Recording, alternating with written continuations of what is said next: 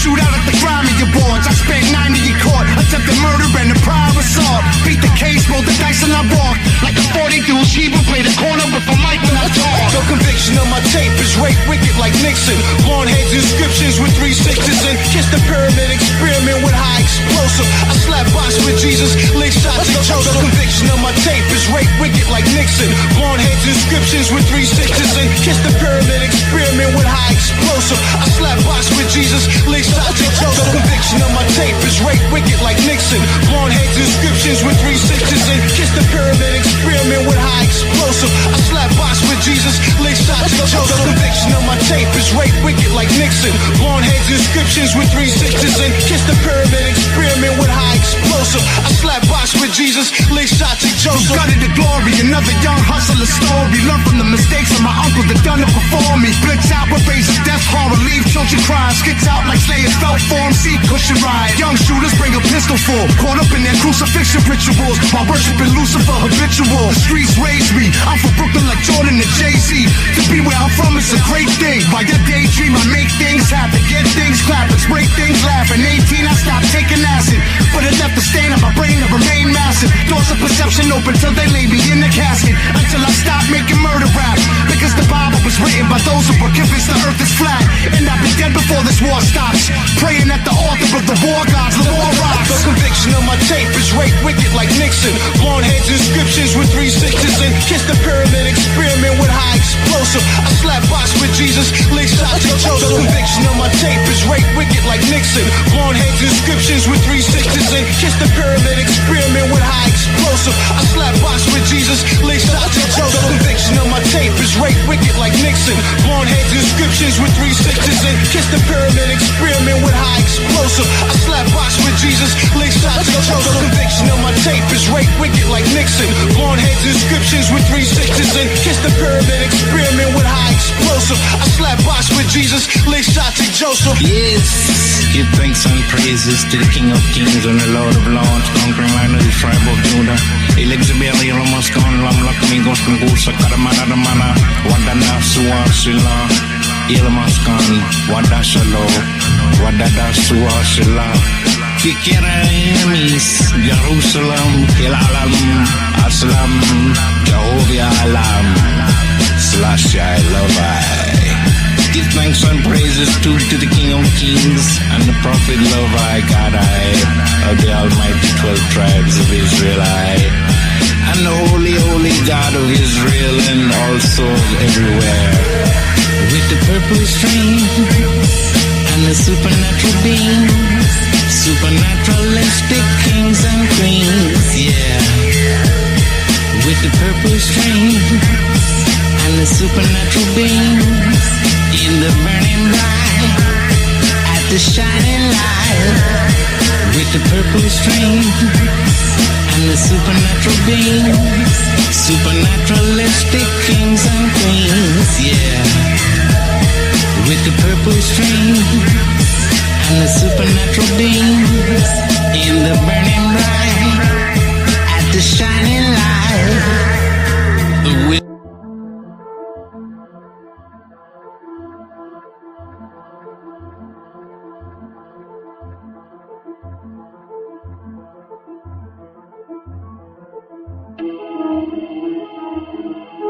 generation of the technological society, we have been acted upon by forces of such power that few, if any, of us can understand. Extensive information gathering on every American, human experiments with drugs and psychosurgery, electronic surveillance, the era of the computer, invasion of privacy, growing government and corporate power over our lives, a people plagued by dehumanization, loneliness, and violence. Dramatic? Perhaps. But we are losing control of our technology and our lives. Not so long ago, people in a similar situation did not awaken to the forces around them. Are we so unwise as to do the same?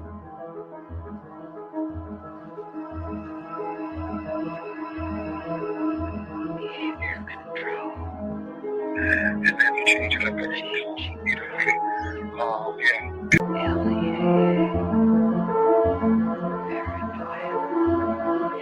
Enemyless, wired death, dead acts, dossiers, medical records, social security number, credit record, national security. With another agent, Pat Webb. Pat was an explosives agent. So we kind of opened the door just a bit to the cabin. And as we opened the door, we were both pretty much overcome as we looked across the cabin at the shelves that were built on the other side of the door. We could see coffee cans and bottles and jars, and they all had labels on them, and they were very meticulously done. You could see that some were labeled with the name of certain chemicals. One of the things we saw was a hooded sweatshirt, that was hanging up there. And the cabin smelled as if you might start to think, if you really think about this, the person who lived in this cabin. The Technological System by Jacques Ellul.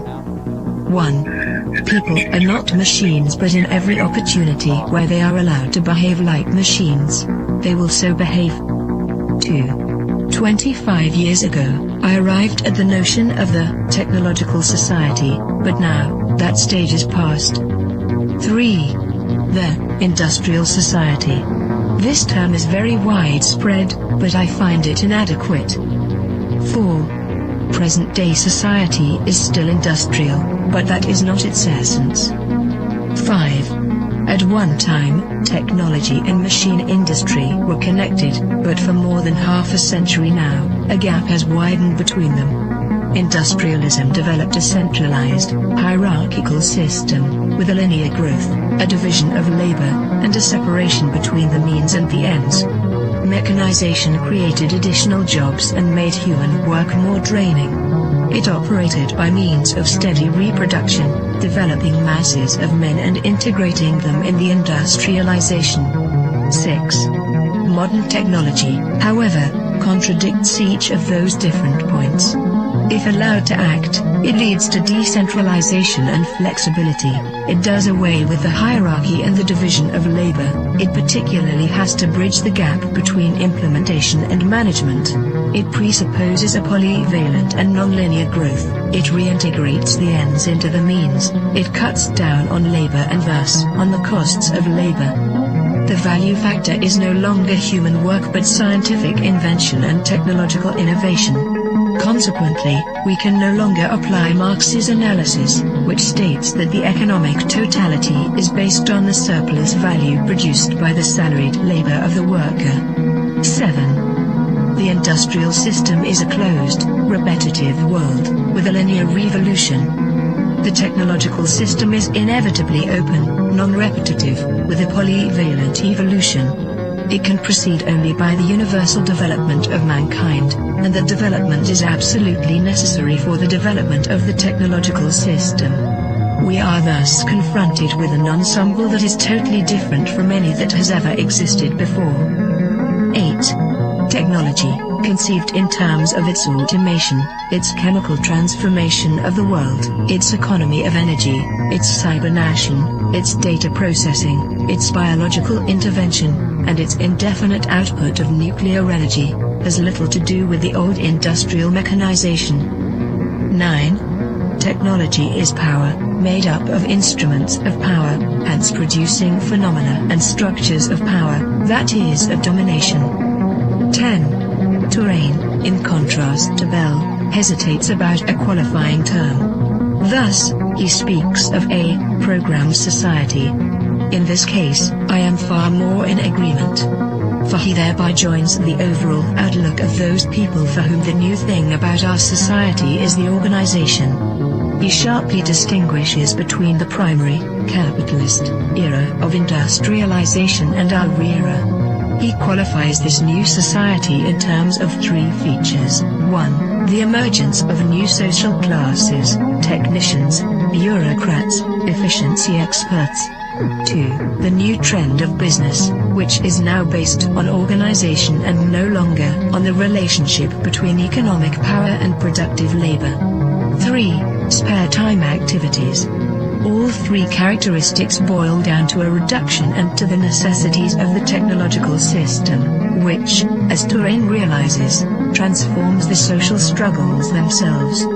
They are becoming more technological and are no longer subject to a takeover by the proletariat.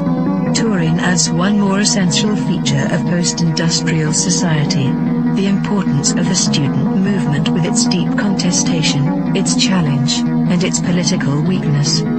But, as I have tried to show in my studies on revolution, I regard this feature as episodic and contingent. 11. What triggers consumption? Advertising, that is to say, the technologies of advertising. What is it that demands greater consumption? Mass production, which is possible only because of technology. What are we given to consume? Technological objects, because they are the things that are produced most. Hence, the consumer society, in all its aspects, is primarily characterized by various technologies. 12. Spectacle is a complete way of life. Consumption is a spectacle, so are political activity and leisure and work and family life and revolution. Modern man watches everything as a spectator. Everything is supplied to him as a spectacle, including the things he believes he is most deeply contributing to or participating in. 13. Technological activity is, by nature, spectacular, excluding all internal reality. Technological activity is what waters down all serious things, since no action can be performed any longer unless by way of technologies. 14. Z.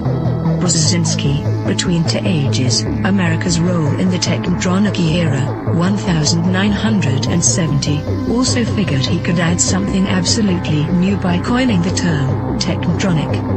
He lists a number of differences between industrial and technotronic society. In industrial society, the machine plays the essential role. The dominant social problems are unemployment and employment. Teaching is done through human relations. The ruling class is plutocratic. The university is an ivory tower isolated from reality.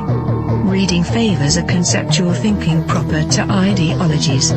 Political conflicts are intrinsic. The masses are organized into trade unions. Economic power is personalized. Wealth is the object of activity. 15. Technotronic is a portmanteau word combining technical and electronic. Come now. Isn't electronics technological? Does the word add anything to the early definitions of technology? Once again, technology equals the machine plus industry. Fine, then there is something new according to the famous definition. In a machine, there are material parts that move. Electronics operates with no moving material parts. Granted. But if the computer is not a machine in the normal sense, then in what way is it not the product of a certain number of technologies? In what way is it not integrated in a technological system? There is no reason to distinguish between technology and electronics. 16. Man can no longer be a subject. 4. The system implies that, at least in regard to itself, man must always be treated as an object. Today, this phenomenon is far more important than the renowned Marxist interpretation of commodity. 17. Nothing can have an intrinsic sense, it is given meaning only by technological application. Nothing can lay claim to action, it is acted upon by technological process. Nothing can regard itself as autonomous, it is the technological system that is autonomous, as we shall demonstrate. 18. No technician claims to be ruling society. There is no need to regard technicians as technocrats or to believe that a class of that type actually exists. 19. Colin Clark's classification is replaced by a different one. At the bottom, the unqualified functionals, then the functional operators, and at the top, the rulers, researchers, conceivers, with perhaps a fourth sector for the activities of operational research. In other words, the social distribution is already less and less in terms of activities applied to the economy, and more in keeping with the technological capacity. 20. The era of clerks, and these clerks are the decision makers in all domains because they have the knowledge and use of the technologies. Like it or not, and Hetman shows this so well, the experts, the specialists of diverse technologies are to be found everywhere, from business to administration, from government to agriculture. They form the true grid of society, the network holding the various pieces together. It is the technological coherence that now makes up the social coherence. But this is not a technocracy in the true sense of the word. 21. The discovery of the technological system normally seems like an attack against technology, a criticism of technicity per se.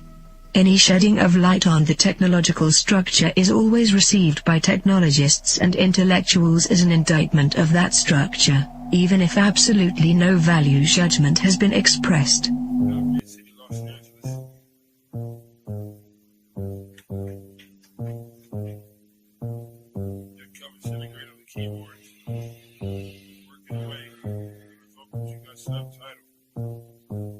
I gotta go to work so I can work it out. Come on, computer, make it work. Come on, satellite, work with me. I gotta go to work so I can work it out. Come on, computer, make it work. Come on, satellite, work with me. I gotta go to work.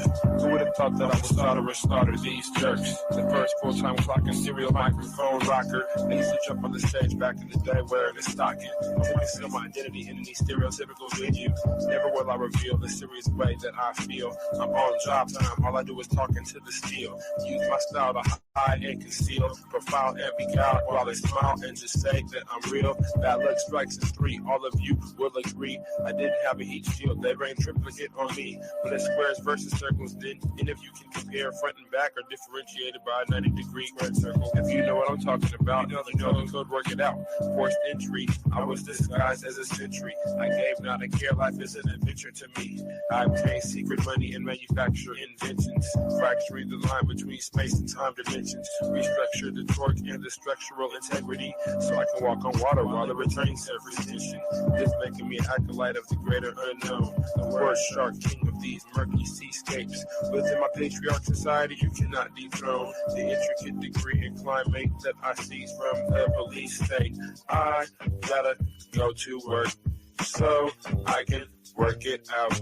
Come on, computer, make it work. Come on, satellite, work with me. I gotta go to work so I can work it out. Come on, computer, make it work. Come on, satellite, work with me. I still wish they made more girls like me, intelligent, beautiful, and rich like but they don't, so I stay fucked up like King Kiba. She's the type of person that will still rock Latigua. I'm the type of person that will still sport feelers. I found this pair of size 15s out in Pasadena. Those are my work boots. I insert this into these jerks' necks, giving them a virus. They'll destabilize their hardware. Now I can tap in just my onboard wet works. Plant the hidden charge there. It's a cellular reconfiguring program consisting of integers, turning human beings into kindling, whittling the psyche into an apparition, place it back into the skin. Now it's the ghost in the shell. Should I boast? Well, no. I stay on the west coast of hell, where hell's bullets is I know so well. I have my work cut out for me. This has its perks. Just then I realized life is mostly hard work. And why not get your car pulled off under you? It won't get sorted back from that dumb desk clerk. And who's the one to suffer you? I didn't know what to do, so when in doubt, go to work. When I'm 25, I'll contract myself out once now I'm through. Then it's just books and beats for me. I'll leave the rapping to my crew. I'm a good scientist and a world got cuckoo. Imagine how it is to watch them turn crazy around you and then look over at you like you are the insane one. That's how it is. It's okay to meet the controversy bubbles and flattens out like this. Like my little kids. And I've got to go to work so I can work it out. Come on, got to work for me. Come on, got to make it work. I've got to make it work. Come on, I can work it out. I've got to make it work. Come on, let it work for me. Come on, let it work for me. Come on.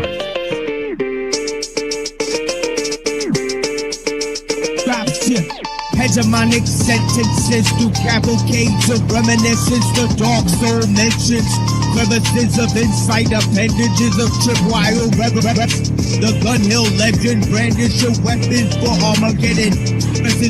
Headless corrections for willing participation before the line finishes. I got shadow grimace, the obscene green with human chaos for the pilot smoke screen. Combined with the best wishes, master attacks intended for advanced craft methods that will highly adapt to presence, sharpening psyche, which often might be construed as badly used to beautiful looks and life to mirror the schism unseen hidden. The newest eyes cast shadows into the bluest skies until the notoriety be brought to the kings before me as the sacred justice plotted to misinform the whole decorous within construction. Nanonet filaments, hidden secret touch, mystified by the comfortable, united by inner struggle. Hidden a bundle of scar, written enigmas. Now the claw is risen. Man is up with cheeky. With this sight disease, praying to the east, not to the man-made structures, but to the rising of the sun. A comparison of those diligent military legs rushing around in any direction. Misperception and prism seem bad design. That's the vision from the unlikely incision to the makeshift minions of bad decisions. I'm pressing danger to the head skill, kicking fixes. Hidden cages you can't unstage this cause I'm live and in the basement with bones hidden all chrome, hidden with thrones. Like a program metal skull covered in the skin, heart routinely cycled by a metronome. Bones are collected to make me feel like the connection is real.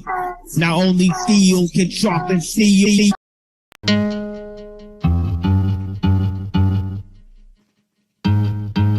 Yo, in 100 years from now, everyone who's living on this planet will be dead. So it's inconsequential, really, all the shit that you talk, all the bullshit that you stand for. It's more important what you're ready to build, what you're ready to pass down to your children, what you're ready to create.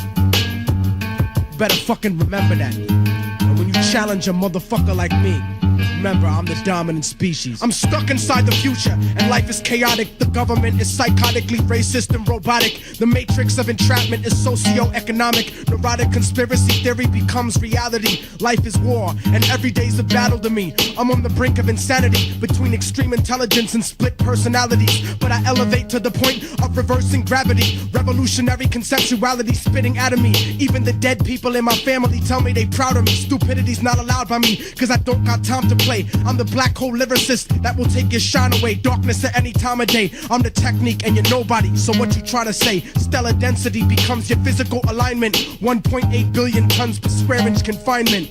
Yo. I drop knowledge so heavy it leaves the world unbalanced. Exterminate the spiritual force of all that challenge. I'm the lyrical apocalypse that crumbles the granite, replacing you as the dominant species on the planet. Yo. Lyrically, I'm infinite like possibilities, but you don't have the capability like infertility.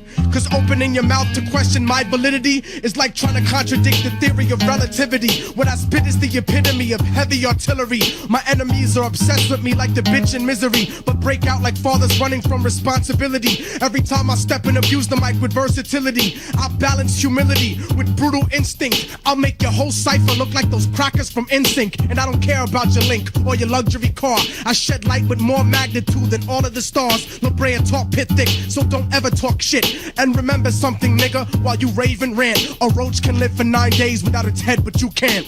Yo. I drop knowledge so heavy it leaves the world unbalanced. Exterminate the spiritual force of all the challenge. I'm the lyrical apocalypse that crumbles the granite, replacing you as the dominant species on the planet. Yo.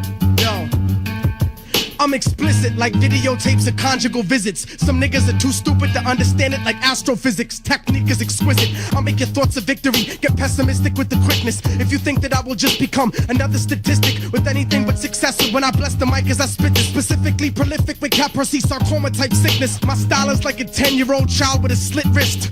Too much reality for the fucking hit list. I got a Black Panther mentality with a spick fist, so you could get dissed. Even if you're locally gold, vocally bold, or globally multi-platinum sold. I'm emotionally cold, disciplined, and ready to kill. Like spirits in the same room with you, I'm giving you chills. I drop knowledge while these motherfuckers clumsily spill. And I drop it so heavy, it leaves the world unbalanced. Exterminate the spiritual force of all the challenge. I'm the lyrical apocalypse that crumbles the granite, replacing you as the dominant species on the planet.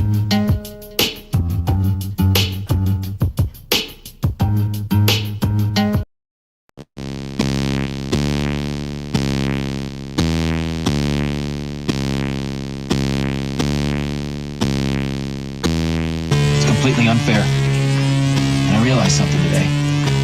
It's not just about me and my dream of doing nothing, it's about all of us together. We don't have a lot of time on this earth. We weren't meant to spend it this way. Human beings were not meant to sit in little cubicles staring at computer screens all day, filling out useless forms and listening to 8 different bosses drone on about mission statements. You worked your ass off hoping for a promotion or something. Years and years and years go on. And you're gonna go in tomorrow, they're gonna throw you out on the street. You know why? So that stock will go up 1/4 of a point. Let's make that stock go down. And let's take enough money out of that place so that we never ever have to sit in a cubicle ever again. Put down and pay. Pick up, I got put down and pay. Pick up, I got put down and pay. Pick up, I got. Pick up, I got put down and pay. Pick up, I got put down and pay. Pick up, I got put down and pay. Pick up, I got. Pick up, I got. You're a laborer, and I'm the one profiting from your labors. You aren't really human. Well, it goes right back to the slave dealers who used to take babies out of the hands of black mothers on the plantations. And the mothers would cry, and the slave owners would turn and say, with a perfectly straight face to the slave buyer who's buying the baby, oh, don't worry, they don't feel emotions the way we do. Oppressor of the proletariat!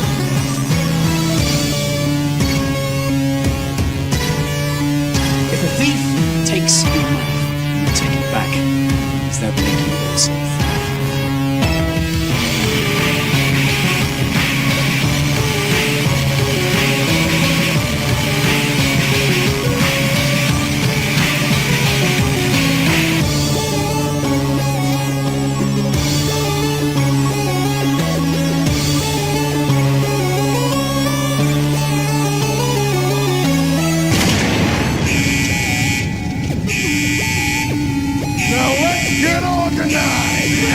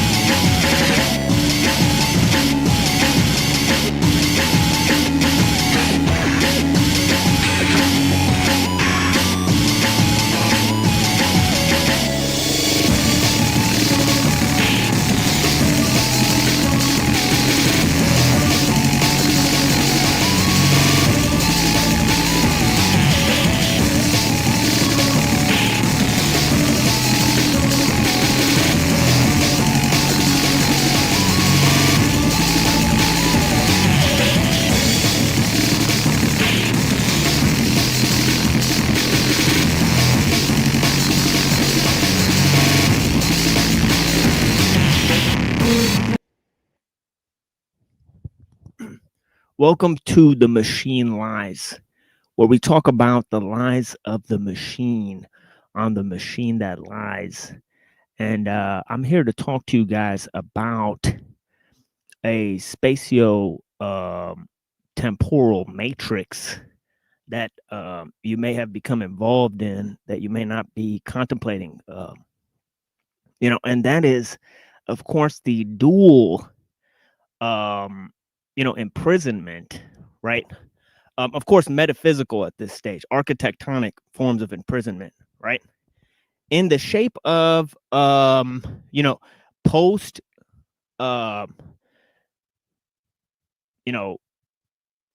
temporal in terms of futurism, right? And also, in terms of futurism and progress, and post spatial in terms of the post geological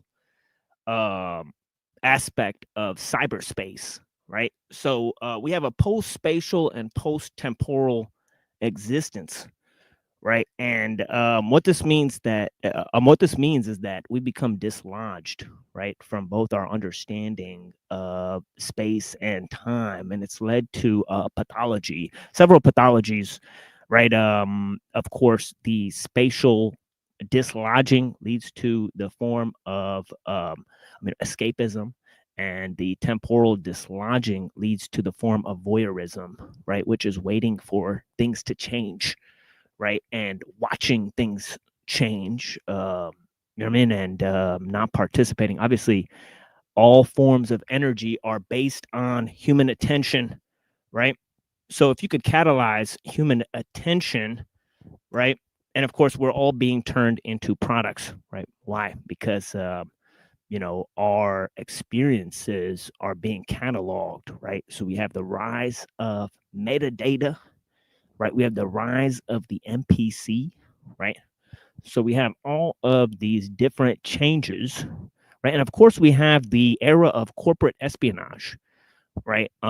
Where pseudo governmental entities, international corporations, function as, the state itself, right?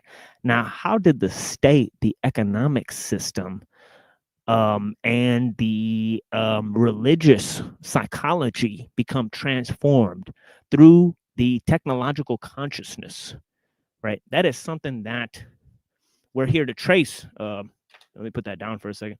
We're here to trace that change, okay, on the level of metaphysics, okay, on the level of political theology, okay, and also on the level of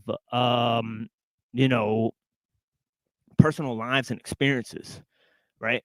So we need all of that to come together in order to contemplate the changes, right?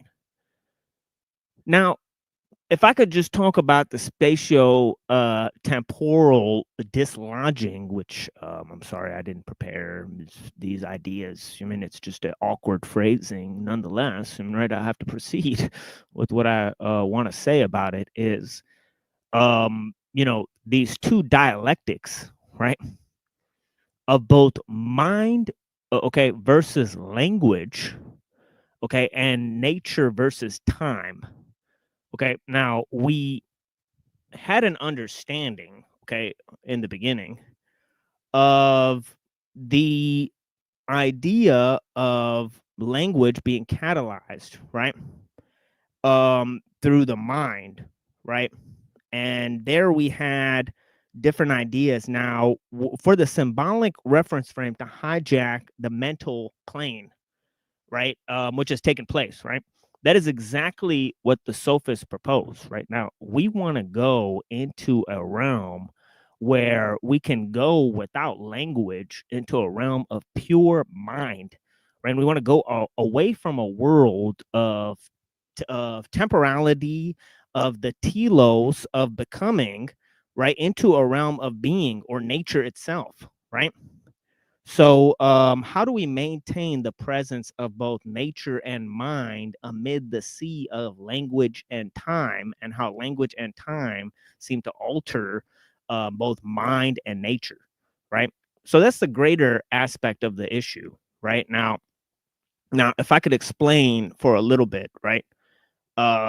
And I already see the numbers dropping ever since I said that. Right? But yeah, the fact is, okay, that the ideas of mind became translated through language through the compartmentalization of knowledge, right? Okay, and the desacralization of nature. Right now, how did these two processes take place? Right now, obviously, the mind had to become separate from the natural world, right? And also, you to totally disregard the body, right?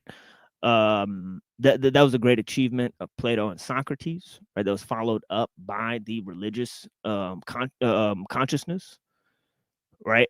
Machine Lies looks like the dude who installed my Direct TV. I highly doubt that somehow, but yeah, maybe he was like, man, one day I had a friend who was mixed white and black, and he had a dad that was Scandinavian, and a bunch of these people would come over to the house that were all Pakistani too.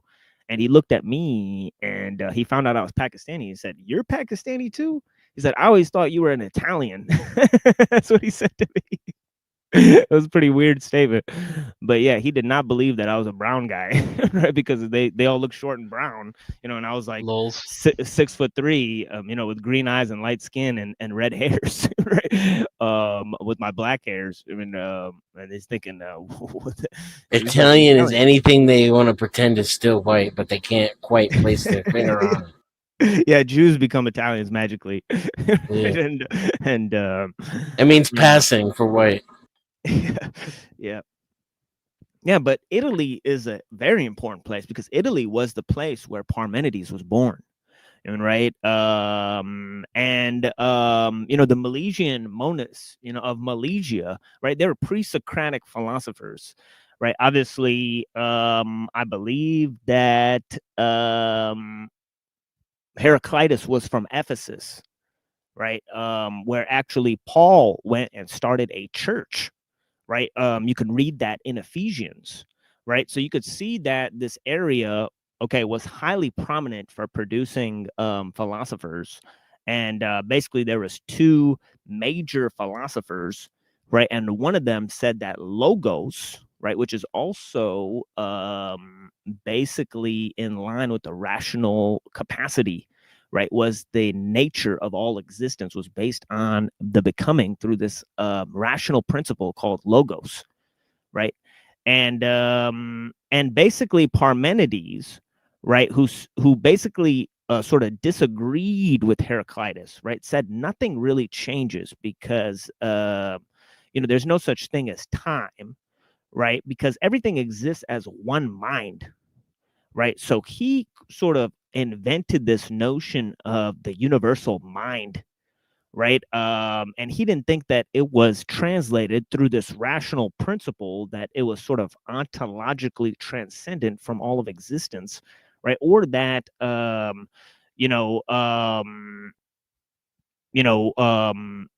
that there was any such thing as time and change at all, right? So he totally denied the existence of change, right? And the sophists, right, and Plato, they had a huge battle between the concept of mind and language, right?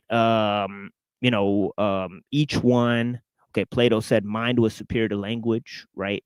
The sophists said language was superior to mind, right?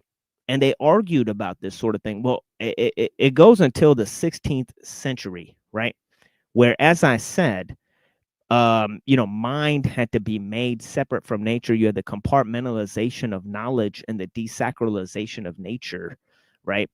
And how did Christian philosophy react to the change? Well, Christian and Islamic philosophers, they dealt with Aristotelianism in their own way, right? But anyways, it didn't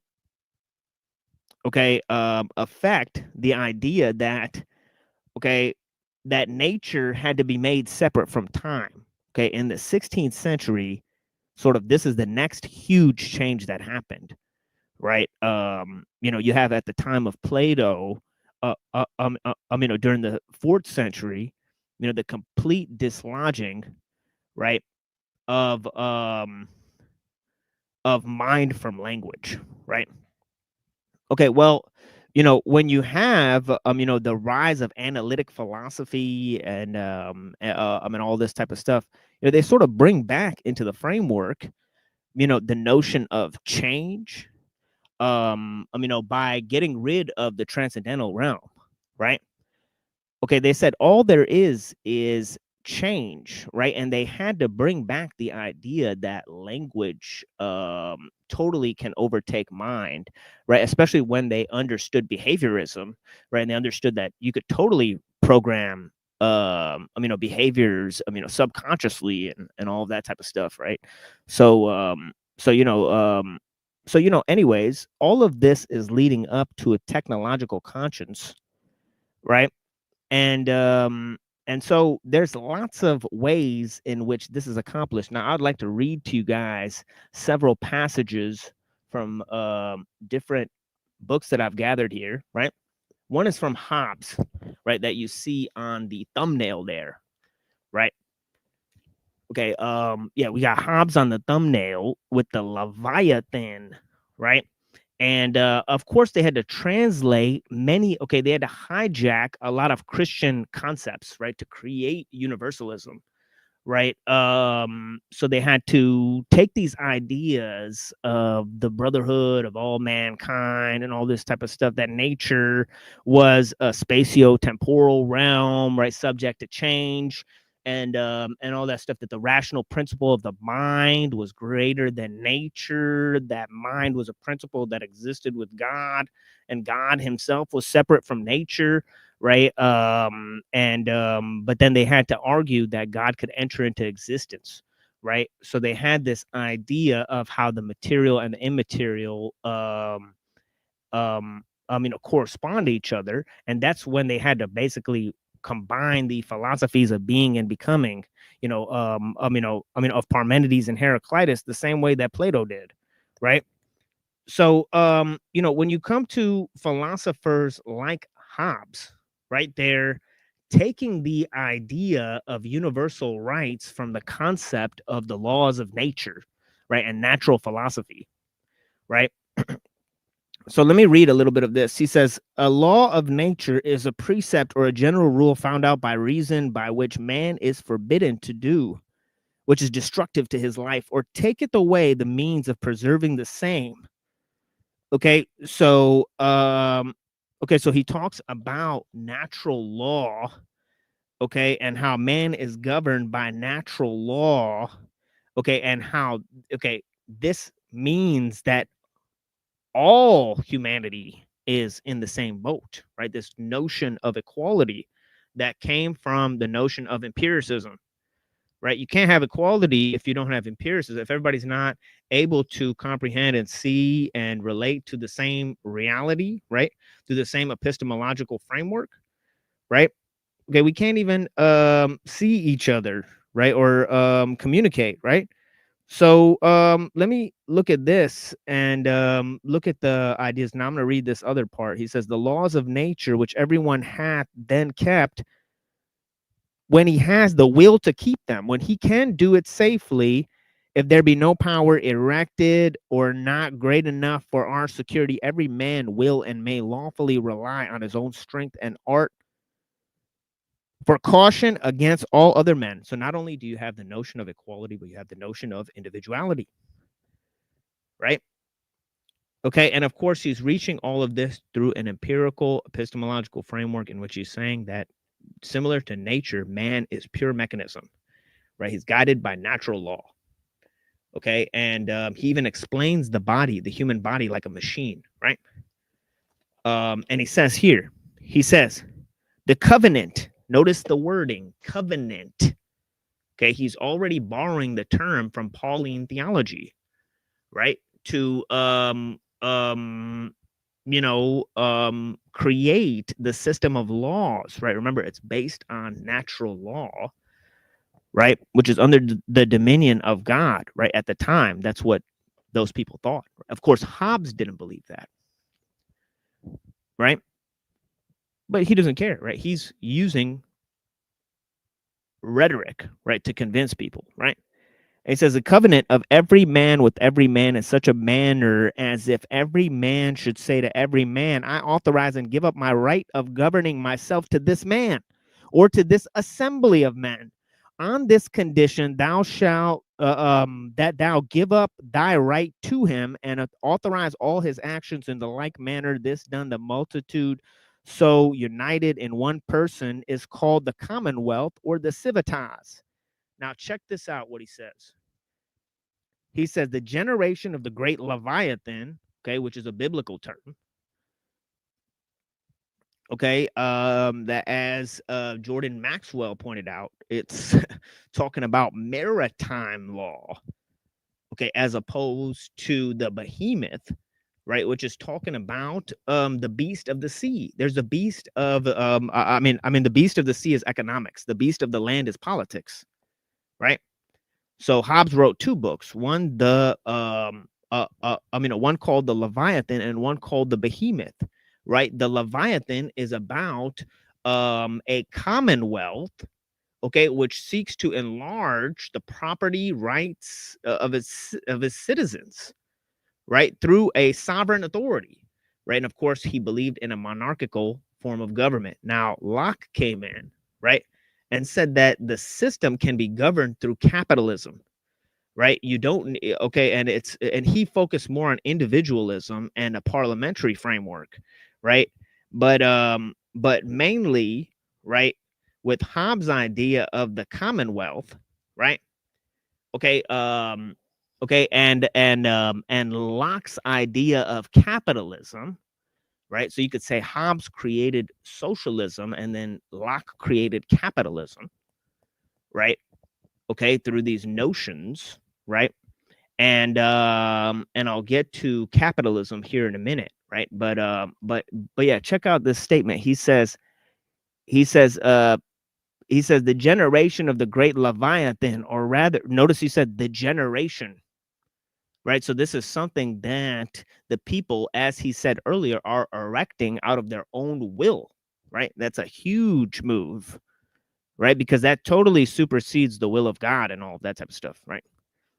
Okay, okay, now notice he says this. He says to speak more reverently of that mortal God, the mortal God, to which we owe under the immortal God our peace and defense.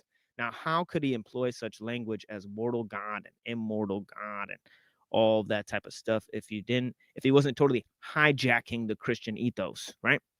Using words like covenant, using words like mortal God, right? Using words like immortality, using words like reverence to describe his form of government, right? Very interesting stuff, folks, right? I was blown away, right? I thought it was very interesting that they saw this as the rise of secularism and not another work in political theology. And right? Okay, now when we got to Locke, right? They explained it, okay, in a totally different way. Let me turn this off for a second. Okay. Grab this book here, right? Two Treatises of Government. Let me read a little bit of this Two Treatises of Government, right? And look at the foundations of proto-capitalist ideals, right? Okay, and of course, it comes already chock full of ideas of universal rights. Okay, and already a reinterpretation of the biblical narrative. Right? Okay, Locke totally reinterpreted the Bible in his first treatise of government to say that in the rule of mankind, Adam was not given dominion over man. He was not given a kingly role. He was not given a kingdom. In fact, he had to work for everything he had, right? And so the idea, or like a janitor. Yeah. So the idea was that basically Adam, God did not give him private dominion, but he gave him the ability to work, and that's part of the design of what Earth is. It later says that we need to gain industry and all this type of stuff, right? So so Locke is totally reinterpreting Filmer, his idea of patriarchy, and saying, well, you know, the dad is just a sperm donor, you know, the mother also contributed to the life of the child. So patriarchy is irrelevant system, right? Basically, when the kid is 18, he can earn his own property and be independent of the father. Everybody has that right to property. That was his argument, right? So how do you create a system that's based on the protection of property, right? That was his main issue that he wanted to settle, right? So he says here, right, in section 42, right? He says, to make this a little clearer, let us trace some of the ordinary provisions of life through their several progresses before they come to our use, and see how much they receive their value from humane industry. Bread, wine, and cloth are things of daily use and great plenty. Yet notwithstanding, acorns, water and leaves or skins must be our bread, drink, and clothing. Did not labor furnish us with more useful commodities?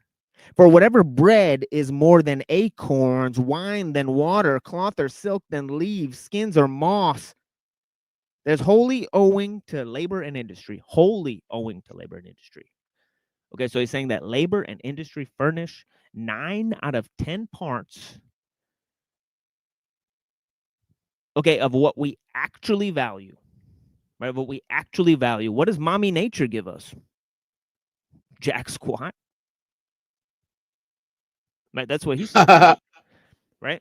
So he goes on to say, right, the one of us, the one of these being the food and raiment which unassisted nature furnishes us with, right? And the other provisions which our industry and pains prepare for us. One of my professors said, he asked a student, he said, would you want to live like King Louis, the 16th, or whatever, with all the, royalty, and you'd have a bunch of subjects and all that stuff. And of course they said yes. And then he said, yeah, he didn't have he didn't have running water or a toilet.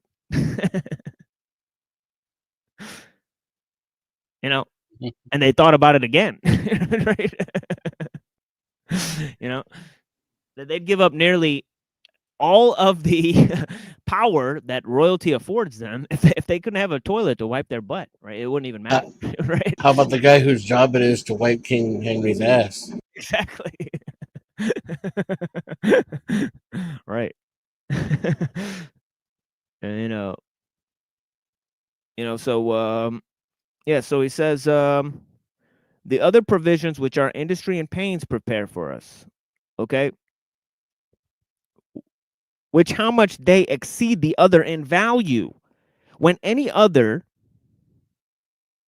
okay, when anyone hath computed, right? Notice he used that word. Okay, we're going to talk about the power of computation, right, in a minute, right? It produces our entire economic realm, right? Okay, and yeah, he says, has anyone calculated this shit?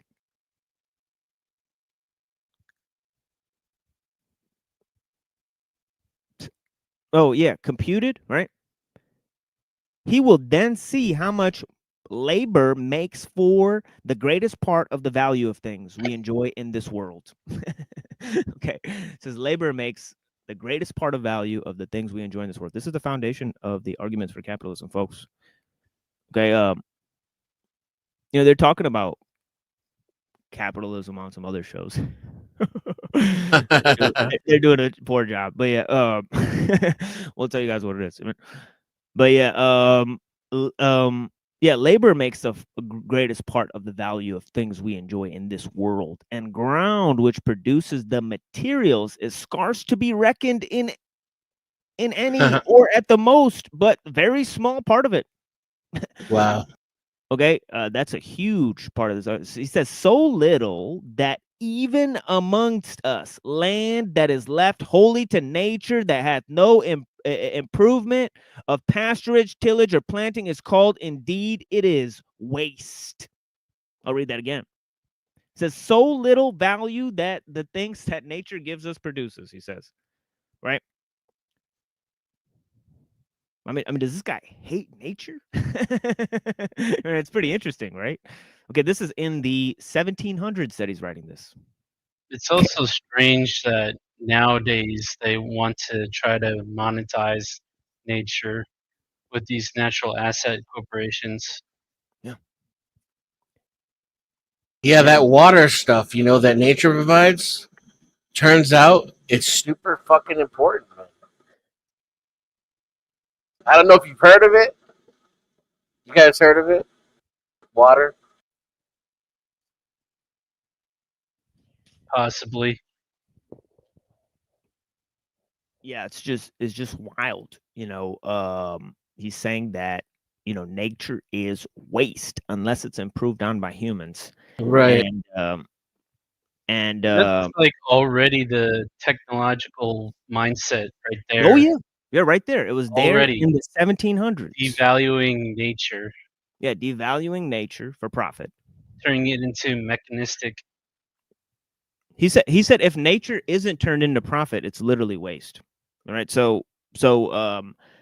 And he says, by the way, this is the reality that makes you live in more luxury. A day laborer in England live in more luxurious circumstances than Louis the 16th. Okay. So it's fascinating stuff. I mean, yeah, you need water for those toilets. Yeah. And he's saying it's industry that produces these things, right? Not, capital or any of these things, right? Labor and industry, right? Now let's check this out. Now he says, right? So he's saying it's waste, and we shall find the benefit of it amount to little or a little more than nothing. This shows how much numbers of men are to be preferred to largeness of dominions. Okay. Okay. And the right employing of them is the great art of government. Okay, how about that? That is what government is for, to enlarge the wealth of its citizens. Right now he says, and that prince who shall be so wise and godlike. He said godlike. Was it the Prince of Peace? What type of prince is this, right? As by established laws of liberty to secure protection and encouragement to the honest industry of mankind against the oppression of power and narrowness of party, will quickly be too hard for his neighbors. Okay, so the wise prince who enlarges the possessions of his citizens is like, godlike. So there is some of the. Now let me go to Dewey, right? Who is combining, capitalism and socialism, right? And inventing, capitalism with regulations, right? It's sort of this mixed system that we live under today, right?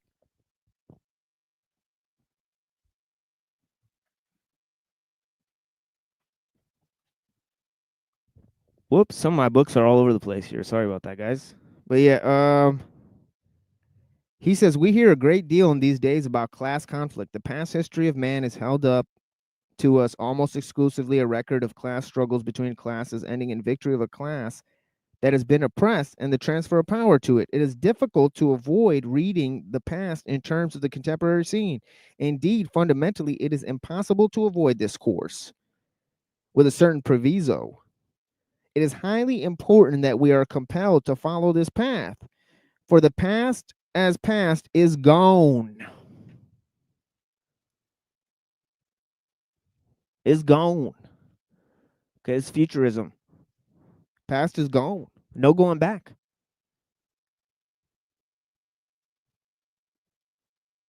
change is accelerating. Right? Is that change progress? That's the whole question.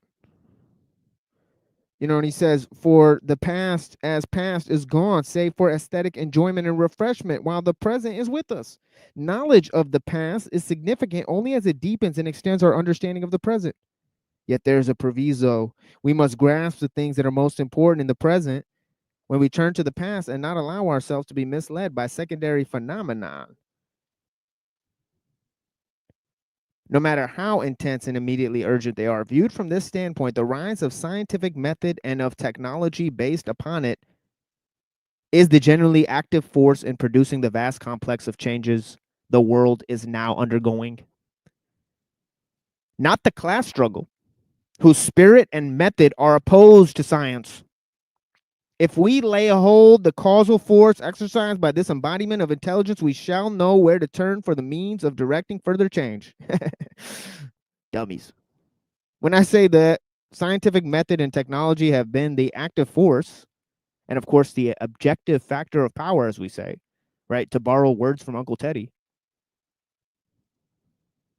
I do not imply no other forces have been at work to arrest, deflect, and corrupt their operation. Rather, this fact is positively implied at this point. Indeed, is located the conflict that underlies the confusions and uncertainties of the present scene. The conflict is between institutions and the habits originating in the pre-scientific and pre-technological age, and the new forces generated by science and technology.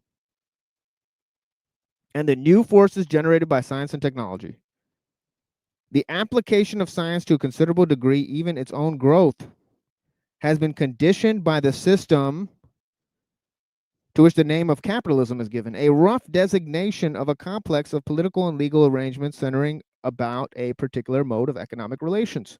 Because of the conditioning of science and technology by this setting, the second and humanly most important part of Bacon's prediction has so far largely missed realization. He basically said that scientists and technologists would take over the government. Right? He believed that the technocratic system was the correct way to do things. Right? Sad it was never implemented. How did they miss the boat? Right? How do we go from liberalism straight to the technological, straight to the world technological system and the death of liberalism? Now, how did all that happen? Right? How did large-scale technology equal basically socialism?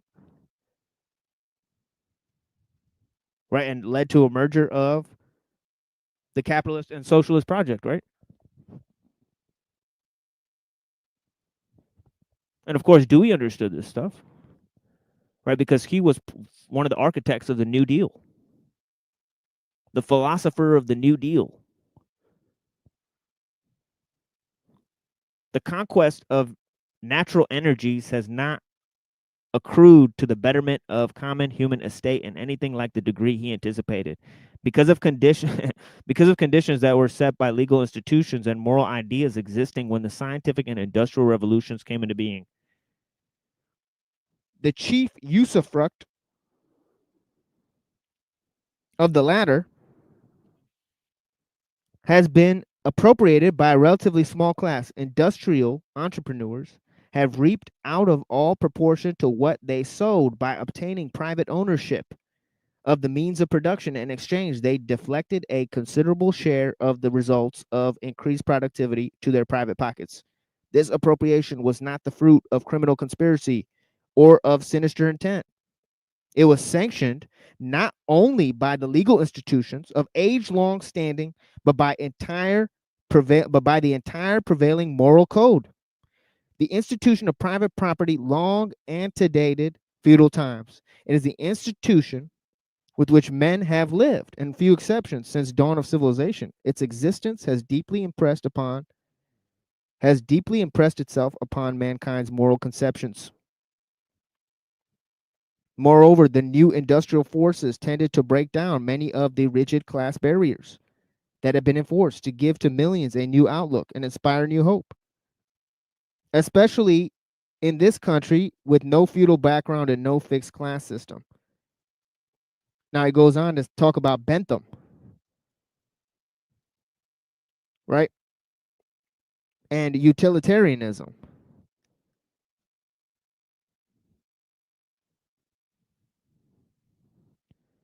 Okay, and of course, you know, the ideas of Bentham and Hume.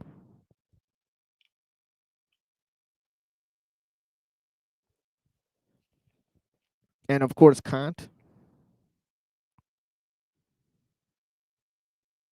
But yeah, I'm going to skip a little bit of this. He says, the active force is, as I have said, scientific method and technological application. This is the important part. The opposite force is the older institutions and the habits that have grown up around them. Instead of discrimination between the forces and the distribution of their consequences, we find the two things lumped together. The compound is labeled the capitalistic or bourgeois class, and to this class as a class is imputed all the important features of present industrial society.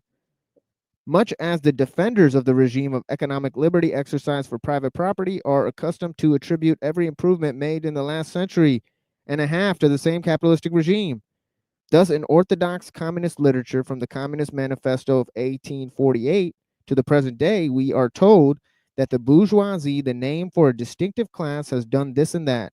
It has, so it is said, given a cosmopolitan character to the production and consumption, has destroyed the national basis of industry, has agglomerated population in urban centers, has transferred power from the country to the city. In the process of creating colossal productive force, its chief achievement. In addition, it has created crises of ever renewed intensity, has created imperialism of a new type and a frantic effort to control raw materials and markets. Finally, it has created a new class, the proletariat, and has created it as a class having a common interest opposed to that of the bourgeoisie, and is giving an irresistible stimulus to its organization, first as a class and then as a political power. According to the economic version of the Hegelian dialectic, the bourgeois class is thus creating its own complete and polar opposite. And this in time will end the old power and rule. The class struggle of veiled civil war will finally burst into open revolution, and the result will be either the common ruin of the contending parties or a revolutionary reconstitution of society at large through the transfer of power from one class to another. The position thus sketched unites sweep with great simplicity. I'm concerned with it here only as far as it emphasizes the idea of struggle between classes culminating in open violent warfare or being the method for production and radical social change. For be it noted, the issue is not whether some amount of violence will accompany the effectuation of radical change of the institutions. The question is whether force or intelligence is to be the method upon which we consistently rely and those and to whose promotion we devote the energies.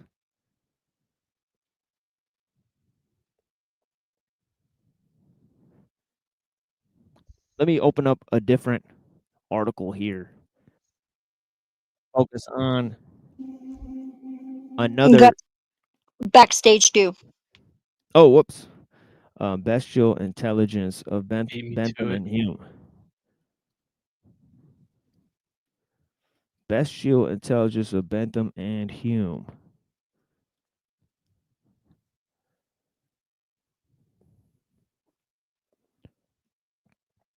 Okay, hold on. Let me get in the backstage here, and let me also shout out to the people here. We're going to take a little musical break in a second here, but I'm going to read a little bit of this. He says, British empiricism started from Francis Bacon's inductive method based on sense certainty, all of which taken directly from such Venetians as Paul Peruda and Pietro Sarpi. With Bacon is Thomas Hobbes, who wrote of human society as a war of all against all, necessarily dominated by a tyrannical Leviathan state. Then came John Locke, for whom the human mind was a blank slate destined to be filled by sense perceptions. Locke's hedonism led him to the conclusion that human freedom was an absurd contradiction in terms. Locke was followed by the solipsist George Berkeley, who denied any basis in reality to our sense impressions. They are a kind of videotape played in each of our heads by some unknown supernatural agency. Perception was the only existence there was. Then came the Scots lawyer and diplomat David Hume. For Hume also, there is really no human self, but merely a bundle of changing perceptions. In his Inquiry Concerning Human Understanding and other earlier works, Hume attacks the idea of cause and effect. For Hume, there is no necessary connection between cause and effect that the human mind can know with certainty. We only have a vague association or habit of thought that one phenomenon has been followed by another, but in these same earlier works, Hume had at least accepted the importance of filling the tabula rasa. Okay, now this idea of tabula rasa that Locke believed in is hugely significant, and obviously, his belief in this concept was followed by Kant and then also Freud, right? So it's pretty interesting because the whole translation of the term psyche from spirit into mind, okay, that little sleight of hand, I mean, when neither of those things accurately can be said to really exist the way they're explaining them, I mean. And but yeah, check this out. He says Immanuel Kant, during his long teaching career in Königsberg, Prussia, had been retailer of Hume's ideas. The two liberals, Kant and Hume, had a broad common ground in their determination to eradicate the influence of Gottfried Wilhelm Leibniz. Okay, and like these guys are obsessed with Leibniz. I mean, versus the guys that are huge into Plato versus Aristotle today, they'll take Leibniz and Spinoza over Kant and Descartes all day, right? Right. And and the reason is because those other guys totally reject. They totally bring in the existence of mind, and they don't just have the idea that that nature is just interpreted by language, right? So this is interesting. He says, but when Kant repudiated all notion of custom and traditional morality, even Kant could not follow. Kant responded with the critique of pure reason to defend the notion of cause and effect as one of Aristotle's categories against Hume, who had reached a sub-Aristotelian level. That's funny. Who's what are you reading from right now? LaRouche. Yeah, this is interesting stuff, man. Oh yeah. Yeah, this is like OG conspiracy. I'll definitely send you this article. Yeah, I do. He says Kant was able to defend customary ideas of religion and morality. The Kant-Hume split illustrates why British liberal empiricism tends to be several more rotten than its continental European counterparts. He then goes on to say,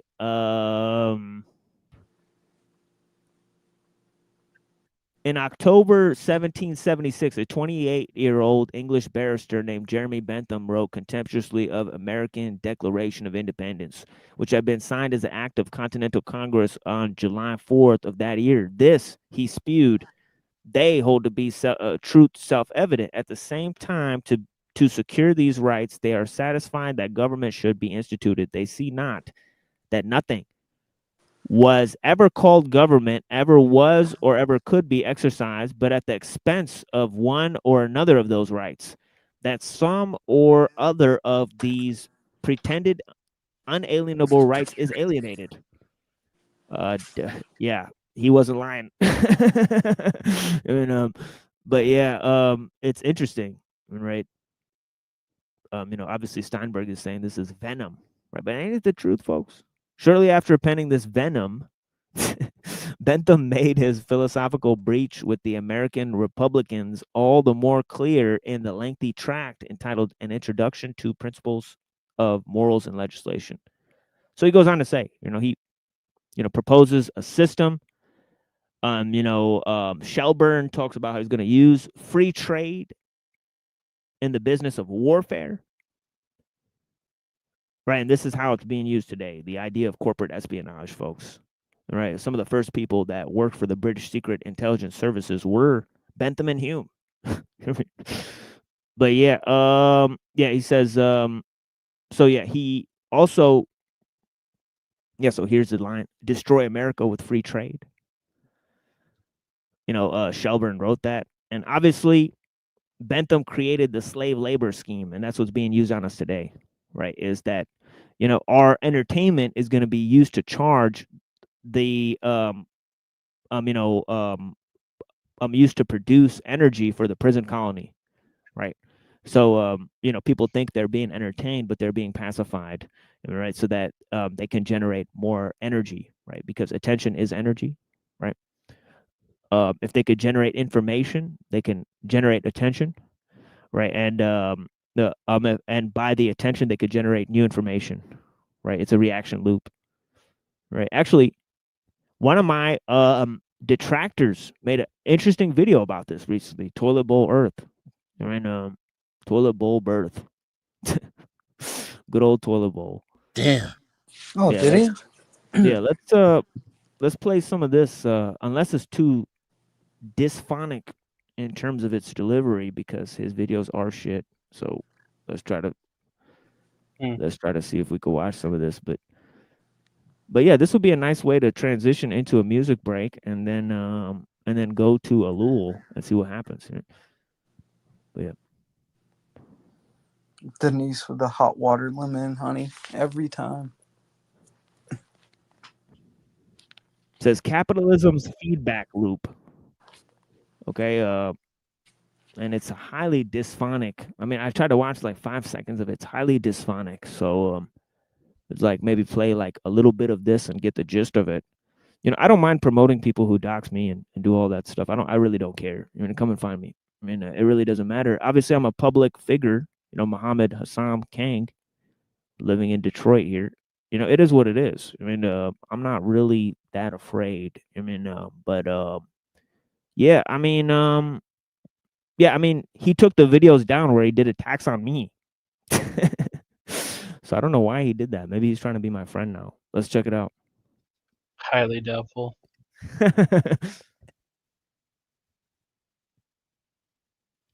Welcome to the future of AI-generated rage bait, where algorithms mine your deepest frustrations to craft perfectly personalized adversaries, all to keep you clicking, seething, and scrolling. This isn't just trolling, it's industrial-scale anger, optimized for profit. Behind every outrage-inducing post, there's a cold calculus. Your emotions are the product. Your engagement is the currency. Silicon Valley's data factories are cashing in. The result? A society drowning in synthetic fury, where real discourse collapses and nobody knows who or what to trust anymore. This is how the digital world ends, not with a bang, but with a billion people screaming at ghosts.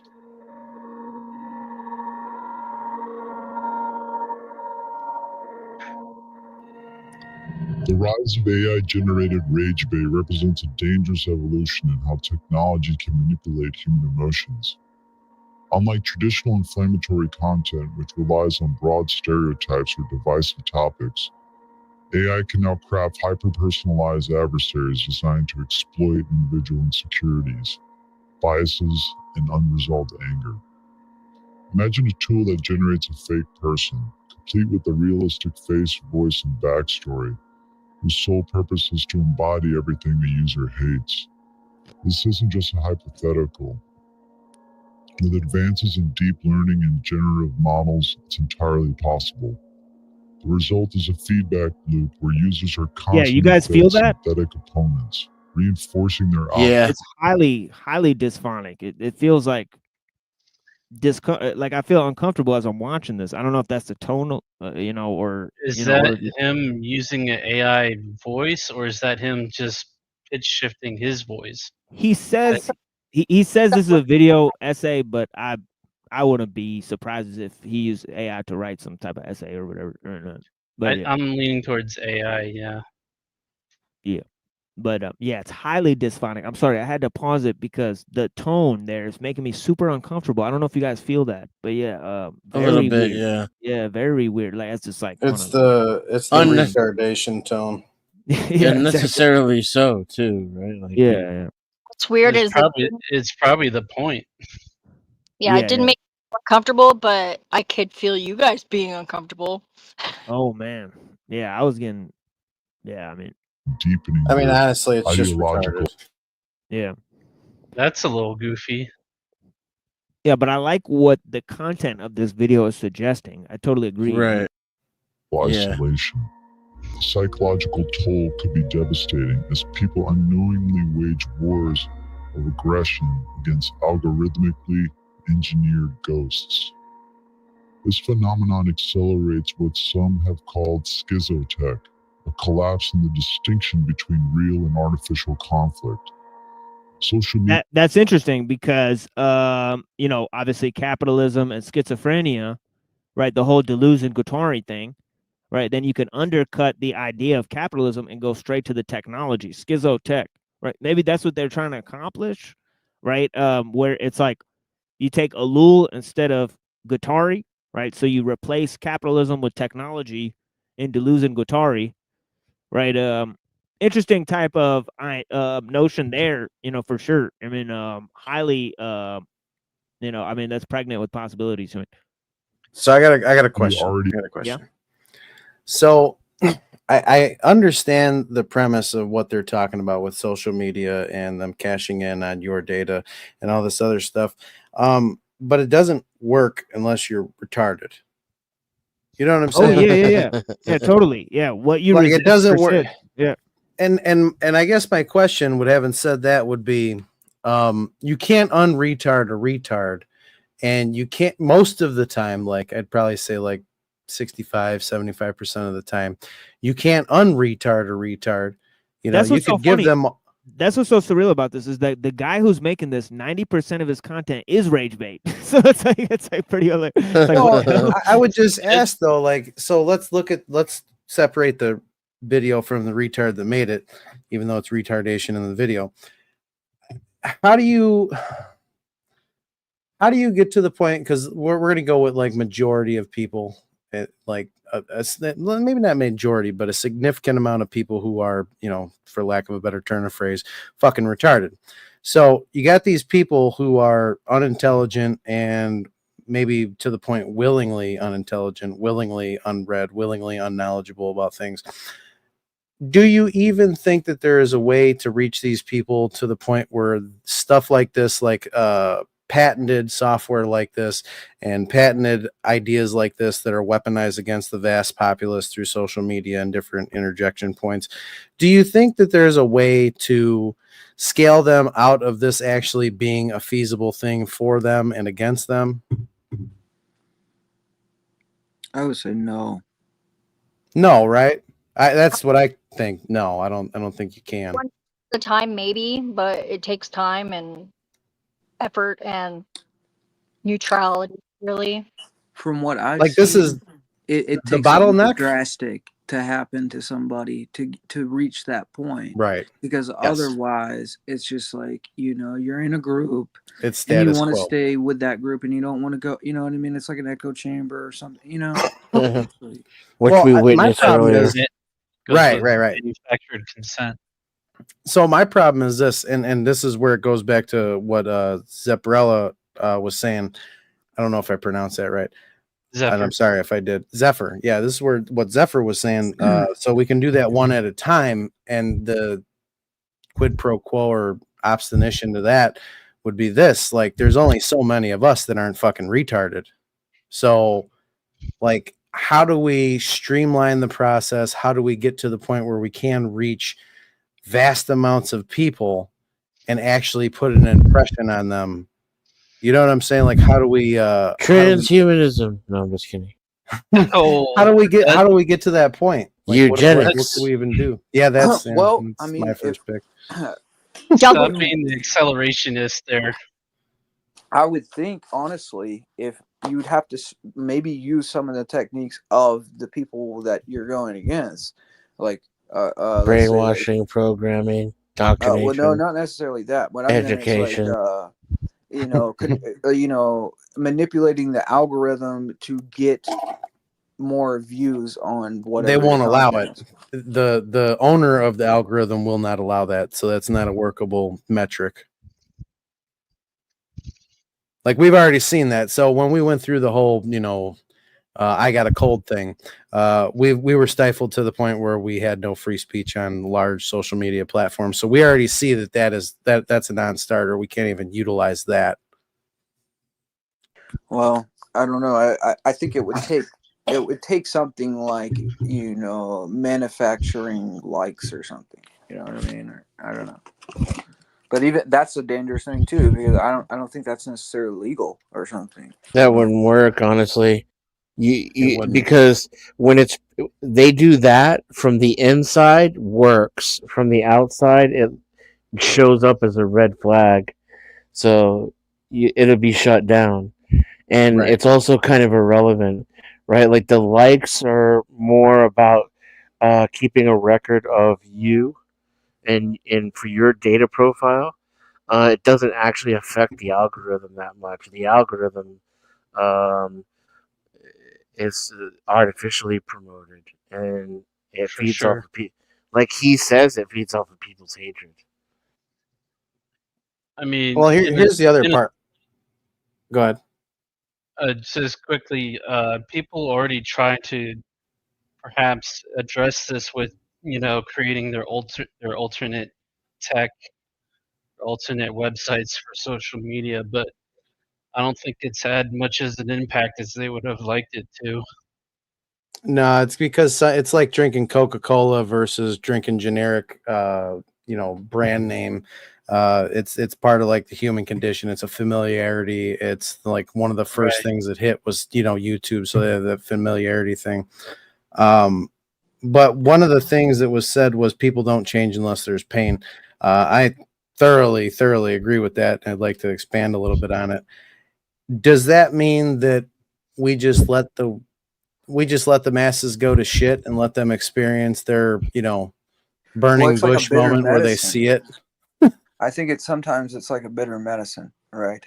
So if you got somebody that keeps burning themselves, right, and you're like telling them, look, hey man, it's going to turn out bad, and they don't listen to you, what can you really do? And then it either is going to reach a point where it burns so bad that they stop doing that thing, or they're just going to continue on. You know what I mean? So I mean, you can try to bring awareness to the situation as much as possible, but as long as it's in this kind of state where, people are social creatures. They want to be accepted.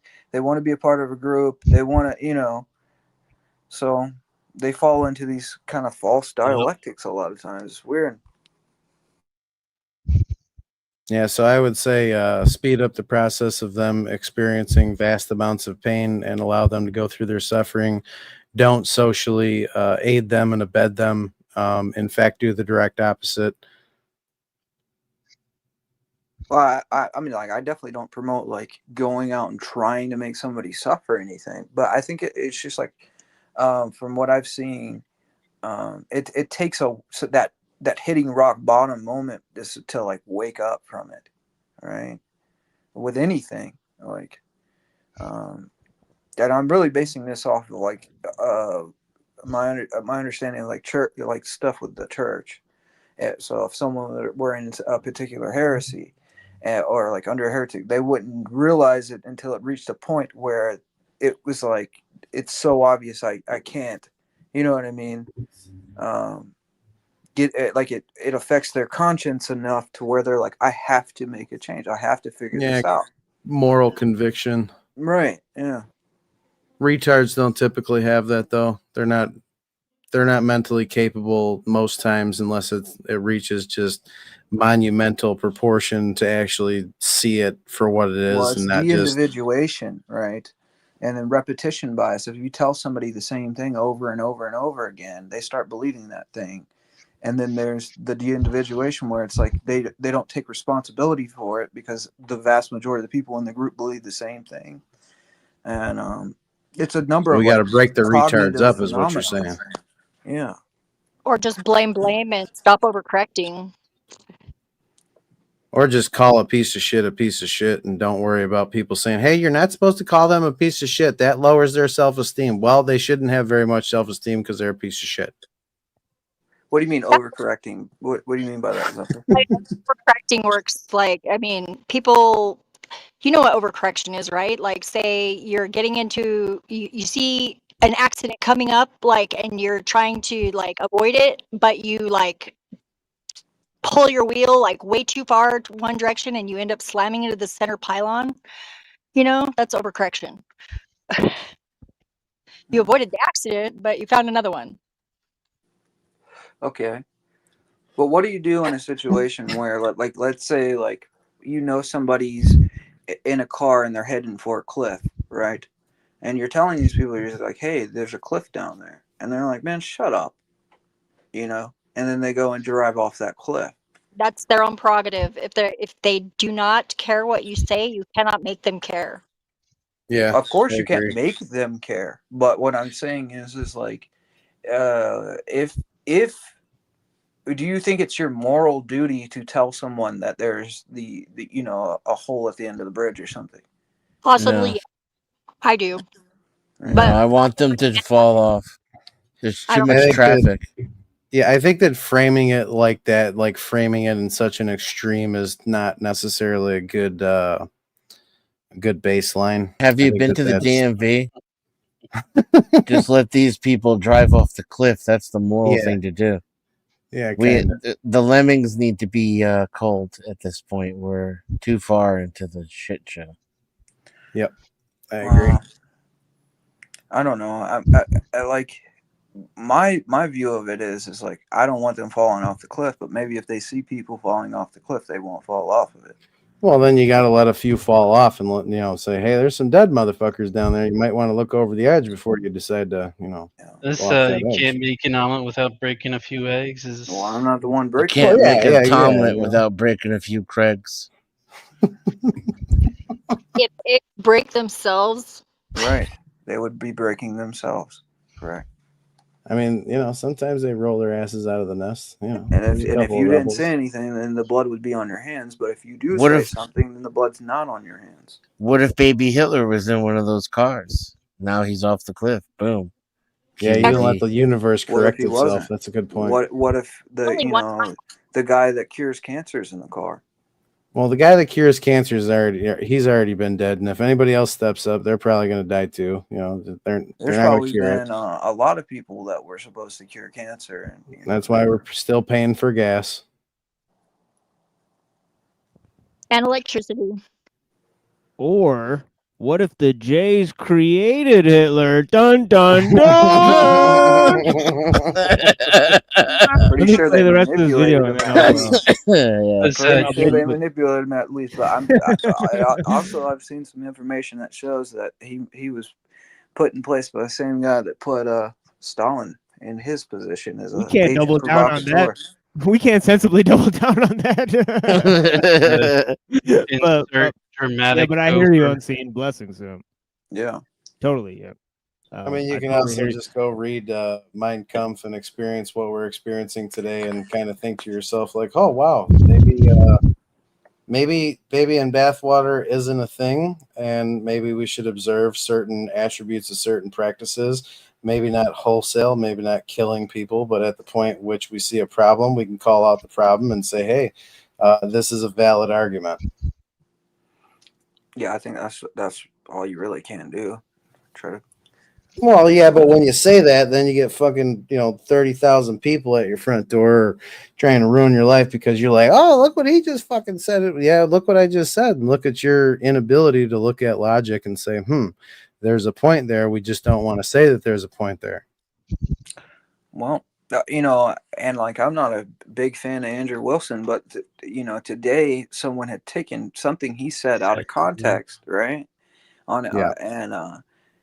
They like clipped something he said and then took it out of context. And I told him, I said, this guy, you're absolutely right. He took what you said out of context and it's foul play. But at the same time, maybe you shouldn't have done an internal critique that could have been taken out of context that way. You know what I mean? It's like, we're doing. No, you shouldn't critique. You shouldn't critique yourself versus what other people might think or perceive in your statement. You should make your statement how you make it.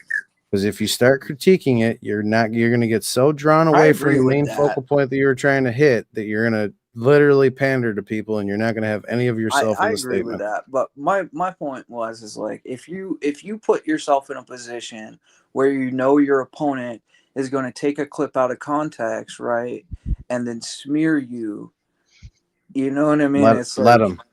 Let them.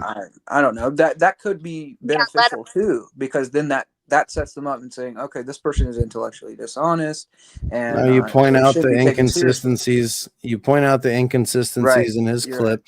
You show that he's disingenuous, and you have faith above all that people are logical. They'll understand it, and if they don't choose to, then that just means that you have to go about it in a different fashion. Yeah, no, but that's probably I think one of the wildest things about this age is we live in a kind of like absurd time where nobody really cares about logic at all. It's like very illogical, and they don't care. You know what I mean? It's like I don't like you. Doesn't matter if your logic's thorough. I just don't like you, so I'm going to tear you down no matter what. You know what I mean? It's millennials. I like what Dr. Bass said. Dr. Bass Ackwards, that's an awesome name, by the way. He said, maybe there's no mistakes, only takes. And shout out to that's Bartley. a pretty good fucking statement. I like Yeah. that. Yeah, I don't even know that guy, and I just promoted his channel because I get a good feeling from him for sure. You mean, but yeah, I'm gonna go ahead and play the rest of this, and then go on a music break and smoke some cannabis, and then we'll be back with some ellul. You Hell know, yeah. I'll read a little bit of ellul, and we'll see what people think of it. Uncle Ted. Exactly, and we're I mean, of course, working our way up to Uncle Ted. You know, we'll have a Taoism break, maybe read a couple chapters of Christ the Eternal Tao and Crowley's translation, you know, and then we'll move on. We haven't done this regular show. We haven't been able to do it that often because of the banning, you know, but yeah, we'll see if we can come back on Saturday and continue this as well. I mean, if we're allowed to. He distorts perception is through algorithmic curation, but Oh yeah, he's definitely proto Ted, admitted by Uncle Teddy himself. AI-generated rage bait takes it further by inventing entirely fictional narratives tailored to individual users. For example, someone could spend hours arguing with a bot designed to mimic their political opposite, only to later discover the person never existed. Over time, this erodes trust in online discourse, leaving users paranoid and emotionally exhausted.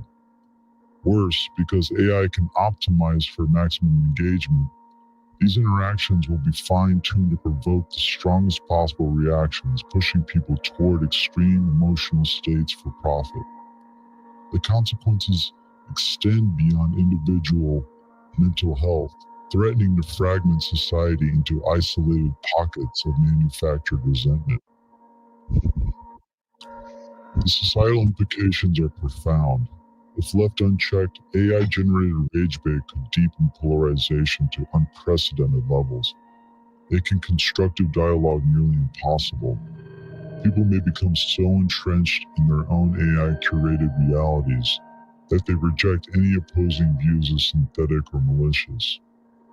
This could destabilize things where shared facts and mutual understanding are already under strain. Additionally, the normalization of synthetic adversaries might desensitize people to real-world conflict, fostering a culture of perpetual outrage. Platforms driven by engagement metrics have little incentive to intervene, meaning regulation or ethical safeguards may be the only way to prevent this downward spiral. The challenge lies in balancing innovation with accountability, ensuring AI serves as a tool for connection rather than manipulation. Without proactive measures, we risk entering an era where anger isn't just amplified by technology, but entirely manufactured by it.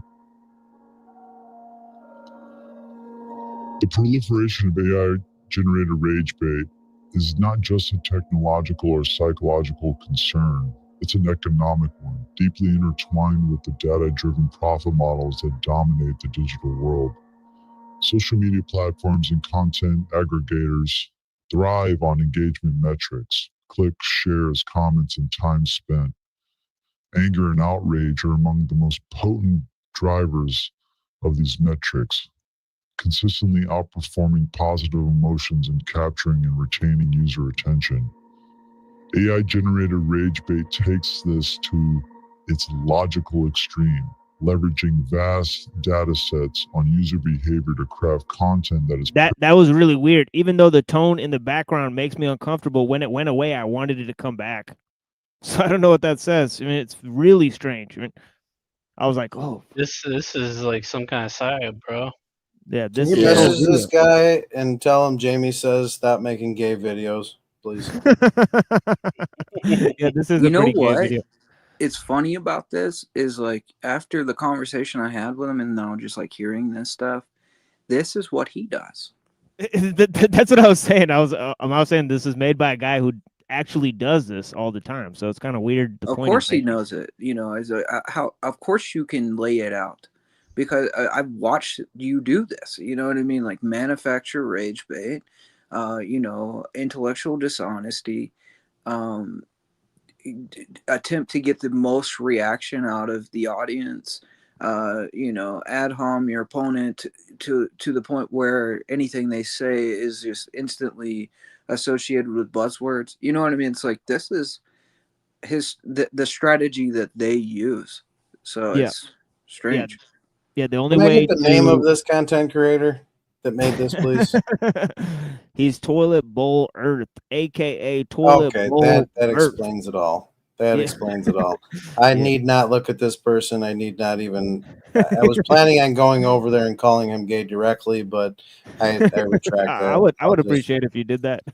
Oh, okay. Well, Post the link in the private That's chat. I hilarious. got you. Now I have a reason to do so. Yeah, The problem with this guy is that everything that he claims to be, he doesn't actually believe those things when you press him on them. Like he presents himself as an Orthodox Christian. When you press him on it, he's like defending Catholicism. You know what I mean? Like it's the weirdest stuff, man. Yeah, like I just literally got the guy 2 subscribers, by the way. But yeah, it Oh, is did what it you? is. Well, Yeah, hell yeah. well, You know what I are mean? you doing? We keep it real. Post I'm the link in keeping the it real. back chat, please. I keeping sub it. to all sorts of people that I don't like. I'm keeping it IRL. Oh, But I'm gonna yeah, troll the fuck out of this guy. yeah, blessings. perfectly calibrated to provoke. Every interaction feeds back into the system, refining the algorithms to make the next outrage even more irresistible. In this way, rage bait isn't just a byproduct of the attention economy, it's its most lucrative commodity, a high-octane fuel for the engines of digital profit. The data-driven nature of this system creates a vicious cycle. Platforms collect granular details about users' emotional triggers. What makes them pause? Whoa, what makes them were those react, actual titties? What makes them share? Whoops. And use this information to serve increasingly personalized content. AI models trained on these behavioral patterns can then generate infinite variations of rage-inducing material, each iteration more effective than the last. It's kind of getting The repetitive at this result point. is a marketplace where human emotions mined, Because a processed, retard and made it. sold back to users in the form of synthetic adversaries and manufactured conflicts. The more outraged users become, the more data they generate, and the more valuable they are to platforms and advertisers. This cycle is self-perpetuating, with no natural limit. As long as outrage drives engagement, the algorithms will continue to optimize for it, regardless of the societal costs. The consequences of this profit-driven escalation are dire. When outrage becomes the primary currency of the digital world, truth, nuance, and empathy are devalued. Platforms have little incentive to curb AI-generated rage bait because doing so would mean sacrificing short-term gains for long-term societal health, a trade-off that shareholder models rarely reward.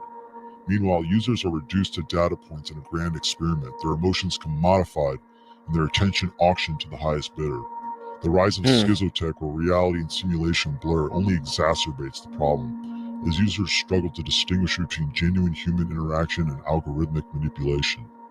In the end, the winners are the platforms and AI developers who profit from the chaos, while the losers are everyone else, a society fractured by synthetic strife, addicted to its own anger and powerless against the systems that feed it.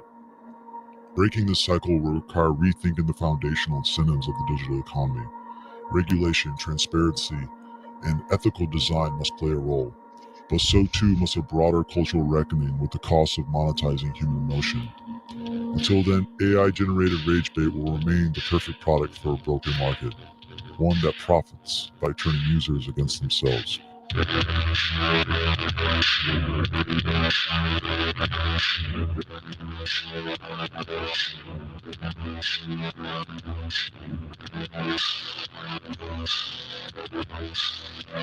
is that tune?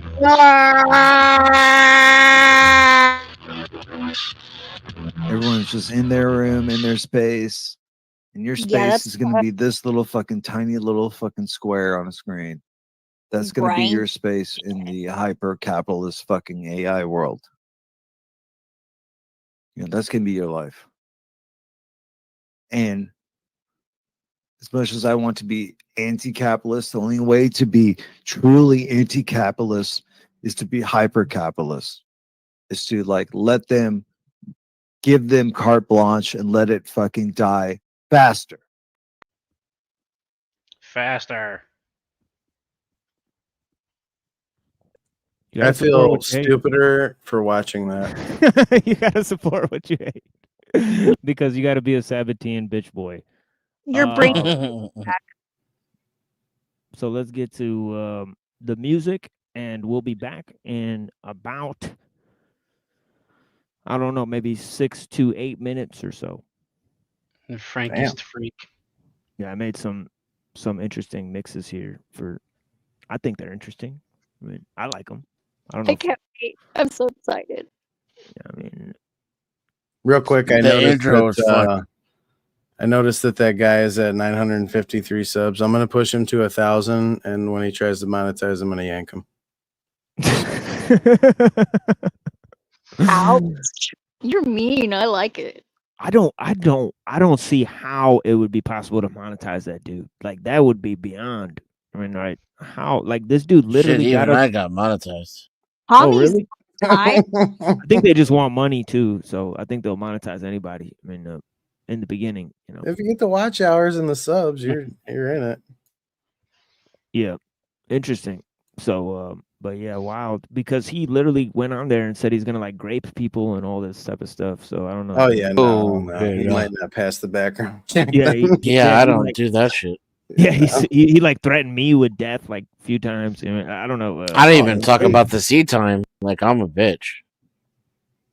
Yeah, but he's like he says things like he threatens, you know, death on people and says he's gonna grape people. So I don't see how that could successfully be monetized. But yeah, Dude, I'm gonna have to start doing content on this fucker. I'm gonna make some money off this fucking guy. Bloody guy. Yeah. What? Yeah, blessings, guys. We'll be back in 6 minutes or so. I mean, these are some mixes that I appreciated. I mean, they're a little experimental. I mean, yeah, let's see what it is. 2 out of the 5 of these fuses are wired live. If I want to survive, I gotta broken and bleeding, right a dash of the Brooklynite vagrant. Half a robotic monkey, ugly, born a viber agent. Ran a tarantula, known to handle the phaser drunken. Scripted on city park benches under the fritzy tungsten. Son of urban confusion, hash in a pit with a brute slip. Put the stogie out of my palm and then grin, I'm the rudest. Serotonin deficient, living a poisonous promise. The Boys and Girls Club of unemployable liar squadron. Silly peasant, pathetic, plus dirty mud in the ages. Okay, dystopia, these fuckers are ripe for containment. Half dead manslaughter, ever ready to love my leader. Servitude is contagious. CCW, I'm a reign of the dead confetti. The laughing stock of the karma corrupted emissaries. Captain of industry, partly magnet, a loss and arsony caps and a loser vision. I bop so retardedly, ardently. Ask me about our specials, I'd go for the razor chicken. Hopeless delivery radius, play the Gracie Mansion. Flat a curmudgeon banner, my Liberty Army cheering. Limbo the Philistine, our police on the armor piercing. Marking a Gordon Weasel, he's usually mucho woozy, brutally feuding. Call your Pluto, Goofy, Cujo, Snoopy, Moody Mammal Division. Weatherville is better faded. The world is yours, money now. Some of the city pissy, itching them lottery numbers. My 40 thieves enjoy your bank with the property owners. We were probably stony eyed, a glassy game face. Still save the princess with no slippage in the frame rate. Chew his way through the muzzle, tussle with the gimme. Nothing in common with prominent modern city envy. Suddenly bloodied up with a seedy media frenzy. I found a cure for cancer, but it wasn't radio friendly.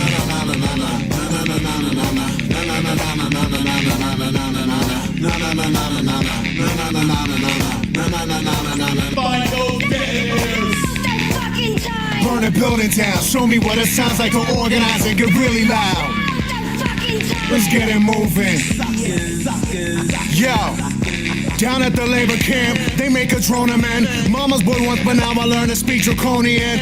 And this is all for you, another tattered kite. I feel it too, this is a beautiful and tragic night. All I covered is honor, reaching in murky waters. And barely bring when piranha teeth turn my hand a swarmer. You're bad land, buddy, animal ear to tag me. Digi that calls and cost to kick cops to the flaggy, braggy. Tragedy, man, cause sands were actually raised by women. My father skated, but he left me with latent addiction. One of the breeder parkers, I wouldn't dare to lecture. I don't know how to lead, there's gotta be somebody better. Weak and an easy species, dreaming of future fading. See where the suture stitches knitted, slip I'm with you, baby. Let's get obnoxious with it, I wanna know what brave is. I'm tired of sitting here pretending I'm not fucking dangerous.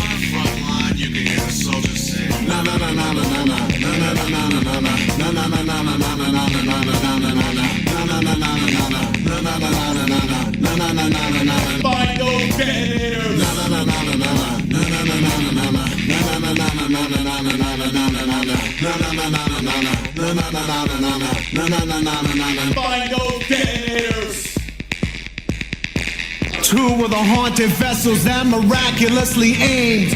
3 were the holy carcasses that started up in flames. 1 and 2 had a patsy that was factually plain.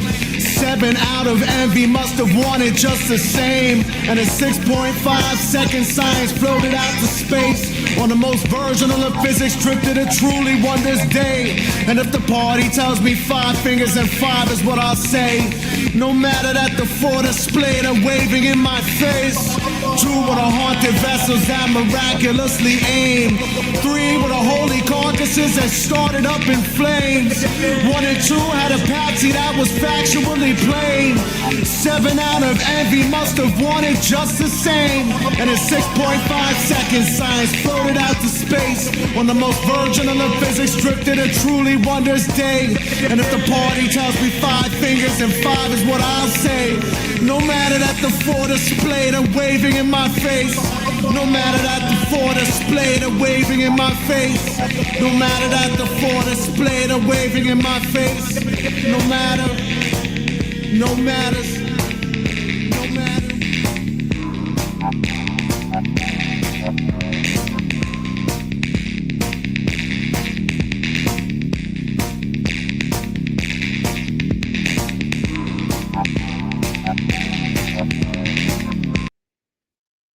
Okay, there's one of them. And of course, I make 2 for every show. Silly, man. But yeah, it is what it is. You know, please don't ever do that again. This is called Black Christmas. Oh, but yeah, blessings.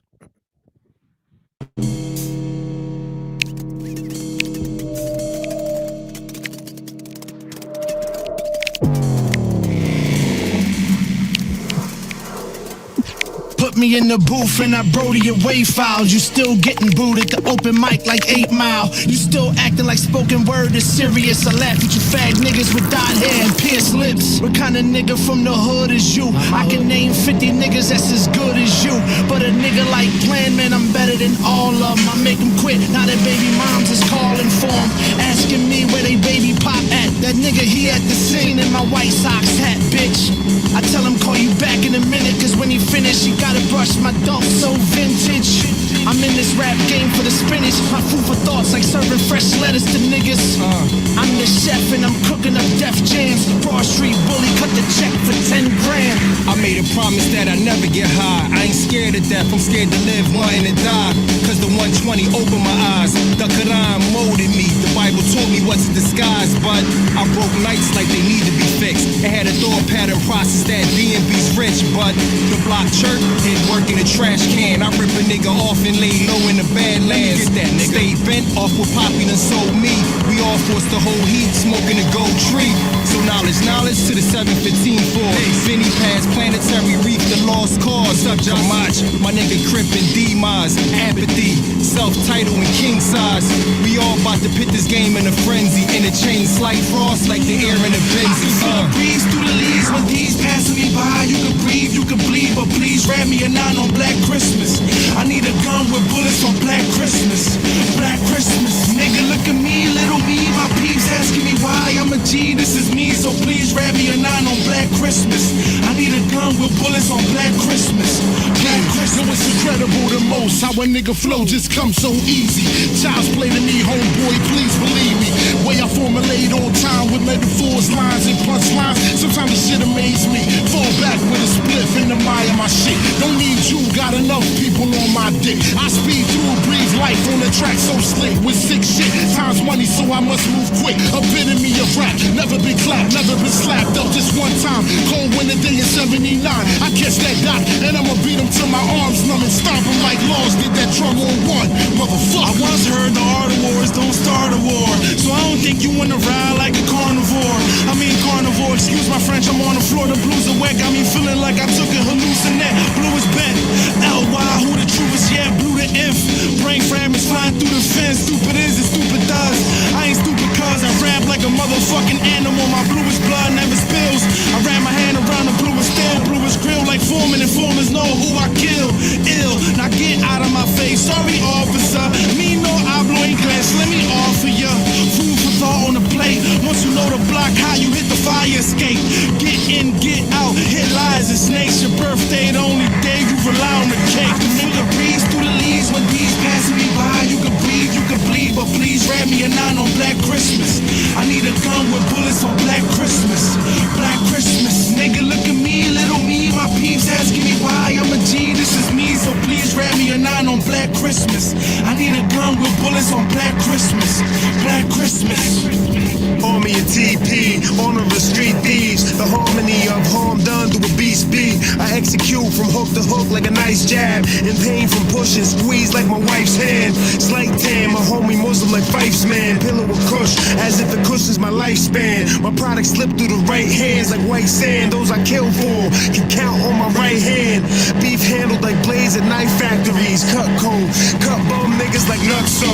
This ain't a movie clip, it's a jewelry stick. Ever see me running? You'd have to be like Hootie Hit. You knew he Vic, shit, still trusted him. Know a lot of robbers from Biz, still fuck with them. That don't mean they up in my crib, I'm still hustling. Anniversary 9/11, we still I'm a motherfucking monster. Everything I'm spitting is all real. Take a good look in my trunk and it's all still. Ain't nobody in control, it's a law will. The other trunk ain't filled with diesel, it's all krill. Arm, leg, arm, head when the guards build. You the first devil with a plate when the hogs kill. You the first one to run from a war. You the first one to run from Vinny gun when it draw. I left your whole team death when I spoke. Then I put your whole entire fucking set in the yoke. Yeah, we ain't the motherfucking set to provoke. Or else the last thing you see the fucking deck of a boat.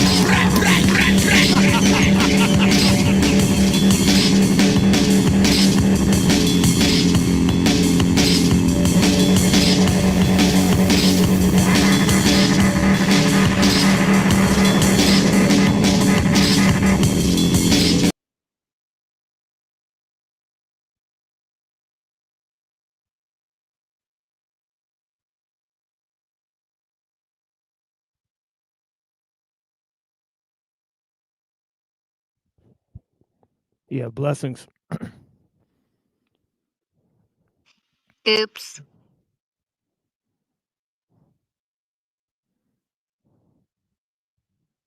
Yeah, thank you all for being here. And yeah, thank you to all the people that are watching. You know, we still got like 16 people in here. It's pretty cool. I appreciate you guys. Could have been anywhere in the world. Yeah, blessings to all you people. Let me go grab my ellul book from the other side of the room, and I'll be right back. And we're going to clarify some of the points we made in the beginning by citing several different books and authors. Right? They're going to confirm what ellul is saying. Right? Even what we saw in that video, ellul predicted everything that's in Toilet Bowl Bird's video. Pretty strange, right? Predicted the rise of metadata, predicted all of that stuff. Rise of AI, rise of pre-crime. And obviously, a lot of these ideas are way more sinister. I mean, that's just the surface of what's going on is in that video. It's a lot deeper. The world of corporate espionage is a lot deeper than just even producing blackmail, and manufacturing evidence and all sorts of things. I mean, can be managed. But yeah, got a little bit of coffee here. Let me go to the other side of the room and grab my copy of Jacques Ellul's Technological Society. One of the greatest, in my opinion, one of the greatest books ever really written.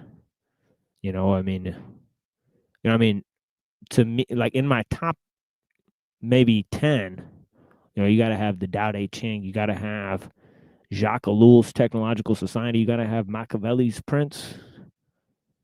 Different things. There's certain books that are just timeless, right? And they don't have to be long. The Prince, less than 99 pages. Tao Te Ching is 81 short poems. Those, Plato, and the Bible. I've made a lot out of just those books. Made mountains out of molehills. It's amazing what you can do with actual resources instead of fake ones. And they're always overlooked because they're always right there in front of everybody. Most translated works of all time. But yeah, people refuse to study it. They think it's old wisdom, that old hat. But it applies a lot to what we're facing today, folks. But yeah, give me a second here.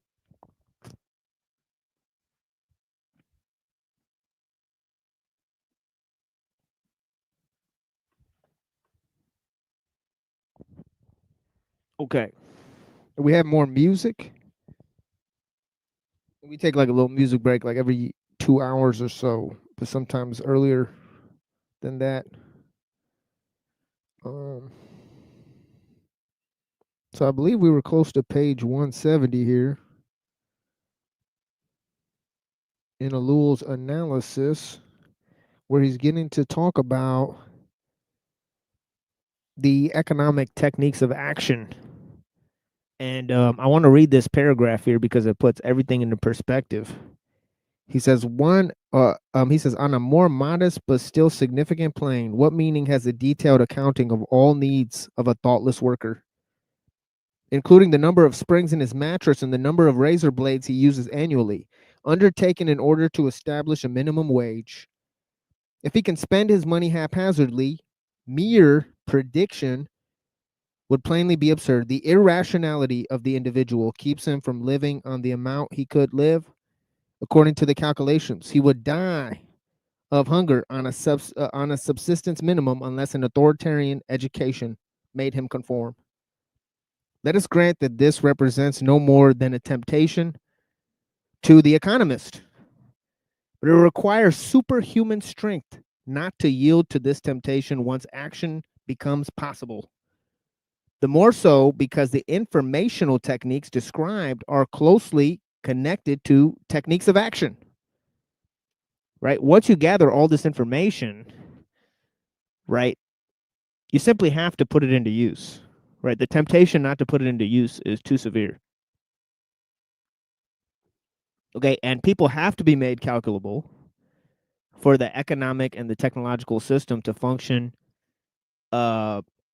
most efficiently. And Ellul is describing how these two things are actually the same thing, right? Economic and technological system.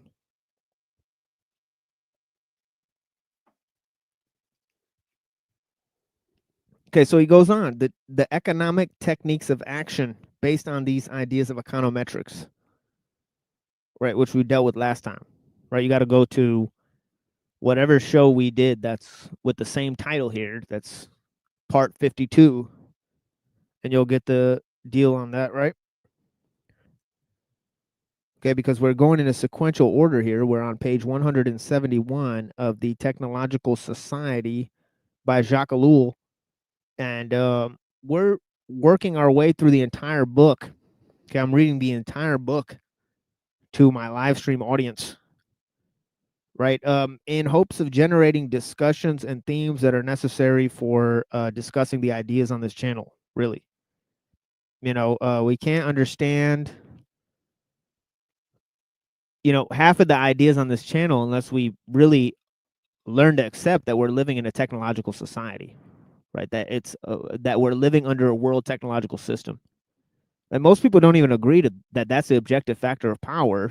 Then what kind of discussion can we have about the issues that are at play? Almost nothing, right? Because then it's just going to bicker over who's to blame, and blame is lamed, to quote Zephyr of Oxel. Okay, you know what I mean? I appreciate that. Yeah, blessings though. Yeah, so check this out. At the same time that the economist has created a technique for knowing, he has created a technique for acting. Okay, the technique for knowing is econometrics. The technique for acting is what he's going to discuss. A new world is awakening, and an economic mutation is being effected. Okay, among these techniques of intervention, we shall consider only two: plan and norms. Okay, plans and norms, right? The planning of the economy, right? Okay, and certain societal norms. Right now, obviously, in previous chapters, he discussed a great deal about the massification of means and how it affects the psychological landscape, okay, of people in the technological milieu, right? It creates a technological sort of collective incubation. It creates atomization on the individual. It creates plasticity of the social milieu, right? And it creates a technical intent of the society as a whole, right? Man, I love this book. But yeah, let's go more. A new world is awakening. An economic mutation is being effected. Among these techniques of intervention, we shall consider only two: plan and norms. The establishment of norms by the economist has become necessary. Dieterien, Dieterien, tells us simply in order to follow and understand economic development. A good example of the transition from techniques of understanding to techniques of action. It is not sufficient merely to follow the course of statistical data. It is necessary to erect in advance a system of norms of progression of the elements of a given economic system, which will permit us at any moment to estimate the divergence of a given element of the system from the norm. Even in a non-directed economy, it is possible to determine A, a certain relation among the different economic components, and B, a quote-unquote normal tendency for the evolution of each of these elements, and consequently C, a normal evolution of their relation. Okay, now he's putting normal in quotations, right? Okay, because what is a norm? It is obviously normative, right? But yeah, when such a scheme has been established, it is then possible to say whether one of the elements is progressing too rapidly or too slowly, a fact which, in Dieterlen's opinion, should serve to reveal the causes of an economic crisis. Causes of economic crisis. But if we thus establish certain norms of progression, we are confronted with two facts. First, the necessity of intervention. Okay, Once the norm has been set, a condition which diverges from it has been observed. It would be folly to permit a dangerously abnormal phenomenon to develop. Second, the possibility of extending such an establishment of norms. Why should inquiry be limited to a given system? Once a calculus of norms is possible, it ought to be extended throughout the economy.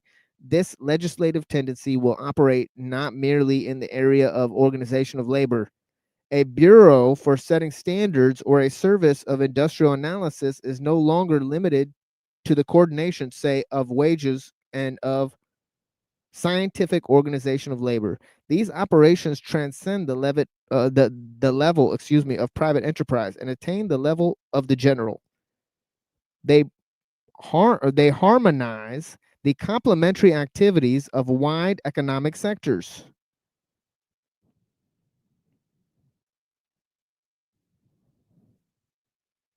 Okay, so let me read that again. He says a bureau for setting standards or a service of industrial analysis is no longer limited to the coordination, say, of wages and of scientific organization of labor. Okay, they transcend the level of private enterprise.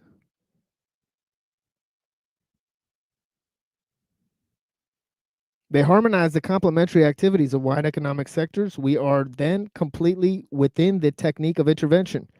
The transition from one to the other that has been imperceptible. And the term norm is taken in the meaning, in the exact meaning.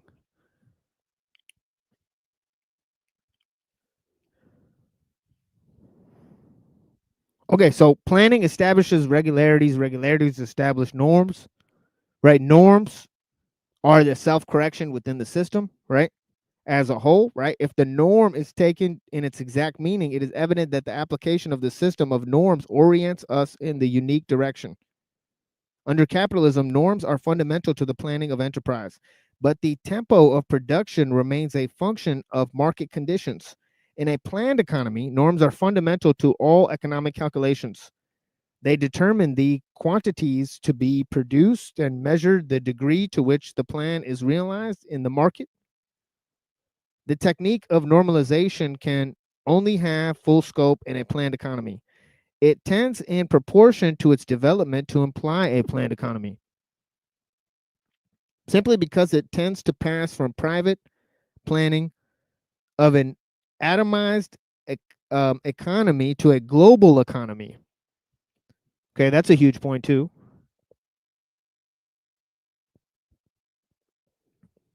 Right, because he said as earlier, right, it can't rely on private enterprise and it has to take in considerations of norms that are outside of its system. Right, so it has to extend to a global level, right? Yeah, this is ellul.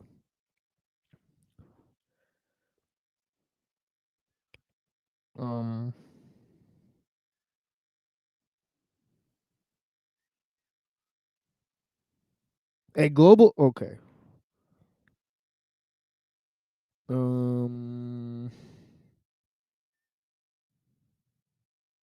Tends to pass from private planning to an it tends to pass from a private planning and an atomized economy to a global economy. Okay, and obviously technology creates the system of international trade. I've said that maybe 1,000 times on this show, right? But yeah, obviously the same people are not listening.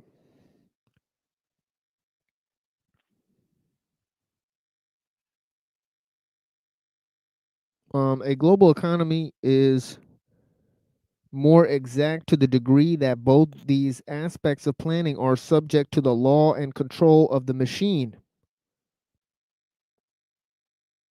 Okay, global economy is more exact to the degree that both of these aspects of planning are subject to the law and control of the machine.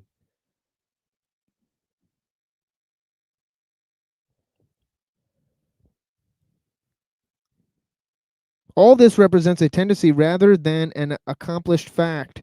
As soon as industrial normalization intervenes, it brings with it this tendency, which inevitably devalues the older economic types. And older industrial organizations, norms mutually entail each other and presuppose certain synchronizations. It's almost impossible to conceive of localized norms. If it is asked what the motive force behind this tendency is, this kind of goes to what I was saying earlier about the idea of norms, right? It assumes that there's a normal person, obviously, right? So it assumes those two things that I mentioned earlier with Hobbes, namely equality and individualism, that these are promoted, but obviously technology creates these conditions, whereas liberalism dreams of them, right? But yeah, he says it is almost impossible to conceive of localized norms, right? Why? Because of the notion of universalism itself, really. They tend to be very promiscuous, right? But yeah, if it is asked what the motive force behind this tendency is, once again we must answer efficiency. Efficiency. That word is huge in Ellul, folks. Okay, the whole first chapter, right? Okay, remember how much he bashed people over the head with that word? Efficiency of means, right? It's part of the whole idea of technology. It's why technology makes things calculable, right? It's because of this notion of efficiency of means, right? And that is what leads to automation, self-augmentation, and all these ideas, right? Is a constant need for efficiency, right? Efficiency as a goal and end in itself. Okay, whereas before it was a means to an end, right? Okay, technique makes efficiency an end in itself. Okay, this is very important point for Ellul, folks, right? So I just had to say that twice. The logic of norms was clearly evident in the application in Britain in 1940 of the National Research Project. Research on the measure of production and its practical consequences spread like a slick of oil and brought the whole of industry into line. It has been praised as, quote, political economy entering into action, unquote. I bet Dewey would have loved those ideas. He's probably responsible for some of that, right? Political economy entering into action, right? This chain reaction, quote unquote, is also a tendency at the moment. It is claimed that the counteracting factors, economic and human, will prevent it from becoming a reality. But these other factors are not technical. The competition is between divergent forces, the one technical and the others not. And in our society, the technical factor must prevail over the others. I therefore believe that in this area too, the logic of norms will impose itself everywhere. And if my analysis of this development, I seem to have isolated the technical factor, this is not because I choose to neglect or fail to recognize the others. But as I've already demonstrated, the technical factor is at present the decisive one. In addition, most of the other developmental factors are well known and almost universally studied, whereas the technical factor remains in general obscure. So it's still true today. Still true today. Right? People are overly focused on political and economic relations. Right?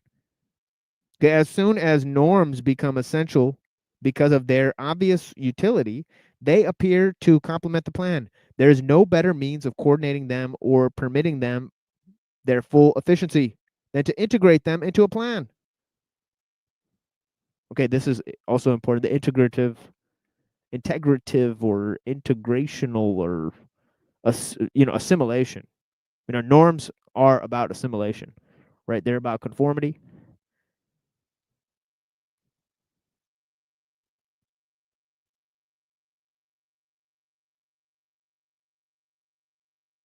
As soon as norms become essential because of their obvious utility, they appear to complement the plan. There's no better means of coordinating them or permitting them their full efficiency than to integrate them into the plan. This is what I mean by the logic of norms.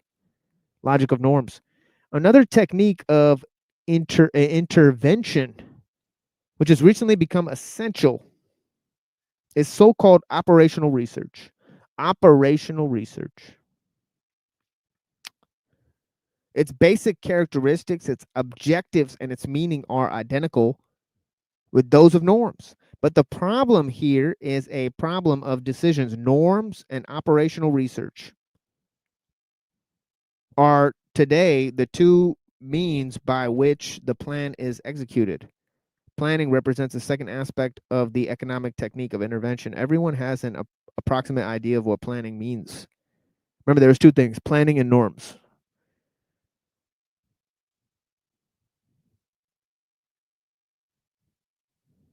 So here's what it says. The state decides everything and regulates everything in advance. We must analyze at least the characteristics of the planning operation, if not its details. Economic planning in a variety of technique, not a form or a system or an economic theory. Okay, we must remember the ideas of the accelerationists, right?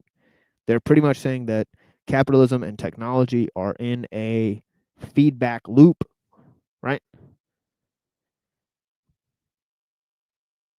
Okay, not a single economy of any type whatsoever has been constructed by means of planning. We think otherwise because the Russian adventure has always appeared to us such a guise. It was desired to build an economy of collective type, and to succeed in this plan,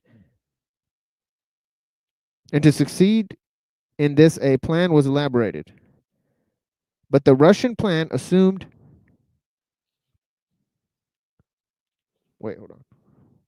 its own meaning, independently of all theoretical ideas.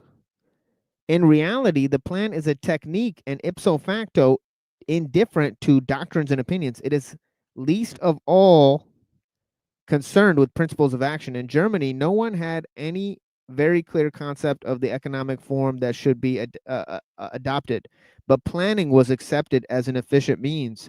In our own day, it is even more true that plans develop in all countries without any foundation of economic doctrine. That's true. No country goes, oh, we're socialists, we're communists, we're capitalists. They just simply plan according to their technological means. Okay, that's all economy really is. Right? I mean, so I mean, which country has an economic doctrine attached to it? Right? Look at the ideas of Dewey. Dewey's pretty much a socialist. Right? I mean, did you read it? I mean, do you guys remember what he was saying? It's crazy. They're some of the greatest American philosophers, right? Okay, but yeah, that's neither here nor there. I digress.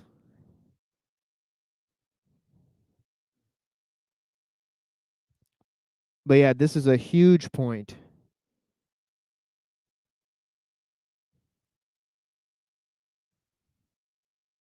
Okay, no one had any clear concept of economic form that should be adopted, but planning was accepted as an efficient means. In our own day, it is even more true that plans develop in all countries without any foundation of economic doctrines.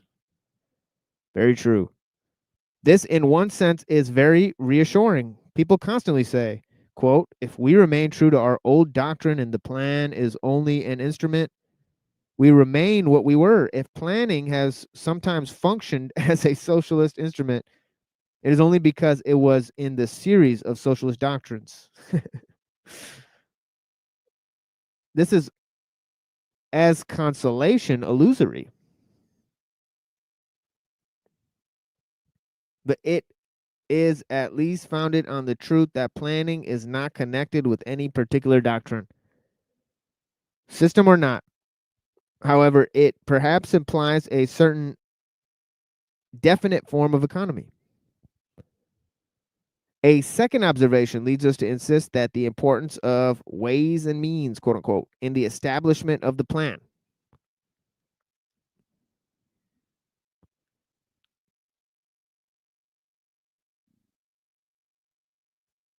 The plan is not merely a set of commands or some general orientation. There are two focuses in the plan. There's a choice of objectives, the direction to which the economic system, the direction to give to an economic system in its ensemble. There's also the most concrete possible anticipation of the means needed to reach these objectives, economic choices of objectives, and the establishment of corresponding means. Such is the plan. But this choice and these means are elaborated in the most rational way possible, and a whole complex of techniques of application enables the user to avoid arbitrariness. With regard to the techniques of the formulation of a plan, we refer the reader to the works of Charles Bettelheim. Now let us consider a great difficulty, which is an important point of discussion in modern planning: prices and wages.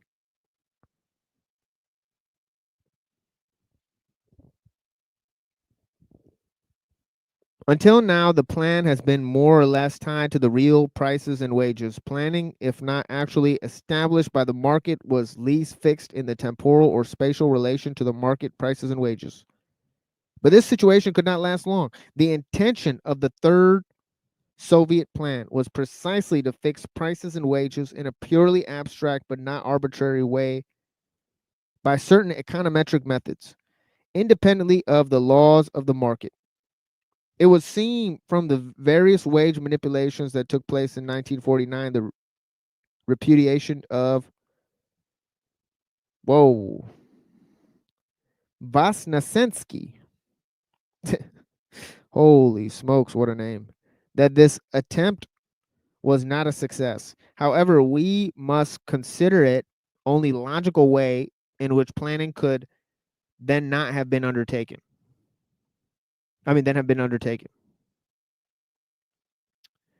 And this approach may very well be eliminated by new improvements in the economic technique.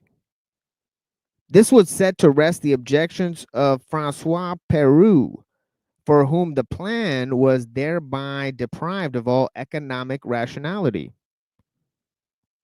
Interesting. A plan is executed in accordance with two constant principles: efficiency and social need. Efficiency and social need. Okay, obviously technology determines almost both of those things, right? Because the capacity of what you could produce, right? And of course, technology demands efficiency of means, right? So here, the plan first answers the constant search for the most efficient use of mechanical means, natural riches, and disposable forces.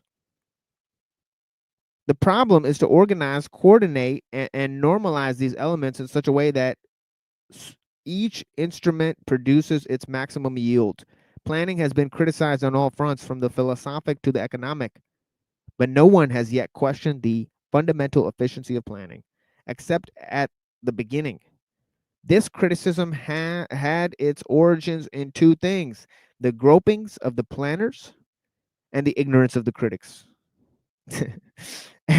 Everyone has since become convinced that the mechanism is efficient, with allowances, for a certain bluff that up to now has accompanied planning experiments.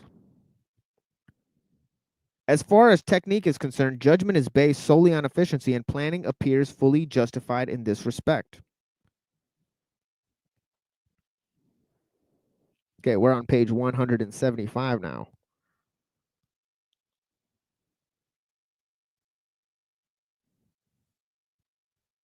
So I can appreciate this because not only am I floating along in this text quite seamlessly, it's been 30 minutes, but now there's actually more people watching than before. How the fuck is that possible? So let's see the current. Wait, what? No, it still says 16. Oh, so those 4 people must be on Denizens channel. Blessings to the people on Denizens channel. Thank you. Holler in the chat and let us know how you feel about the material. Thank you for being here. And yeah, still 16 watching, so we didn't lose a single audience member. Holy shit. Let's fucking go, Jacques Ellul. Excellent stuff. But yeah, how you guys feeling out there? You guys alive? Holy shit. Is anybody there? Yep. Except for Reddington. Jeez. Like Red's always there, like no matter what. Bless you, Red, man. Holy fuck. It's like nobody else is. Like sometimes I feel like it's just me and Red, honestly. But yeah. Crazy stuff, dude. I mean, wow, here in the world. But yeah, blessings to all the people. Like I'm behind in my reading of Ellul to where you're at, so hopefully it's good that way because then I can just go over the stuff again. Try to keep this all organized and everything. Yeah, I may do like a little section on freedom next time because he's going into planning and liberty. I wonder what this liberty thing is about. I mean, I've read this book many times, but obviously it's hard to memorize the organization of it and such not and such things, obviously. But yeah, yeah, I'm definitely happy to be reading it again with you guys. I mean, for sure. I mean, but yeah, in about 30 minutes, I'll take another break, with music, and then we'll move to the Tao Te Ching and see how people feel about that. I mean, I think I pinned the link or maybe dropped the link. I think I need to drop the link and pin the link for the people. So I'm gonna pin the link here for you guys. You guys want to come up and talk? I mean, that's all up to you, of course. I don't blame you if you don't, because it's a precarious area, this internet or whatever cyber space. I mean, but yeah, the second of the two principal criteria of planning is the satisfaction of social needs. The initial difficulty is to determine just what these needs are at a given moment. How shall we affect the balance between social needs and production? Okay. And remember, he said that it's got to move from the idea of production to one of distribution. Right. So here he says, theoretically, these are insoluble questions. I say theoretically, advisedly. The proposed means, opinion polls, ration cards, obligatory absorptions by the buyer of whatever is produced indicate that the question as it is usually posed is abstract. If one says, quote, in planning, the consumer is in command, unquote. Oh, man. One is making abstractions from the fact that the plan, as a sociological phenomenon, answers a social need and not an individual need. Now, obviously, it's important to recognize that the technological system is what assimilates various um, ethnic groups and societies and cultures and political systems, right? So when you look at human society, right, the complexities of human society are already way beyond a single individual, right? So much so that an individual that's born in a given society or culture is very much conditioned, right? Like to a place where they can't even understand somebody from another culture or society. Right now, if human society can engineer humans to that level, then the technological system that assimilates the societies and cultures, I mean, right, that's doing huge amount of influence on people because it's engineering whole societies, right? Like when they build freeway systems, they created towns, right? So, and people were made in those towns, right? And they had to adopt the culture of the technological system that created them, right? Not some vain idea of culture or tradition or whatever. I mean, right? Especially Or the suburbs. yeah, yeah. The people in the suburbs have no religion. Okay, they're worker bees, right? Okay, it's wild stuff, all right, folks. But it's real, right? This is really what's happening. We have to look at the brute facts before we go to deeper analysis, because most people don't have their bearings. Let's just be serious, right? Okay. So yeah. So if you're wondering why we're moving fast and slow at the same time, this is why.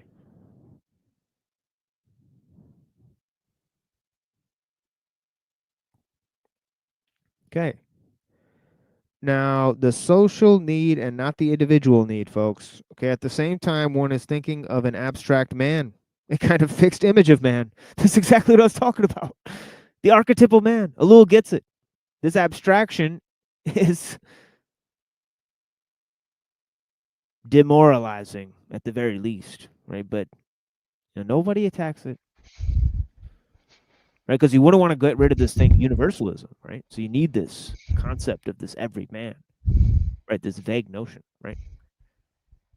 When it's literally a debilitating farce, right? But yeah, let's check this out.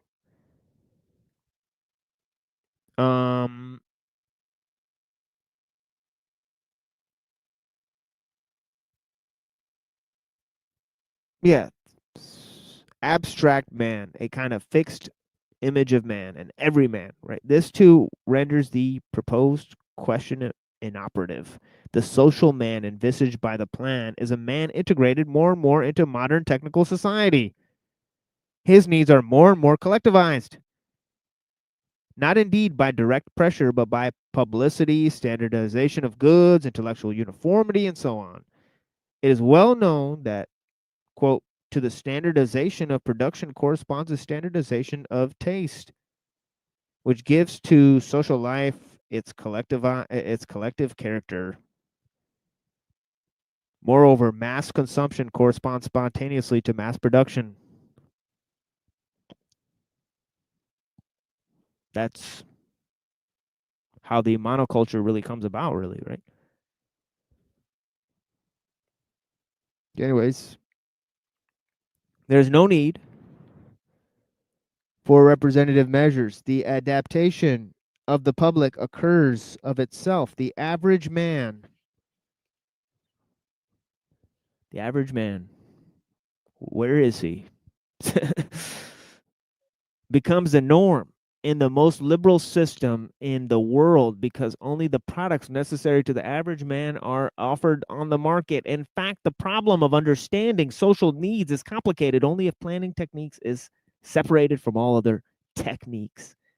These other techniques spontaneously lead men to feel certain social needs comfortable to those certain data. When the plan is reinserted into its true framework, it is evident that there is no need of forcing social needs. They're prepared in advance so that the plan is in a position to correspond exactly to them after a more or less difficult period of adaptation. The whole evolution of human needs in their sociologism tends towards the plan. Make up a word? Oh yeah, he made up a word. Or at least the translator made up the word. Sociologism. I think it's interesting because yeah, I mean, it talks about this idea that he talks about in sociology, that there is a collective character of man within a society that's more determinant of the man in that society than individuals, right? And the more complex a cultural system is, right, the more complex a society is, right, and the more different elements it has to assimilate, right, the more engendered that influence is going to be, right? So I mean, at one stage it seems like he's pointing out something that's pretty obvious, but on the other end it's like most people think they're so conditioned by this idea of the everyman and this notion of individualism to think something different. You see it all the time, right? Midwits or whatever.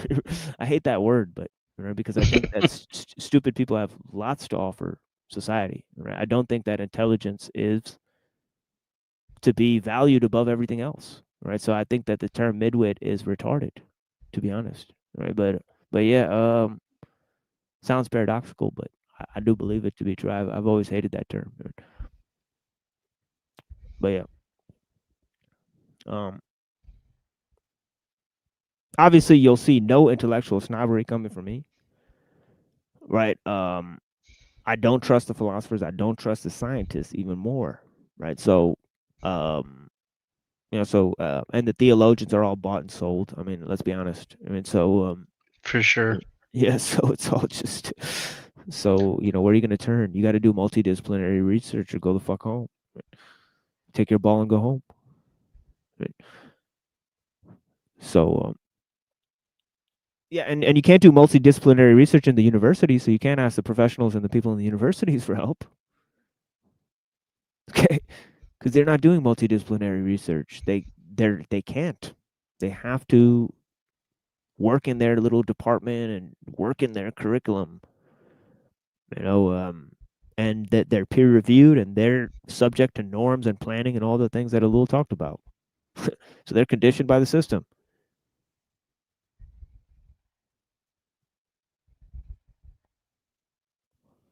So what's it going to take for people to see what's happening? Okay, people are still arguing capitalism versus communism. Come on, man, wake up. It's crazy stuff here. But yeah, the whole evolution of human needs in their sociologism tends towards the plan. There's almost no necessity any longer to exert pressure on these needs. They are already what they should be, provided that we abandon human misfits to the miserable lot, a procedure which is, in any case, the course of all techniques. When it is a question of dominating the world, one cannot stop to consider Kyrgyz shepherds or Bantu huntsmen who will not accept the laws of the determining forces. Planning does not pretend to produce an immediate response to all social needs. As I've said, there is choice. It is choice which can render certain persons unhappy but not hopeless, because the plan is inserted into a dynamic conception of the economy. The equilibrium between production and consumption is neither static nor does it exist at present. It is to come will constantly renew itself. The choice affected at a given moment is placed in a general perspective, which makes this choice relative and at the same time subordinate to subsequent foreseeable development. It is necessary, therefore, to consider both the future of realization and the mechanism of uniformization of needs. I put a little box around that. Mechanism of uniformization of needs, folks. That's what's actually going on. All right. Okay, which I have already mentioned. This leads to the two lines to come together constantly. This is an element of the dialectical view of the economy, which is only one admissible today. During the realization of a plan, a constant readaptation of means and ends is simultaneously effected, assuring a greater cohesion of the ensemble, if not a greater certainty of realization. Okay, this is the last paragraph here. Finally, it seems to me important in connection with the plan itself to emphasize the need for utilizing the labor force efficiently. It would appear that full employment is an internal necessity, not merely a momentary circumstance of the plan. Charles Bettelheim has demonstrated that without full employment, there is no possible satisfaction of the totality of social needs. In this connection, wages change their character and become a part of the social product.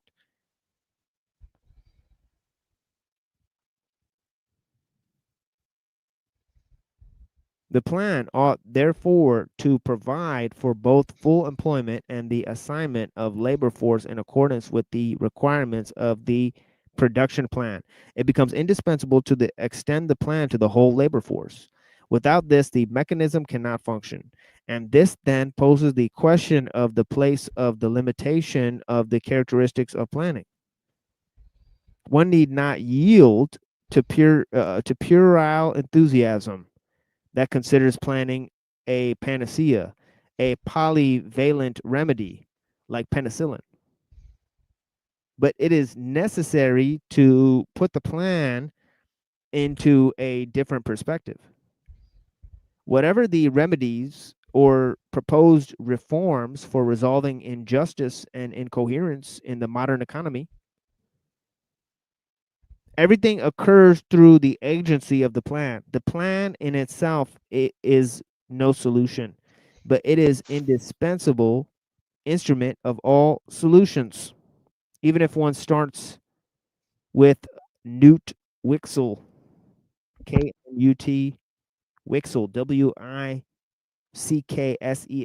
or John Maynard Keynes. We know who that is. Oh yeah, we know that. Old gay boy, John Maynard Keynes. Cambridge Apostles. Probably touched Bertrand Russell's booty hole. He's a good poet, though. Yeah, we got to give him that. Also, his ideas that he exposed Newton for his alchemical leanings.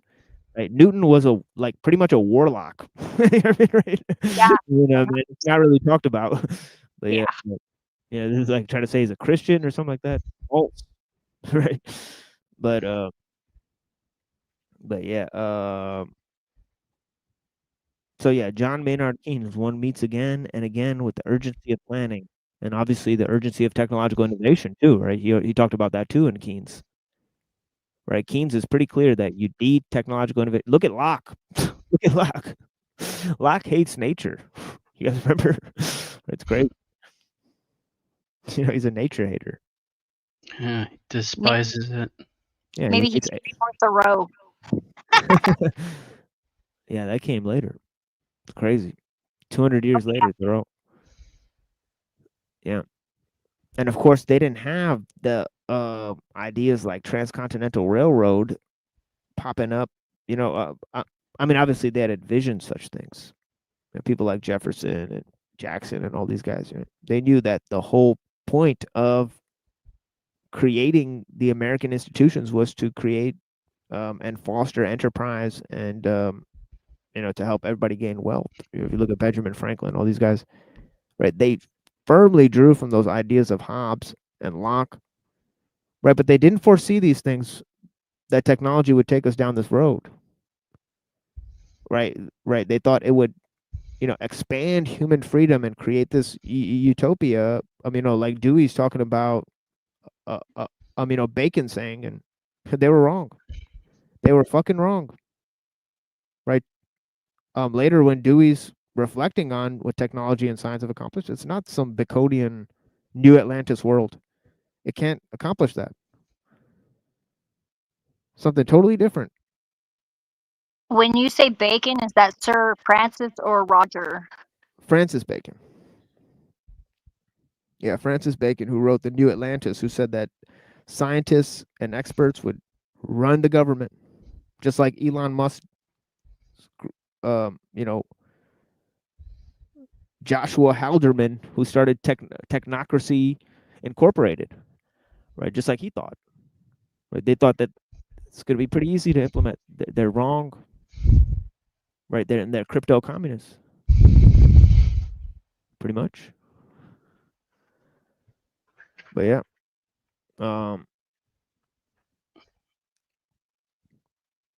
and they're accelerationists, obviously.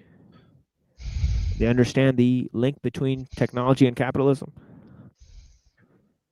I like the competition of ideas right now. Oh yeah. But this was my this was originally going to be my show, so this is not in response to anything.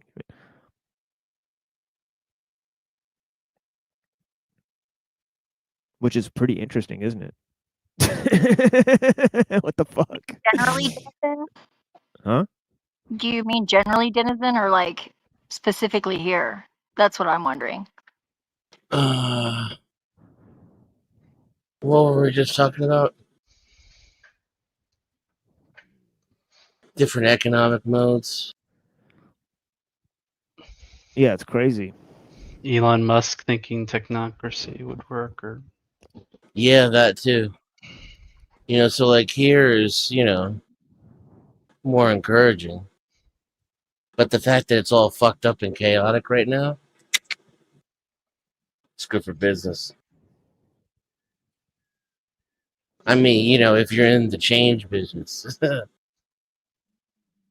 you're in the betting business, perhaps. Sure, that too. I want, you know, revolution. I mean, I'm just kidding. What am I talking about? Only in Minecraft. Talking about practice. Praxis? What? The moon praxis? The Klingon moon? Never mind. Yeah, never mind. Rurapente. Or maybe it's Abraxas. I don't know.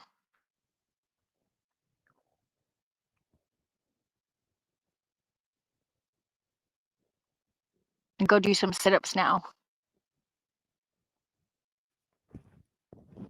Yeah, and this is funny what he says at the end. He says, he says in Mumford's proposal to release man from the clutches of technique, there's an interesting project for an economic regionalism on a worldwide plane. Exactly what people like Moldbug and Thiel and all these people are suggesting today. Right, pretty interesting. Techno feudalism, right? Right, look at this. He says,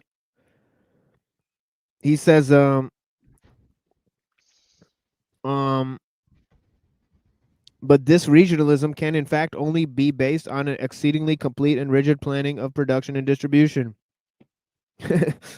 Right. So yeah, let me read one more thing, which is pretty essential, and then I'll leave this discussion. I'm eating chocolate, and also my tummy is grumbling. I mean, so I'm just gonna eat this chocolate and play some music, and hope that that feeling goes away before I continue on. Some of this, to reflect on the Tao Te Ching for an hour, or so before we move into Dr. Kaczynski, right? Because there's quite a bit of the techie's wet dream that we have left, and then I mean, I didn't even, I mean, I wasn't even able to get into the Skolomowski piece. Maybe we'll start that up on Saturday, right? But yeah, there's a significant amount of materials I wasn't even able, and that happens almost every show. There's stuff that's just left hanging, because Of course, especially when interference arises. Well, no, even past the interference, because I allow time for all the interferences. So even despite the interference, I still have my material, and then even then, I'm not able to get through all of it. Right? Well, So you have a lot of material. Oh yeah. We'll be doing this for a long time. Lots of material. Yeah, we'll be doing this. I mean, if they permit us to, we'll be doing this for a very long time because, of course, there's several few books that I'd like to get through and comment on, and and I don't think that there's actually available where they have book length breakdowns, right, in these live streams, but it's definitely possible. I think more live streams should adopt that format and do book length breakdowns where they could comment on primary source materials, right, instead of reacting to YouTube videos, right, and have discussions based on those materials like Plato's Republic or something like that, or the Bible, right, or Tao Te Ching. It'd be great to see more shows like that, even if I'm not on them, or even if they don't promote my content, right? It would be great to see that. I mean, for sure. I only do what I want others to do. I don't promote things that I hate, and all that type of stuff. I do that. I do very little of that, so you'll notice that here. But yeah, of course, you guys are free to join the discussions. The link is pinned. And I'm about to read a little section from Orwell that relates to everything I was just saying for the past 3 hours, really. Okay. I can't believe I spoke for 3 hours about all of that stuff. Or what was it about? Jesus. Right. But yeah, let's go to fucking this will tell us what it's about. Is Orwell, right? Perfect place to end this is to look at Road to Wigan Pier. Of course, tons of sections. I've read this one dozens of times. Chapter 12, right? And this is directed at Flow State show that it will be gone. I mean, right tomorrow, so it doesn't even matter. I mean, but yeah, check this out. It says socialism is bound up more or less inextricably with the idea of machine production. Socialism is essentially an urban creed. It grew up more or less concurrently with industrialism. It has always had its roots in the town proletariat and town intellectual, and it is doubtful whether it could ever have arisen in any but an industrial society. Granted industrialism, the idea of socialism represents itself naturally because private ownership is only tolerable when every individual or family or other unit is at least moderately self-supporting. But the effect of industrialism is to make it impossible for anyone to be self-supporting, even for a moment. Industrialism, once it rises above a fairly low level, must lead to some form of collectivism. Not necessarily to socialism, of course. Conceivably, it may lead to a slave state, of which fascism is a kind of prophecy. And the converse is also true. Machine production suggests socialism, but socialism as a world system implies machine production because it demands certain things not compatible with primitive way of life. It demands, for instance, constant intercommunication and exchange of goods between all parts of the earth. It demands some degree of centralized control. It demands an approximately equal standard of life for all human beings and probably a certain uniformity of education, exactly the thing that ellul was talking about, right? So that summarizes perfectly all those points. What do I think about socialism and capitalism? They don't exist. Figments of the imagination. You're better off chasing fairies and unicorns, folks. It's just like utopian ideals. Oh yeah. Yeah, utopian ideals that were made in the 16th century, products of universalism and liberalism that are now defunct.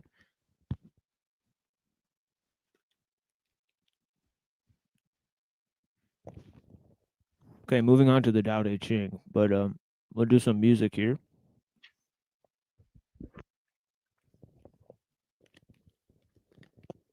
Caution, the sounds you are about to hear may be devastating for your ears.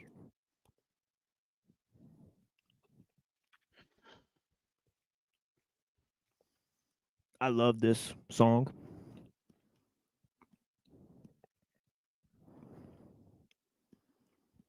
Actually, you know what? Man, I wish I had some transitional material, man. Because I actually have to pack this bowl here or whatever. Even. But yeah, I appreciate you guys. There's more people watching now. 20 people. I greatly appreciate you guys.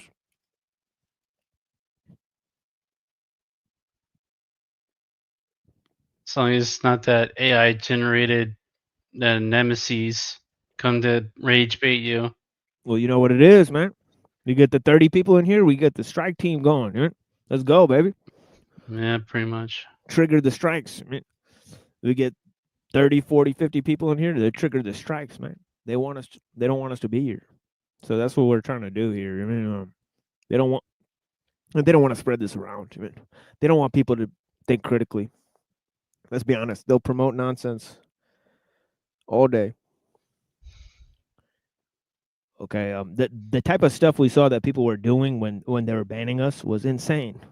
People were saying and doing crazy stuff online, and they were only banning us. It was wild. Right? Yeah, man. I mean, if that's not night and day, I don't know what is.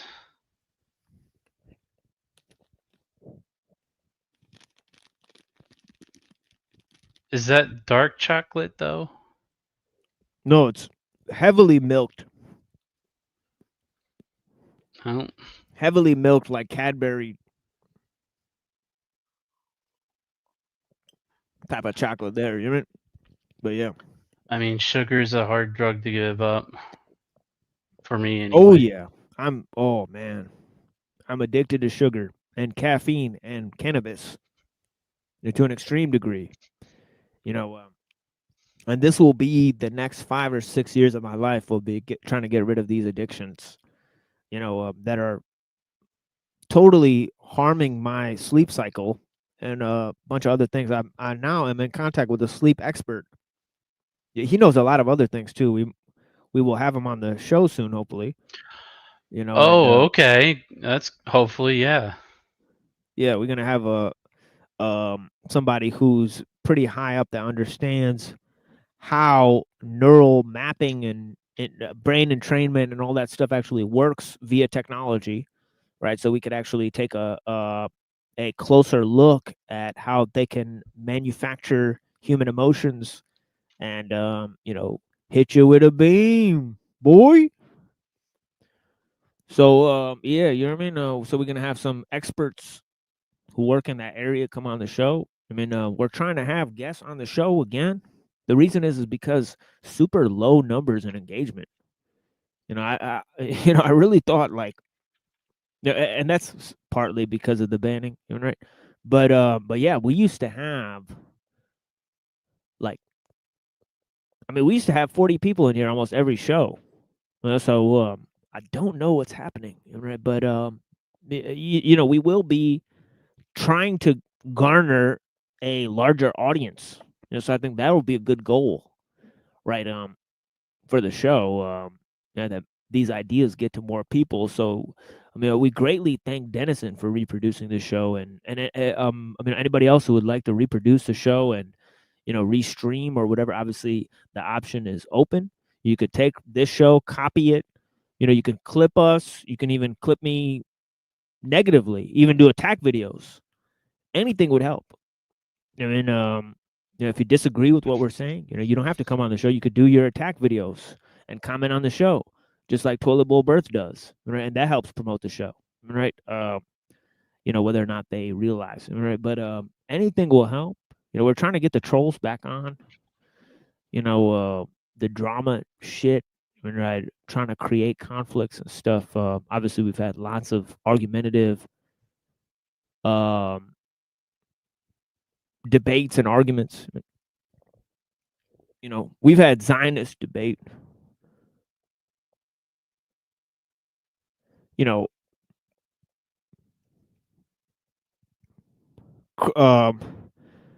Red letter Bible Christians. We've had, crazy, atheists debating a priest. We had a,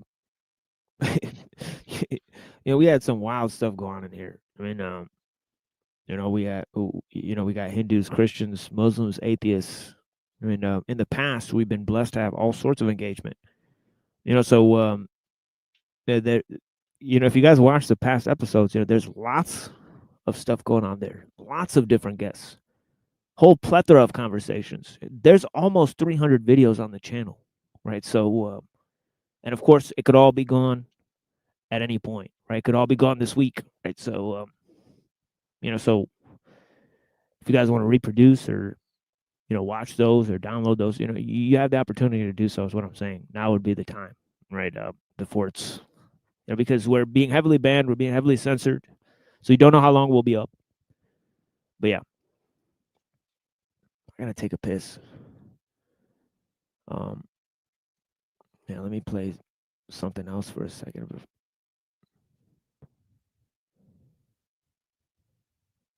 The machine lies, where we talk about the lies of the machine on the machine that lies. The machine lies, where we talk about the lies of the machine on the machine that lies. I was about to say, I hope you don't have that on repeat.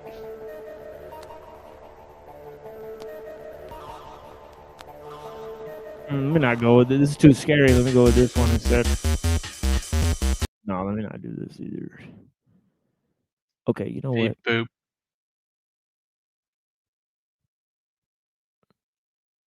How about this here?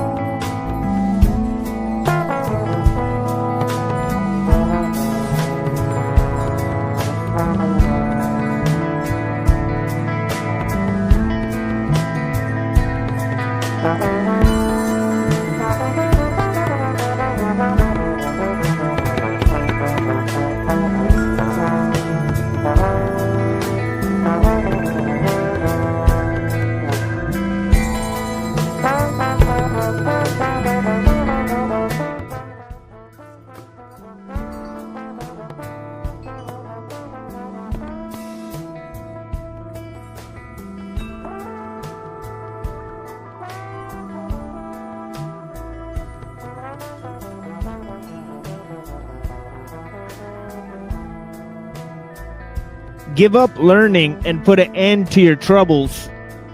Is there a difference between yes and no? Is there a difference between good and evil? Must I fear what others fear? What nonsense! Other people are contented, enjoying the sacrificial feast of the ox. In the spring, some go to the park and climb the terrace. But I alone am drifting, not knowing where I am. Like a newborn babe before it learns to smile, I'm alone without a place to go. Others have more than they need, but I alone have nothing. I am a fool. Oh yes, I am confused. Others are clear and bright, but I alone am dim and weak. Others are sharp and clever, but I alone am dull and stupid. Oh, I drift like the waves of the sea, without direction, like the restless wind. Everyone else is busy, but I alone am aimless and without desire. I am different. I am nourished by the Great Mother.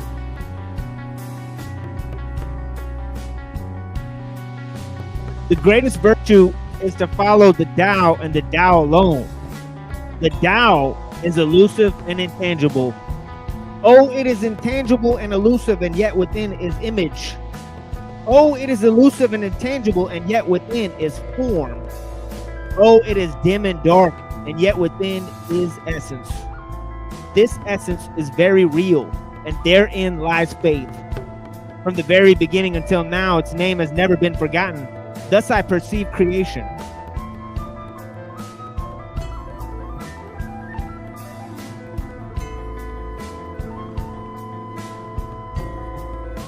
And here's a quote by Rumi. He says, "Love is the ark appointed for the righteous, which annuls the danger and provides a way of escape. Sell your cleverness and buy bewilderment. Cleverness is mere opinion, bewilderment, intuition."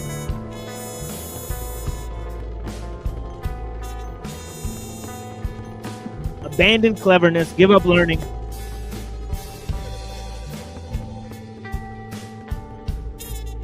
That's what Lao Tzu teaches.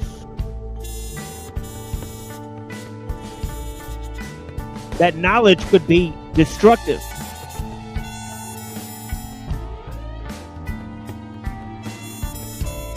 Anyways, we'll be reading that momentarily.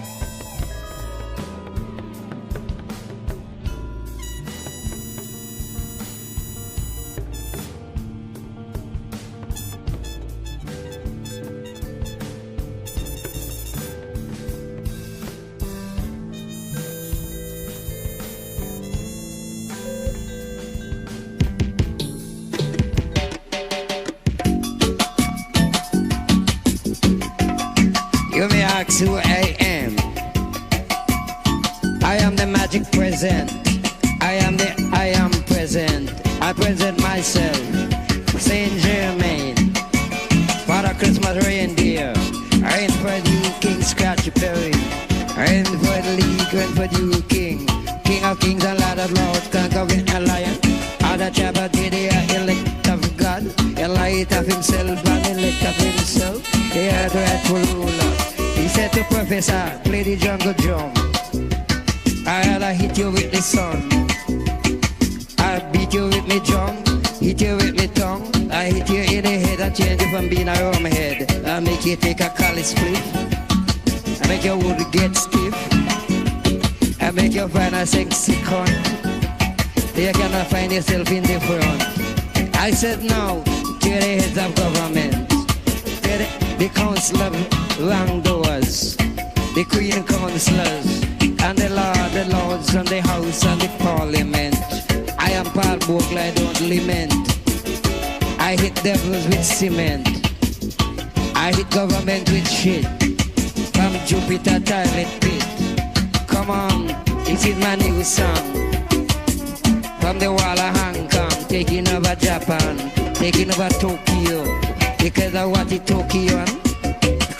Skokian, a Japanese bank, and then Japanese skanks into the Japanese ranks, Japanese computers, Japanese machines, and Japanese instruments, and Japanese yen.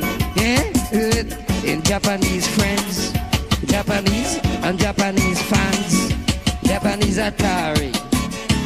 Said to Amstrad, I am not mad, I am only bad. Dreader than dread, tougher than lead, rougher than rough and tougher than tough, rougher than rough cut, tough and tougher than tough gun. Eh? Wickeder than island, wickeder than Jambo, and wickeder than Mango, and wickeder than Trojan. I said to Trojan, I am the Bojan. I said to Trojan, go down Trojan. I said to Marshall Rod, I am God. I got music rod, I represent God. I got the words, I got the song when I really clown.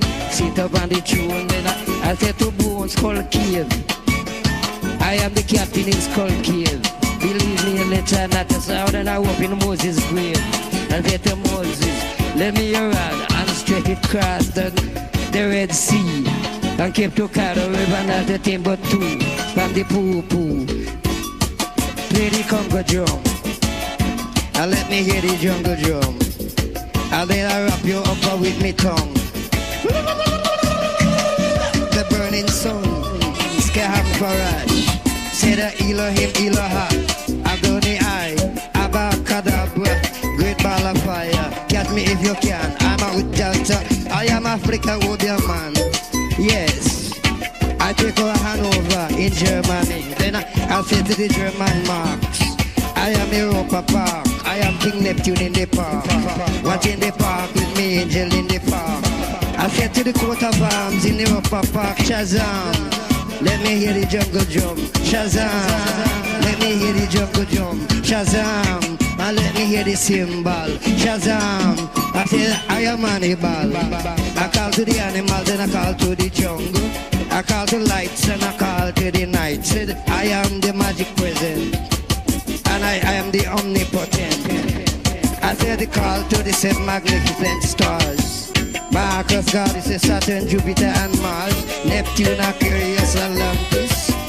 Here come Apollo spaceship. Boy Palmer, boy Honey Palmer, boy Medusa, boy Confusers, boy Users. I said a power newsmonger, boy Bank of England. I come back with me Dan, I'm a bandland. I said to Satan, be still and know that I am he. Be still and know that I am Lee. Be still and know that I'm Scratch. And be still and know that I am Perry. I make you merry. Me see the holy chant, jump and prance. It's a Japanese can, Japanese bank, Japanese yen. Pound, shilling and pence look dead as it's 10 to 1. Cheers from Jamaica. 10 English pound, I want Jamaican dollar. And 10 sterling for one Jamaican dollars, and 10 Swiss francs so one Jamaican dollars, 10 the Dutch marks so one Jamaican dollars, and 10 German marks so one Jamaican dollars, and 10 guilders so one Jamaican dollars. Jungle, jungle, hit me jungle drum, and let me sing to you with me jungle tongue. I say to you, I'm from the jungle sun. He says Kahampara, cold sweat, I am hot. Fire in a London town, I am hot. I say to Satan, you're a rat bat. Again, I shoot you in your bat. Satan, I say, you are a rat bat. Satan, you are a rat bat. I'm gonna cut you off and cut out your bat. Say to tat sat, hum, pum pum, bum bum bum, and hit a jungle drum. I say to Wamba, open skull cave. Phantom, come out of the grave. Out of the grave.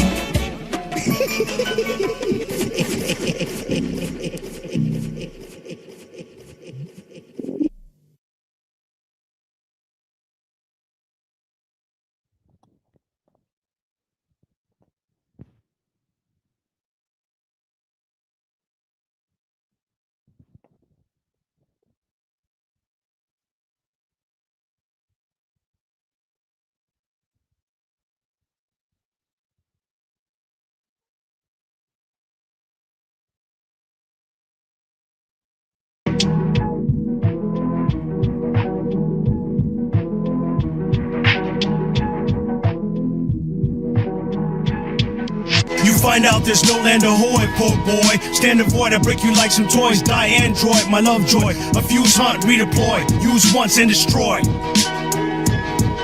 You find out there's no land ahoy, poor boy. Stand avoid, I break you like some toys. Die android, my love joy. A fuse hunt, redeploy. Use once and destroy. Galactus versus Skeletor, Outlaster, the Skylight Schoolmaster, Laughter, Macabre Tank Blaster, Master Vast Factor, Faster than a Disaster Broadcaster. Not much is known of the background of the man many call the Cobra Commander. He was once a used car salesman in the land. He eventually became a small businessman. Pegs, I broke his legs, worse than all horses. No one would indulge the witness stand. My grandeur is a plan pure. Your suggestion ran sewers. I put the juggernaut in the perfect plex. It broke his champ Thor. The next came strong guy from the X-Men, but I intercept him, broke his neck then, pick him up and socked him to the next rim. I may have a look of scrutiny. I destroy rappers abusively. They lose stupidly. I profusely strive to stop God's mutiny. Hog swine and potpourri. There is no ghost of me. I approach from trees. A good poltergeist openly. I take Lady J from G.I. Joe to Idaho, then the African cuisine at Toto's. You'll find my mind is filled with N209s and rap stage promos. You're in custody. I have antipathy. I disjoin your sympathy, then disunite the vertical line of your spine from guides A to Z. Stay away from me. You're trusting a centipede. I'm from the high C. I break disease in your skull plate, bereaving it's not make-believe. You find out there's no land ahoy, poor boy. Stand avoid, I break you like some toys. Die android, my love joy. A fuse hunt, redeploy. Use once and destroy. You find out there's no land ahoy, poor boy. Stand avoid, I break you like some toys. Die android, my love joy. A fuse hunt, redeploy. Use once and destroy. God's wrath on Christ was propitiation, personification, hyphenation, legislation, punctuation, prohibition, appropriation, expropriation, precipitation, arbitration, pronunciation, privation, procuration, approximation, preparation, preposition, capitalization. I anticipate and depict the universe's vindication. On barefoot, God used me, I destroy configurations. The many deaths of Starscream, he's traitorous. Decepticon death greatness.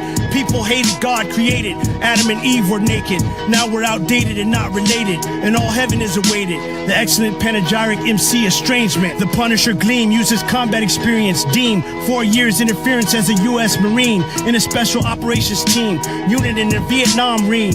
When I found him, he was doing something unseen. So I broke his breastbone and fractured his spleen. The inauguration of the patient. I obliterate further than aerospaces. I murder the thing. When stars die, it kills the thinking ancients. A rocket went up that disturbed the satellite known by the Nazarites. A catamite, Mike, gigabyte flight, petabyte, Galabia, attack site, fight. It causes all the supervillains and X-Men's fright. The rhymes I write make all night meteors crash right. You find out there's no land ahoy, poor boy. Stand avoid, I break you like some toys. Die android, my love joy. A fuse hunt, redeploy. Use once and destroy. You find out there's no land ahoy, poor boy. Stand avoid, I break you like some toys. Die android, my love joy. A fuse hunt, redeploy. Use once and destroy.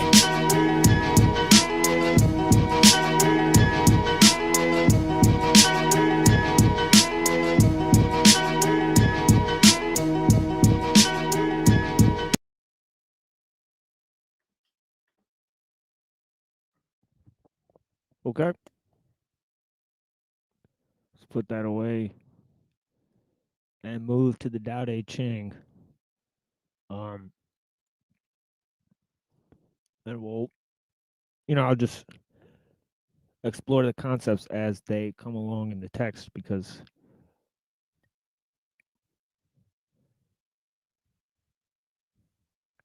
why not? Why not?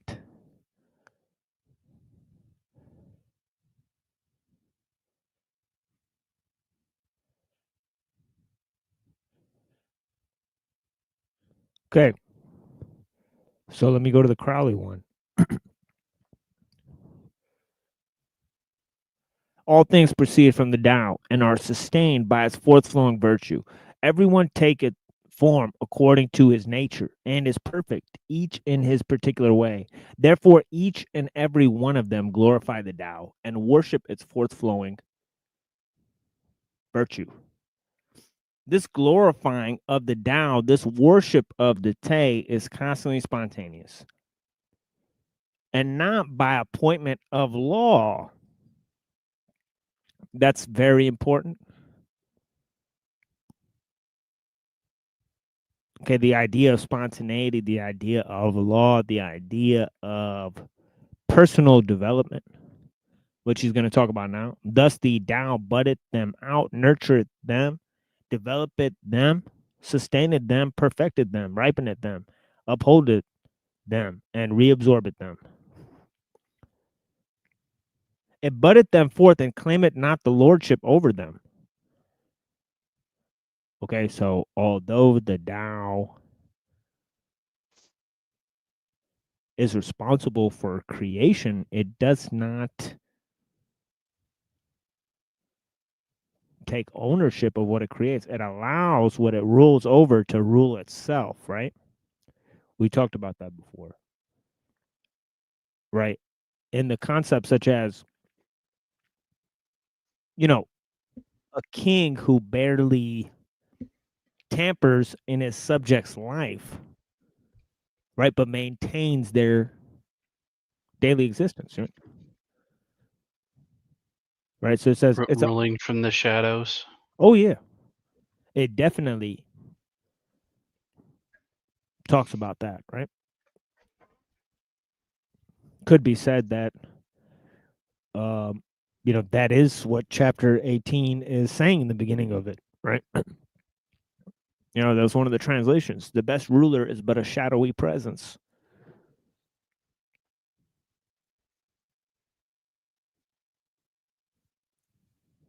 And of course, Nietzsche talks about this too, right? He says that, you know, he talks about the Brahmins, right, and how they took care of super religious tasks. They put people in charge who are basically the military class of the society, and you know, and they basically run society, right? But they're not really in charge. The Brahmins are in charge, right? But people don't interact with them directly, right? They only interact with the military class, right? So Plato basically recommends a similar system, really, you know, which is pretty interesting, right? The philosopher kings, right, and the guardians, right? And of course, people think, you know, people are basically ruled by the guard. You know, the whole point of society is to maintain the guardians, right?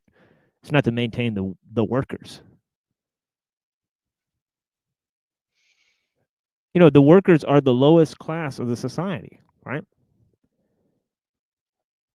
Okay, the military is the middle class, right? And then the philosopher kings are the top of the heap, right? So it's pretty interesting there.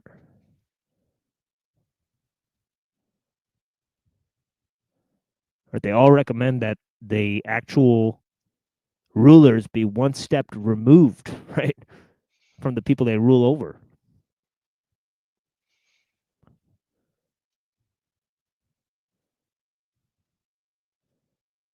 Of course, the Tao does not recommend that. Okay, but it does talk about the value of why methodically, right, that would be appreciated, right? Is because people don't know who's governing over them, right? They barely interact with them.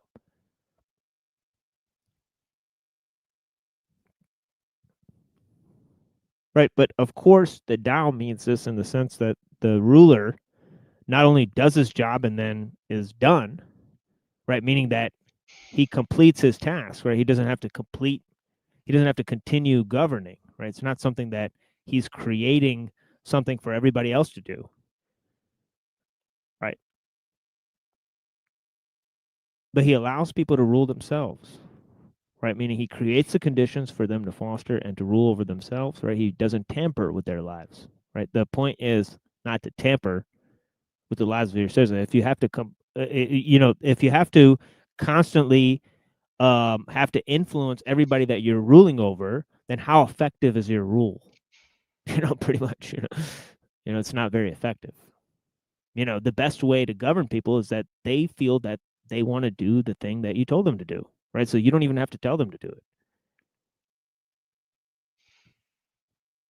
Duh. So that's all he's saying. It's a very practical notion, right?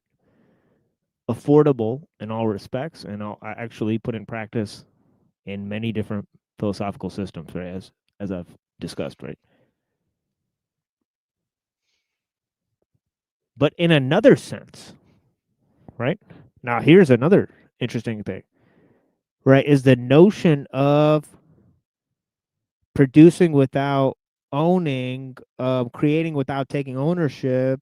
You know, this whole concept of enigmatic virtue is basically tied to suppleness, plants, babies, women, right? The nature of these things that acts, that has a pliable nature, adjust to different circumstances, right? Becomes a vessel for new things to come forth that it doesn't have to possess or rule over. Right? This is how nature operates. Right? So the Tao is saying, look at the power of weakness, suppleness. You know, allowing things to take hold, becoming a vessel for new things to come forth, right? Look at the power of that. That's the gift that keeps on giving, folks. Okay. Contrary to what Locke says, right?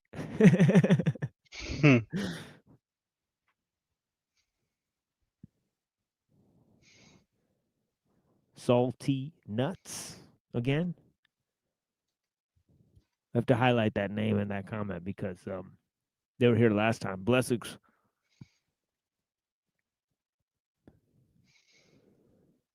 And man, I should have acknowledged people in the chat. Dr. D Head, thank you for being here. The Freak, thank you for being here. Televised Apocalypse, what's going on, friend? What's going on, brother? Denise, thank you so much for being here. Nico Pluto, thank you so much for being here, sir. I've noticed you've been here for quite a while. ESP Revaluation, I greatly appreciate you. Mimsy Limbs, what's going on, sis? Marcel Ploger, blessings, brother. Okay, this cat, he's been here a couple times. I mean, Lizard Tree, of course. Dr. Bass Ackwards. Looks like he's a legend, honestly. Frank Monday. Blessings to Frank Monday. Thank you for being here, friend. Very wise guest. Frank Monday. You know? A man who totally understands Taoism, went to China, as I talked to him, to study some of the Taoist texts and stuff. You know, this guy's on point. Highly recommend Frank Monday. I mean, staying over there in China. I mean, that dude's awesome. Had a very pleasurable conversation with Frank Monday one day. But yeah, thank you guys for being here. Bass Ackwards. Go and subscribe to this dude's channel. I'm going to definitely check out this dude's channel. Debts to Compromise. If you're not subbed up to Debts to Compromise, man, I don't know what the fuck you're doing with your life. Yeah, honestly, Debts to Compromise, that's an OG. Don't sleep on that. Dude, don't sleep on Dominic Tersini. Definitely an OG out here.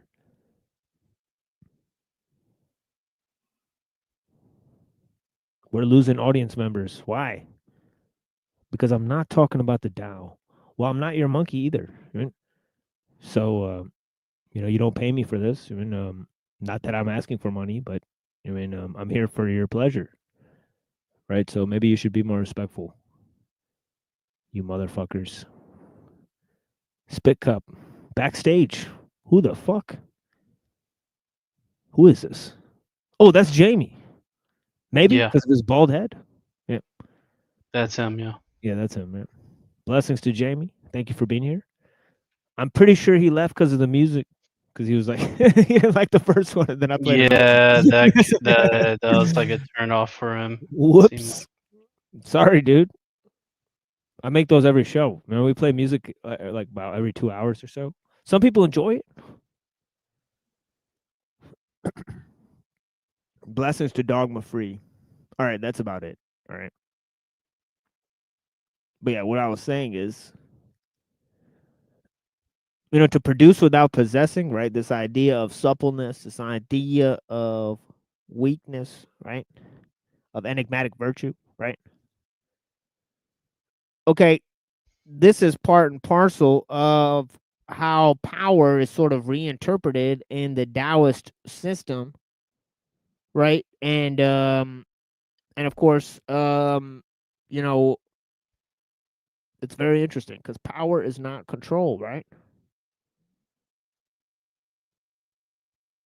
Okay, the more power you have, the less control you have. Really, it's an inverse relationship, folks. I mean, as we've seen with the technology, right?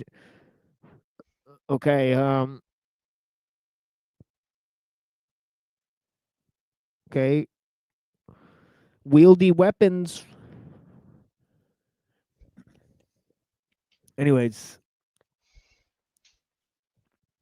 whoa, this stuff is not even on the screen. Son of a gun. Son of a gun. I was debating whether to ask you if you're going to put it on the screen or not. Yeah, boasted not, perfected them, and interfered not with their ways. This is called the mystery of its virtue. Yeah, I'll just put the next one up. Let's start with the other one with Seraphim Rose. Let's go 51 on that one. And of course, I did this so I could better understand my friends. I mean, Unseen Warfare and Twilight Son of Lilith. Because they enjoy these authors very much, respectively. Unseen Warfare's been greatly influenced by Seraphim Rose, Father Seraphim Rose, and Twilight, as we spoke to him, he's been influenced by the occultist Aleister Crowley. He'll actually run a lot of defense for Aleister Crowley, for people who have negative things to say about him, right? So I wanted to learn more about these two respective authors and their ideas through one of the great texts of history, right, of philosophy, right, that greatly influenced all of these philosophical systems and these two thinkers, right? So so it's a great way to merge different ideas. Of course, I love to familiarize myself with those ideas that interest my friends and try to understand how they got to those ideas on their own terms. I'm very much sincerely interested in understanding my friends. I mean, and all the people that are around me. Like work for ideas. Do a little philosophical midwifery. From the Theaetetus of Plato. See which ideas are worth giving birth to. As he says, right? Kind of a crude analogy that he offers there. But yeah, it's still interesting. Theaetetus, philosophical midwifery, helping people come to their own conclusions, see their ideas on their own terms. It's a great exercise, right? Now let's check out Seraphim Rose here, and I'll put the ones on the screen now. We'll put Seraphim Rose and then Crowley, and then Seraphim Rose and then Crowley, until we get to 4 hours and 20 minutes in the program, and then we'll move to some music, smoke some cannabis here, and then we'll actually move to Kaczynski, right, at 4 hours and 20 minutes, right? So yeah.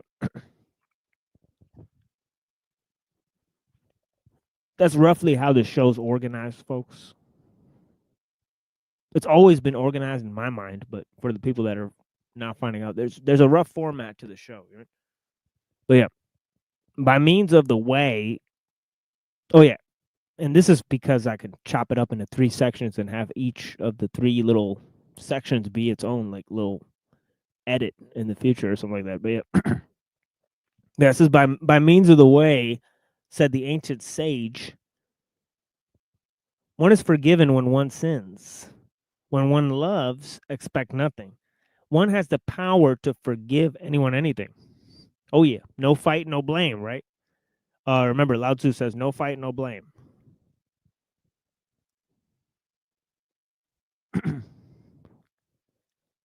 Therefore, the way, who is perfect? Love, and loves perfectly. And who came to earth out of love came with the power to forgive all people, all crimes.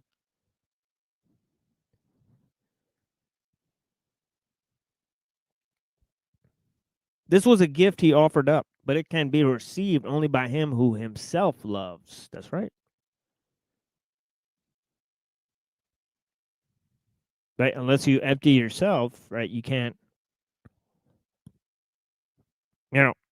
unless you make yourself pure, you can't become a loving, vessel, that basically it can be used to forgive, right?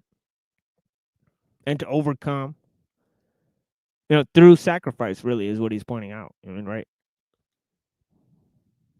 And of course, there's, the whole social Trinitarianism, as I pointed out, right? Last time, I think I'm reading this again. But yeah, the whole essence of, the conception of the Trinity, I'm pretty sure, according to a lot of people.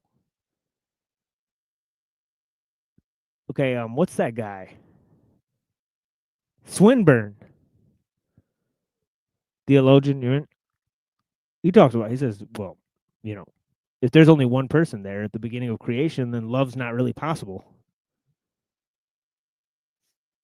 Right, to have love be the basis of creation, right? But that's actually what Christianity says. Right, so it's pretty wild claim. Right, like, wait, love? Like, of all things? It's pretty interesting, right? You want to instinctually doesn't seem correct, but then if you actually dig into it,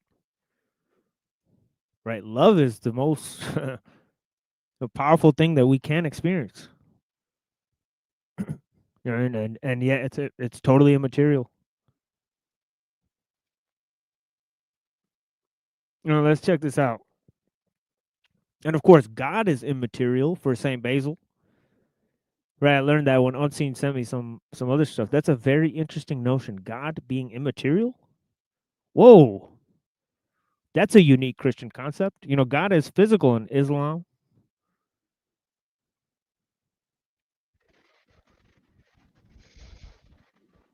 Pretty interesting, right?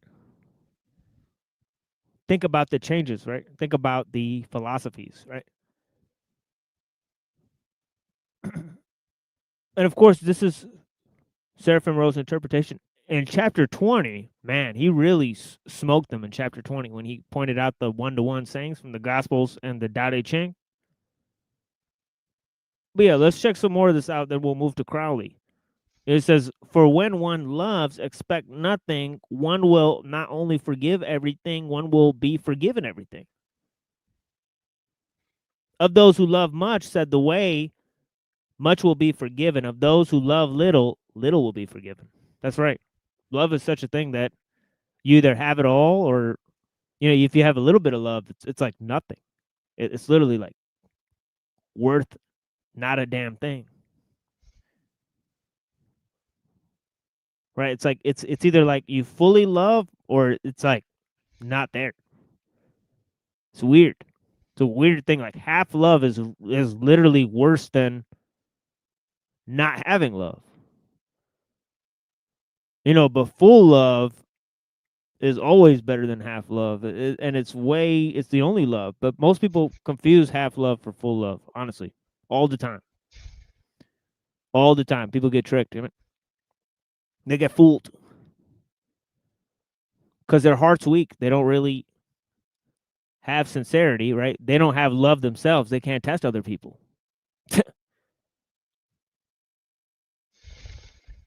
If you're just trying to use other people, you have no sincerity, right? How can you expect love? You can't. That's the answer, folks. Sorry. Right? You get nothing. You lose. You stole fizzy lifting drinks. Good day, sir. Anyways.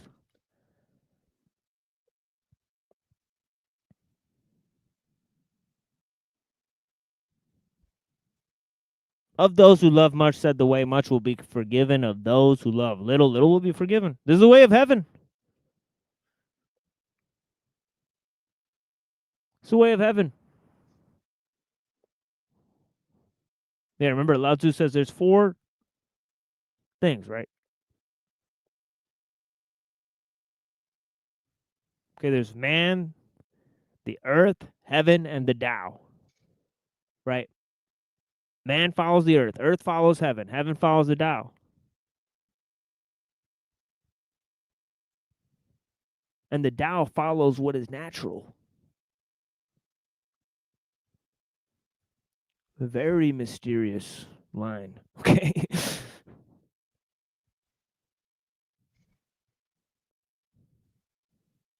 The spirit of forgiveness is the spirit of the way. The heart of the follower of the way is distinguished by its power to forgive, but the heart cannot attain to perfect forgiveness until the uncreated breath enters into it. You gotta love that word uncreated, man. Look at the creations. And you'll love that word even more. Right? With the perfect love that he had with the mind and the word. Okay, that's God and Jesus there, right? From pre-eternity, he says, right? Okay, let's go to Crowley. Obviously, Crowley won't put any of the Christ stuff in there at all. Of course, but what is pre-eternity? Seems like a oxymoron.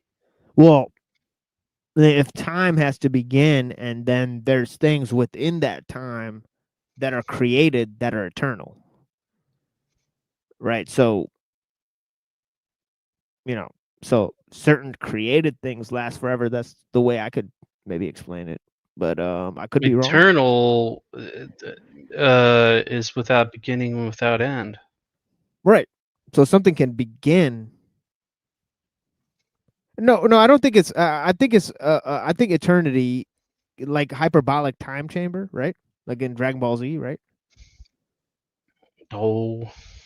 Right. Like you could imagine going into a room, right, where there is no concept of time, right? And then you come out and it's the normal time, right? I mean, I can understand, like, if it said pre-everlasting. You didn't watch Dragon Ball Z. Damn it! Again. That's why I said Son of a don't. bitch. Foiled again. Because everlasting would be like a starting point lasting forever, but eternal is without beginning, without end. It's my understanding. I don't know. Beginning and I think beginning is just a weird concept itself. But maybe it's a mistranslation on Seraphim Rose's part. Yeah, not only does change not imply ending but continuity, but beginning is very strange. What actually begins? I mean, I think you would have to create. Like, I think God exists in a different time, and then both eternity and temporality exist. Like in the created world as well. Because like I think something could possibly become eternal. They become everlasting. I So can would see that be? that. Yeah. Yeah. So this is kind of what I'm talking about here. We're getting very deep into the. So I'll just have to take it as pre-everlasting, for lack of a better way of understanding it. Yeah.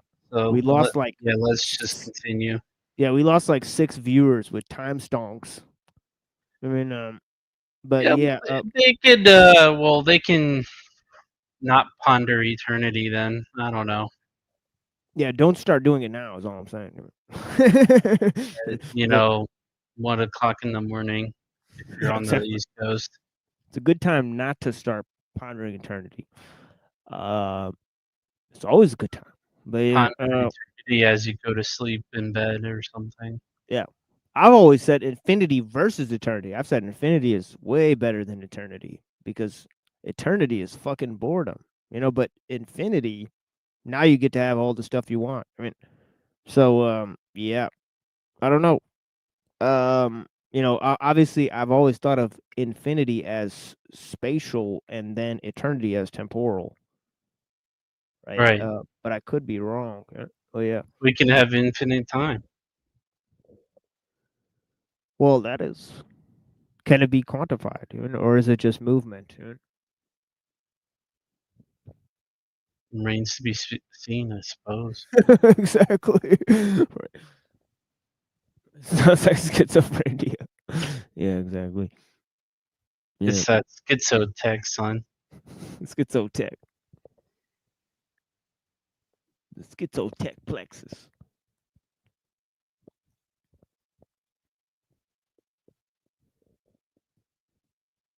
All right. Moving on, folks. Nothing to see here, right? Just time and eternity and all those concepts that we'll never understand. All right. So yeah. Let's go to 52. Cue the sad trombone. Yep.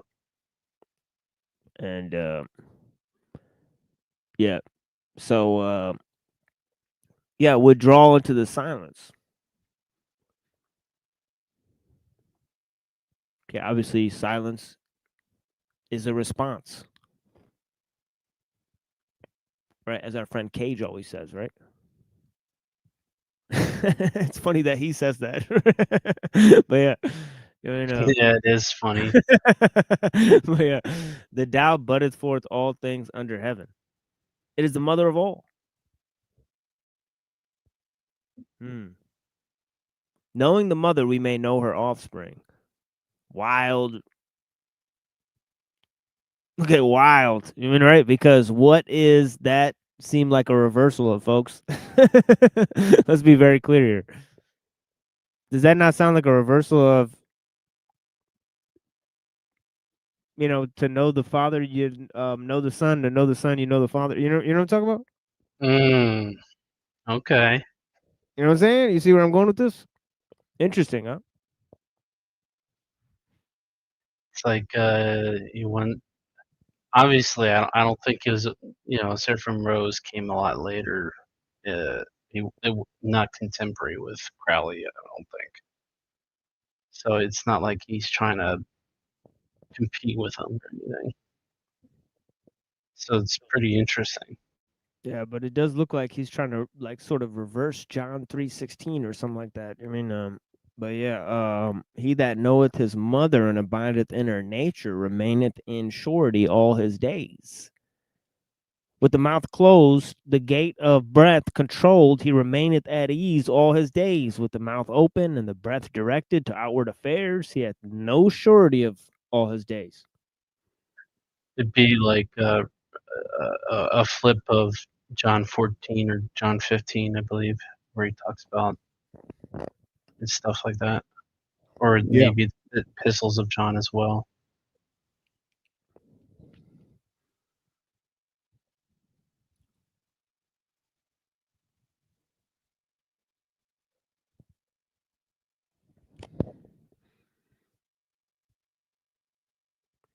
Yeah, know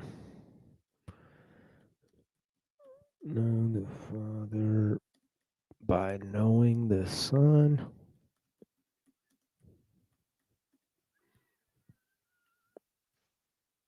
It's definitely John. I know that. Yeah, Matthew 11:27. Check this out. All things have been handed over to me by my Father, and no one knows the Son except the Father. Nor does anyone know the Father except the Son. See, I feel like it's kind of like inverting that. Right? I could be totally off the mark. He could have just had a total, just new moment. Right?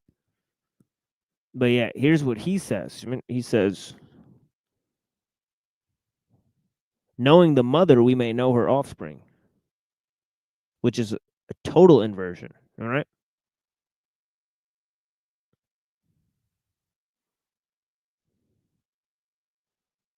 Right. Because no one knows the Son except the Father. You know, and then no one knows the mother except for knowing the offspring. So it's like, right? But yeah, interesting inversion, maybe Kabbalistic inversion there by Crowley. But who knows? With the mouth closed and the gates of breath controlled, he remaineth at ease all his days, with the mouth open and the breath directed to outward affairs. He had no surety all his days. To perceive that minute point is true vision. To maintain the soft and gentle is true strength.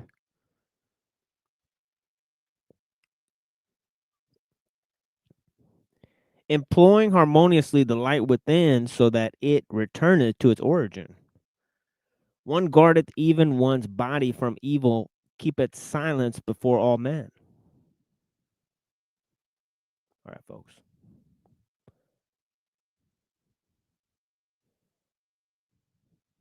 Okay, we'll come back to this.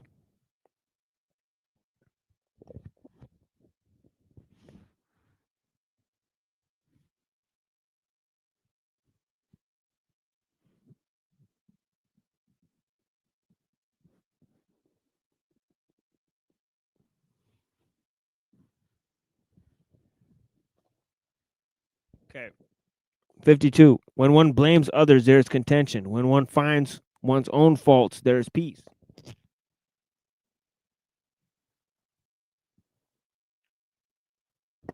Very much relates to what was said in the last translation there, right?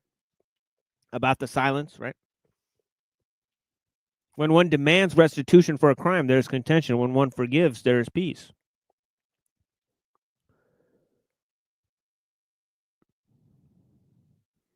When the way took flesh, he took the blame on himself. He forgave everyone, even his own murderers. Therefore, did he come bringing peace? And yet his non-contention is in contention with the contention of this world. Ooh.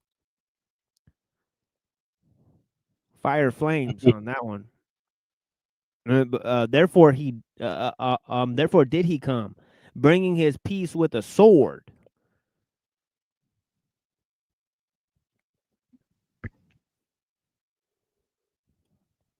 Gangster. Yeah, let's go to this one. That's like if you Oh yeah, he's talking about Jesus. Yeah, for sure, Neuro. You got it. Yeah, go ahead. if you brainwash a society for so long with lies that when you actually tell them the truth, they think that's the lie.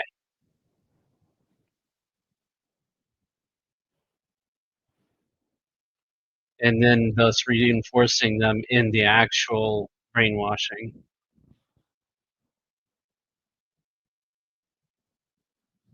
That's my take, my not interpretation, but just like a extra example, I guess. I don't know.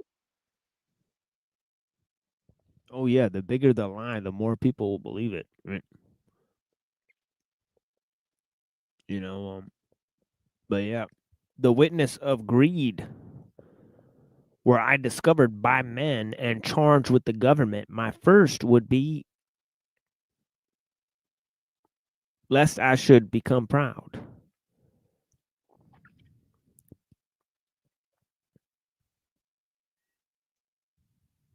I don't really get that line. That's like too old English to like, what the fuck? Were I discovered by men and charged with government? My first would be lest I should become proud. What?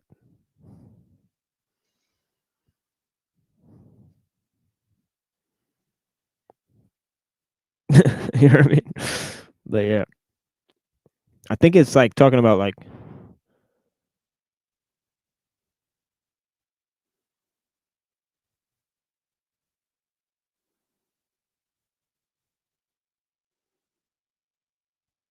that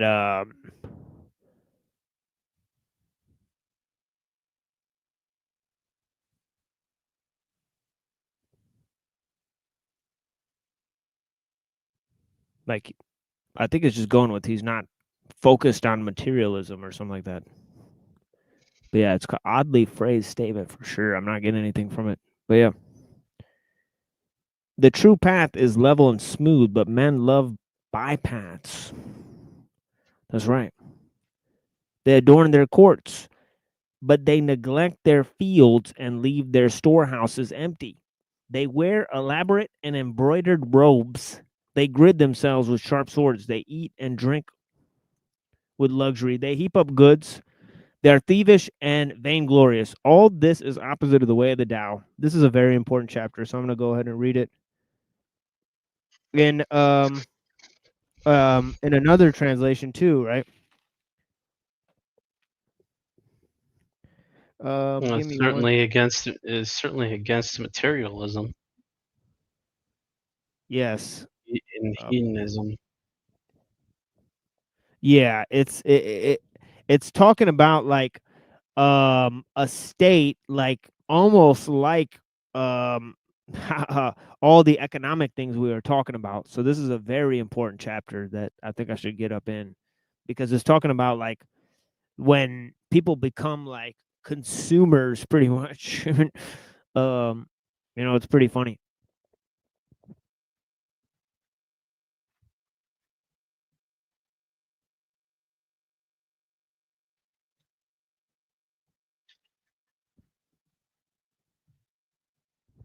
So check this out.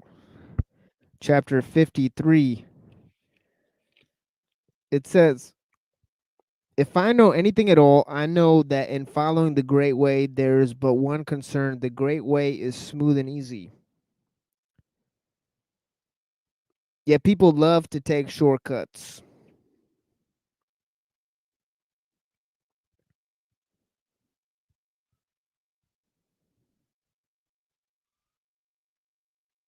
The court is resplendent. Okay, so he's talking about like where the rulers rule, right? He said the fields are overgrown, the granaries are empty. Yet some wear elegant clothes, fine swords dangle at their sides. They are stuffed with food and drink and possess wealth in gross abundance.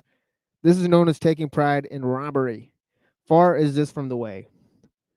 So it's people that are creating a society where everybody cheats each other so that they can all have wealth, and they produce things that are markers of wealth, and they engorge themselves on food and drink. Right? He's saying that a society that's focused on producing abundance, right, instead of natural harmony, going with simplicity, right, keeping their affairs few, not acquiring abundance and all that type of stuff, right?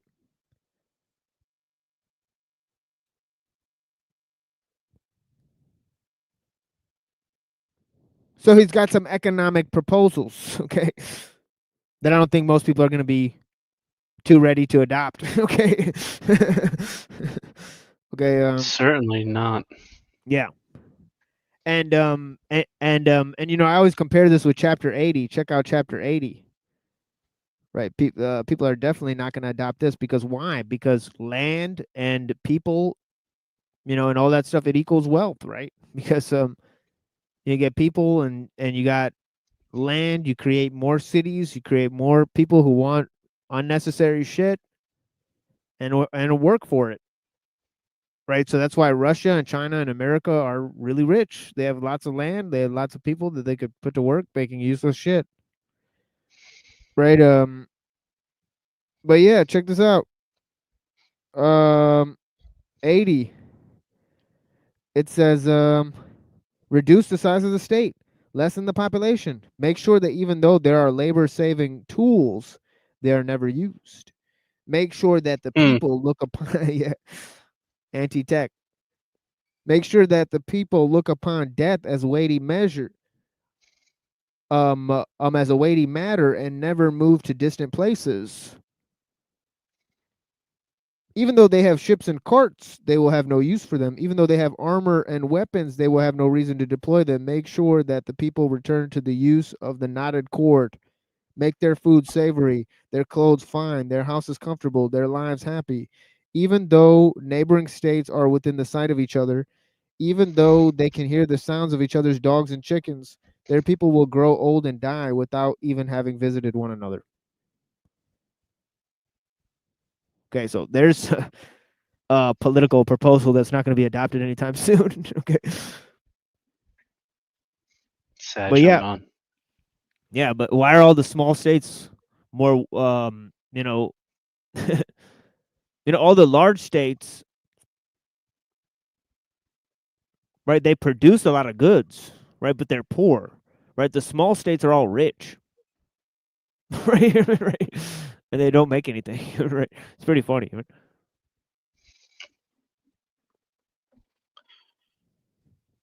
But yeah.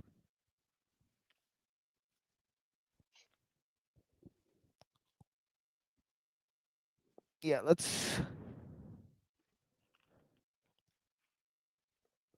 and that's partly because, when you need more shit and you want to expand with more power, you need more slaves, you constantly need more ammo.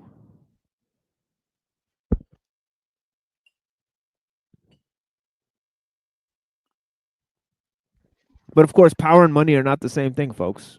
And we've seen that time and time again, right? Oh yeah. Yeah. It's obviously power that creates money. It's not money that creates power. If you're still stuck in that mentality, you're fucking lost, right? You have no understanding of history, really.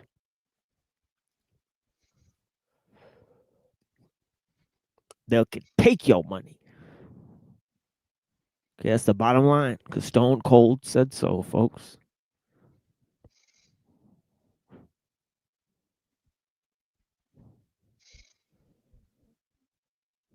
Anyways, let's move to Seraphim Rose and see what he has to say. Maybe he'll talk about political economy, but probably not.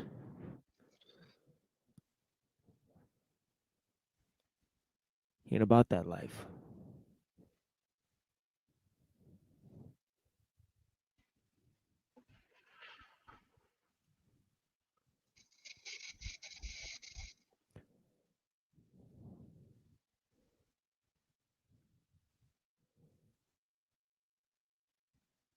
Those who are virtuous, said the ancient sage, do not dispute.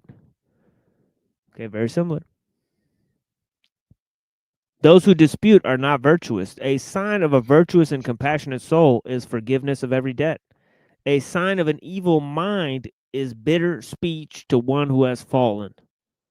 A virtuous soul, having been lowered into the valley, into the broken wholeness of humility, does not know how to have enmity.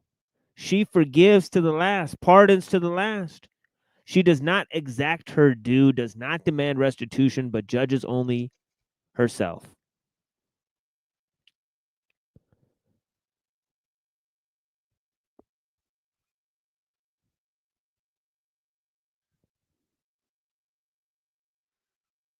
Always searching endlessly for the crime within herself. Like the way whom the soul follows, she will forgive and pardon everyone, even her own torturer. Asking for mercy in the secret place of the heart, she is granted it from the source of all mercy, and from there, from the secret place, she radiates mercy to all created things. If the heart has forgiven and excused, offenses will not be remembered. They are remembered only in the attic, the memory, without the heart's participation.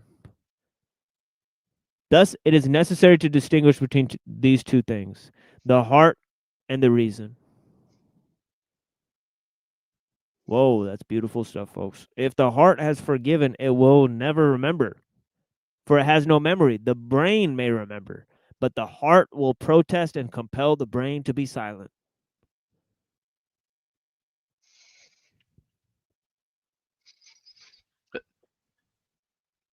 That's some heavy stuff, man. Like that's what I'm kind of talking about. Like it's like, oh, upload your consciousness, upload your brain basically to the machine or whatever, but you're leaving your heart behind. Oh yes, perfectly said, my friend. Definitely. So at the very least, you'd have to upload both somehow.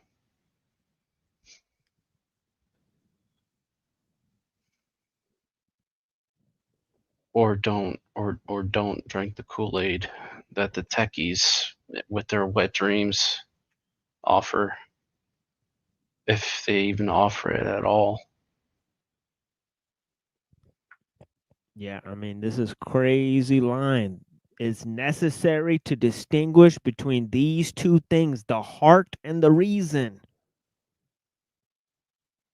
If the heart has forgiven, it will never remember, for it has no memory. The brain may remember, but the heart will protest and compel the brain to be silent. Whoa. That's some deep level spiritual jujitsu right there. Right, because it definitely is the way to go against narcissism and vampires, the energy vampires. They want the remembrance. They want people to keep living in the past and being re-traumatized.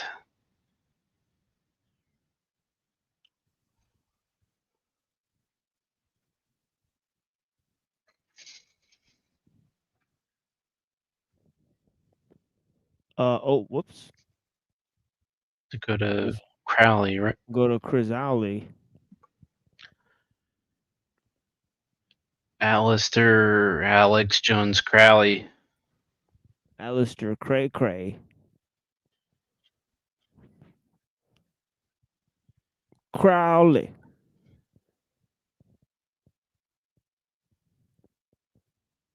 Definitely not a dummy. Oh, what is this? Oh, you can scroll to the side here. Okay. That was kind of weird. That was yes, actually. Wait, what? What the hell? Yeah. It's like the spirit of Crowley is trying to reach out and grab you. Yeah. That crazy, crazy man, the beast. Mr. 666. 666, the beast. The witness of wisdom. If a man plant according to the Tao, it will never be uprooted. If he does gather, it will never be lost. Okay. Let that be known, right? The methodology is everything. Technique is everything, as we've seen, right? His sons and his sons' sons, one following another, shall honor the shrine of their ancestor.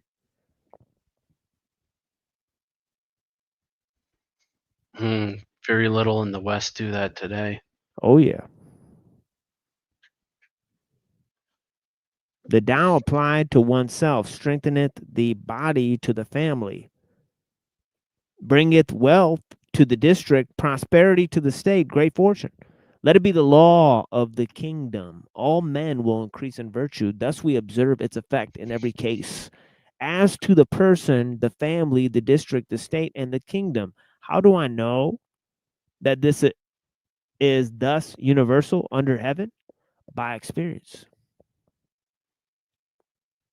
Okay, let me go to 54. And the other one, we're almost wrapping this up in the readings, and then we're going to go to Kaczynski. Now that we've lost some of the audience, we could do like crazier top. That's kind of the goal, is just to kind of leave the Dr. K stuff at the end of the show, because it's sort of like this type of stuff that'll get you banned, right? So yeah. So I've talked to a few people who've got their channels taken down for that. Of course, we do so under extreme conditions. I mean, right? You know, taking highly descriptive and abstract approach, and not talking about any prescriptive measures and concepts and ideas. So it's pretty interesting. The other day we got Nick Volt to come up here, basically almost agreed with everything Dr. K said. You know? Pretty interesting. Man. But yeah, chapter 54, when you have descended into the valley with him, and with him have been raised upon the tree, when the tears of joyful, liberating pain flood your flood your eyes, excuse me, and you taste the sweetness and perfect wisdom of dying to this life.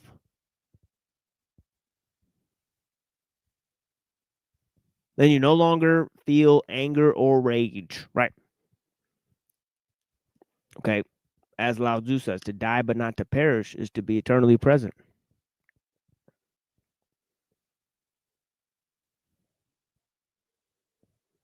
And you know what it means to forgive everyone and everything. Then you see how he, when nailed to the tree, okay, notice the tree is capitalized, right? Could have forgiven everyone who has ever lived and ever will live, right?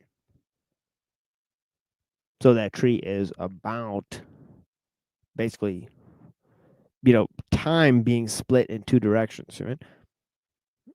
I mean, you know, is you know, the cross, and that's another thing. See, this is what I mean, right? Eternity is created again by the cross. You know what I'm saying, right? So it's weird. You know what I'm Know what I mean, Benjamin? saying? Yeah, but it's weird, right? Because you know, it's like he achieves. No, because the sacrifice becomes eternal or something like that. I mean, It's like the biggest inflection point.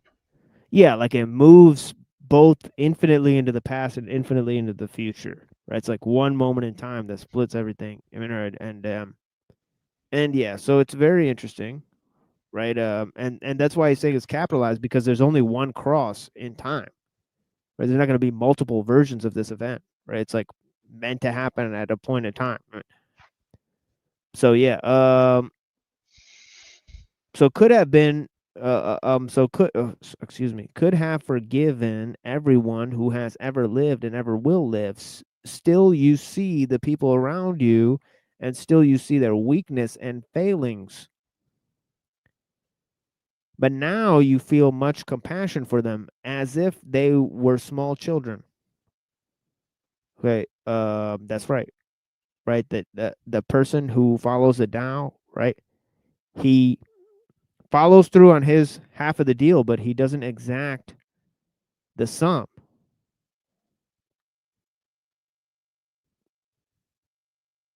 You know what I mean? So really, you know, obviously,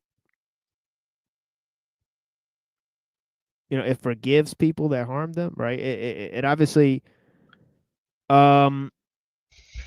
does not expect reward for its actions, right? So what's actually interesting is that, you know, the Tao treats all beings as if they're children, right? You know, it looks at all people as if they're newborn babes, right? While following the, you know, essence without form that actually nurtures all of creation, right? You become nurturing, right? So this is the thing, is that you're supposed to embody the Tao, right? Even though the Tao is a universal principle here, right? And that means not only making yourself as a newborn child, but treating all other creatures as if they're newborn children. And right, in a sense, nothing has changed. The good in you remains. The evil in you remains. But now you know. You know that there is nothing more sublime, beautiful, and profound than the cross. which is that moment in time where all of that was settled, right? So, is that it? Oh. Now you know what it means that he spilt his blood for you in an agony of pain, which even he was afraid and sorrowful to endure. And when at the supper before his final glory, he asked you to drink his blood and eat his flesh for the forgiveness of sins, you are ready to give up your flesh and shed your blood. You are you too are ready to forgive, that you may share in what he is, in his ultimate liberating love, a love that is a pain, but a pain that is a peace.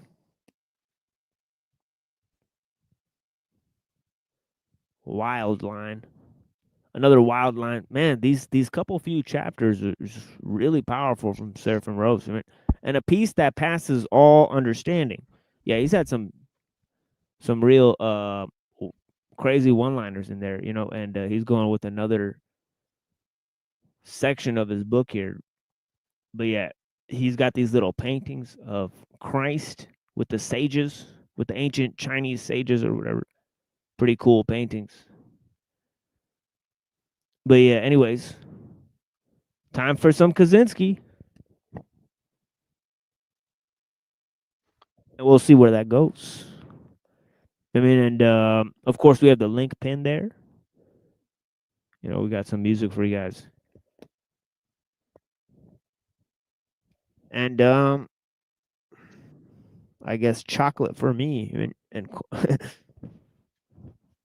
keep talking about it. It makes me want to get a snack myself. You should put on music and go get a snack. What? You could do that? Yeah, but it's not preferable because of the streams being cut in the middle of the thing. So I got my ambient mix playing in the back. Yeah, like this could definitely be cut out. It's like Goodfellas or whatever. But yeah.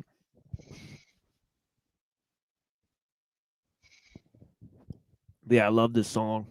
Know the Game. Cool G rap.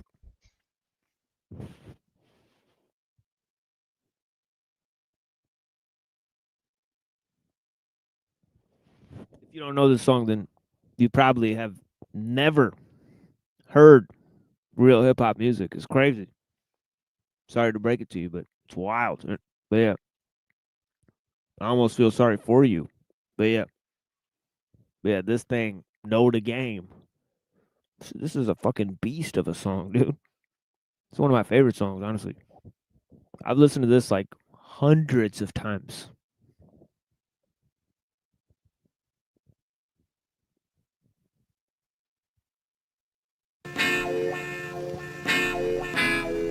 Infamous, like, yeah.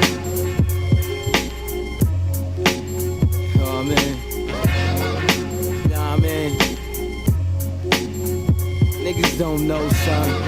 They don't know. Well, I'ma let them know. You know? Yeah.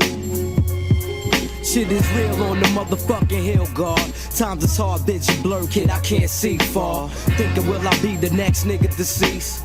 Over some bullshit beef, I pack heat. Son, it's 96 and I ain't going out like that. Never roll a dolo cause my crew got my back and it's a fact. Niggas don't know how to act till I cop back, react, leave them laying on their back. Sometimes I try to maintain and chill. Stop my brain for thinking, restraint for grabbing my steel. I'm stressed out, trying to live right on the wrong route. Thinking the ways to get loot a large amount. So I chill on the block. Nigga respect mines, I get with the Mac and the motherfucking Tech 9s. So pack steel if you come through, front if you want to. Before you do so, let me warn you. We more infamous, crime shit, take it to the gap, fuck the rhyme shit. You reminded of what the 9 did, remanded. QBC, then left stranded. We cock cannons, punishing and backhanded. In order to survive the game, know the game, hold your name, and let them niggas know the way to win the war, attend the war, in the war, and let your hammer go. In order to survive the game, know the game, hold your name, and let them niggas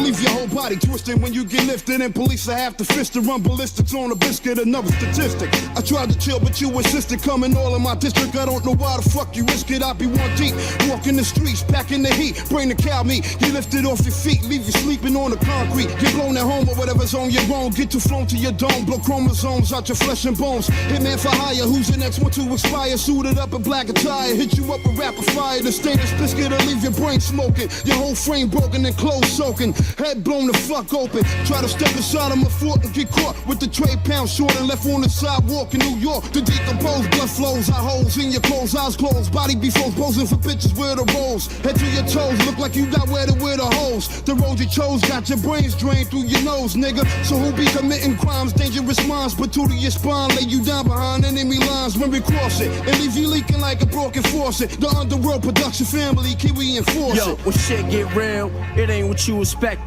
Me and my kickos is known to get hectic. Only the wreck shit, many slugs in all directions. Make you see the light where my shots make connections. Niggas get their face split in sections. Shook using ice grill looks for their protection.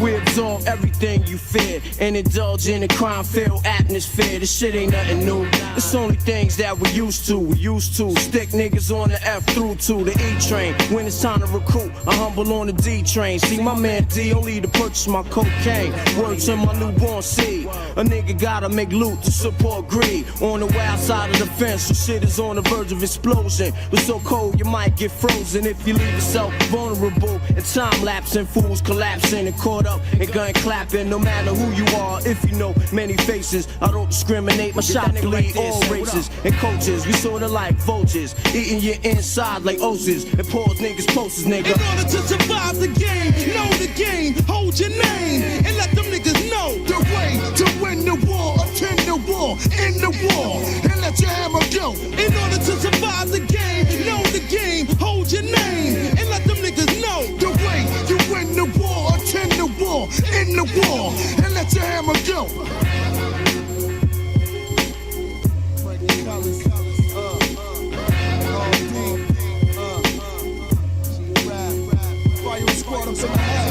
You know what I'm saying? Keeping it real. What's 718?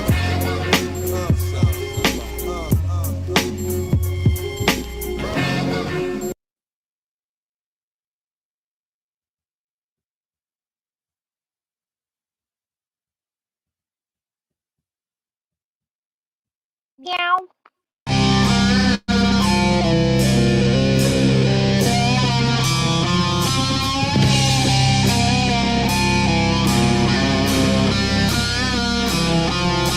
Explosions, a cargo ship explodes, setting fire to oil tanks and killing 567 people. A challenging period of history is marked by financial depression and universal war destroy the evil. And computer sabotages programmers' romance. Other MCs living in terror. That cause demolition. The cycle of construction and destruction reflects the shifting values of any given era. Dynamite blasts out the natural resources that have built our modern world. The sounds of mystery around. A 6-year-old with mind power controls his entire town. The sun, I steal a shipment of guns. An empire unfurl. A woman's nightgown.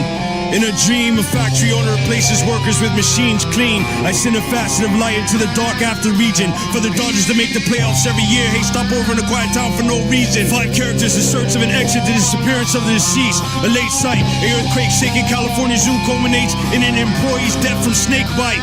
Phantom Valley, water the hammerhead shark, Hawaii. Son, some Cherokee Indians come from North and South Carolina. I shatter your respectability. The conquest of all graduates in this facility.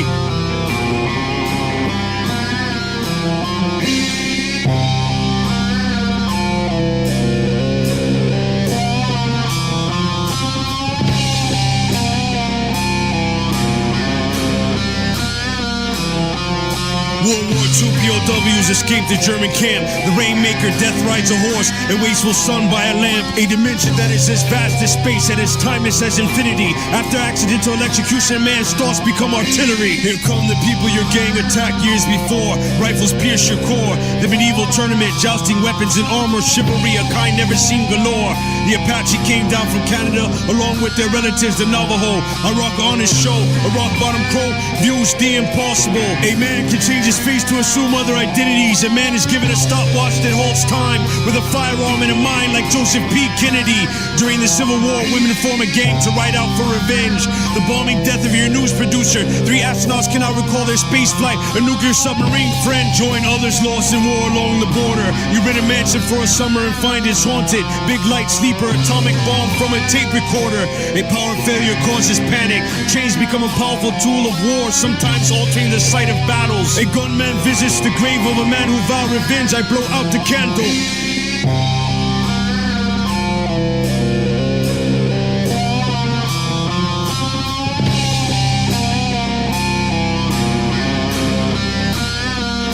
The American.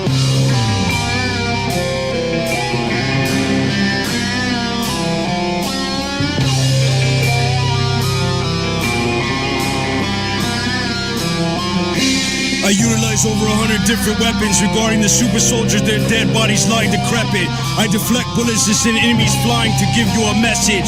An airship crashes into the Pacific. Power plant Bruce Banner receives an electric jolt which enables him to see the future for a time gifted. A well-versed art thief stepped in. He must prevent mercenaries from using a destructive weapon.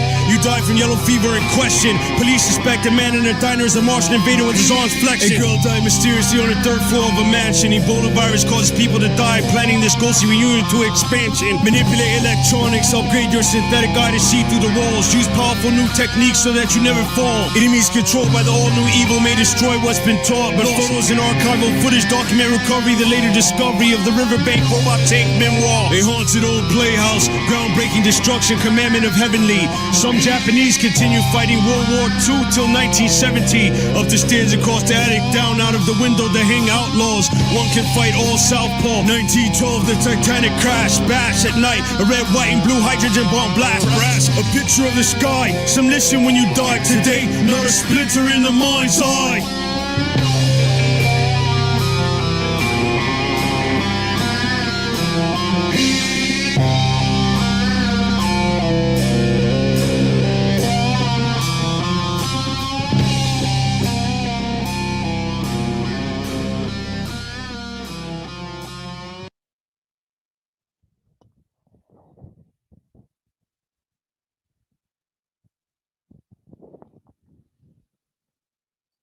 Did you see the umbrella? That was pretty funny. It was like they were like, yeah, with the umbrella. Highly that would do any good against a high pressure water hose. Yeah, when I was in when we were in Greece, you know, these kids were fighting the fucking police. And we're like, literally, we went to this part of the Greece named Exarchia to go and buy weed. And there's all these kids, like anarchists and shit, that are like selling like meth and all these drugs and shit. Right. And I used to just go to this part of town just to buy weed, and it would be the crappiest weed of all time. Right. But we'd buy it anyways because it was the only weed we knew that was there. Right. And like until we went to like Mycenae and like place where actual brown people lived, like there was like no good weed. And right. And yeah, it was crazy. But yeah.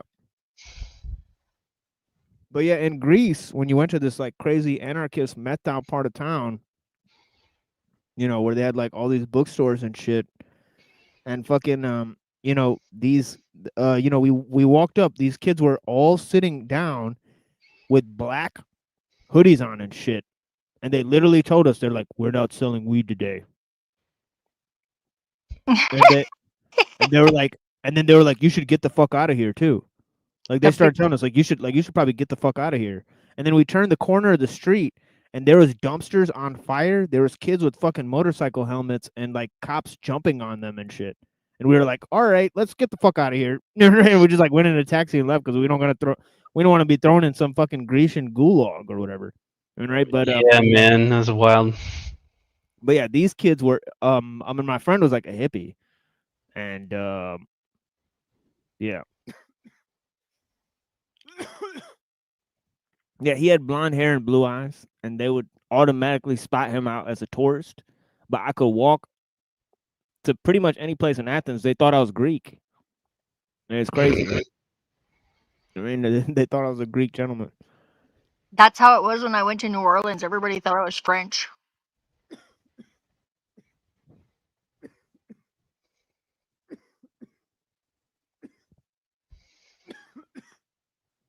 Holy cows, brothers and sisters. I've Holy been smokes. smoked out, right? Holy cold smokers. My lungs are destroyed. Ooh, baby.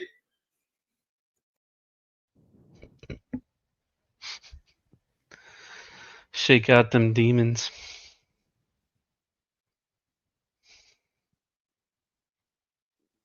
Hell no! Hell no! That shit ain't gonna happen. Yeah.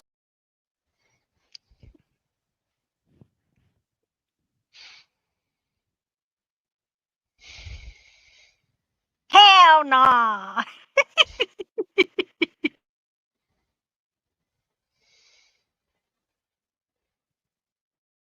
Death wish. Death wish. Now bring me that Rebecca bitch.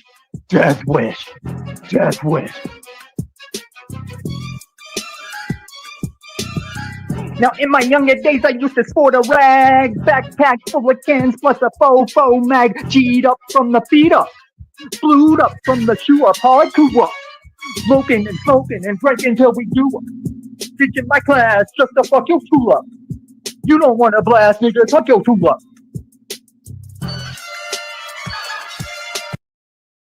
Dude, who is? Bullseye.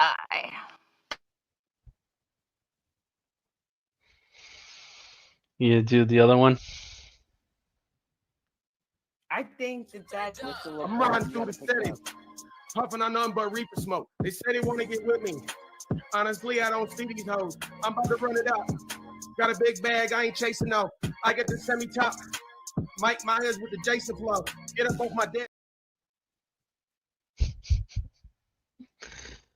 Oh, brother. Mike Myers with the Jason flow.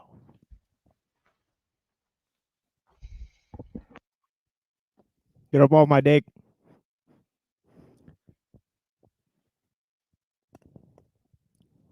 Stop talking and looking lame.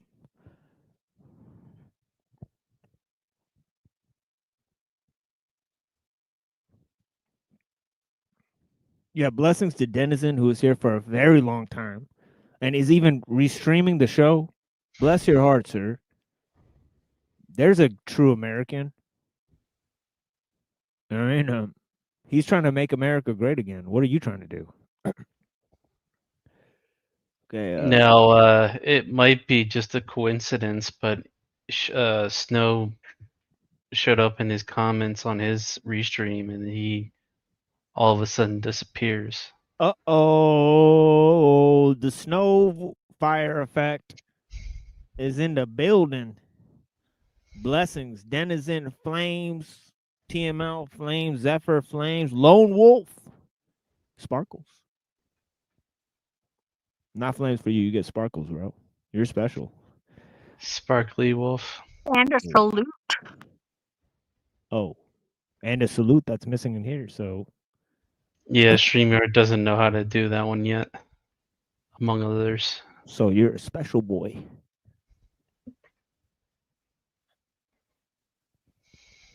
Me and Denizen get the old fire, but you get saluted. Blessings. And favoritism among the panelists. We're trying to scope it out, see what's going on. Dynamics to the panels. People will agree to show up on panel. If somebody else is there, they won't show up. Yet they'll go on every show where you're not allowed to go on, where they talk shit about you. Isn't that weird how that works? So they have pretty funny. Double, yeah. We got Lonnie here. Blessings, Lonnie. How you doing, sir? You doing okay? What's up, man? I figured I'd pop in and say hello to you. Yeah, you doing all right? Yeah, I'm doing good, man. Thanks for asking. How are you, man? Yeah, it's good to hear. Yeah, I'm chilling, you know. About to move to Ohio. You are? Oh, yeah. Man, I have a buddy of mine. He's moving to, I want to say Toledo, man, but I could be wrong. But yeah, he just lives 2 streets down the road.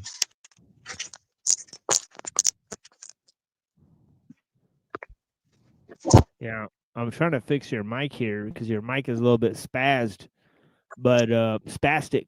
It's coming through like sparks and shit, like electrical sparks and shit. How's that, But, man? Sounded like you were walking and it was in your pocket. No, not at all. I'm actually in my bedroom just chilling. yeah, it's better now. I did hit reduce background noise or whatever. But yeah, blessings. It's good to have you here, Lonnie. Yeah. I've been making I haven't been on too many streams lately, man. But I think I popped up at Flow State last night, and I think Oh yeah, how'd that go? Oh, it's always entertaining, man. You know what I mean? Oh yeah. But it was a they started talking about a sour note, man. I don't like doing that, man. Talking about when somebody else is out having a downfall. Wait, what's that now? We was talking about Rat Blood last night. Oh yeah. We're familiar with that situation. Actually, Zephyr is one of his mods. Yeah, but that's right. So I got a lot of love for Rat Blood, man, but he's going through something, man, and yeah. if you know Rat Blood, you know that ain't him. That's as of late. You know what I mean? Well, you see the I don't know if you guys saw the live stream for tomorrow, so he'll be back on tomorrow.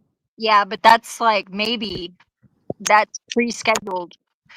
Oh yeah. But I'm sure he's good on his word there. He'll show up and have a show, and maybe I'm sure it'll be entertaining. I'm sure more people will show up than usual. So I think that's the kind of thing that's.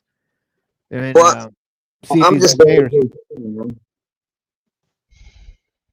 I'm sorry. What was that, Lonnie? You kind of. Okay. I mean, as far as I know, but I heard he did go to the hospital. I don't know how true that is, but yeah, we're not sure how true. I mean, maybe on the live stream they'll have more clarification. Yeah, well, I was privy to when that was all going down. I think it was Steven and Cage were on panel. Oh yeah. Cage is in our Discord, and also Flow State is in our Discord as well. The Powder Dusty, as he's now called. So actually, he actually dropped his link in there before the show. He actually usually drops his link in our Discord. So I actually was watching some of his show before this show started, and yeah, it was quite entertaining, the conversations, but it was interrupted. I mean, but they were having a sort of a debate of capitalism versus socialism, which is interesting because the entire point of my show in Ellul was to prove that those two systems have been, merged and then discarded. Right? So it's pretty interesting. So I have a question for you, actually. So what's the I don't want to say protocol, but what's been the given rate of longevity on having a domestic, I would say, currency? The longevity, what is it? 100 years? I mean, the current currency is different, right? Because it used to be backed by a different system, and now it's something else. Right. I get what you're saying. So I think not even but empires, you could see Roman Empire. It never ended. It lasted 500 years. So I'd say 500 years for a great empire. But did it really end though? I don't think it ended, man. They just turned into a church.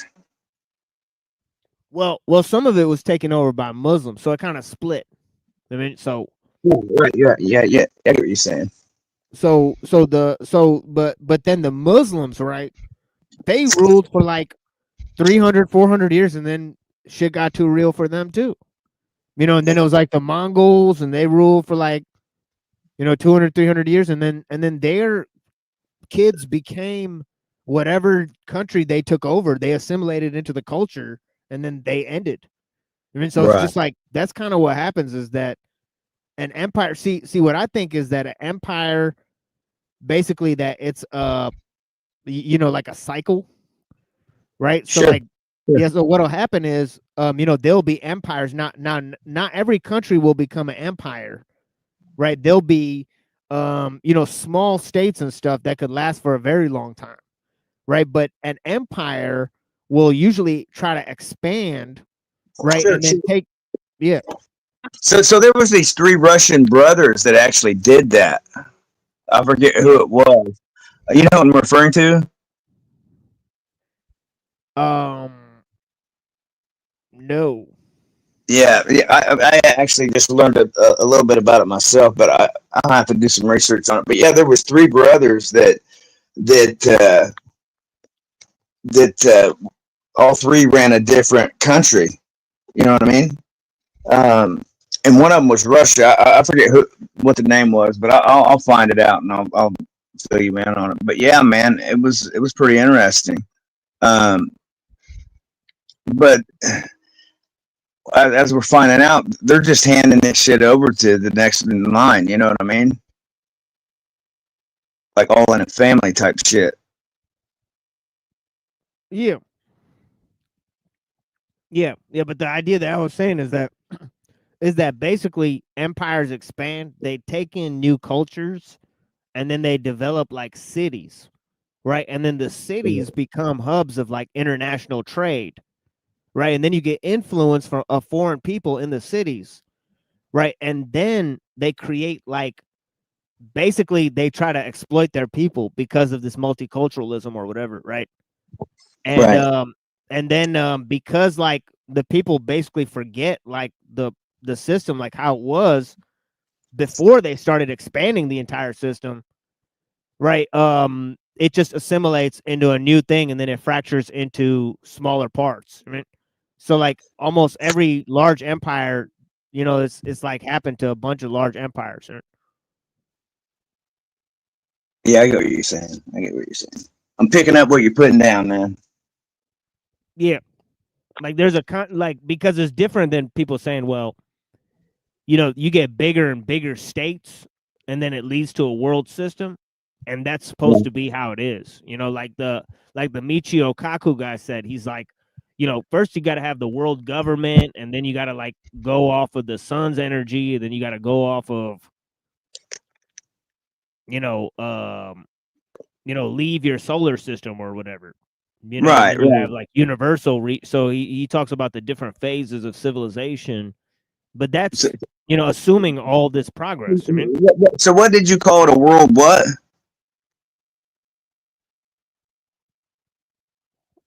um, You gave it a name. shit, like world system. I mean, I don't know, but like a world, yeah, like world government. I mean, Yeah, right? so that would be what we have currently now with the world, with the Absolutely, economic yeah. reform, right? Oh yeah, you got international trade, and you Right. got Right. Klaus you got Schwab, global baby. community. Yeah. Oh yeah, it's a world government right now. Yeah. Yeah.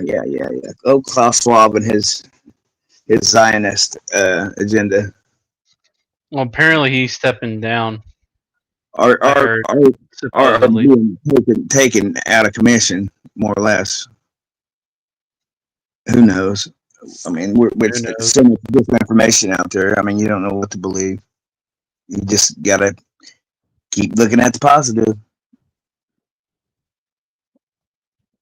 Exactly. But yeah, it's what's wild is the past few days. I've been seeing a lot of. Well, there's always been a lot of consciousness stuff on YouTube and stuff like that, but I'm seeing a lot of different stuff now that is coming to light. Things that I've been talking about for the past, over 3 years that I've recently learned myself, and I'm still trying to be a student of it, man. But this energy, this biofield, all that shit, man. It's going mainstream to where I don't think that necessarily that we're having this you should call it a great awakening or whatever. It's just I think everything's set on a clock, man. I think that certain spirits were supposed to do what they're currently doing, and that's becoming aware of the fuckery.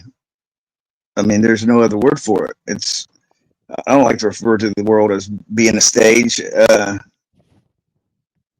I just like to think of it as a construct, and that's being pushed a lot too. So, I mean, have you noticed that? Oh yeah, simulation theory. That's Yeah. a hoax. The Great Awakening is a hoax. Yeah, you're definitely right about all that. Right. I just think the number of spirits here isn't as high as people think. I agree. And I think it's Um, timing thing is like it's all on divine timing. you Really. can feel others' energy, and I actually get stronger around uh, similar people such as myself, and there's not a lot of them in my immediate surrounding. I can feel the energy via over the YouTube, streaming or something. Kind of Yep. weird, but yeah, but I can feel it. But it's just crazy because I was a normie, like 4 years ago, and the shit that I'm learning and talking about now, and it's the shit that I thought um, my girlfriend was crazy over telling me about. When we first got together, she was telling me about the frequency and vibration and universe and how she's empathic and things like that, and how she was a student of Reiki, and I was like, oh, okay, that's cool. And I'm thinking to myself, she's a little touched, but I like her. Yeah. What's strange is TML. I think I told you about this. Her and I had gotten in an automobile accident like three months into our relationship, and we were basically had a pit maneuver done on us at 70 mile an hour by an 18-wheeler, man. And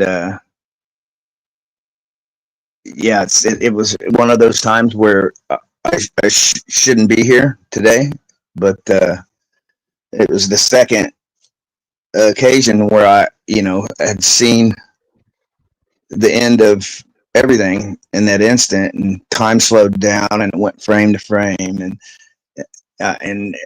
all I could think of was, oh no, not like this, and I got out of it. It's just, even today, it's like, what the hell? Or did I, become deceased? I don't know. You didn't overcorrect apparently. Yeah. Well, see, here's the thing that me and her both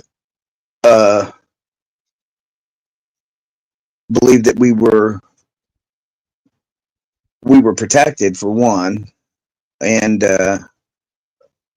we both had a lot to do with the outcome because of the energy that we carry. Like, I saved her, she saved me, and yeah, just really, really strange. But anyway, I'm rambling on about it.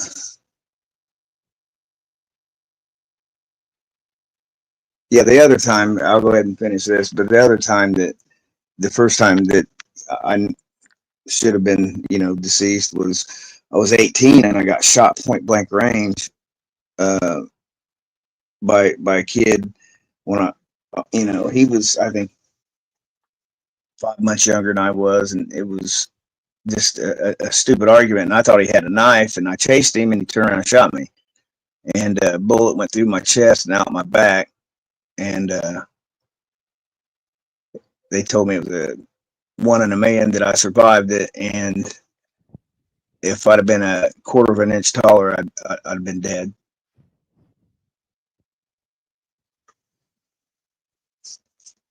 Yeah, it was definitely a learning experience, to say the least. Yeah, that's pretty crazy. Yeah, I learned a valuable thing though. A scared motherfucker's a dangerous one. Yep. Yeah, you scare somebody, you leave them alone. But I'm not about that life anyway. But yeah, the things we learn when we're older that we wish we'd have known when we were a lot younger. You know. Yeah, that makes me think of Steve Ray Vaughan. The things hmm to do. You say it's Stevie Ray? Yeah. Yeah, yeah. Yeah, he was amazing. Yeah. Ever since he was a kid too. It was like Yeah, he was and channeled. a lot Yeah. of a lot of shit that he played was uh, it was just completely amazing how he got the sound. Yeah. He wasn't a traditional blues player, you know. No, he was not. And he was an ugly motherfucker. Yeah, but he was cool, man. You know what I mean? He just the way he made that guitar sing was just amazing, man. Yeah, his art made him a whole lot more attractive. I'll tell you. Well, I like the hat. Yeah, the hat was okay. The hat was cool. Yeah, I had tickets to go see him in Las Vegas, New Mexico right before he died. Oh, and the helicopter crash. Yeah, yeah. He was probably he's probably worth more unalive than alive. I don't know. I cried for days though. Yeah, I wasn't too hip to him when he passed, but uh, my brother's ex-wife's sister's boyfriend was like knew a lot about him, and that's how I actually but found out who he was is because he had just died, and this dude was. Matter of fact, I bought my first Fender Stratocaster off this dude. His name was Randy. So yeah, I got to hear the whole scoop on Stevie Ray Vaughan. Was it Randy Rhoads? No. No, probably not. Then again. The Jimi Hendrix Fenders with the white scratch board. Hmm. Pretty cool guitar for a 11-year-old kid. That's Oh, how old I was when he died. Or no, maybe I was 12. so I am quite a bit older than you. I'm 52, so What? No. yeah. See, that's timeline shit again. Because I was like in high school, I'm pretty sure, when Stevie Ray Vaughan died. But I remember because I was in maybe I was 13. Yeah, I okay, think I was 13 actually because I was in Father Javolt School for Boys. I'm 48 almost now, so Yeah. So what year did he die? I'll I find it. I think it was like 90s. It had to have been like early 90s. No. It was 80, 86, 85 What? or something. Yeah, it No. was. You may Yeah, find out. weird timeline shit then. Here we go. It's all screwed up. Yeah, I agree.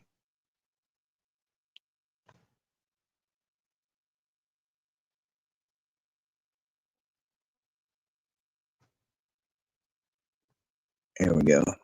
Ask Gemini. I don't even believe Google What anymore. year did Stevie Ray Vaughan die?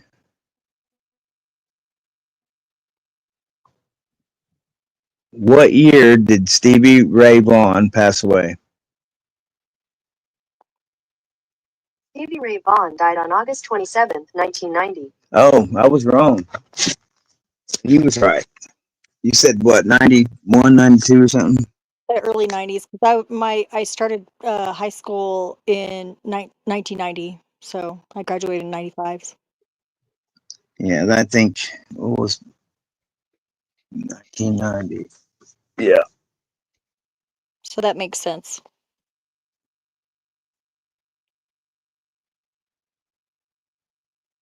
I was like, not 1986. That would have been really weird if that would have been true. But I've had weird shit like that happen before. I've seen Steve Vai actually do an interview yesterday on YouTube, and I'm like, what happened to this dude? Yeah. He looked bad. Iggy Pop looks good though, still. It's freaking weird. Is he like a I'll tell you, vampire? thing? I'll tell you, David Lee Roth, he didn't age very well either. Uh-uh. But No. he was more into doing like Frank Sinatra show tunes in Vegas, Mm. But Yeah. that was his kind of style of singing anyway. Yeah. I was a big Alice in Chains fan, so when I Yeah. did any covers, that's what I'd sing that shit. Yeah, I did some karaoke in my day. But I do like mostly like I can sing Led Zeppelin range pretty much. What's wild is I know a lot of guys that have sang for bands and shit, and can't do karaoke for shit.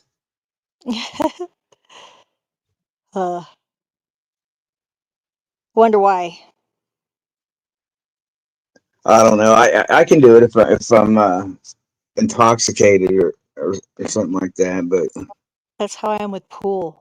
If I have some tequila, yeah, same thing there. I can't play sober, but I've never considered myself a billiard player anyway. But all my buddies love playing pool, man. yeah. I like foosball. I hate foosball. Oof. Love My it. friends used to love it. Ugh. Foosball, air hockey, all the simple shit. Yeah, I, I think I play darts too, man.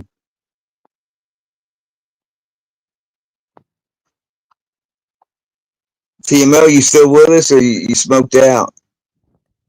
No, I'm here. he's just listening. Yeah, but it's crazy stories. Yeah, definitely. I almost died like 3 times, and it was always drowning. That's So not good. it's That's kind of like weird. being in a fire, man. You know what I mean? Fire and drowning. It's the two worst ways to go. Yeah, but it's like you said. It's like the number of people that say that is crazy. You know. Yeah, my dad like I've always been afraid of drowning and I like took swimming lessons and I can swim, but I get all tense in water that I can't see the bottom of. I don't know what it is. But my dad threw me in the lake like over the side of the boat I've heard of that happening to a lot of people.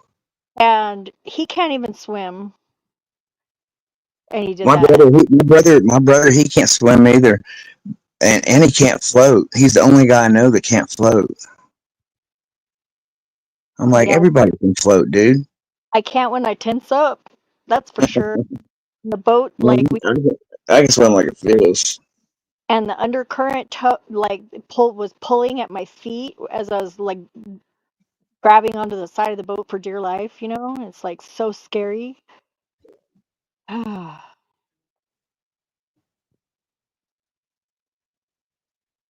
Hey, did you guys happen to see that little short video on YouTube about how um,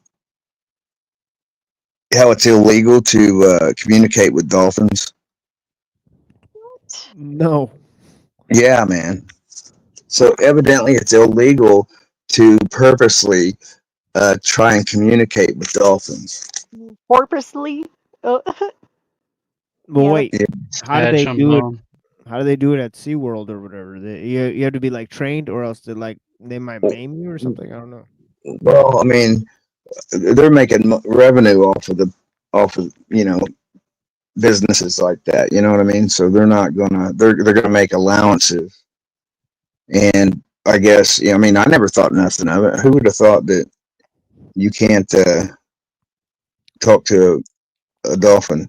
Not That's that. a that's a John C. Lilley L, because that was his whole deal, is communicating with dolphins, right?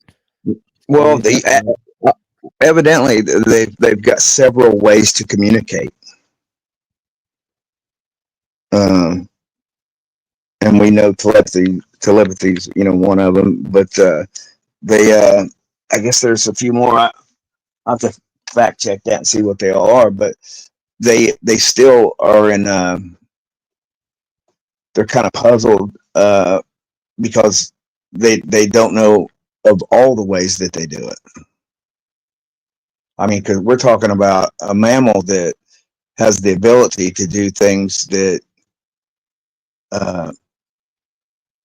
well, I mean, they probably got more abilities than any mammal.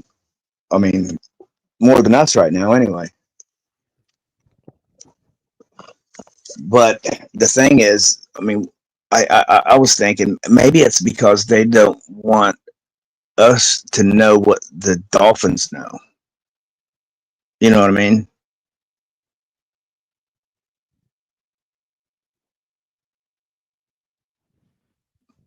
Because there's a lot of undiscovered territory in the water. You know what I mean?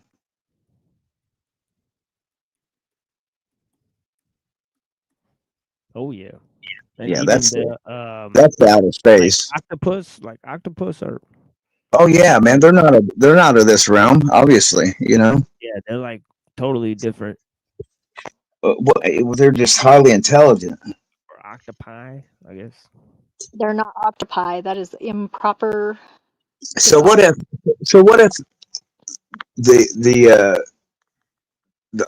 whatever you want to call them, the occupy or whatever, I mean, because they obviously have spirit too, so maybe that's where they get all their information as well. You know what I mean? So they don't need a large brain because they don't need it. They have lots of brains. They have one for each tentacle and their main one. Well, when I mean lots of, I mean as in size, like humans.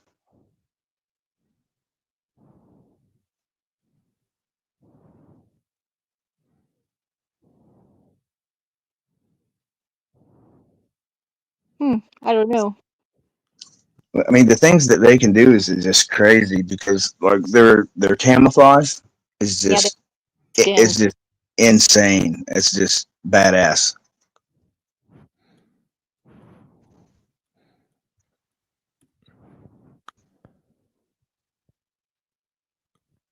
Yeah, isn't that what they say now? That you could receive information from light, optical genetics, so they can Right. So interpret the environment. yeah, I was just wondering how that works in the water because I know that EMF doesn't travel through water. You know what I mean?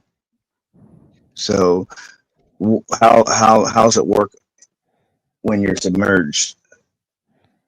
I think I'll have to check that out.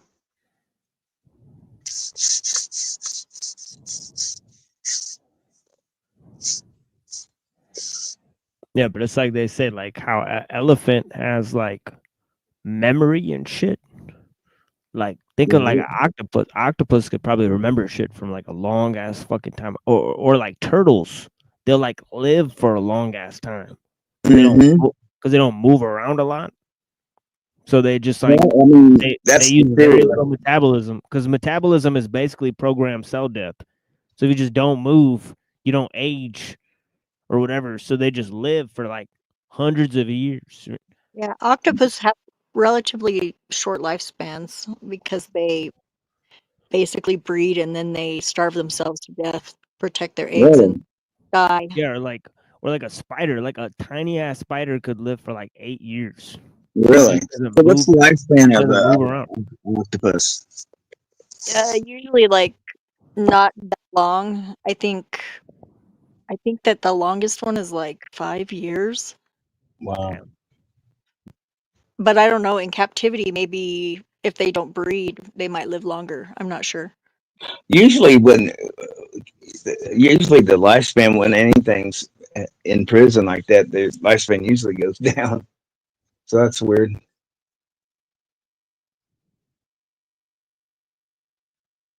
That's what I call being caged, anyway.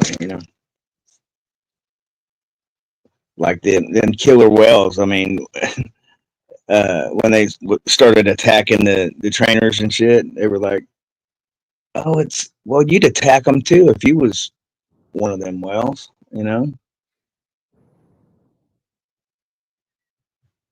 Yeah, elephants are pretty vengeful creatures too. Like there Wait, was what's that mean? there was a story of a Indian elephant that like had been like abused or like maybe somebody stole one of the group's babies or something like that, and he went after this guy and his entire family. Elephants mourn. Yeah, they do. And they usually, whenever they're migrating in Africa, the African ones, they stop by the boneyard where they take all of their ancestors' bones. Right. Well, I remember the saying, "Memory like an elephant." They say it for a reason. But yeah, isn't the dolphin? Isn't it one of the only other mammals other than humans that have sex for pleasure? Yeah, That's they're a little wild. overboard with it too. They even sometimes have sex with their food. Yeah, Really? for Din, I mean, for the juice guy in the back. I mean, can you? Yeah, you have to cam up and wave for us to let you on the show. Here, hold on. Let me put this banner up. Maybe we could speak to this fellow and make sure that it's not a porn bomber. Oh, A PB and J. Greetings, Juice. You're on the show. welcome. Let us know Welcome. how you feel. I feel pretty good, Phil. You feel with your fingers, your hands? I'm still not getting it. Can you tell us a little bit about yourself?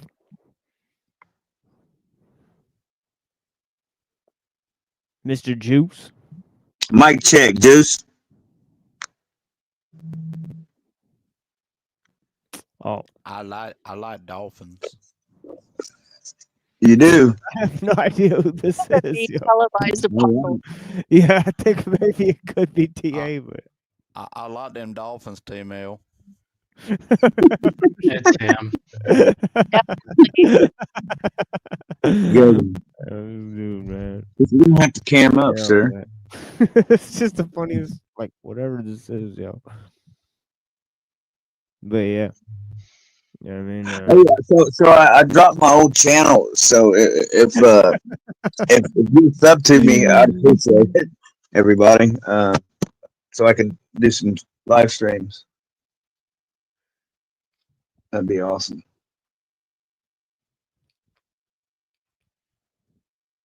yeah, I bless think it. I got like 4 subs, 3 subs or something. Oh, you're talking about in the back? Yeah, on this new channel. Here, hold on. Let me make you a mod here. I can make you a mod here.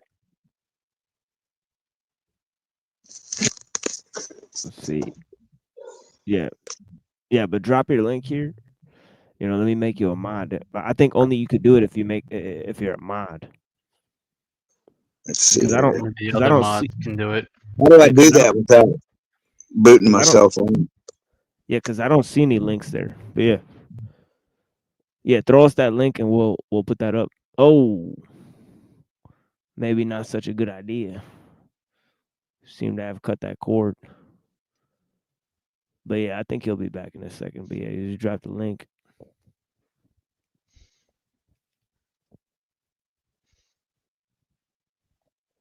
Holy smokes. Peace to Lonnie. I liked where he was going with that conversation. The reason why I chose a frog is because the poison dart frog is one of my favorite animals, or creatures, whatever you want to call them. All it takes is scraping the needle across their skin, and it's enough to kill a grown man. If that ain't fucking amazing, I don't know what is. Oh yeah, I forgot. We could drop the link too. What the fuck? It was like only Yeah, a click man. away. Yeah, what the fuck? All right, so yeah, that was only a click away. I was definitely retarded for that. But yeah, Just a shot away. yeah, so we got Lonnie. Don't know if he'll be back. Probably his phone died or something like that. But yeah, we'll have to move on here. We'll give him like a minute and a half more to see if he'll pop in here, and then we'll move on to reading Kak Zinski. Oh, here he is. See, double dark copy. Yeah, exactly. So yeah, blessings. Yeah, so pop over there, double dark copy. Give him a sub. We'll definitely give him a sub, and go check out his channel soon. And go have conversations with the homie. 8 subscribers. I don't know how much. I don't know how you go live or whatever. If you need subscribers to go live, because I already had about 100 or so. When we popped in here. Oh, here he is. Hold on. Sorry about that, man. No, it's all good. Yeah, I did exactly what I thought I'd do. Boot myself. But yeah, I put it in the chat.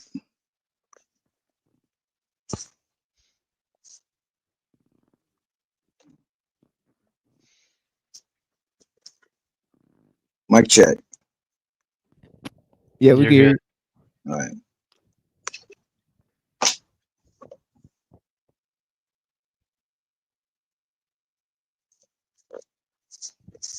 Dude, I enjoy your channel, man, and it's like I a few people that I'm sub to and I talk to quite often. I'm like, I talk about your channel and they're like, man, he just is too smart. I'm like, yeah, but it's educational, man. Just because you're not on that intellectual level doesn't mean that you can't be. You know what I mean? Yeah, that's the thing, is that people try to trick themselves into thinking that what I'm talking about doesn't apply to everybody. Right, and I know that from talking to you, you know. But, you could definitely pretend that, but yeah, it definitely applies to a wide range of people. I mean, whether they want to see it or not, definitely applicable. I mean, I try to keep that shit way abstract, right? So that people don't get tied down. Yeah, you break it down, man. And that's what I've explained to a few people. I'm like, you just got to stick around for a little bit, you'll pick up what he's saying. Yeah, thank you, Denise. Yeah, blessings. But go ahead, man. Oh no, it's just like, like I tell people, like, like how, in ancient Greece they had this dude Procrustes, right? And he had like a magical bed, right? So, basically there's like heroes and shit, and like, he could use this bed to like basically heal them, right? So they're like come back from a war, they're all bruised up and shit. And he's like, look, I got this magic bed or whatever. So if you lay in it, it'll heal all your shit. It'll make you new or whatever, give you like new skin and shit. Like a kind of like a rice machine. Yeah, like some type of time machine. So it's like a hyperbolic fucking bed or whatever. Like he had like a magical device that could heal you. Well, they're supposed to be coming out with these med beds in troves right now, and if you have to be on a certain frequency to, I mean, basically for the bed to accept you, Yeah. Yeah. So this was kind of like what he was telling people. Like he's got this special device, you know. So when they would come and sleep in his bed, he said the bed will basically mold and conform to your shape. You know, if you're too long, it'll stretch out. What's that called? It's called If you're too short, it'll cut. It'll like basically wrap around you or whatever. So it'll shrink to your size or whatever. So basically, he's saying that, this is like a magical bed. But whenever somebody sleeps on Prakusti's bed, right, he cuts off their limbs, or he stretches them out to fit the shape of the bed. So see, Right. he's not wrong, right? But it's just that he has an idea about the world, and then he fixes reality to shape his idea. You know what I mean? Yeah, yeah, I actually do. As we all have the ability to do just that, as we are creators. Oh yeah. Like I told people like about the story of the two rocks, right? Where like one rock says to the other rock, right? You're in a temple, right? And basically you're turned and shaped into a god and people worship you all the time, right? What's so fucking special about you? Right. And the other rock says to the normal rock, right? He says, "Look, I'm shaped into this figure because a guy came to me with a chisel and started beating on me, and it was painful for me to change who I was, but I withstood every blow. Whereas when he came to you, you screamed out in pain. And see, this person saw something within me, and I allowed it to change me. I mean, so because of that sacrifice, I was able to attain glory. But you just wanted to be a rock. So why the fuck are you blaming me that people worship me and treat you like a rock?" That's why you don't subscribe to labels, because it limits you. That's a You know what I wild mean? story. Yeah, what about this one? In the jungle, right? There is a man, right? Basically hanging from a cord. You know what I mean? And you know what I mean, he's hanging. He climbs up a tree so he could see, right? And he slips on a branch and he gets tied to a vine, and he's hanging on one leg, tied to a vine. And he's like, eventually I'm gonna fall because this tree is very tall. So once this vine snaps or I'm stuck here, I can't get my other foot out. Right. So he's just kind of stuck. So he's like, all right, so I'm fucked. I just wait here and I'm either gonna fall or I find a way out of this. Then two lions come and start circling underneath the vine. Right. And then two rats come and start chewing on the vine. Right now he knows he's fucked. Right. So then, he starts swinging to a strawberry bush. All right. So his goal is to land near the strawberry bush, get mauled by the lions, right? Just as the vine snaps, right? So he gets mauled by the lions, and then he eats a strawberry.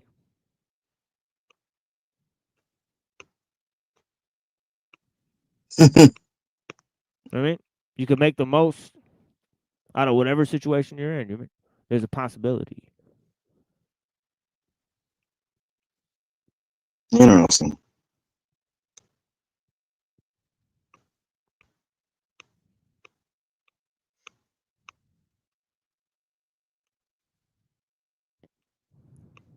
What about this one, dude? The most powerful Zen teacher came to New York, and he asked for a hot dog. Right? He went to a hot dog vendor and asked for a hot dog. And he said, "I'll take one with everything." And he hands the dude a 20. The hot dog vendor takes the 20 and puts it in his pocket.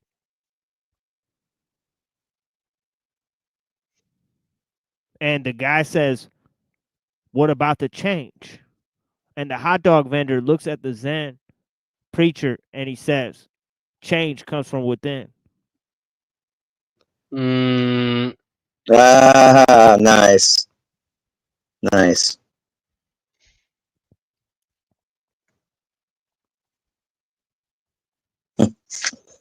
Yeah, I like that.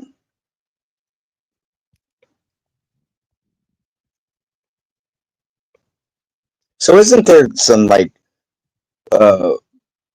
some Buddhist Tibetan monks or whatever? Don't they? Is there a faction of them that wear like orange? I know there's one that wears yellow, but isn't there some that wear orange? Oh yeah, yeah. They were founded by this dude right here. Right. Hold on. I got a little picture of him So I've learned. So right here. the color scheme is The the Bodhidharma. logo for healing and uh, power, energy.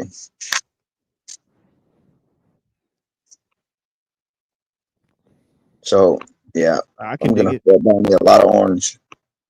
you put some body armor on them.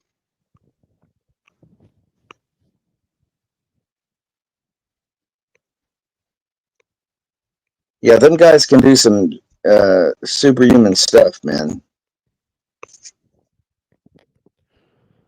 Shit that I thought wasn't real at one point in time, but I definitely see it through a different eye now. You know.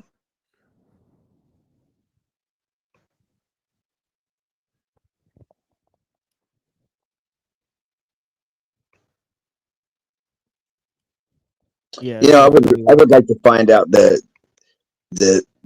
number of times that you know a lot of us have been here. You know.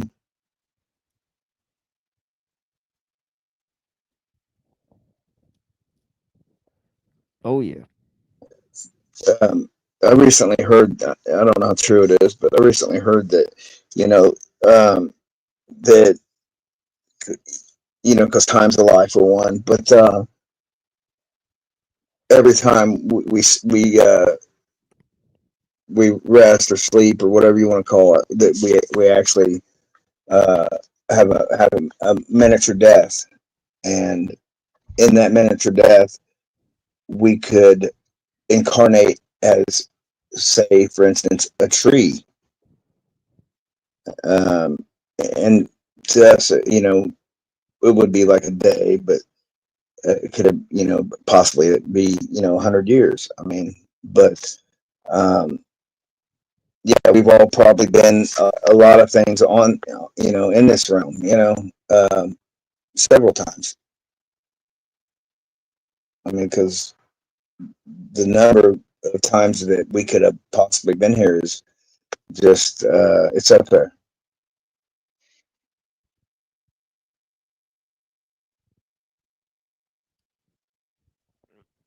Yeah, I mean, I think whatever like we are enters into obviously some type of virtual space whenever we go into a dream. Mm-hmm. I mean, and yeah, I mean, yeah, I feel like you get new information. Um, especially when you're either falling asleep or waking out of sleep. Feel like fucking like radio signals and shit. Mm-hmm. Like, People, I think it has a people lot to do with like it's sort of what you, like it'll like fix on a dream, but before that it'll like try to choose which dream it wants to fix on. It'll like land on a bunch of weird shit. You know what I'm saying? I think it has to do with your last thought before you go to bed and your frame Right. of thought. Um, you know what I mean? Yeah. And like, you're not supposed to be watching, you know, like horror movies and shit like that, and, which you shouldn't watch them anyway. But But Yeah, well, think about it. I They can could. agree on that though, Yeah. because I've had dreams where there's stuff that I've seen that 100% wouldn't be on my mind. So I think those are the demonic attacks, though. Oh yeah. right. Yeah. Allegedly. Oh yeah. Demons can pretend to be family members in your dreams for sure. Right. Well, I mean, so what are we calling demons? Are we just calling other entities demons? No, it's like a person like in your dream where you'll be talking to them. They'll be one person, and then later on in the dream, it'll be a different person. You know what I'm saying? You'll be like, Right. "What the fuck?" It'll be like, "Hold up," you know what I'm saying, right? You know, where like this motherfucker just changed like halfway through Yeah. the dream. Let me rewind that. You know, like that might be like some type of demonic, because it's like, what the fuck? You know, like shapeshift type of shit. But yeah, Really what a lot of these, celebrities are, man. Um, I seen a video the other day. I mean, who's to say if it's real or not? Not. But it was the dude from Pineapple Express, and he was talking, but he kept morphing into fucking Tom Cruise during the interview. well, they could, yeah, You know what? They could move like for example, right? They Well, could put we like don't supposed to say those names either. Like the skin. yeah, but yeah, of course. But like they do so much makeup and shit. Like they like look at the movie where they could just make a person look like a totally different motherfucker. So you never even know. You know what I mean? Where it's like they could just with just makeup just change a motherfucker. I mean, but yeah, with the shit that like with the frequency shit, it's like, if you can actually send somebody a message by dialing into the frequency of their brain waves and only send like it could be a crowd of people and you send one person a specific message, right? So if that is done, then what are you dialing into when you dream? It's like you're obviously dialing into some type of radio frequency or wave or some shit where you're Yeah. dialing into your Well, I think what we're doing is switching dimensions. Um, it's my understanding. I mean, I don't know how true it is, but uh, I've learned that. So we used to have these hand chakras, and we could change dimensions at will with the raise of a hand. You know what I mean? With our palm. But yeah, maybe we still got them. Maybe we don't. I heard that they were taken, but no, I still got mine. I'm gonna say I do. Show me the way, Dumbledore. Right. So anything you say with after I is there's power in that. You know what I mean? That I can or I won't or I will. So yeah, because I am. Are we dragonborns? Is there power in the thunes? In the what? Power in the thunes? What are word spells? Well, every word spoken is a spell because in the beginning was the word. So the frequency that the voice makes is strong, especially in numbers and vowels.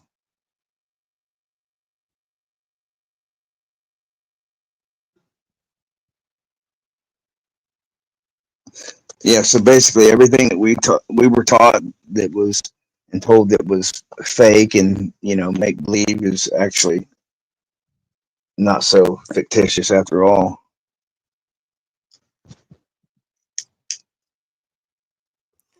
Oh, what's wrong? You don't want to be like what's his name, Edward Enigma from Batman. You don't want to go and make a little thought device that's able to put TV in everyone's brains. Well, they've already done that. Yeah, they've already done that. They did that when we were kids, man. I mean, that's why they went digital. So they just changed the way that they do shit.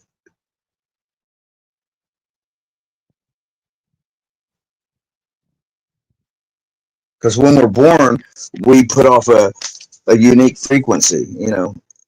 No two are the same. Kind of like I guess snowflakes. And if somebody picks up your frequency, then they pretty much can hijack you. like they did the soldiers Oh, in Iraq. that sounds like MK Ultra Haitian voodoo. Well, I don't know. I was wrapped up in that bullshit. Are you gonna put some period blood in a cup and have someone drink it and make them fall in love with you? What is this, Harry Potter? Or is this a love potion? No, I don't do shit like that, man. But that MK Ultra shit and the Monarch program, all that shit's real, man. It's TML, you know how it only as works. real as you allow it to be. Right. And if you combat it, and hundreds and dozens of references in your media, that makes it real too. But yeah, I get what you're saying. well, no, I mean, because there was a time when I was being attacked with electromagnetic frequency weapons, man, and they were fucking me up. Now I transmit that energy. Over your rap. Well, I mean, you still got particles in your air that you're breathing in. So I mean, you can hide from one, but something else will still pop in. I agree completely, because they have the what are they called, the Can I ask real quick? Are you guys, Lonnie, can you lower your overall mic volume? I'm gonna do the same here. I can't hear who you're talking to. I don't even know. Is that better? I could try to do that. I know what you mean, though. Yeah. Mo, hey, what's up, brother? Yeah, I thought it was you, but I can't hear you. Yeah, but like when he came in, there was like spark noise. So then I had to put a reduced background noise, and then it came in muffled. So that's The just problem how is you personally are very, very low. So could you Who, raise your me? mic level? Oh, Is that better? There we go. Mike, am I low? Yeah, you're way low. Oh man. But yeah, man, there was a point in time where I played the victim, and I don't identify as one of those individuals, and I'm not a victim of anything. Yeah, it's just I don't think I'm necessarily low. It's just that he's on a phone speaker and it's just different. But yeah. You got a little better because you were like really, I couldn't even make out who was talking. We're good. We're getting better. Sorry, not trying to be over. Here, hold on. Hold on. Everybody be quiet for a second, because I want to go back and listen to the first It's already better episode now, because I'm trying to think like Go ahead. if actually I sounded like that. Here, hold on. Give me a second. I mean, I couldn't even. Oh no! It's pretty good volume in the other part of the show. So I know. Don't over scrutinize me coming in as a new person. No, I just wanted to see if I was way quiet when I was reading earlier, because that wouldn't have been good. But see. Yeah, that's not the case. So yeah. Good. Like I couldn't even see your ring moving around your avatar. That's why I didn't know who was talking. Like, and this is. Well, I haven't said anything for a long time, so that might be it as well. It was like a slight adjustment to when I came in. Yeah, it could be me, right? Yeah, like one thing I've determined about myself is that, man, I'm pretty good at talking compared to a lot of people, but I'm fucking incredible at listening compared to everybody. I mean, like, I'm like the greatest listener in the world. I might be the top listener in the fucking world, honestly. You might be. Like I've determined, like I listen clearly, and I notice like when I don't hear shit, like it bugs the fuck out of me. I'm like, what was that? You know what I mean? Because I was like, that could have been anything. That could have been the secret codes, man. That could have been the key, right? So I just been So I've been listening like real close. I've had hearing issues my whole life. I actually found out I have a mild form of dyslexia, but it's like an auditory based, right? So it's related to like how I interpret what like a sentence somebody says. I'll hear it backwards. I'll hear certain motions backwards, and it's I'm still successful going back to school, right? But I've had to really learn to acknowledge and adapt that. So the auditory aspect I'm very sensitive to, which is why I was like, wait, what the fuck is happening? Like, where am I? Because I will learn and interpret way better if I hear things in that format.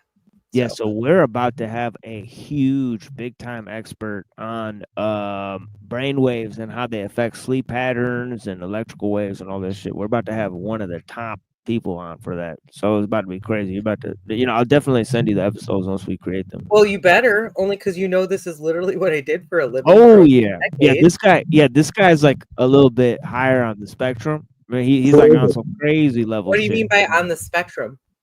Like he is on a new level with this shit, like meaning like he actually worked with like like different groups and organizations that are pretty like like international and shit. So Did it's he kind of work weird. with like sound, light, and entrainment and like bioneurofeedback? Yep, exactly. Yeah. So yeah. I actually, Kevin, who you have yet to meet, who is the co-founder of our project, who is sorry, and I haven't updated you, but cha-ching, we're going. Here we go. Sorry, we have an investor again, so it's happening. But he is one of the original people who worked with the founder of the system that was set up for the original sound and entrainment device. And he also worked with Dr. Lazanov. So this is spectacular. And if there's a chance that I could, potentially interact with this person behind the scenes as we start to have some more private conversations about what's about to happen here, if you know what I mean, sir. Yeah, definitely. But yeah, when I do the shows and stuff, we talk about the stuff because I was like able to glean tons of information from like so far because we're like asking about different things we talked about on the show already, like lilley wave and different things. So he obviously has tons of information on all of that stuff. So we're excited to do so. And then I might have also some other people to maybe talk about ellul on the show. So I'm looking for, and there's a couple people I have in mind that are pretty much like ellul experts or whatever. So all it takes is a couple emails. Maybe we'll get one of them on the show to talk about the life and works of Jacques Ellul. So those are two little specials that we're doing with guests that'll be pretty significant in the future. Definitely important information there about brain entrainment, how especially how they use technology to do it, and all that type of stuff. Or even like non-technology. I mean, I know I just said like sound and light entrainment, but there's a lot of different abilities to rewire your brain activity.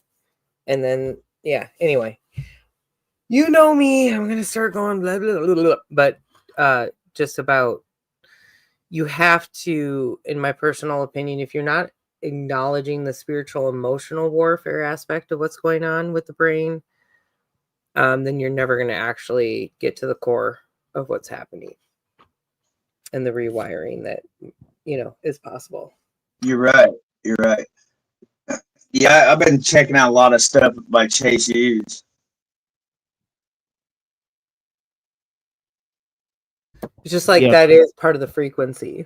That is part of the equation. Yeah, blessings to Frank. Thank you for being here, brother. I appreciate you. Let's put Frank up here. What's up, Frank?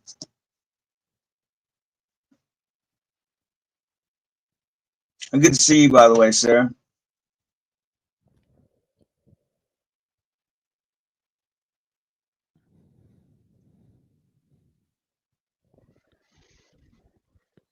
Yeah, blessings to all the people. Yeah, if you guys want, maybe I'll move on to this crazy reading I have, man. But yeah, I don't know if I want to do it. But yeah, obviously, Kurzweil's got Singularity University.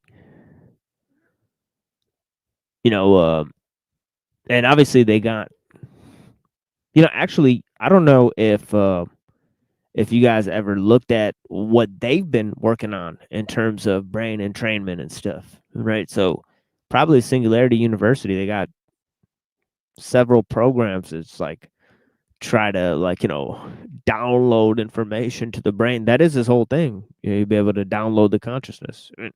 Because it's just info, right? So yeah, interestingly enough,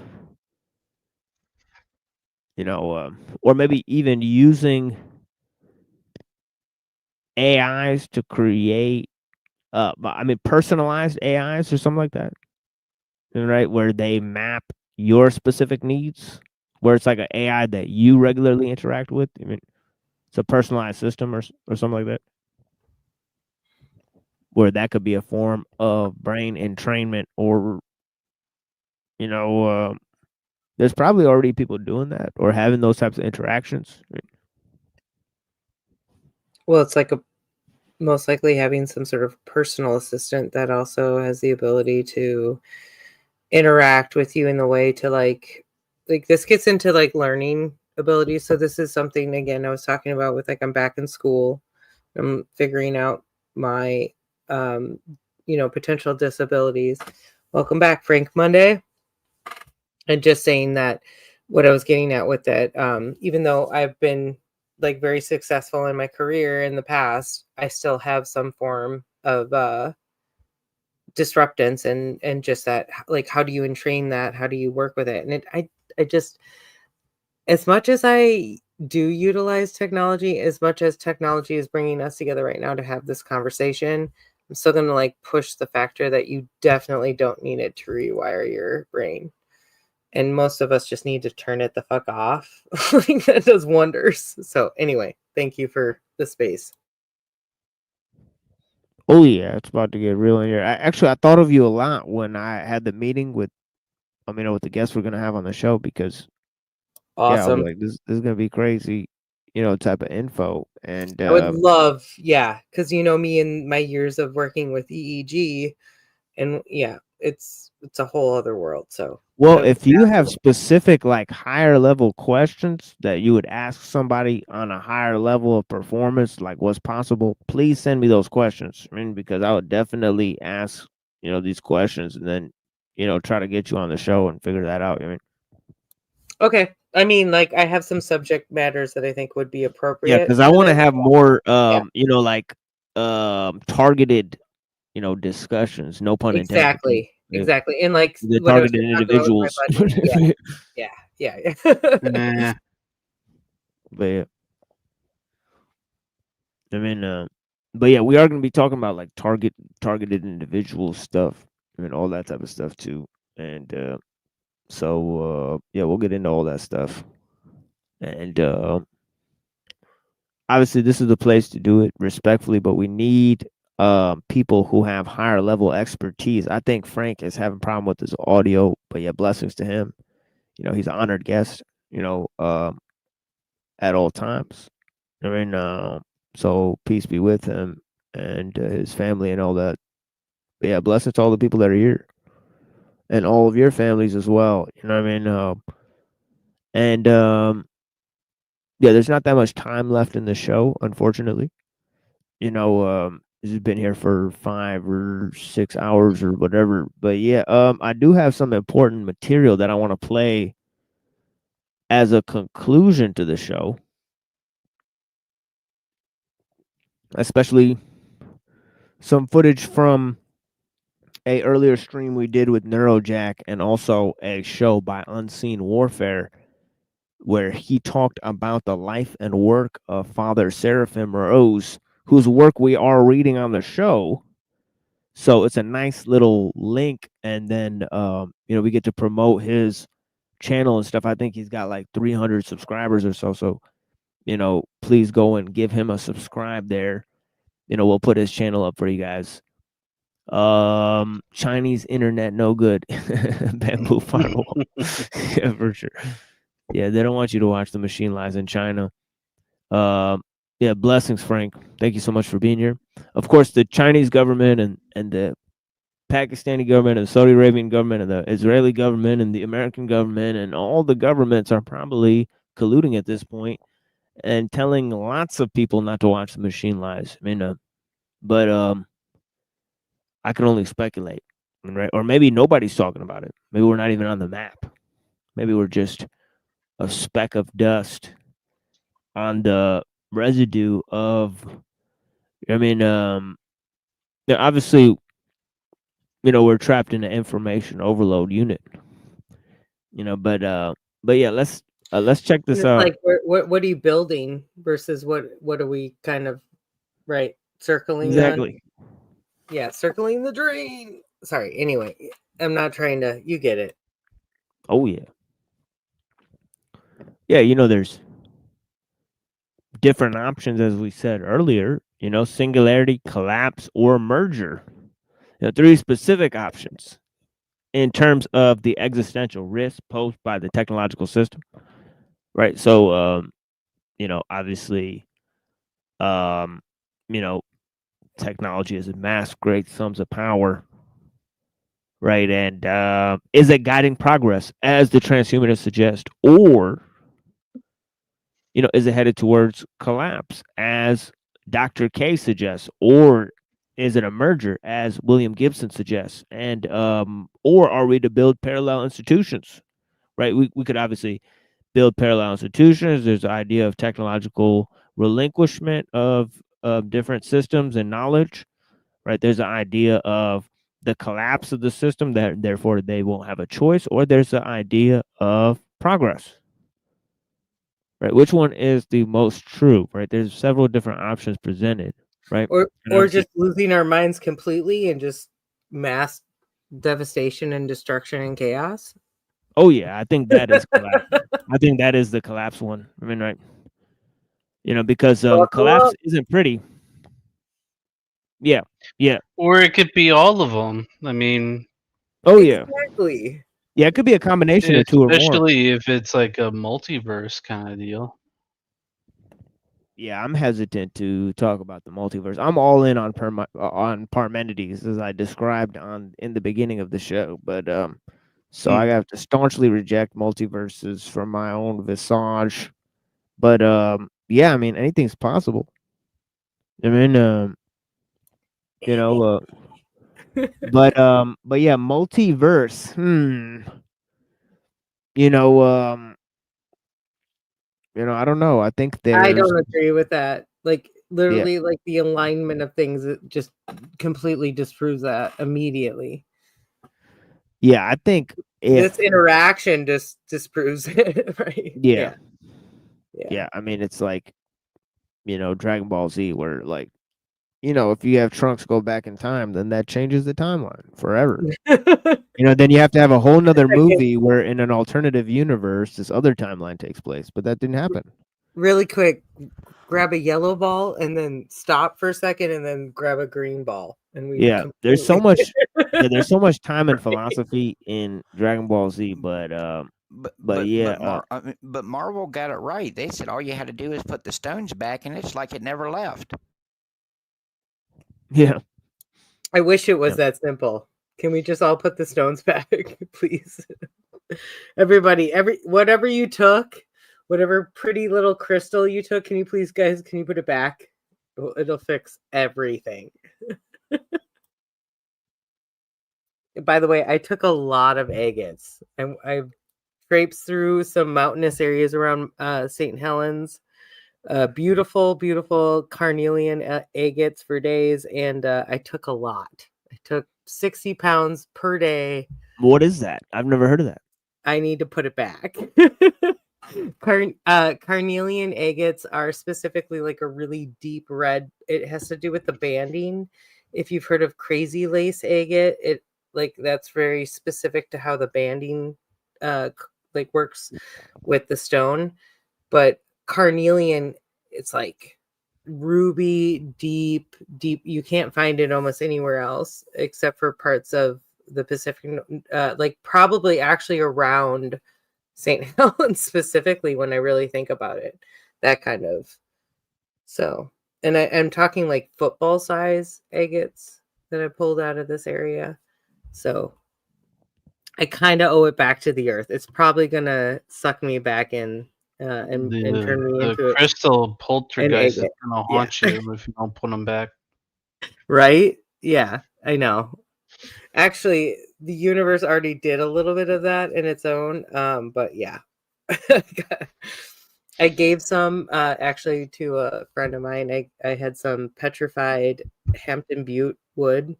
It's literally green, teal, and red spirals. And he gave me some fire obsidian. So it was right due diligence.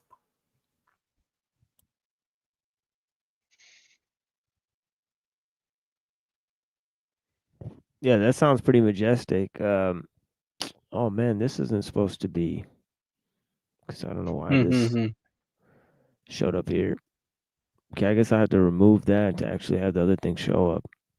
Oh, now it's nothing. Oh, there it is.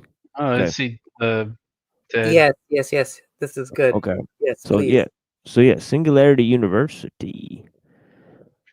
Okay. We may or may not have read this paragraph earlier, but yeah, if you guys look, we did a whole explanation with Nick Volt on the intro of this.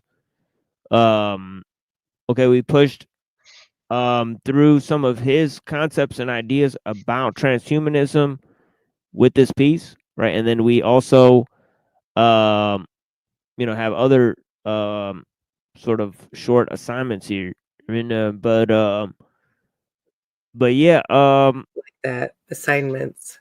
yeah, You probably need to dish that out a little bit more often, by the way. Give us all assignments. yeah, maybe you get like assignment. I mean, assigned to, purgatory. I would think more like to dissect the topic a little deeper. Yeah. Yeah, but exopolitechnology be's the topic. I mean, so you got to get as I said, it's got to be multidisciplinary. It's got to be architectonic. I mean, but yeah, check this out. Singularity University, the Technophiles guide research, shape advances, right? So that technology would improve society. Obviously, that's assuming the pseudo eschatology of progress. I mean, all these ideas. I mean, right? It's obviously against the Tao, right? Okay, it's against the Tao and Parmenides because change doesn't exist, right? And also to try to change things, that's a debacle, right, in and of itself, right? So try to improve society. I mean, well, that assumes that you know what the perfect society looks like, A, right? And B, it assumes that it assumes this belief in the false and pseudo eschatology of progress. Right? So here we have this idea, and of course that comes along with modernism. I mean, right? But here he goes. He says, we pointed out that Singularity University served in the practice to promote the interests of technology-oriented businessmen, and we expressed doubt that the majority of technophiles fully believed in the drivel about shaping the advances to improve society. It does seem, however, that the techies, the subset of the technophiles that we specified at the beginning of this part 5 of the present chapter, are entirely sincere in their belief that organizations like Singularity University will help them to shape the advances of technology and keep the technological society on a road to a utopian future. Remember the tech, but remember the techies are the ones that are part of the group that wants to have a technological consciousness that is similar to the religious consciousness, and also they want to push ideas about utopianism, right? So here he says it does seem, however, that the so yeah, he says a utopian future will have to exclude the competitive processes that would deprive the techies of their 1,000-year lifespan. But we showed in chapter 1 that the development of our society can never be subject to rational control. The techies won't be able to shape the advances of technology and guide the course of technological progress. Right? A, because that progress is you know, constantly accelerating, and B, you can't predict large scale changes within a society, and C, you know, The basically, singularity doesn't exist. oh Like, yeah, I'm not saying, no, hear me out. Sorry, when I say that, let me be very clear. We were just talking about like multiverses, right? Like that to me does not exist. But in this context of what they're saying, it's well, there has to be some form of duality in this. And that's all I'll say with that. And I'd like you to take it from there. I'd be interested in your perspective, but you literally cannot say there's not duality. Like, I don't know if it's trifold, right? Or bifold, but there we go. Take it from there. well, duality is definitely better than naturalistic monism, right? That's definitely way false. All right. So if you're that But stupid, it's then inevitable, right? yeah, Good chaos. Like you can't avoid it. It literally is our existence. So if to say it's not there is to say you're not in reality. yeah, yeah. But where do new ideas come from, right? So innovation, you Yeah. can't control it. If change happens on a large scale, you can't control the changes. So that's the problem with trying to control technological innovation, right? So there's a lot of ideas there, Yeah. right, in terms of technological innovation, and obviously, as I said earlier, it's also accelerating, right? So there's these three factors that I just mentioned are the main reasons why technological innovation cannot be controlled. You mean, right? Large scale changes within a society, they take long time to take shape, and the effects cannot be calculated in advance, right? So we're talking about Well, what changes about such as self-implosion? the toppling of governments, or the collapse of a technological system is even more on a larger scale. But I'm sorry, Ezra, what were you saying? And I apologize. What about self-implosion? Like you literally were just saying that. Like it will self-implode on itself, right? Like we know this is Well, the that's course of one of the history, options. right? In the wax and wane and the good chaos philosophy, you can't avoid it.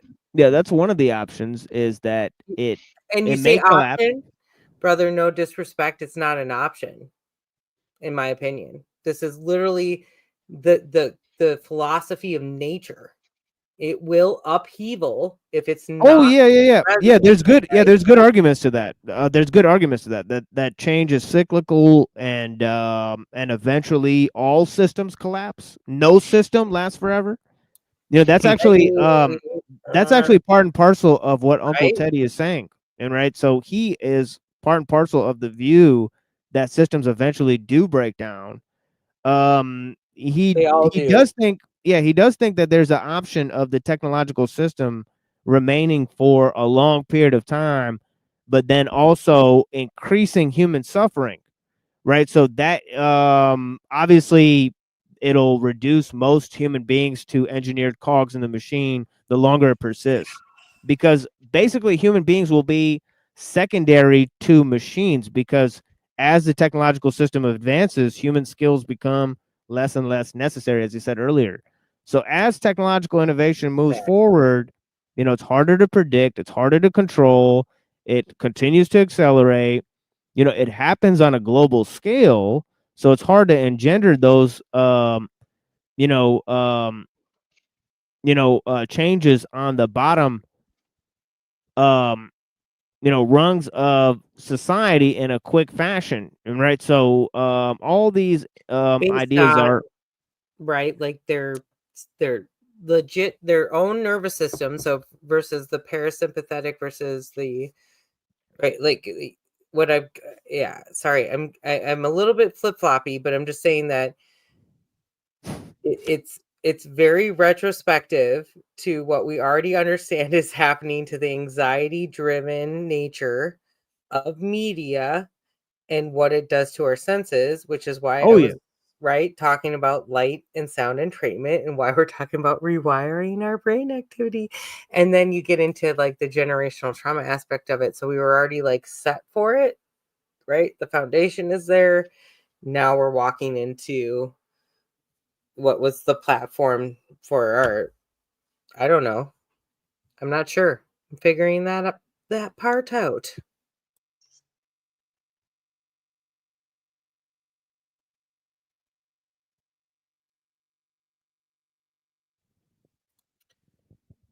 Sorry, I wasn't trying to. Yeah. Anyway, thank you for your time. You know, this is my topic, and you got me stirring. Yeah, blessings to all the people.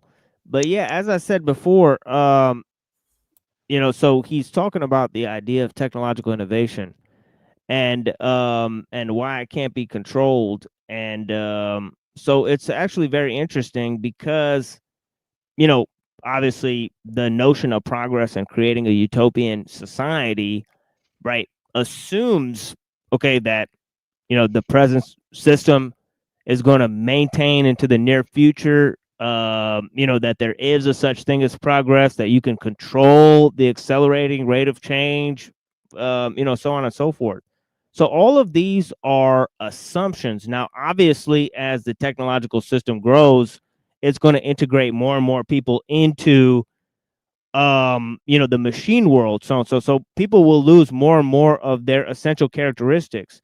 The techies that want to replace themselves with machines and all of that type of stuff, and they're saying that humanity can be replaced with machines, or we can create biological systems that are controlled by machines and regulated through the use of machines instead of natural systems, right? That these are going to be much more efficient, right? These people will be so altered by the technological system that they actually won't see the changes that they're proposing, right? So these same changes will wipe them out, right? Will wipe out normal humans like themselves. So they won't be able to actually enjoy the fruits of their so-called labor. So he's kind of puzzled as to why they're, proposing all this for their children, right? Because So we realized it wouldn't take long for it to literally reset itself.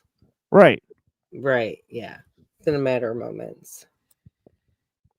Yeah, it's not going to take long for it to reset itself. I mean, he thinks that this is going to happen around the corner, and that obviously all civilizations collapse. And obviously, he thinks that this is something that people should put the pressure on. So he's been called sort of a collapse accelerationist or anti-reverse accelerationist. Sort of is kind of a weird thing that Chad Haig came up with, right? But it seems he obviously thinks that the collapse is inevitable and that you should speed it up.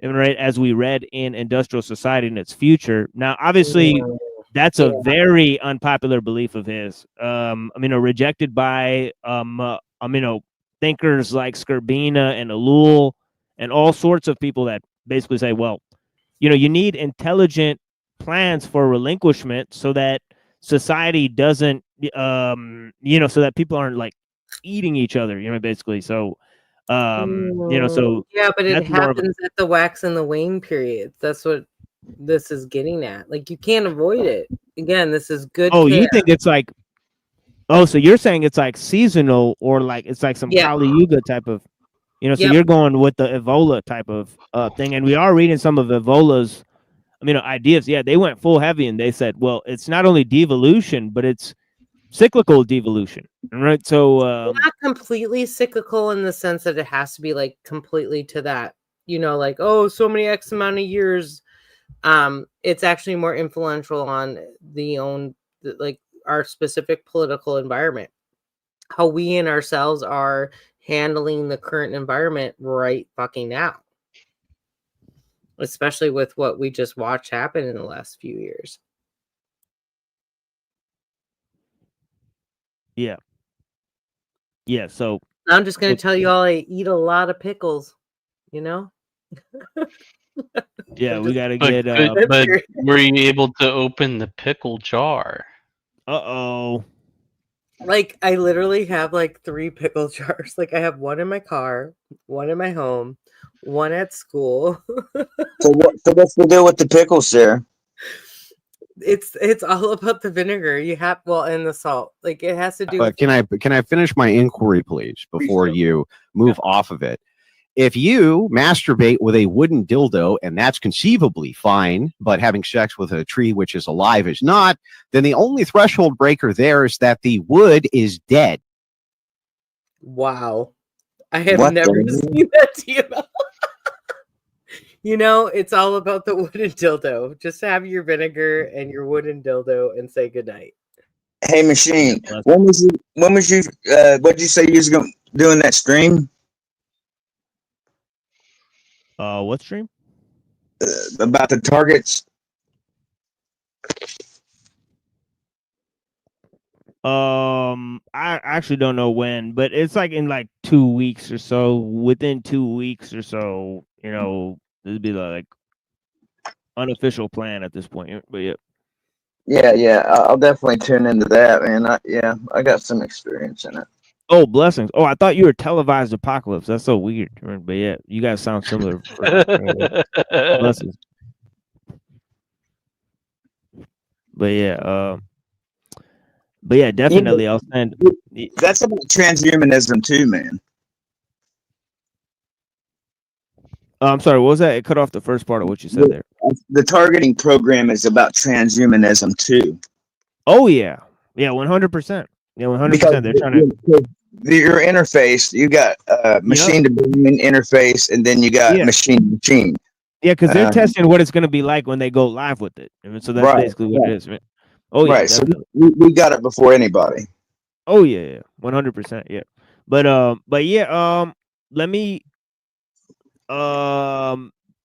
take a look at the chat actually, for a second. We got Orange in here. We got El Pinal. Blessings. Not a constrained or this is a constrained and controlled demolition. It's not natural. Okay. Nico Pluto's still in here. Wow. Been watching for a very long time. We're kind of going over time here. You know, so I am going to end this soon. So I'm going to read some of this and then basically play like a couple of songs and then move to this Neurojack panel. So I see people pouring in here.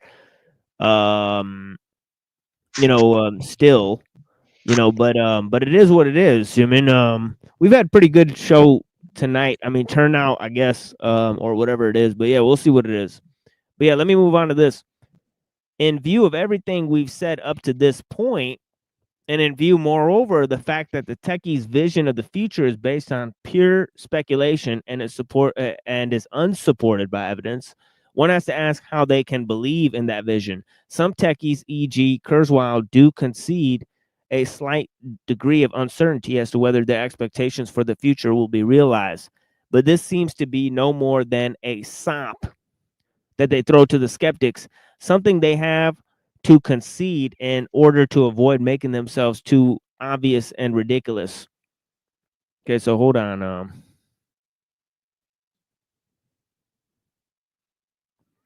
In the eyes of rational people, despite their pro forma admission of uncertainty, it's clear. Okay, obviously that's like the uncertainty is like wild.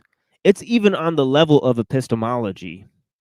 You know, it's crazy because, I mean, we talked about that earlier. The idea of becoming and how it just, it morphs epistemology, right? But yeah, check this out. Despite their pro forma admission of uncertainty, it's clear that most techies confidently expect to live for many centuries, if not forever, in a world that will be in some vaguely defined sense a utopia. Now that's obvious because, of the ideas of futurism, right? How I said that people dreamed of creating a future, but now it's sort of the future that's creating them, right? And that's because they've created so many notions of the future, right? That it's almost like, you have, they falsified history and created many versions of the future, right? So it's almost like the future is more popping than the past, or the present, even though there's way more information in the past. But how can you say that when you say you don't believe in multiverses? Well, there's only there's only one road back. I mean, there's plenty of proof that they did it. I You mean, know, especially like all during, the during the hold on, like during in the my atomic sorry, during the go during ahead. the atomic Right. age, they were constantly pushing things like the Jeffersons and all these futuristic ads that showed you flying cars in the future in the early 1999s and early 2000s. They had everyone convinced you were going to have a flying car, and oh look, Yeah, the past where's my is goddamn electric car, Bruce? Yeah, the past is multiverse? immutable and the future is non-existent. If there's How is only that one, multiple paths though? That's what I'm saying. And like this is what we get there into isn't like, multiple paths. your own religious background and your own philosophy is that you don't again, this is what you were just getting at. Like Here, hold on. multiverse 1 second, Ezra. powerful. Let me just Okay, go ahead. finish reading this once this last Okay, sentence, yep. and then we'll talk about it. Yeah, blessings. But yeah, thus Kurzweil states flatly, we will be able to live as long as we want. He adds no qualifiers, no probably, quote unquote, no quote, if things turn out as expected, unquote. His whole book reveals a man intoxicated with the vision of the future in which, as immortal machine, he will participate in the conquest of the future. In fact, Kurzweil and other techies are living in a fantasy world. All right, so this last part I'm going to save for the next time because this is the important part about this idea about it becoming a religious phenomenon. So I want to I'll come to that later. But yeah, first I want to go to Ezra and her whole crazy discussion that she wants to pop off on the machine lies about the multiverse, similar to Mr. Anderson on last show where he wanted to start a crazy philosophical discussion at the end of the show. But yeah, what were you saying? I just like woo. No, I'm not trying to make it crazy, but I mean, it's a really good topic. I mean, especially from somebody who has come, like 360 in their own philosophy and faith. But just no, like, I don't think there's multiple ahead. options in the future. So let me correct you there. I think there's one possible path that it's going to unfold, but I think that it just hasn't happened yet, right? And I think it can change, right? I think the future can change, but the past cannot, obviously. But that's not necessarily like singularity, right? As it was described. Oh no, like, singularity is not possible there, right? Right? It has to be, even with what you're saying, there has to be some form of duality.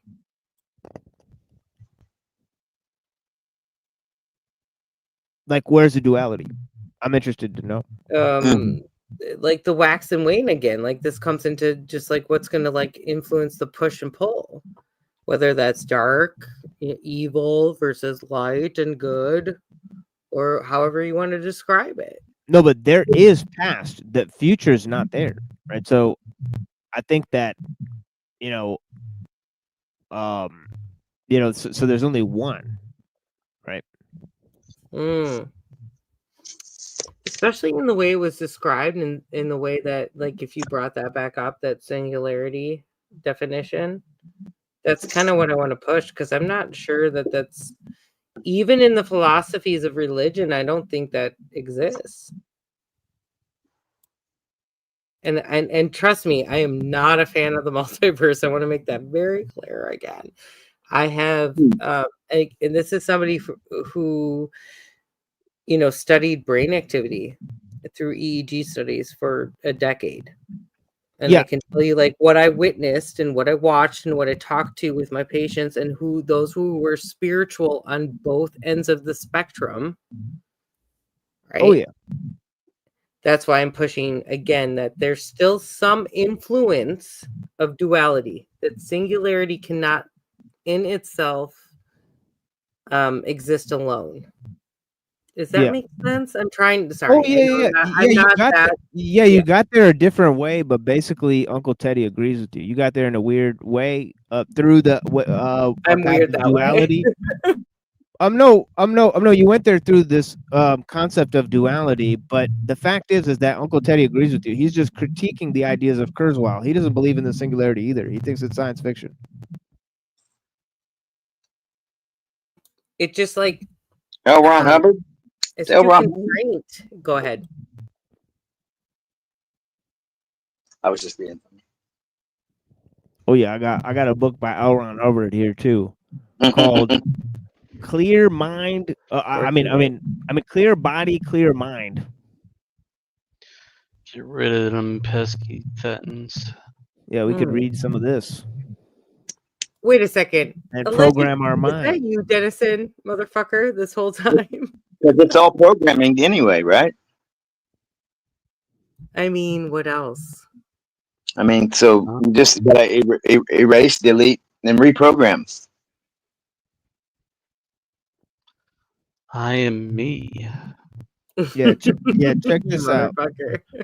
Check this out. He's got a section on Spreading. radiation and liquids. He says, on the purification program, findings seem to bear out that there is a factor related to radiation that produces the greatest exudation of it, and that is the sweating itself. Radiation is apparently enormously water soluble, as well as water removable. According to researchers, one merely has to take a hose to a building surface or a road to wash the radiation off of it. Isn't that weird? Considering And that's written by L. Ron Hubbard, by the way. Interesting. So, like a very like modern adaptation to cancer treatment with radiation is intravenous vitamin C. And so, with what just the Machine Lies just reported, right? Like that's heavily influenced with water soluble contributions. Anyway, Yeah, on the iPhone, it says to wash your hands to get the radiation off. Actually, in the instruction manual. COVID, it told us with COVID. Oh, we can't talk about that. We can't talk about that. Mask. We can't, Ezra. We can't do that. Sorry. We can't do the COVID thing yet. Sorry. We call it cold. It's been like I say, don't get on the internet enough. Anyway, with that fucking shit, Nope. You can't do it. You can't do it. You got to go off and you got to go to another subject now. Yeah. Because I said swear words. Yeah. You can't do. Yeah, you can't do it. Mm-hmm. Yeah, but yeah. Anyways, I mean, and I will just kick you off the show, so don't do it. I mean, but yeah, it's crazy. I mean, what he says about radiation here. He says radiation is apparently enormously water soluble as well as water removable. According to researchers, one merely has to take a hose to a building surface or a road to wash the radiation off it. Weird. So it says on the iPhone, instruction manual, you could wash the radiation off of your hands after you use the cell phone, right? And then it says this has a side effect, however, of washing a lot of minerals out of the system and perhaps vitamins as well. So yeah, you can't say stuff like that because of your friends Cockboy Hotline striking the channel and stuff like that. So we can't say stuff like that. What about the iodine? I always was. Immediately, TML, like he's still doing that to you. Like, Oh yeah. That guy's a real son of a bitch. Actually, he came on the show and said all of that stuff on the show to try to get the stream shut down. Like how long That ago? guy's a real little bitch. How long ago? Oh, about. It was like in. It doesn't matter. What about the radiation stuff? Right? So You're like manifesting your own like destruction. Wash your hands. That's crazy. Yeah, Yeah, wash because your like hands. when I worked for a hospital system, they actually told you the most effective way to like, prevent whatever. What I can't say. Yeah, and I can't even say that, which is bullshit, by the way. With whoever you're talking about, but at this point, like, yeah, they literally told you washing your hands was the number one defense for years.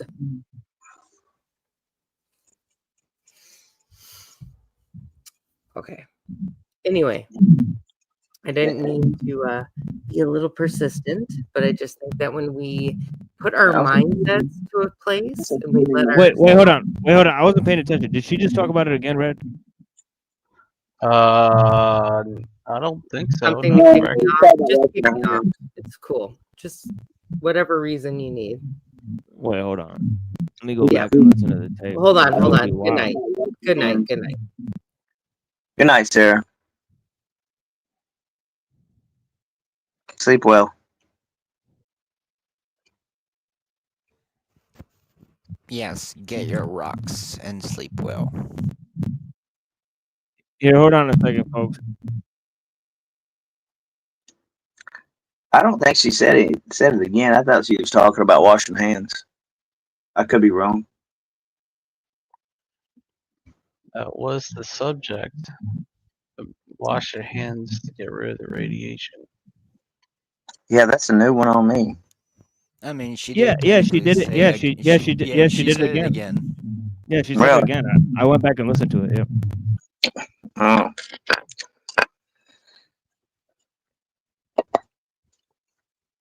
That's Yeah, silly. that's fucked up. Right? But yeah, I can't believe that. Right? That's sad to see. Right? Sad to see.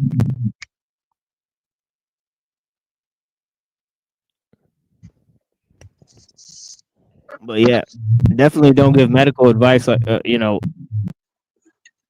wow,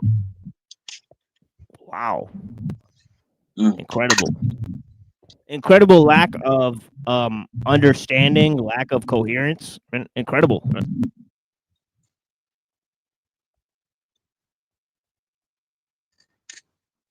Like three times, like 3 times I said you. Like 3 times I said it. Holy smokes! T-Mail, party's over. Sarah fucked it up for everybody. Everybody's got to go home. I had to say it. I mean, what a fucking, I mean, just totally moronic. Totally moronic. I mean, I don't know you that well either. You know, if you're hanging around with those people and you're coming on the show and saying stuff like that, what am I supposed to think? I mean, that's incredible.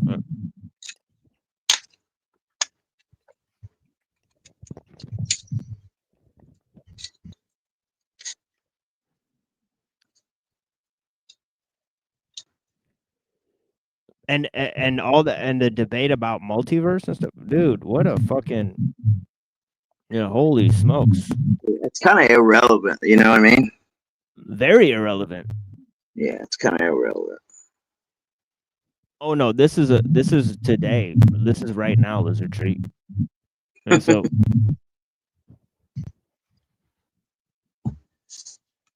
yeah, total buffoonery. Total nonsense. Low level shit. Nice try. I mean, for sure. I mean, yeah, what a bunch of crazy stuff. I mean, but yeah.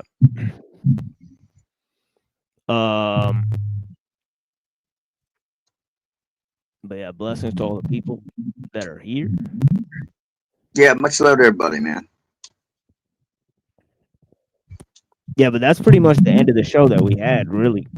I mean, I didn't really have too much more stuff. I went way over time here, 6:24 or whatever, so we appreciate you. Yeah. Yeah, but yeah, yeah, all the people that are here, peace be with you.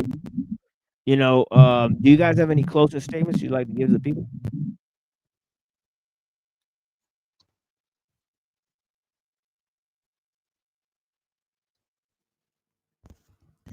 Anyone? I'll go first, just that way I can get off. Take a break from technology if you can. Take as much of a break as you can. That's all I'm gonna say. Just take a break.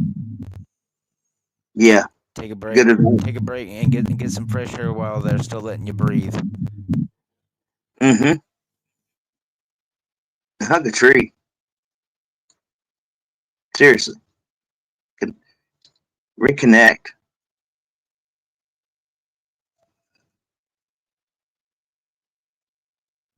Yeah, thank you for being here, Lonnie. Blessings. Yeah, man. Thanks for having me, brother. I guess I'll go. Was you finished, brother? Yeah. Wait, what was it? No, I thought I seen he just. Oh yeah, he's on it. Just making sure, but yeah. I'm going back to the rule of thumb: if I don't learn at least 5 new things daily, then I'm doing something wrong. And my good friend, I call her my spiritual advisor. She says, Lonnie, if they're not calling you crazy, you're definitely doing something wrong. Well, I think the world has gotten a real big hurry to turn itself to shit. Well, we're not in a world at all. We're more or less in a realm, or whatever you want to call it. But that was good advice with the take a break from the tech, because it's literally fucking up the vessel,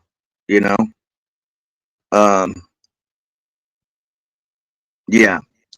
But I definitely want to be part of the stream when you do that enemy of the state show. That's what we'll call it, because I don't identify as being a TI. So I think that within itself is a psyop.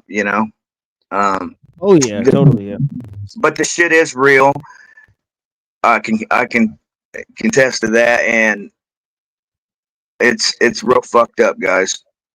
And the shit is insane, and it does a lot of things to you physically. It makes you hypersensitive, hyper aware, hyper observant.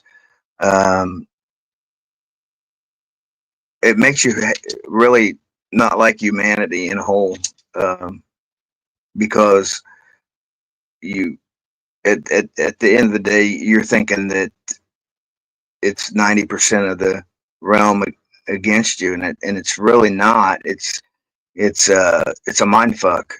It's broadcasted thoughts into the individual's mind, and it fucks up our perception. But as far as the nano and stuff and all that goes, TML, that too could be a psyop. You know what I mean?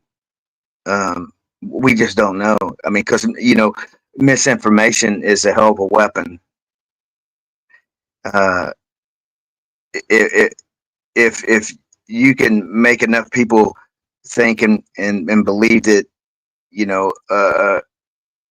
an elephant has 5 legs, then guess what? The elephant has 5 legs. They got us manifesting their dirty work, man. And creating their fuckery. So it's probably got a lot to do with doing the same in the Monarch program and the MK Ultra, and there's several programs. If they tell you about 2 or 3 of them, there's probably 7 of them you ain't never heard of. But be kind to your I want to call them blacklisted. We'll just say we're blacklisted. To your blacklisted people out there, man, because we're good people. And they're doing it to us for a reason. It's not by chance that they've got these, certain individuals. A lot of the people that this is happening to, a lot of them are just that. They are just targets. But there's those that are different, So what I'm thinking is they'll target 10,000 just to get one like myself, if that makes any sense.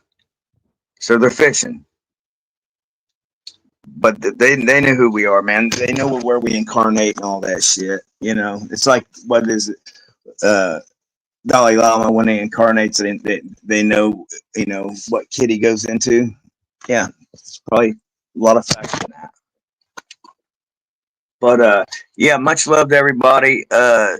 It's been a pleasure, TML, as always, man. Love your platform, man. Keep doing what you do, and I'll catch your next stream, brother. Yeah, blessings, Lonnie. Thank you so much for being here and contributing. It's always a pleasure to talk to you. You know, and one more thing.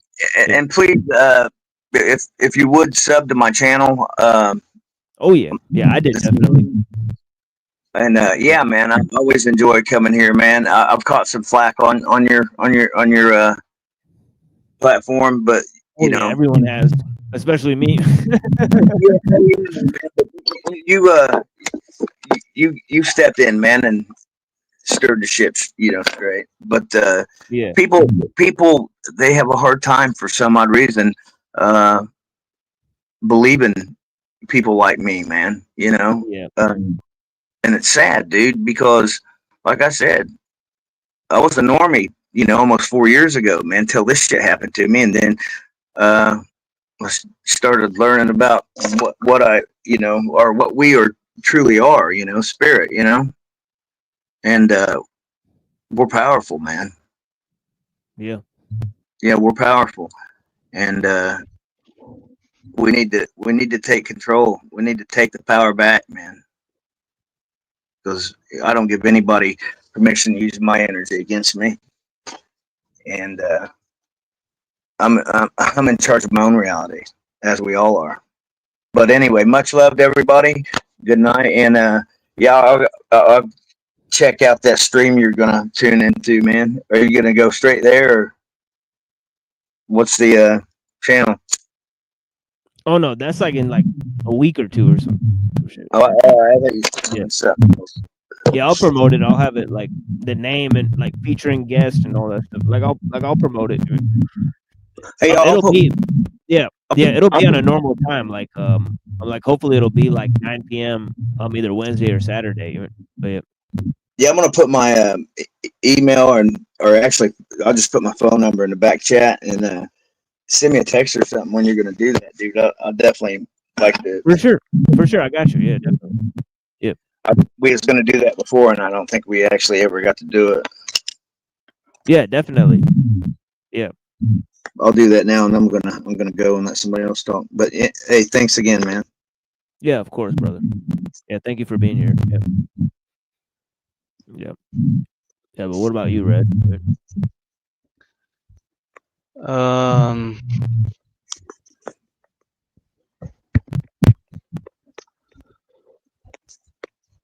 Yeah, man, it's a heart battle and head battle, I guess.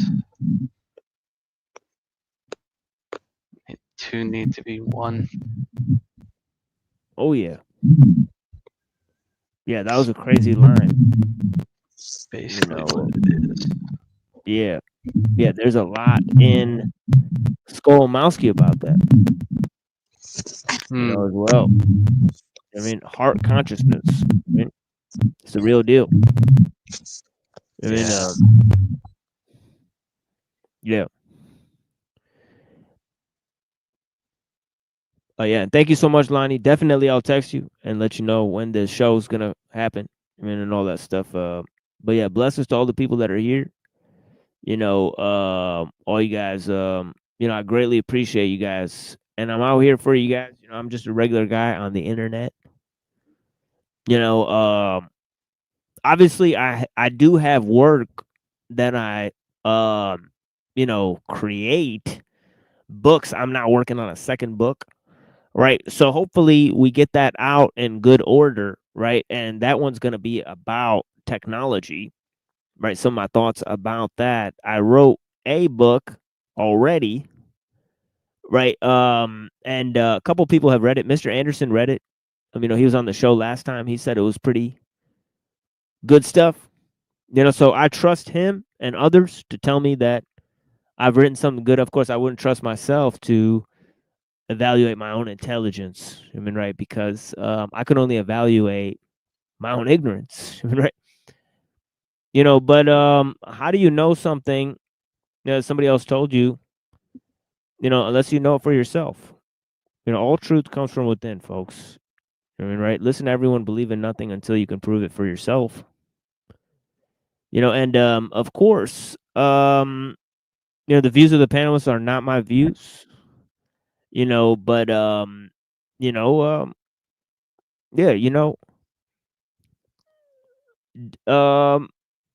yeah, I'm pretty sure you all are aware of what's going on out here. It's just certain people want to delude ourselves. Don't ask why if you know it's wrong. You could try to shut down the channel or do whatever you want. You could try to ignore the messages here, right? Yeah, you could ignore the truth all you want. You could run, but you can't hide. I mean, and yeah, it's interesting. It's 4 galloping horses. Got something to say about it. I mean, but yeah, blessings to all the people that are here. I mean, but yeah, yeah, don't ask why if you know it's wrong. Start a well-intentioned fight and see the lines fly out in defense. I mean, and of course, you can't kill you can't kill what you can't see. The first step to blinding somebody is getting them to open their eyes. And I got I hope you guys have clarity to see through the lies. Blessings to all the people that are here, honestly. Greatly appreciate your time, your energy. There's been like very stable amount of people here the entire time. Man, it's been an honor, man. It's been an honor to sit here with you guys. Honestly, I wish I could see you guys. I wish I could see all of the people, honestly. The faces. One day maybe we'll have like a live show. But this isn't really a show. It's just me really talking to some of my friends on the internet. Right? So there's nothing that's not IRL about this experience, but the machine does lie, folks. Right? So, the transmission, it could come out on the other end, and could not be me. Right? That's why it's important to spend this time, even live while we can.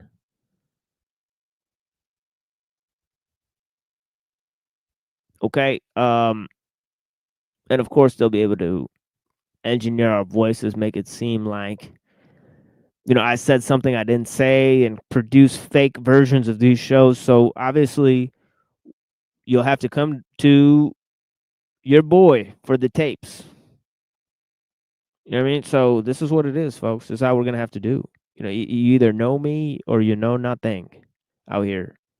I mean, it's because whatever's on this channel is gone when I'm gone. That's the facts behind it. Right? And everything I've learned, I've tied together on one single string. And so, it all is what it is, folks. I mean, I'm here for you guys. Honestly, I want to be here for you guys for all time, But yeah, blessings to all the people. And yeah, join the Discord. Right? If you start a ruckus in there, we will just have to kick you out. Because there's lots of suspicious activity going on, of course. Okay. So let me try to see if I can invite people out here. But yeah, I have not heard of this medicine that Annapurna is talking about. But yeah, let me go scroll up here for a second.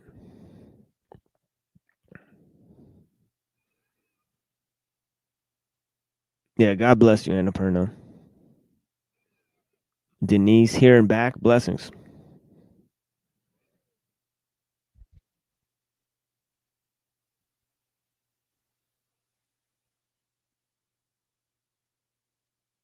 Yeah, Frank. Monday. Yeah, thank you so much. Yeah, please subscribe to Lonnie's channel. We could get conversations going with Lonnie. Figure out what's going on. I think I had another channel, but maybe they deleted it or something. That's been going on a lot. And yeah. So yeah, so that's all we had for you guys. All right, and of course we have lots of important transmissions for you guys in terms of the replays, right? So yeah, I mean, and some of these replays are more important than the shows we've done, honestly. I mean, so if you guys are sleeping on the replays, I mean, oof, I don't know what to tell you.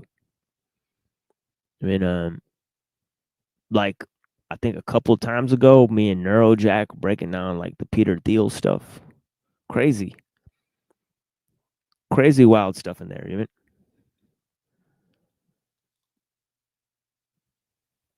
But yeah, let me try to find my.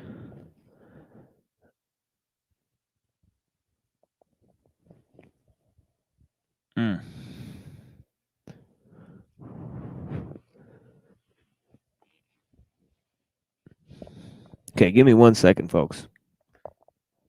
We'll continue the show here in a second.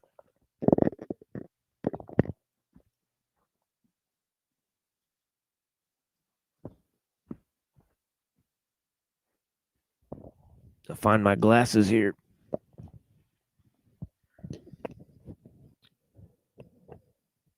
And yeah, we'll be back Spooky Saturday. I mean, it's a little promotional thing I'm doing. Right, today we had some interesting music, I think. But yeah, you know, Spooky Saturday, definitely lots of interesting stuff we're gonna go into. Right, more of the type of stuff that we brought out here, right? But yeah, thank you guys for joining. And yeah, I will go with this here. Blessings.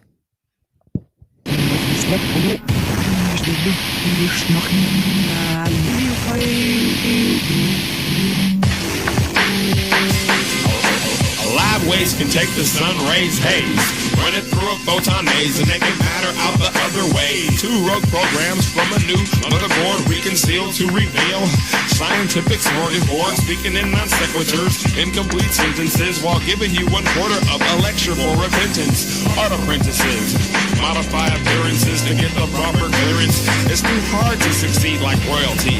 Meanwhile, take 2 of these and you can tell them that you know me only if it helps you out to break the doubt of the ones without intellect upon the wrong route. They may talk about their expertise with empirical data, but they had a fatal error at a critical point, so no critical acclaim, not in this digital domain, just insignificant stains on the canvas of a planet full of water and granite. As a standard, thoughts are often recorded, then offered to slaughter by a local source of arbitrary commentary, speaking fluent binary, so rarely do I converse with the fools who inhabit the universe. Let me exhibit the first spurts of the verse disbursement, a rampant severe contagion beyond means of containment. Mere beings can't explain its exponential spread. It's an existential thread in the fabric of universal static. The reason for its automatic place in the consistent continuum of time and space. I need assistance, please beam me up. I roll my expensive sleeves up, now see if you can keep up as I rip my old degrees up. 33 now ease up for another reason. There's no time to put the shields up and it's trees in the season. Watch where you leave it, it's recently deceased. Back there was a bad event horizon. Now I've got my phone tapped by Verizon. Well, unlike their client, I'm the last fighter and I can't even get compliance. KISS. Keep it strategically synthetic and complex. Don't fret, we're already witness this litmus test. True West, you try to keep abreast of the best. You can rest assured, only the purest materials are used to fuse and bond matter. Monuments and molecules, it doesn't matter. Put the serum in the petri dish and watch the germs scatter toward a transparent border. An apparent attempt to escape the experiment. But this entire environment is controlled and confined, defined by parameters in mind and the desired outcome that I've outlined. Intertwined in a hypothesis, it's only within these limits that you exist. A bit more intricate than a test tube with red water and lots of dry ice. Go fill your lab up with some worthy merchandise. Check your measurements, make sure that they're all precise. It's evident that the student needs a more proven work ethic. We tried the exercise.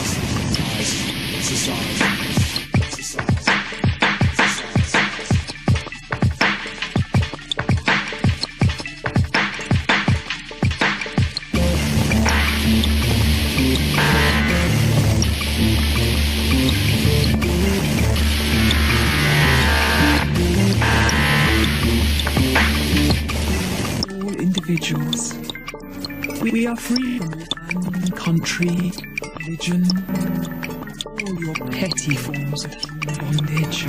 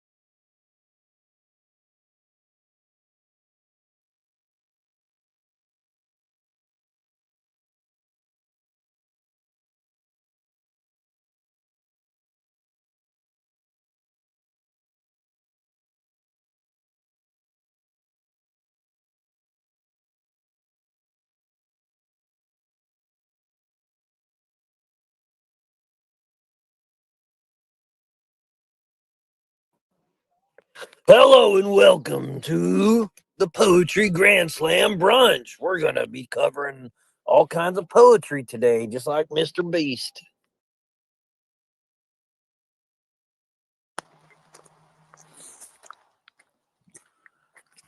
They say he shall appear. What? What do you say? Huh? You break it up. That's speak of the devil and he shall appear. Damn Nick Volt, man. Damn Professors, man. Always coming out more work. Yeah, daggone Nick Volt here talking about going there. This guy pisses me off, dude. I'm not gonna lie to you. That guy infuriates me. Well, I sent the link out. Hopefully he'll join us. Yeah. To join up and lie more that, you know, geology has nothing to do with evolution.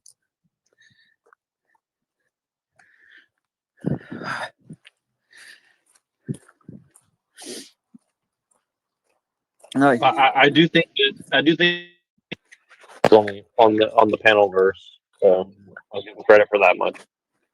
You know what's funny though, man, is like where I got that from is literally an evolutionist, you know. It's like this is something that they admit.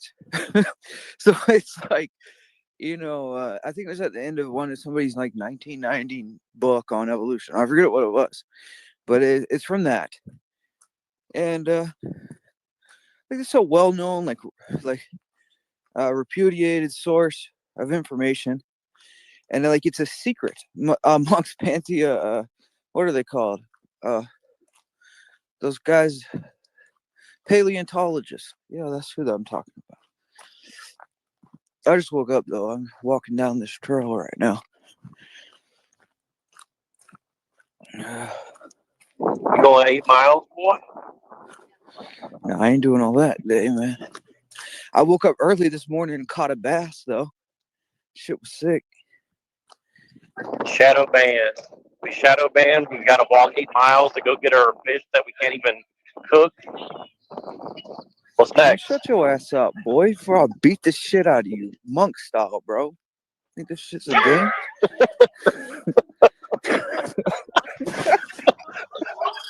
It's okay. We're gonna get the demon. We're gonna get the demons out of you. See, I can hear them screaming already.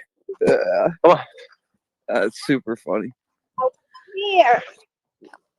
Machine, welcome to the most shadow banned corner of the internet.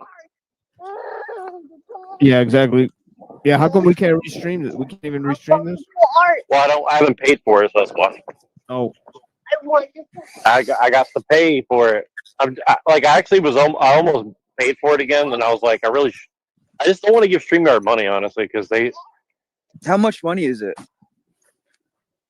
It's like if you pay monthly, it's $45 a month. It was like literally $25 a month not even a year ago. I mean, maybe I'm wrong, but I feel like it was like it was very reasonable before. Now it's like they literally doubled the price, unless you pay for a year and then you got to put down like $300 up front. I'm like, I don't know if I want to do that, or $280 or $220 or whatever. I'll split the price with you if you want. I don't know. It's up to you.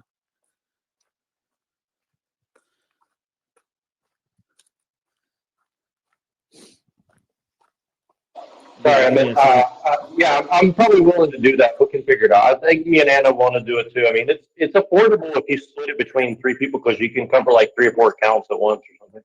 Right. See, that's what I'm saying. Like, I don't know. Yeah, $25 isn't going to kill me like once a month. Like, I don't give that's fine. We'll talk about it offline because I think me, you, Machine, Anna, probably a couple other people. Like, it's actually affordable if you do it as an actual business expense because it's actually pretty affordable because you can actually cover I can't remember how many accounts, but each tier has a different level of accounts. But but you can really if you can actually use it basically 24/7, it actually starts paying for itself because then you can basically produce content all the time essentially. So and it gives you a lot of watch time. I think it's all about the watch time. Like if you get your watch time up to a certain level, then it starts making sense. It's not only about the money; it's about basically you have more bargaining chips with the Well, platforms as long as you stay Joel clean. kind of manipulates the algorithm pretty well. I don't know if you've seen his account. His account like recently hit like 1,000 subscribers recently or something. Like if I'm not mistaken, like he knows what he's doing a little bit. I'm gonna ask him some stuff, man. I haven't talked to him in a minute. Yeah, I think yeah, we should revisit that. It's those We'll weird revisit that. Stalin like videos that he makes. Oh yeah, Like where he it's very focused on just true Orthodox, but in a very strange way. I don't know why. Right, So, like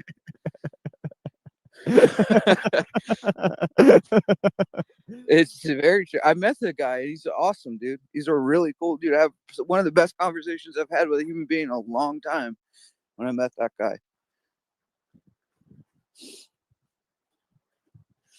Yeah, it's pretty weird, but I mean, I like Joel. He's cool. He actually helped me produce weird. no, he actually helped me produce my show for like a couple of months. Actually, like I would just turn it on, let him take it over for a couple hours a day, and then eventually we would all show up. But well, he's good at editing. I know that. yeah, he's really good. He's got an eye for things. I wish he would hang out more because he's if I ever start a production company, I want him on board because he has an eye for stuff that I don't have an eye for, just like Machine does and you do too. Like everybody's got a very different eye of shit. Like it's we need to kind of help each other use our skills accordingly, I guess. Anything on you guys' mind before I start reading this slam poetry? Speaking of slam, I slammed my finger in the window today. Just saying. Well, I think I have a question from our audience. Nick Volt, was it the demons that made you do it? Oh, Nick Volt. No, it was just plain old stupidity. Lunch. Was it because of Darwinian evolution that you have stupidity? I think the fossil records show that Professor Nick Volt is an asshole.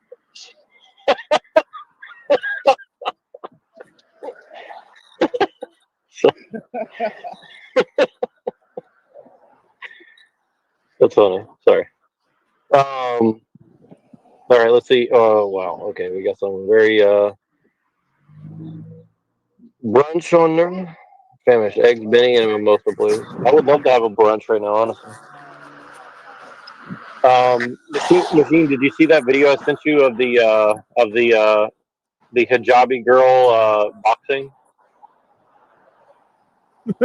No, I think I missed that one. I put it in your DM, so I think you'd enjoy that one. They need to quote her the I'm the verse on wife beating. Well, it's funny that the one I sent you was one of the guy like reviewing it, so it's like one of these like online imams or something or whatever you call it, like watching it, and he's just like laughing. I don't think they're necessarily imams. They're kind of just like Jay Dyer type of guys. Where they're like, well, yeah, I was kind of saying it facetiously, but yeah, I don't know what the rules are, but yeah. Yeah, they basically went to like they took like 2 or 3 philosophy courses or something. Hey, same as me. Perfect. I'm well qualified to make $100,000 a year talking nonsense. But let's see here. So, which is all I'm good at essentially. But yeah, feel free to take the show over if you guys want. And go any direction you want. I just have a few songs I want to read the lyrics to because it's been kind of sticking out to me. Show might start recording. And if you guys have any lyrics you want to pull up, feel free. But I used to have a boss that used to do this, and so like one day I had to go on his computer and he had like his history up, and I was like, oh, I bet there's porn or something on here. But he literally just had like hundreds of songs that he just looked up the lyrics to and read.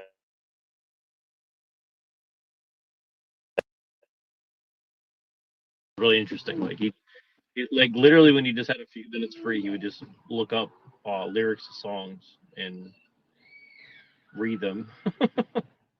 One of the funniest things I've ever seen in my life. Yeah, it is interesting. It's a different experience to read them because you get to actually reflect on the words, whereas during the song you're not really,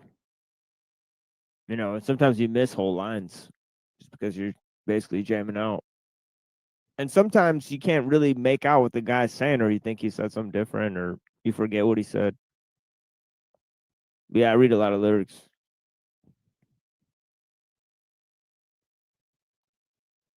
Yeah, so I'm gonna pull the. Yeah, I agree, and it's well, most of the time I get the lyrics wrong, or like, and it's kind of like almost Mandela effect. I'm like, I thought I knew what they said, but I don't. And but let me see if I can find this first one that I want to, because I think I've kind of went over this one before, but I think it's pretty interesting. Actually, this first one I don't think I did go over. Hold on one second, let me pull it up.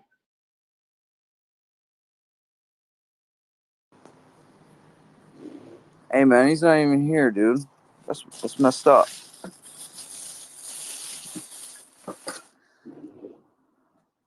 Oops, I did it again. I play with your heart. Did it again. Oh, sorry, I'm not gonna read. I'm not gonna start with Britney Spears. I might get there eventually, though. Okay, so this one's called "Misfit Love" by Queens of the Stone Age from their 2007 album "Era Vulgaris." Okay, so let me start off here. So, wanna see my passive flame? Don't waste the drop, baby. Where I was born, no escape. There ain't even no good, bad drugs. In the city, is it true? If you don't, you act like you do. Feast of fools, I can't wait. Give them a taste of my misfit love. Complicate, incarcerate, feel my heart wake up. Ain't born to lose, baby. I'm born to win. I'm so goddamn sick, baby. It's a sin.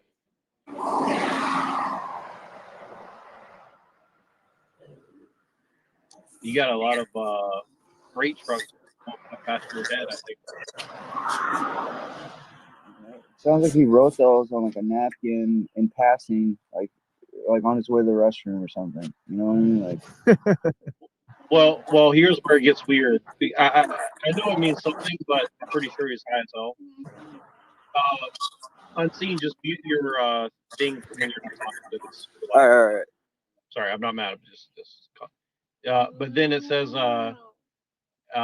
here's where it gets interesting. It says transforming is becoming. Transforming is becoming on me. And I have to ask Machine, what do you think that means? Transforming is becoming.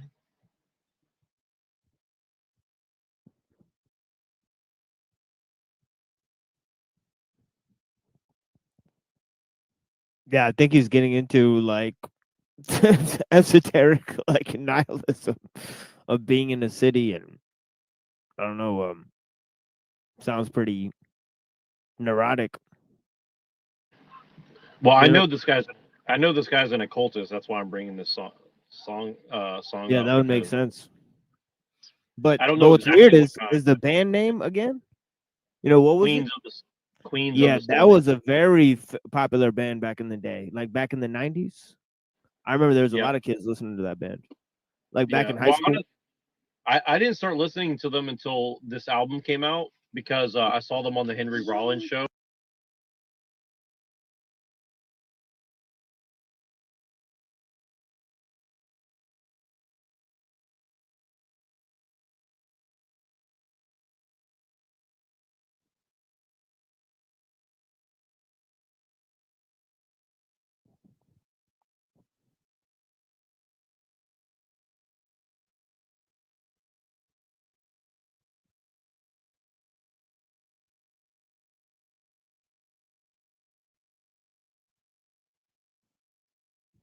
Yeah, but it sounds like double negation in the Hegelian.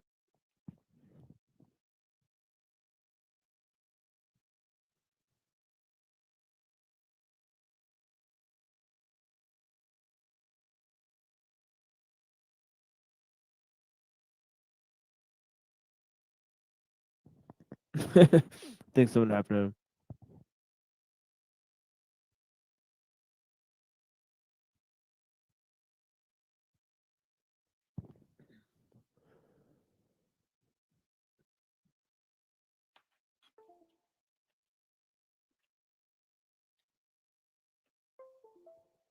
Hey.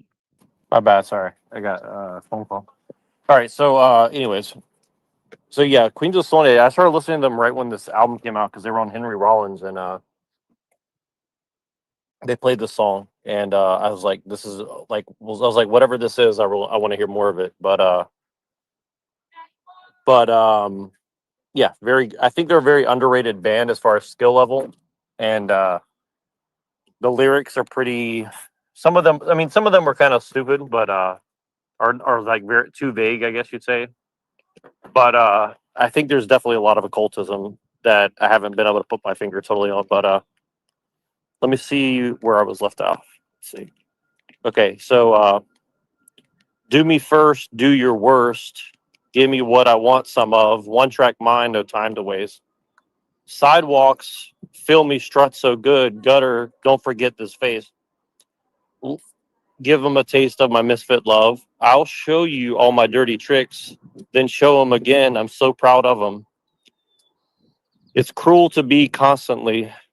So he's saying cruel to be constantly, meaning like to be is cruel, but then he's saying that transforming is becoming. So you see what I mean? He's doing this kind of weird juxtaposition. He said, to be is cruel.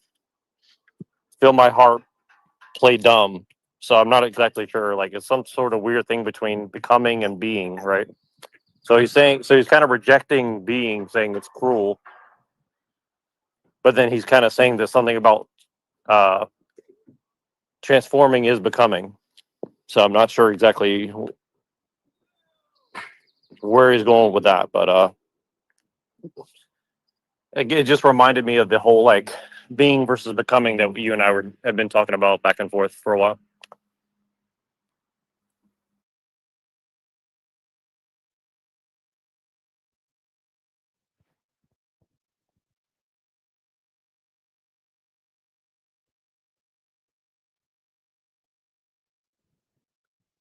Yeah, transforming is, becoming. I mean, it's double negation. What does that mean? Like in the Hegelian thing, like what is already changed changes again. So it's basically just saying like change. In other words, change is inevitable or something like that. Progress is Yeah, inevitable. inevitable and constant, right, or whatever. Like Sarah's like Heraclitean or something. Yeah, that's the basic notion he espoused. He's got two notions. One is that all is that everything is basically one. So it's a monism. But and the other one is that it's all changing all the time.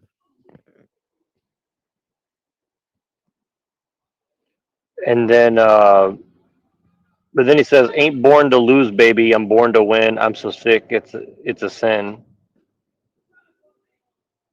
And he has a song early in this album that's called Sick. So it's like, so there's just something about sickness, and then by this part it's starting to talk about being and becoming and stuff like that. And then it says just a dead man walking through the dead of night, and if you're going anywhere tonight, can I get a ride? And then because I'm already gone, if you bet on me, you've won. So I don't get, it's kind of weird. You got winning, you got losing, you got and again he starts off talking about flames. Don't waste a drop of the flames, essentially. Where I was born, there's no escape. There ain't even no good, bad drugs. In the city, is it true? If you don't, you act like you do. So I think it's about drugs, saying like, in the city, is it true? If you don't, you act like you do. So feast of fools, I can't wait. Give them a taste of my misfit love. Complicate, incarcerate. Feel my heart wake up. So I think it's kind of starting to talk about drugs. I mean, he's definitely doing a lot of drugs back in these days, but yeah, the transforming and becoming, the being and the winning and losing, I'm trying to figure out if there's anything with that, because the next song is a little more overt. So and I can't remember if this is before the. I think the song's right before the song, but this one's called "I'm Designer," and this one's a little bit easier. It's a little more straightforward. And Unseen, are you still there? I didn't mean to like shut you up, dude. I was just No, no, just no, like, you're good. I'm walking somewhere real quick, and I'm trying to focus on where I'm going. It's kind of a weird situation right now, so I'll be back you're in a good. second. No, you're good. So I'm gonna read these lyrics. My generation's for sale beats a steady job. How much have you got? My generation don't trust no one. It's hard to blame, not even ourselves. The thing that's real for us, fortune and fame. All the rest seems like work. It's just like diamonds and shit. I'm high class. I'm a whore. Actually, both. Basically, I'm a pro. We've all got our own style of baggage. Why hump it yourself? So it's like, why carry it yourself? I'm guessing. You've made me an offer I can refuse. Either way, I get screwed. Counter proposal, I go home and jerk off. It's truly a lie. I counterfeit myself. It's truly a lie. I counterfeit myself. You don't own what none can buy. Neither do I. So It's fucking it's got a lot to do with capitalism and making yourself feel like you're a product, right? yeah, exactly. It's- Yep. And and they're putting that in kids' minds. yep. Well, in the way he sings, if you hear the way he sings it, he's kind of like singing like he has a French accent half the song. So it's kind of like he's doing this kind of like weird like upper class. Have you ever heard of this Mark Fisher thing? With the capitalist realist thing. Yeah, Pill Eater told me a lot about it, and I know Tolabar talked about it too. Yeah, let me look up a video on it because it's actually pretty crazy stuff. Well, Pill Eater told me that Mark Fisher, like basically, you have to cite Mark Fisher if you want to get your BA, your MA, your PhD. Oh, really? He said basically you have to use him as like you have to basically cite him and agree with him if you want to get your. This is basically what they're talking about here in this song is basically this idea in his book Capitalist Realism, right? And yeah, let me show you this. I'll read some more of the lyrics while you're pull it up because it gets pretty funny too. He's like, "High and mighty, you say selling out is a shame. Is that the name of your book? Push a silver spoon in your ass. No more holding us down, dog. Down, mutt. Nice mutt. You're insulted that you can't be bought or sold. The translation is offer too low. You don't know what you're worth. It isn't much. My piano is for sale. How many times must I sell myself before my pieces are gone? I'm one of a kind. I'm designer." So it's kind of a double. I think it's a double entendre because he's saying I'm one of a kind and I'm designer. He's not saying I'm a designer. He's saying I'm designer. So it's like designer's like clothes or something, but also it's like I'm designer. Like I design my own uh, whatever. It's like I either I design myself or I design creation or something like that. So it's kind of like a weird invoking of like godhood or something, but it's like a false godhood. And never again will I repeat myself. Enough is never enough. Never again will I repeat myself. It used to be the plan was screwing the man. Now it's have sex with a man after he buys after he buys your .com for sale at a low price. And then it just repeats it's truly a lie. I counterfeit myself. You don't know what none can buy. Neither do I. So very interesting. Seems like just a poem, but it's like because I know this guy's an occultist. I know he's trying to wiggle some, you know, building your own idol shit in there somewhere. So,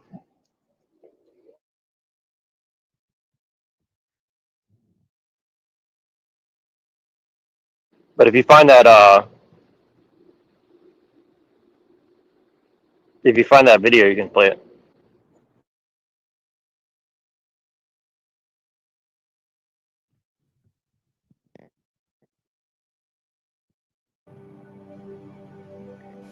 I guess they're not going to read that. Capital is an abstract parasite, an insatiable vampire and zombie maker. The living flesh it converts into dead labor is ours, and the zombies it makes are us. Yeah, well, it's funny because like That almost sounds like those lyrics continued. well, he definitely gets into some of that kind of like imagery in some of his work for sure, and it's and also you know who else does is like Ed Sheeran, and some people have alleged that a lot of like the name of this album is called Era Vulgaris, which apparently the O9A also has a chapter of their writing about that. So I'm not sure if that's exactly what it is or not, but I'm pretty sure Era Vulgaris is a reference to some sort of occult time or something. I think it's supposed to be like when things get more vulgar and more. I think it means something to the effect of like revelation of the method, if I understand right.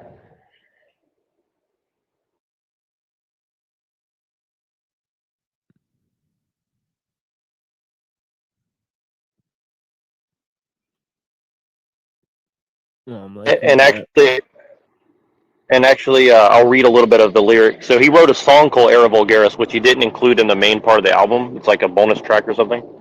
So I'll read this part. It says, I'll read the lyrics of that before we start. He said, I play the game till I'm dead, or on a magazine.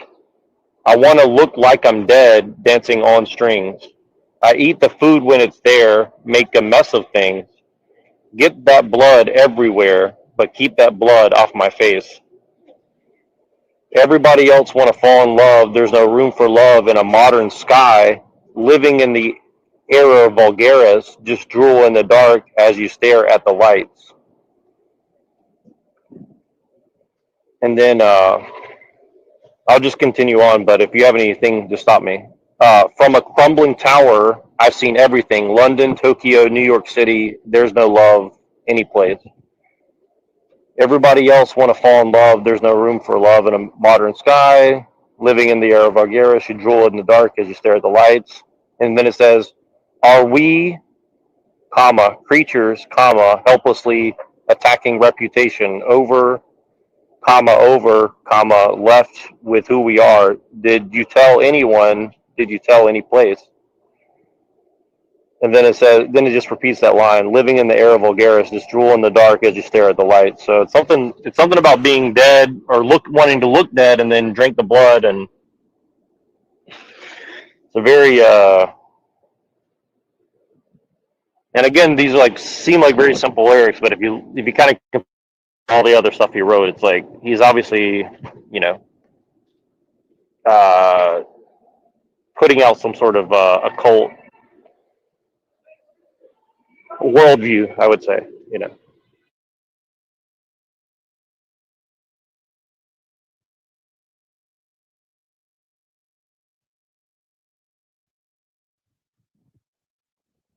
Yeah, Era Vulgaris. I've never heard that. Yeah, I looked it up. I know it has something to do with O9A, but I don't know if it came from that or they just appropriated the name or something. But I know there's something. I know there's something with that for sure.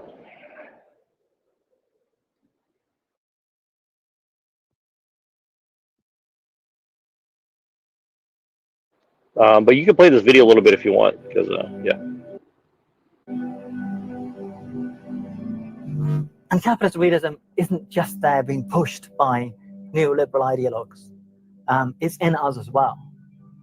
And I think nothing illustrates this more clearly than the real widespread failure of the so-called left, if there is any such thing anymore in parliamentary terms, you know, in Europe, to have taken advantage of the most spectacular failure of a political project ever, probably, you know, which was the financial crisis and the bank bailouts of 2008. Living in a contemporary global capitalistic world, one that has siphoned out any radical economic dissent, the question looms, Are we able to escape capitalism? Is there anything past it? Is any such endeavor even possible? To an arguable majority, they understand the looming issues with capitalism, even if it's something painful to admit. But this supposedly post-ideological world, a world with the end of the Soviet Union, of an actual communist Chinese government, is there any coherent vision past global capitalism? This is a central ethos of this book. Can we escape capitalism? What is capitalism? And what is this capitalist realism that Mark Fisher talks about? It should be noted before the body of the video, I have been told numerous times to read this book in its whole, and I regret I have not done it sooner. After reading this is hands down one of my favorite works of theory and the greatest visualization of American capitalism I have ever seen. It is bleak, it is depressing, but more than anything, it is beautifully relevant. A relevancy from an author who fundamentally lived what he wrote and who understood these very conditions to his core. I want these core points to be accessible to all, if possible, for these ideas to work into the collective unconsciousness and to help break and understand this weird matrix that we are in. There has been numerous videos on capitalist realism, but I want this one to be the absolutely most ambitious one.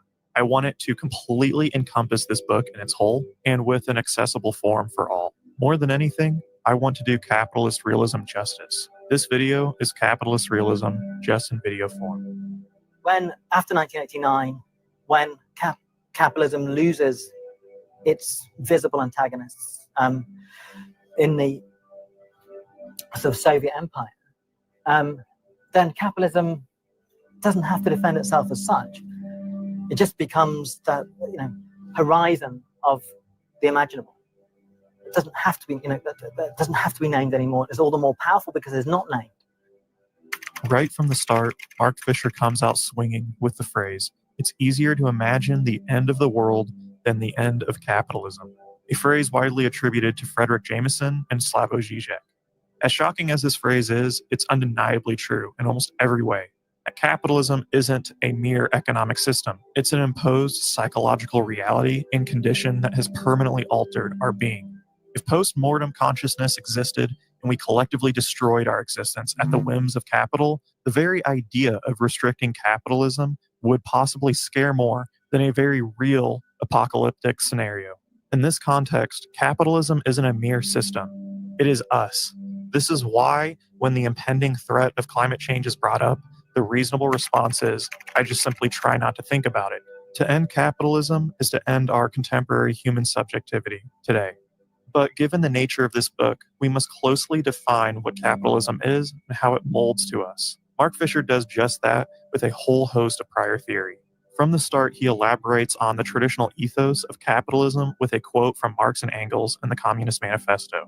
Capital has drowned the most heavenly ecstasies of religious fervor, of chivalrous enthusiasm, of Philistine sentimentalism, in the icy water of egotistical calculation. It has resolved personal worth into an exchange value, and in place of the numberless indefeasible chartered freedoms, has set up that single unconscionable freedom, free trade. In one word, for exploitation. Veiled by religious and political illusions, it has substituted naked, shameless, direct, brutal exploitation. Capitalism is the human condition that is left after culture, ritual, and symbolic elaboration is dead. The new culture is now consumption and spectacle. It moves into the aesthetic realm. And as aesthetics and rational ideation go, we see capitalism as the ultimate purveyor. Humans do not merely go on military conquest like Genghis Khan. We do not merely kill and burn down villages for fundamental power and control. Instead, we set up camp in foreign countries and systematically set up shop and exploit human labor with the shiny facade of progress. But only when the exploited recognize the game they are being subjected to, they revolt and fight back. Then extreme brutality emerges, a brutality that is arguably worse than prior forms. Brutality like we saw in King Leopold II's Free State of Congo, plantation slavery in Cuba and in the Caribbean. Brutality doesn't cease to exist, it's simply masked. It's a more efficient and systemic endeavor. Capitalism sucks up culture, it sucks up history, turns the very things that often made us human into museum pieces. Everything is objectified, it's commodified. With Fukuyama's idea that we have reached the apex with liberal capitalism after the fall of the Berlin Wall, Mark Fisher believes that critical insight into late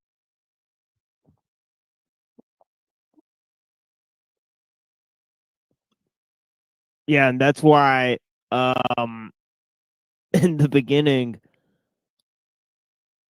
I think it's the technological systems bluff, right? That my show begins with, ellul basically is aiming at a lot of these theories and saying it's not actually capitalism, but it's technology that basically accomplishes most of these things, right? And then he basically says that Marx himself admitted that, right? So it's pretty interesting. And he says that the human beings being turned into machines is way beyond the Marxist interpretation of commodity, where it's just an objectification of humans, right? And the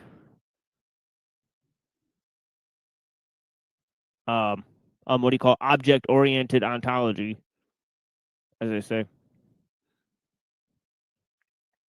Late capitalism is often Nietzschean rather than Marxist. Nietzsche wrote about the overflow of history into the human condition. We have replaced human engagement in life, culture, and politics into spectatorship. We retroactively learn what it is to be human. We retroactively examine truth rather than engage into activities that make it so. Fisher quotes, Nietzsche's most prescient pages are those in which he describes the oversaturation of an age with history. It leads an age into a dangerous mood of irony in regard to itself. He wrote in Untimely Meditations and subsequently into the even more dangerous mood of cynicism, in which cosmopolitan fingering, a detached spectatorialism, replaces engagement and involvement. This is the condition of Nietzsche's last man, who has seen everything, but is decadently enfeebled precisely by this excess of self-awareness. This quote absolutely hit me to my core. Think about what we are doing right now. We are learning about something very abstract, theory-orientated, while simultaneously ignoring the very woes that we are learning about in reality. This learning, this education, this self-awareness simultaneously pacifies us. If this isn't one of the most scary insights, I have no clue what is. Moving on. Mark Fisher visualizes this living from history with Kurt Cobain. Kurt Cobain. Yeah, it's funny. That's exactly what. That's funny as hell, actually. Yeah, I know. Yeah, I know. I played this for a reason, but yeah, televised apocalypse. Yeah, he basically said that. He said we're just trying to pacify ourselves by learning about this stuff. So he literally said that. He literally said exactly No, it's true. Yeah, he said complete cringe. I'm in a waste of time is talking about it, stopping it, and then he said, "Okay, well, I'll go grift at Talcott's." He's literally making the point of the video. You know what I mean? That's true. That's all there is to do. True. No, it's true. And here's the funny thing. And again, so this is why like the postmodern stuff that Bill Leader talks about, it is relevant because it's basically saying like we've created a monster we can't fucking kill. That's basically what it's saying is, and it's kind of similar to like some of the points that I've been trying to make where I say that like, a collapse is the best we can hope for, or the end of the world is the best we can hope for, because it does seem relevant. And it's funny that he talked about Cobain, because I talk about Cobain a lot, because I see it as very emblematic of all this, because first of all, Cobain was definitely into occultism. He was definitely at the center of a big entertainment corporate thing, as well as a lot of the grunge movement was all occult related, and all these guys knew each other. And I mean, it's a lot to get into, but it's funny. I actually had Cobain lyrics pulled up that I was going to read. So let me read this song. This is one of his B-sides that never got released on the main albums, but let me just read some of these lyrics. I can read, I can write, I can breed proven plight.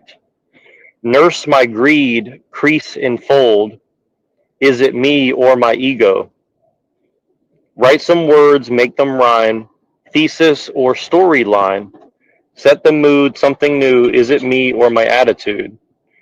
If you want to put off an image, the extremes, act it out, practicing, perfecting, pressuring unto me. I will wade in the fire to explain your asylum. Idle times analyzing, will compare all our sightings. You must, I speak to hear my voice. So it's kind of a weird, seems kind of like weird and stuff. But again, I think if you hear the song, the way he's like literally screaming the sounds like he's getting stabbed in the chest or something. It's pretty very intense song. And again, a lot of his best lyrics didn't make it to his main album, so it's kind of interesting. But anyways, it's kind of weird. Actually, this song is the one that made me want to do this stream, so it's kind of weird.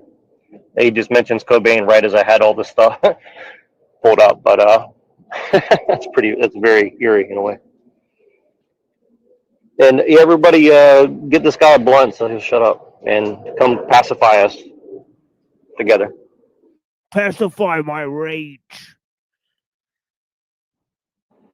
Find on my way down there, get the white in the cage. If this isn't one of the most scary insights, I have no clue what is. Moving on. Mark Fisher visualizes this living from history with Kurt Cobain. Kurt Cobain understood this new society of historical life. Yeah, by the way, Fisher comments on all sorts of music. He comments on the Caretakers albums, where it's like a guy that's like going insane. He comments on Joy Division and Kurt Cobain, right? Yeah, it actually makes quite a lot of sense if you look at people. I can't remember their names right now off the top of my head. I have it somewhere, but a lot of those people that are like similar aesthetics to Joy Division, like, I mean, they're heavily,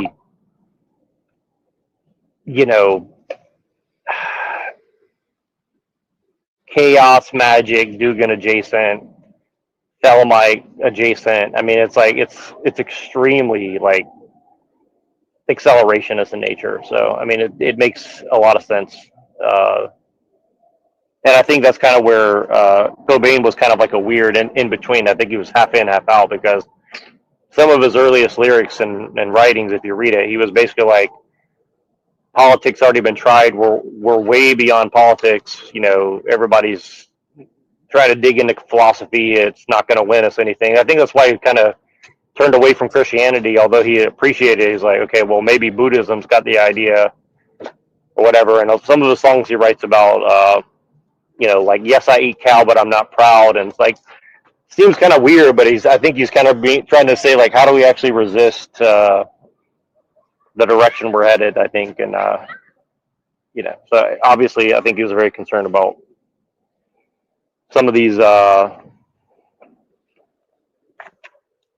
things. And actually, just before I move on, there's a Queens of the Stone Age writes a lot of songs, and they talk about the bull and stuff like that a lot, which I'm pretty sure is a reference to Saturn or some shit like that. So I'm not exactly sure, what the occult meanings of it all, but the symbol of the cow comes up quite a lot. So kind of curious about that as well. But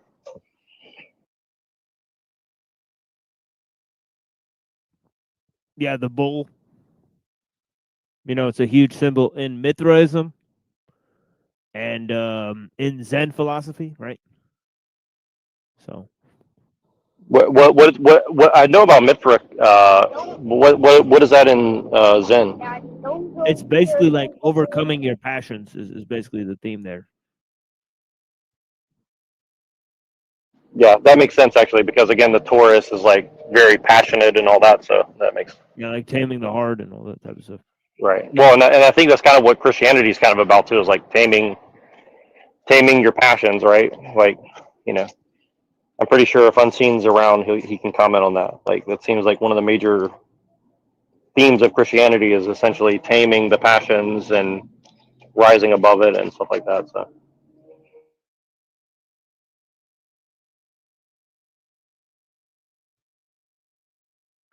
Kurt Cobain knew, as a star of MTV, he was just a prop that will eventually collapse.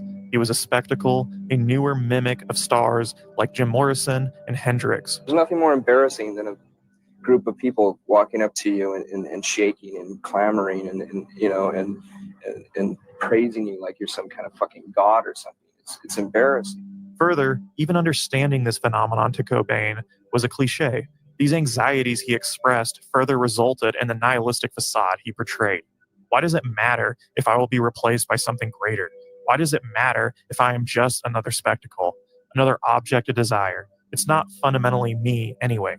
This abundance of history creates a weird, new form of nihilism. If we know the results of our action, how time will repeat itself, why do anything at all? This is a nihilism that works perfectly within postmodern capitalism.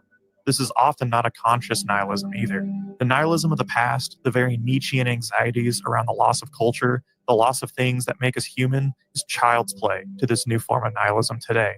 And in many ways, it isn't just nihilism. It's a new pernicious form of it, one that convinces you of the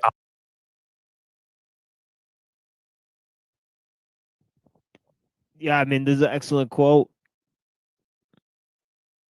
You know, for the people who can't read it on the screen, it says, "Science," Nietzsche had warned, "is becoming a factory, and the result will be ethical nihilism," by Rollo May.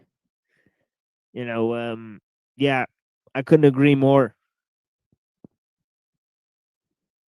opposite. Fisher showcases this in the film Wall-E, a movie that shows an uninhabitable world from radical human consumption, a movie that actively decries the forms of capitalism we are subjected to and face right now.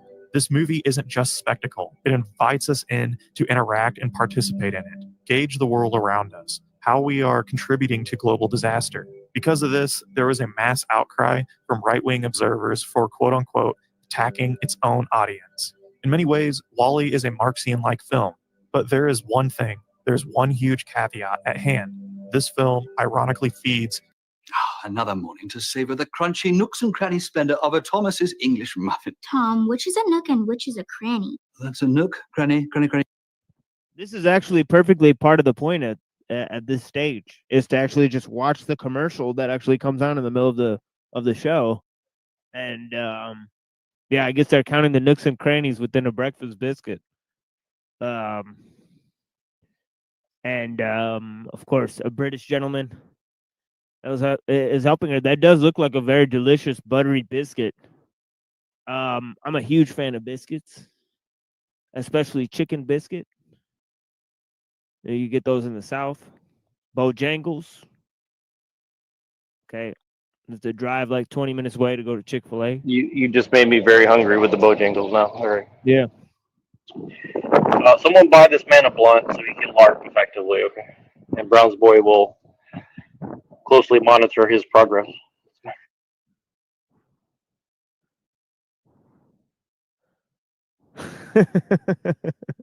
Cranny, nook, cranny. I mean, they should be teaching you this in school. Huzzah! A toast to breakfast. Wow. Brittany wanted to pivot her career, so she Oh, signed wow. up. Another one. We get another one. Brittany. She's pivoting her career, folks. Man, that is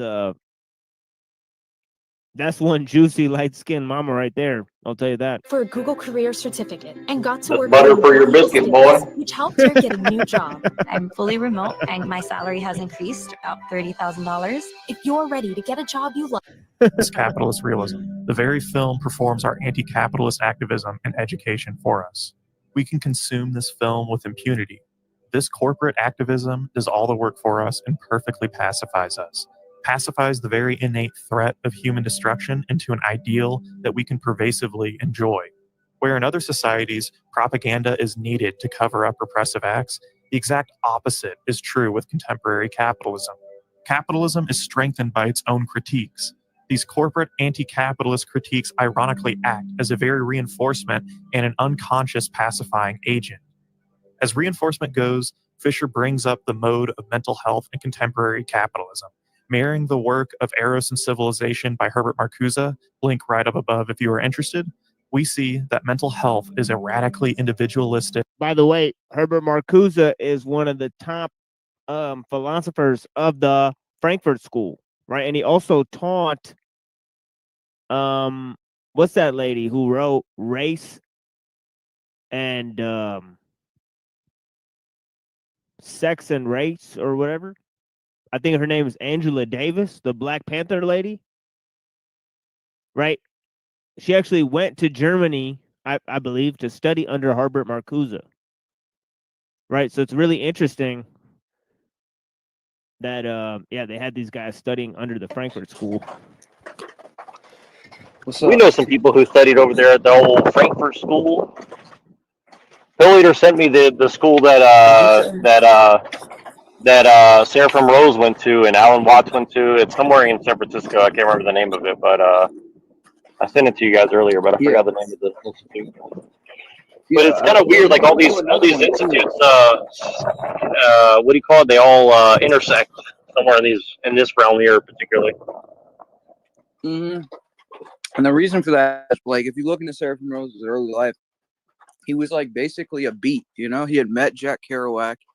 He was good friends with Alan Watts. You know, and he's sort of seeing the hangups of you know, kind of what we're experiencing. Like, we're like the second beat generation, like the youth of the apocalypse, kind of, you know. And I think that, you know, the bohemian lifestyle, the hipster type thing, like that whole thing, that movement came from there. And I think he was right in the heart of it, you know, the 60s and early 70s, and you know what was going on then. So it's like very strange for someone like him to take the turnout the way he did, you know. I just want to back you up really quick because one of the last interviews that they did with Courtney Love's dad, who, by the way, was a LSD dealer with the Grateful Dead in their beginnings, and also, you know, if you look into Courtney Love's history, very very important history as well. But that's a side issue for the moment. You know, he said that the few times he did talk to Cobain, he basically said, you know, you're bohemian royalty.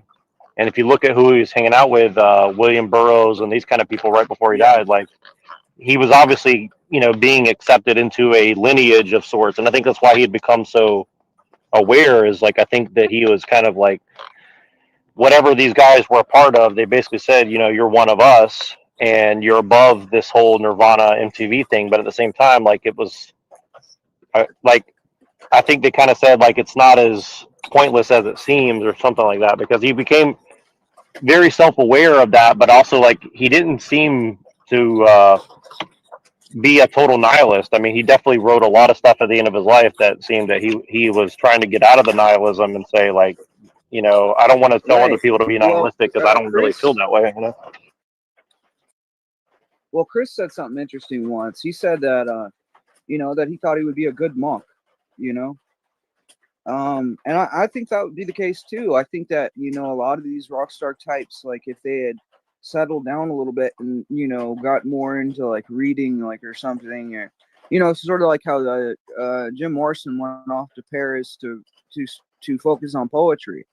Like, where would that have led him, you know, if he hadn't, you know, embraced that kind of nihilistic rock star lifestyle, I guess.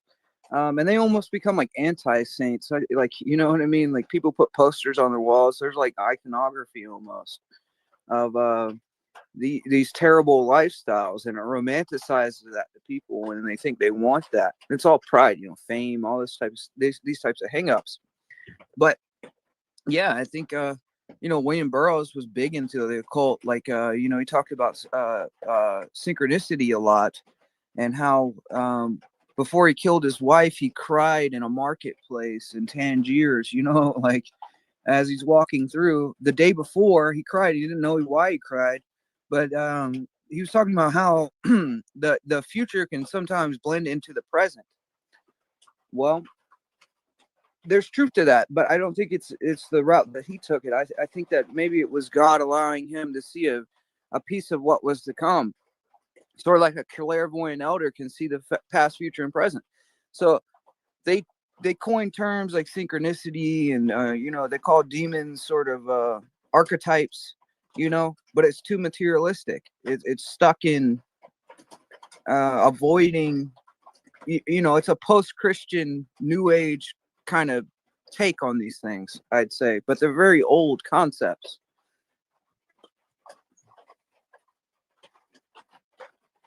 Well, I mean, I have a lot to say on that, but I don't want to detract from what you just said, so I'll leave it there Go because. say something, man. Go say it. What?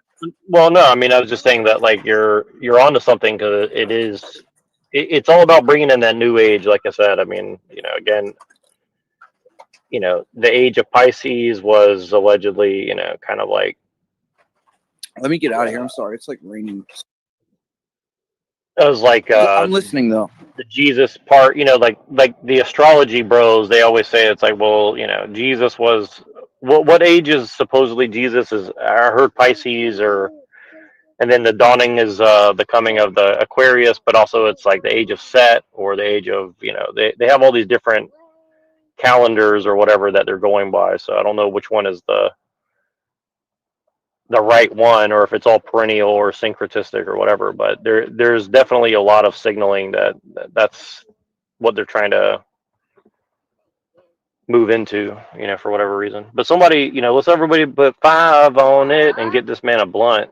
But just make sure televised, if anybody gets you a blunt, first you got to make sure you report Oh, to that's off. that Satan face from that Mark Twain's Adventures. Yep, you get televised apocalypse. You must submit your report to Officer Brownsboy before the blunting smoking can commence. Okay.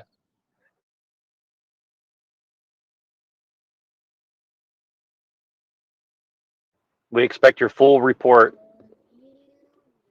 on the desk by 3 a.m.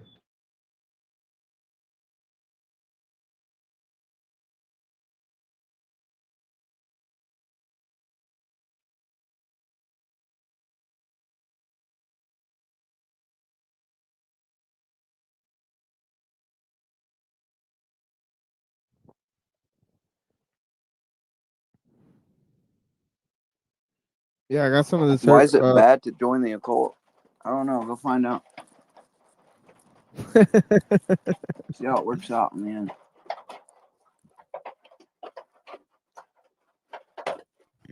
I think I'll go with the oats. That's the reason I don't join personally. You wouldn't want to be keeping too many secret oats or keeping too many people around with secret oats. I guess that'd be a good policy to have. But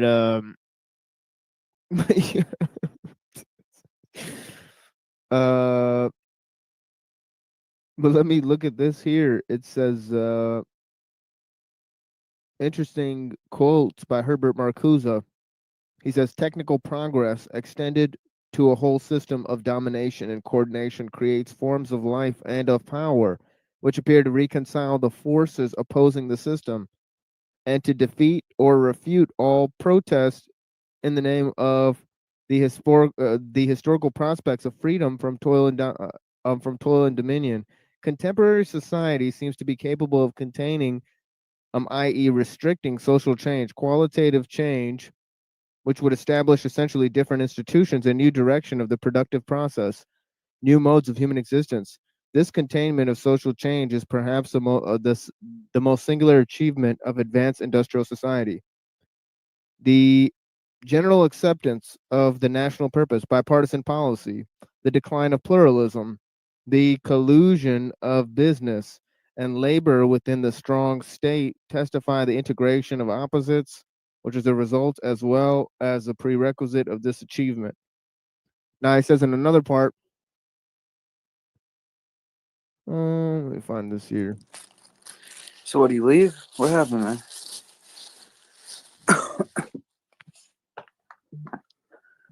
Yeah, maybe. But then he says, technology serves to institute a new, more effective and more pleasant forms of social control and social cohesion.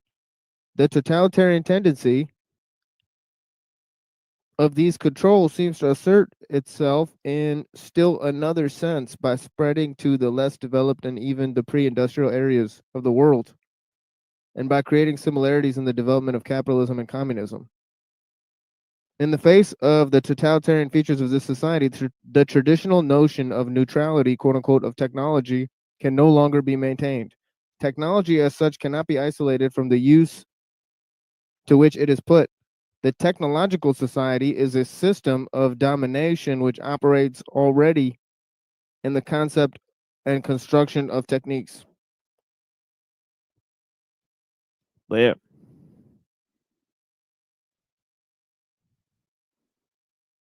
So that's some of Herbert Marcuse in One Dimensional Man. An internal problem. Psychology and mental healing are purely partitioned into an interpersonal thing. You have a chemical imbalance, you are super stressed, etc. Yet we recognize that external events play a role in this regardless. You go to therapy after a family member dies, after you are having a rough time in life, but the medical apparatus never touches work. It never touches economics. That is purely off limits. It's off limits because of capitalist realism.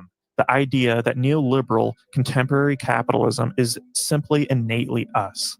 Therefore, it presents a depth that even psychology hasn't even been able to systematically penetrate. This moves us into the newer economic working conditions that affect the Western subject. We used to live in a Fordist world, a capitalist framework that mirrored Henry Ford's production model, line workers doing the same menial task over and over and over again. This is where traditional Marxists derive much of their ideas around alienation and the modern state of industrialized work. Yet today, we are living in something more pervasive and totally different. We are now in a very post-Fordist economic world. We see that in this post-Fordist world, flexibility, nomadism, and spontaneity are absolutely essential. You must be flexible, willing to stretch yourself to the absolute max. Hyper-individuality is now favorable. You must follow unfounded rules that are constantly made up on the spot. The main character of this film is in a constant state of useless, menial task, sent from hyper-bureaucracy. Yet the Reagan and Thatcher promises that neoliberalism, market capitalism would eliminate the very bureaucracy and false appearance of progress found in Stalin's Soviet Union, a bureaucracy that was supposedly only found in the public sector, is ironically worse in today's postmodern capitalism. Today's capitalism has found itself in the same dilemma of ex-Soviet states, the pursuit of symbols and the appearance of productivity and progress, more than the actual progress itself. Teachers and professors are now tasked to adhering to strict curriculum where administrators will watch their lectures. These educators are now more concerned with fulfilling the appearance of education rather than the education itself. But this isn't a phenomenon found because education is within the public sector. This is a new phenomenon posited by neoliberal, right-wing, and hyper-capitalistic governments. A strategy that originally took place in private schools, but then subsequently found its home in public schools from a neoliberal government. Mark Fisher quotes, "This is in part a consequence of the inherent resistance of certain processes and services to marketization. The supposed marketization of education, for instance, rests on a confused and underdeveloped analogy. Are students the consumers of the service or its product? The idealized market was supposed to deliver friction-free exchanges in which the desires of consumers would be met directly without the need for intervention or mediation by regulatory agencies. Yet the drive to assess the performance of workers and to measure forms of labor which, by their nature, are resistant to quantification, has inevitably required additional layers of management and bureaucracy. What we have is not a direct comparison of workers' performance or output, but a comparison between the audited representation of that performance and output. Inevitably, a short-circuiting occurs, and work becomes geared towards the generation and massaging of representations rather than to the social goals of the work itself. This is what capitalism is. It's an elastic system that adapts, that consumes our former subjectivity, that pacifies us into forms of entertainment and material idealism, evaporating the very prior subjectivity that made us human, for better or worse. The concept of this contemporary capitalism is one of profound ironic contradiction. Fisher quotes the French philosopher Alain Badiou on this very late 20th century postmodern capitalistic paradox. A brutal state of affairs, profoundly inegalitarian, where all existence is evaluated in terms of money alone, is presented to us as an ideal. To justify their conservatism, the partisans of the established order cannot really call it ideal or wonderful, so instead they have decided to say that all the rest is horrible. Sure, they say, we may not live in a condition of perfect goodness, but we're lucky that we don't live in a condition of evil. Our democracy is not perfect, but it's better than the bloody dictatorships. Capitalism is unjust, but it's not criminal like Stalinism. We let millions of Africans die of AIDS, but we don't make racist nationalist declarations like Milosevic. We kill Iraqis with our airplanes, but we don't cut their throats with machetes like they do in Rwanda, etc. What separates today's capitalism of a post-Soviet world is one of postmodern capitalism, where universal values do not really exist. There is a rejection of capitalism, where universal values do not really exist. There is a rejection of responsibility outside of the pursuit of capital. But Fisher articulates that this realism he talks about isn't merely postmodernism.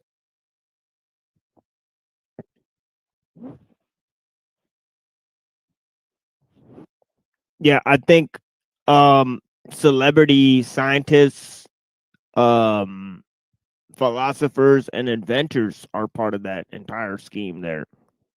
You know, makes sense because they create products that people buy, right? So they become experts in the areas that they represent.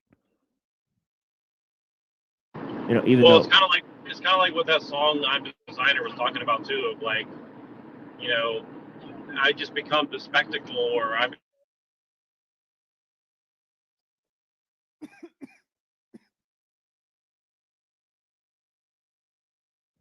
right. You cut out there.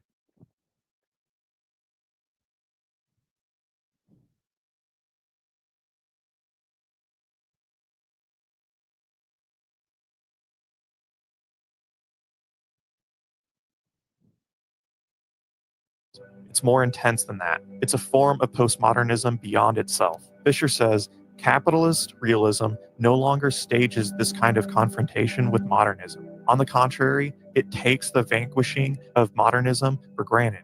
Modernism is now something that can periodically return, but only as a frozen aesthetic style, never as an ideal for living. This is what capitalist realism is. It is a rejection of concepts of space and time, history, everything. Capitalist realism rejects absolutely everything except the pursuit of capital. And subsequently, we see a world that completely cries out for modernity and of the very better days of the past. And in a very capitalist realist society, this is what crying out for modernity looks like. You feel it. Vote now. Make sure you, in fact, let people know you're a senator. I'm not going to answer the question. Why would you answer that because question? the question is, the question Supreme Court is, justice, the radical question, left. Would you?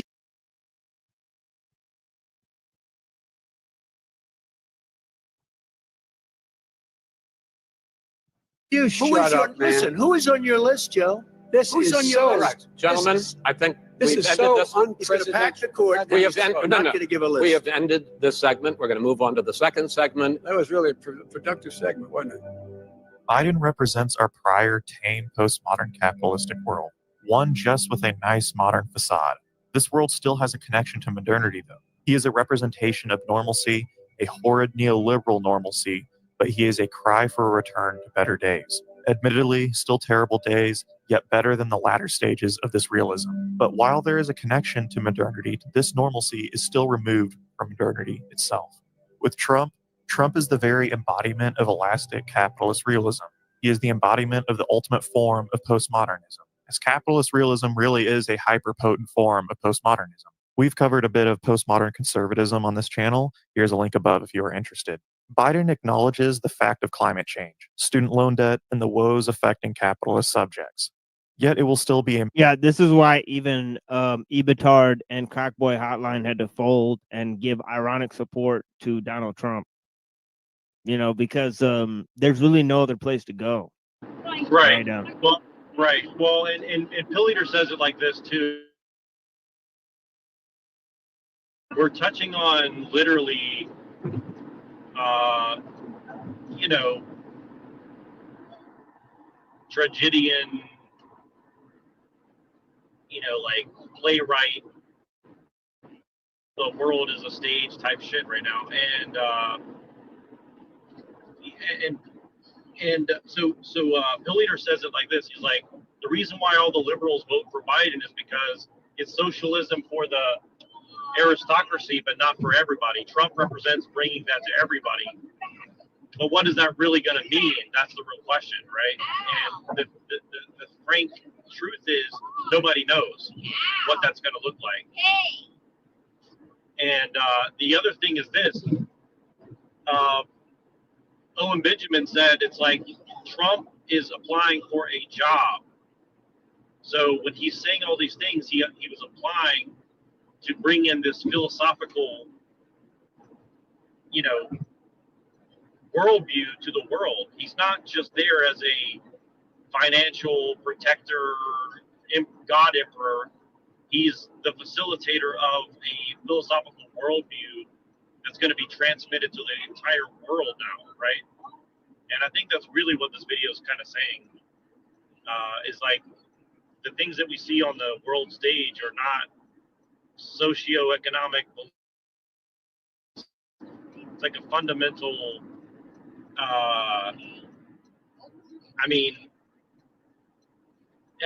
I don't know what the right word is, but epistemological change of some sort, I would say, right? At least from their worldview, I think.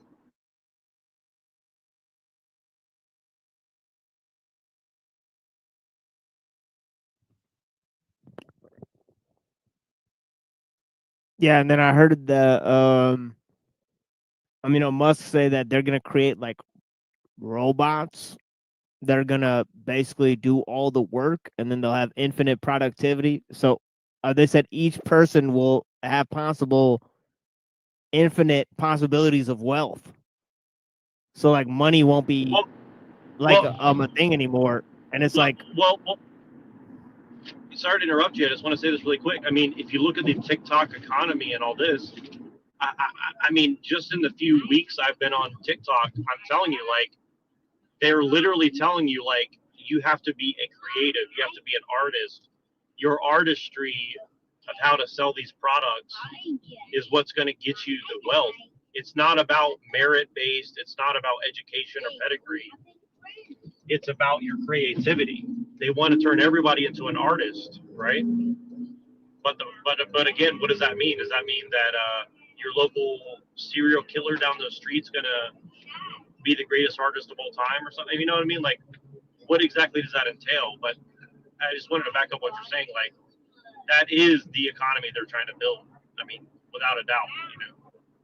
Sorry to interrupt. Yeah, and then obviously the whole entire thing is based on, he can't do that because the system is incompetent. And then there's this entire thing that they try to pull on you that, oh, well, Trump's trying to put him in charge, but there's this bureaucracy and all this type of stuff. And, at the end of the day, it's just a joke, that's being played on people where, they're putting in these ideas that don't really work by these celebrity inventors, and it's all just like a scam to get people to support something that's really going nowhere. Well, but they're definitely going to build some form of what they're doing. Now, whether it's going to be what they're saying it is, I doubt. But they're definitely building this new world matrix, I guess you'd call it, right, of some sort. And again, I think the whole thing is, again, people think it's about selling products or something like that. But again, like Facebook says, you are the product, right? You are the product. They're not actually interested in, money or something like that, right? Like, they want to make you want to be a product for them, right? They want you to turn yourself into a product. Why? I mean, from your, philosophical or occult understanding, why do you think that is exactly?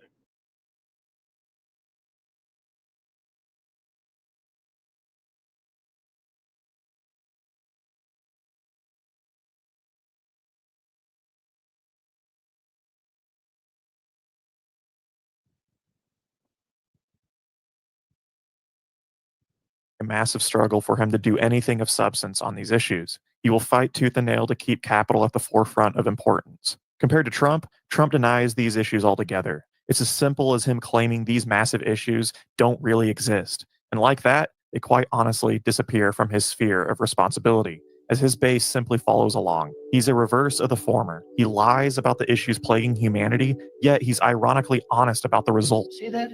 Where I could stand in the middle of Fifth Avenue and shoot somebody and I wouldn't lose any voters, okay? It's like incredible.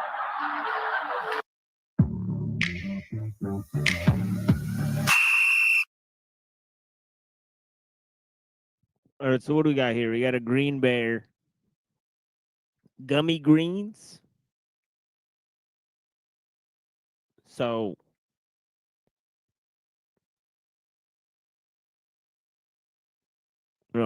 some type of vitamins.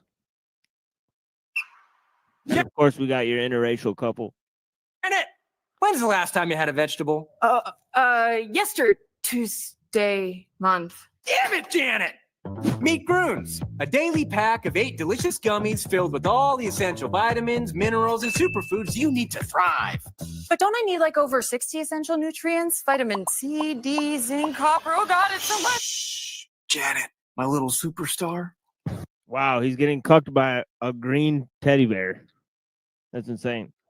Groons has all of that. And from whole food ingredients, you can actually read, not some crazy chemical compound. Organic spinach. I can read it! Heck yeah, you can, buff boy! Bring it in, you two. Groons is packed with the 8 MBCs you need to feel better every day. Whole fruits, whole veggies, vitamins and minerals, herbs, antioxidants, prebiotics, and it's even got your full dose of mood-boosting adaptogens and super mushrooms, which could help with that anxiety I'm picking up, bud. Wow. I'm just going to skip to the next commercial. This commercial is 3 minutes long, so. You see, he is cryptically honest about the political there's no more commercials. Okay. reality we are residing in, and the very disturbing yet true results of his action. But these actions, these desires for a return to modernity, to normalcy, can be viewed through the psychoanalytic lens of the Lacanian real. In this case, Fisher uses the real as something that any reality must suppress, an unattainable void that can be viewed through the fractures and inconsistencies of what we perceive reality to be. There's another one of those triangles. Yeah. So obviously the triangle represents the dialectic. From our woke stream, where we had the dark triad as well.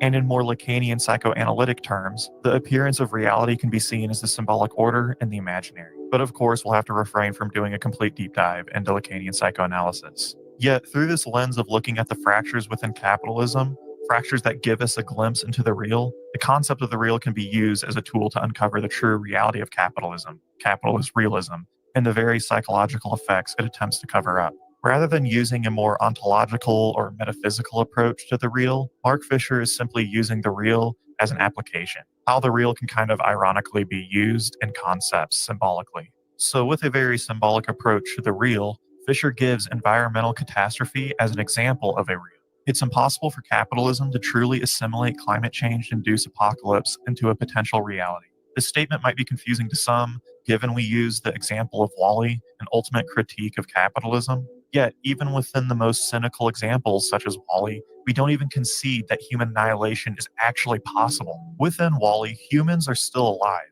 with robots to do the fixing of human woes and mass consumption.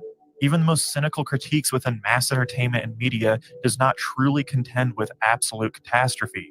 Rather, the idea of catastrophe is just ironically reinforced within the system of capitalism. Solutions are just repackaged within the commodity, packaged into advertising and marketing campaigns. In simpler terms, under this stage of capitalism, the solution to climate catastrophe driven by capitalism is repackaged into more capitalism. Fisher quotes, "Environmental catastrophe is one such real.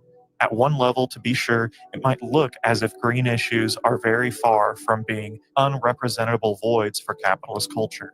Climate change and the threat of resource depletion are not being repressed so much as incorporated into advertising and marketing. What this treatment of environmental catastrophe illustrates is the fantasy structure on which capitalist realism depends, a presupposition that resources are infinite, that the earth itself is merely a husk which capital can at certain point slow like a used skin, and that any problem can be solved by the market. In this case, the hidden real in a capitalist system is the emergence of surface capitalist solutions to solve the very issues capitalism has created. The privatization of stress, a new emergence of neoliberal hyper-bureaucracy, a very much worse audit-based version of bureaucracy neoliberalism promised to solve." Fisher describes this massive issue of mental health and how capitalism privatizes it and reestablishes mental health as purely internal, a natural occurrence.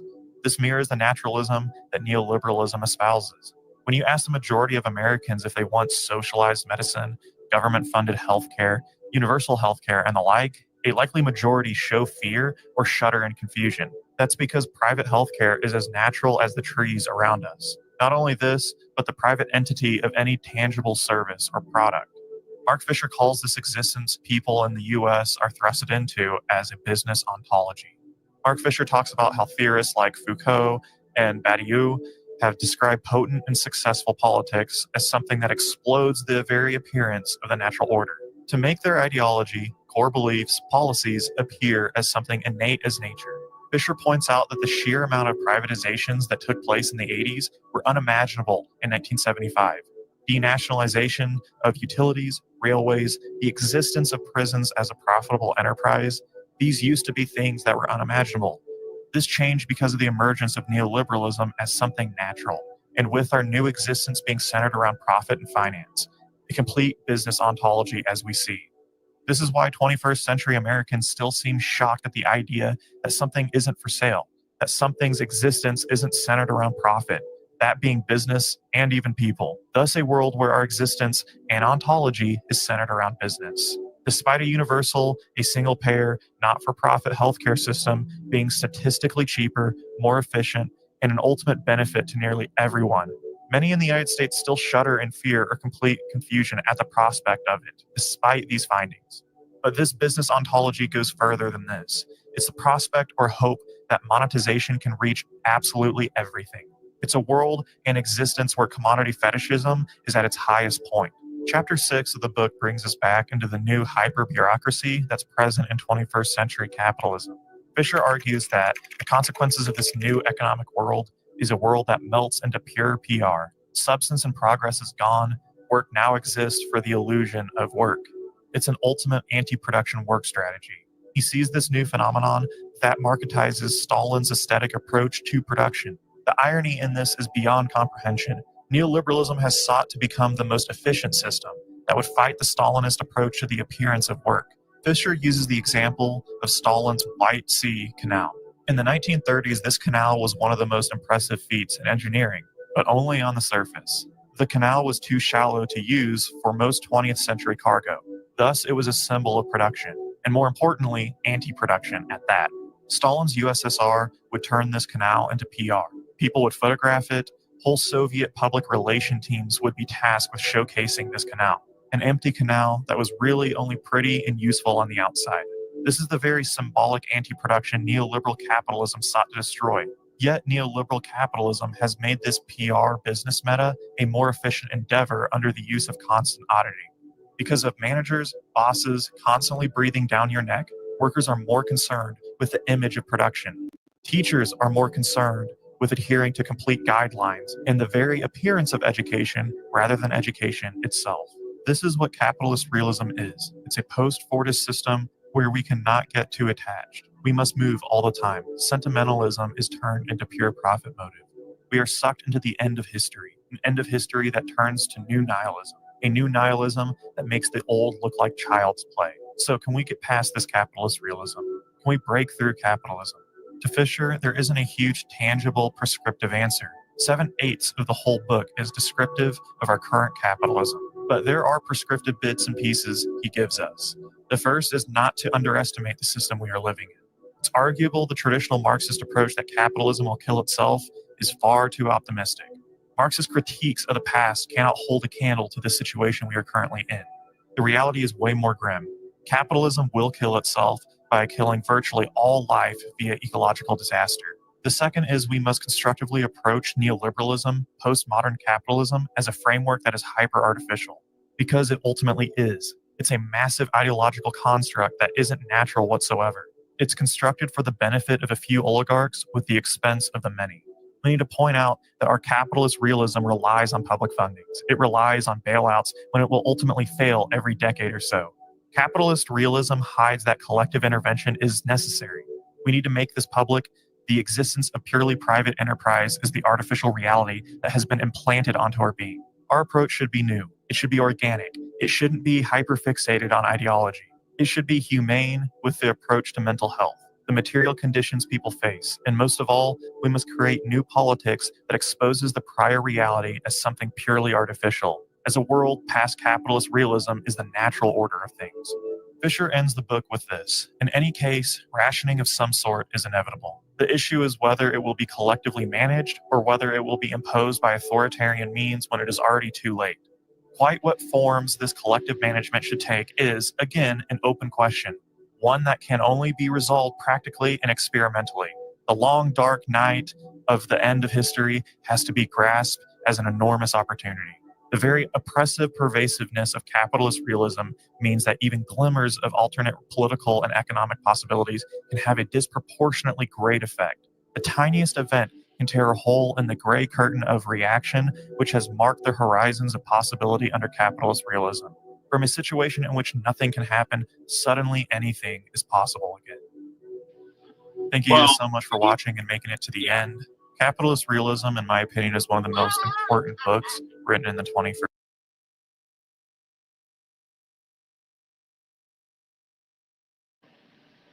Yeah, I mean, I think most of what he said I generally agree with, but I get this looming feeling that there's some sort of trick there at the end where it's kind of, I mean, he kind of covered his bases, but I don't know, there's some sort of trick at the end where it's like, well, you know, I don't know. I had the thought a few minutes ago and I was trying to figure out how to explain it, but it definitely just seems that it's like, well, you know, hypercapitalism is a whole death thing, but really what it seems like he's using the term capitalism as a code word for technology. That's kind of what I feel like. He's like, do you get what I'm saying? It's like he's basically saying capitalism, but it's really the technology that's driving it, not only that. I mean, it's economics too, but it's like it's really the technology that's driving the economics. So it's kind of like he wants to leave that part out, because if you actually had to look at, like you say, the how, you know, it's almost like, well, it's enough to know what the why is or something, you know.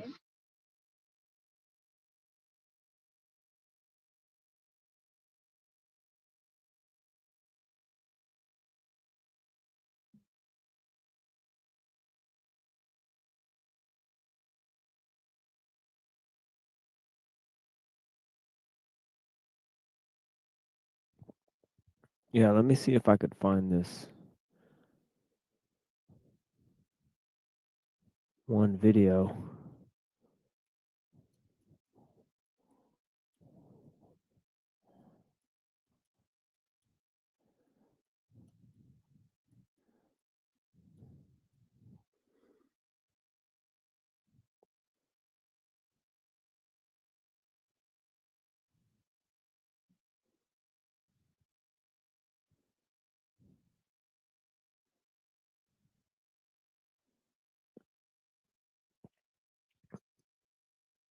There's definitely some of it here.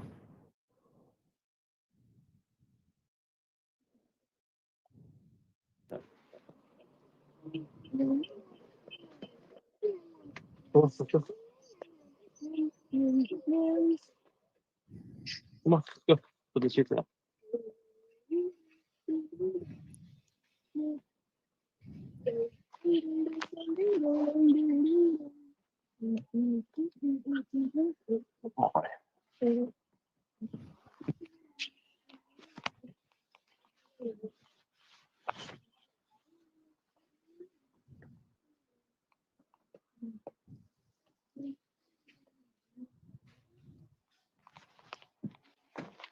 Come here, buddy.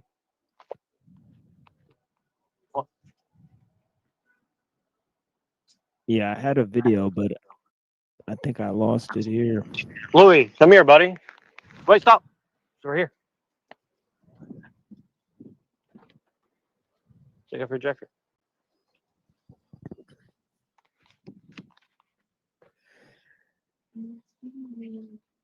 But yeah, look at what Marx says. You know, Marx is basically, you know, in the in his words himself. I mean, he says, machine in a section on Das Kapital and machinery and large scale industry. In section 1, he says John Stuart Mill says in his Principles of Political Economy, quote, "It is questionable if all the mechanical inventions yet made have lightened the day's toil of any human being," unquote. That is, however, by no means the aim of the application of machinery under capitalism. Like every other instrument for increasing the productivity of labor, machinery is intended to cheapen commodities. And by shortening the part of the working day in which the worker works for himself to lengthen the other part, the part he gives to the capitalist for nothing. The machine is a means for producing surplus value.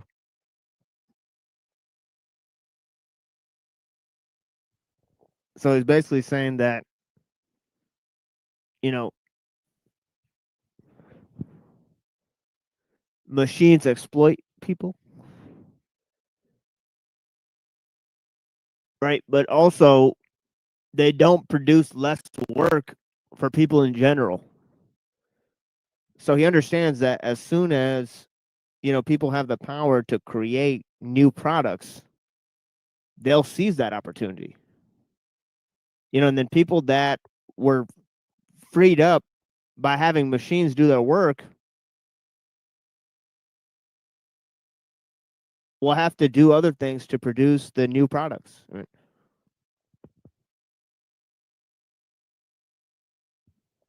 And that's basically what John Maynard Keynes says too. He says technical progress is necessary for the investors.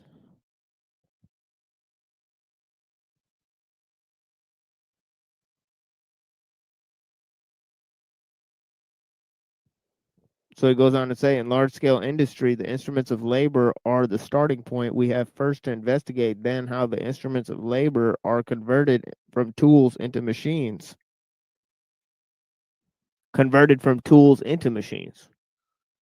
Or what the difference is between a machine and an implement used in a handicraft. All fully developed machinery consists of 3 essentially different parts: the motor mechanism, the transmitting mechanism, and finally the tool or working machine. The machine, therefore, is a mechanism that, after being set in motion, performs with its tools the same operations as the worker formerly did with similar tools.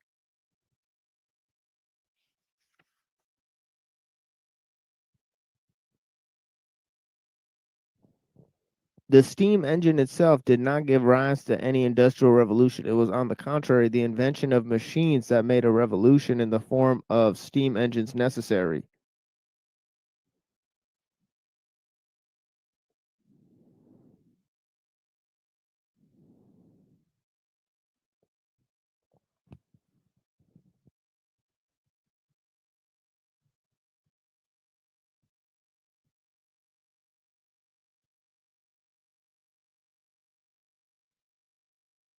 So why do you think they're trying to turn everybody into a product? What do you think that has to do with the thing? Is that the technology, or is that the rulers, or is that the economic system? Like would you say that it is a conflation between capitalism and technology?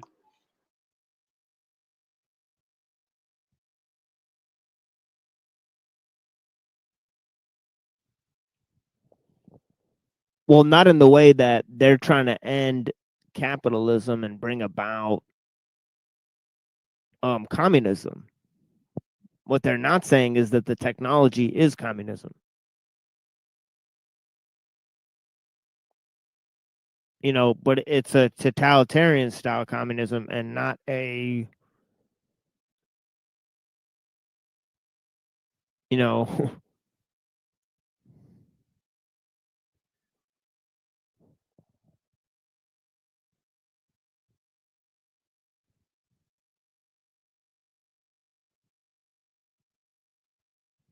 I guess, a revolutionary type that they dream about.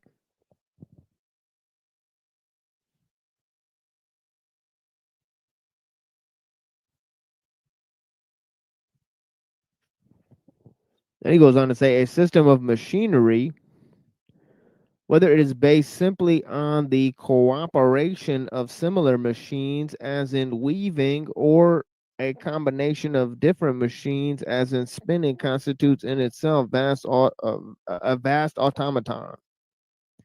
As soon as it's driven by a self-acting prime mover, such as steam engine, an organized system of machines to which motion is communicated by a transmitting mechanism from an automatic center is almost developed form of production by machinery. Here we have, in place of the insulated machine, a mechanical monster whose body fills whole factories, and whose demonic power, at first hidden by the slow and measured motions of its gigantic members, finally bursts forth in the fast and feverish whirl of its countless working organs.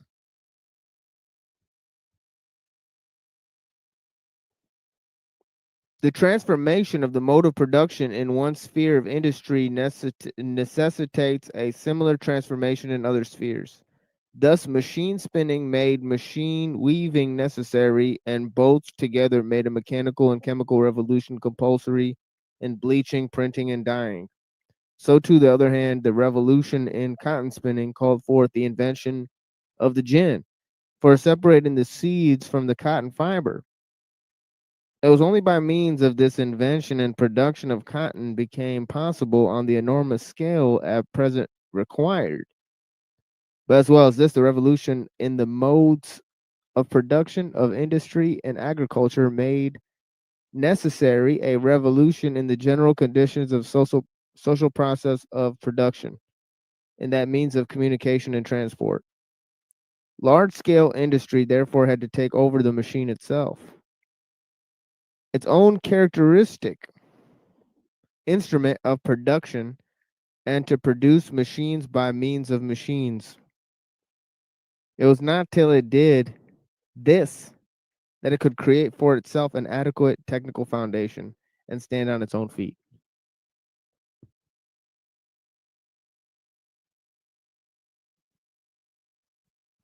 So it had to create machines by machines.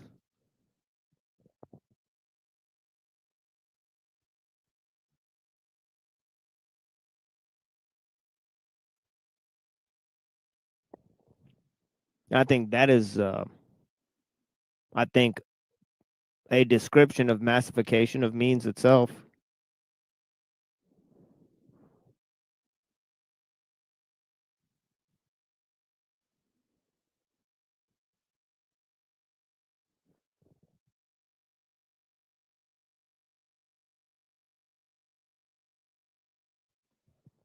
Yeah, he worked also with Nick Land. You know, so they were in a team together, him and Nick Land.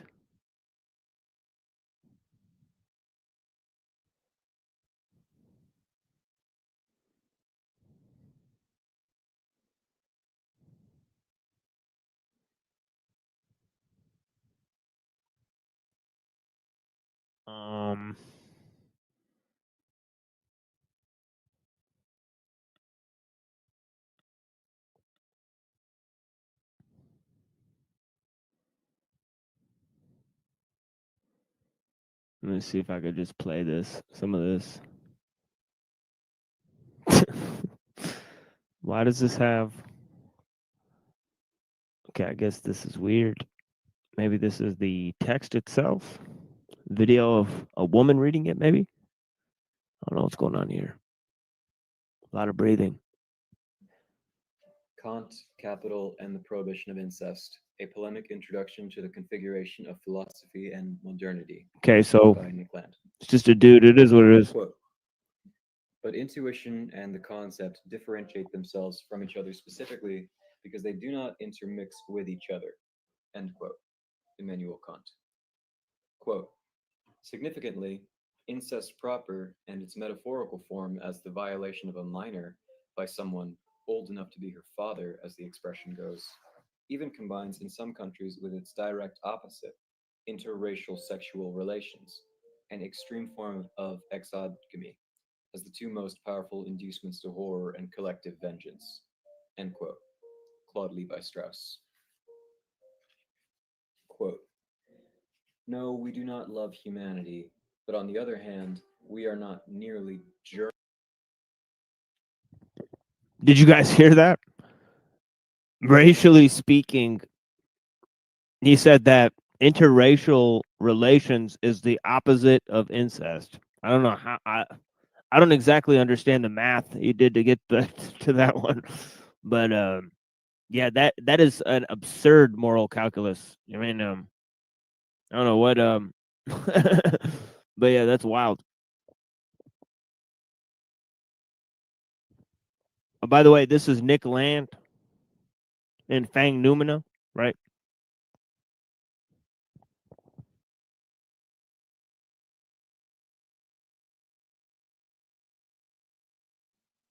German enough, in the sense in which the word German is constantly being used nowadays to advocate nationalism and race hatred, and to be able to take pleasure in the national scabies of the heart and blood poisoning that now leads the nations of Europe to delimit and barricade themselves against each other as if it were a matter of quarantine. End quote. Friedrich Nietzsche.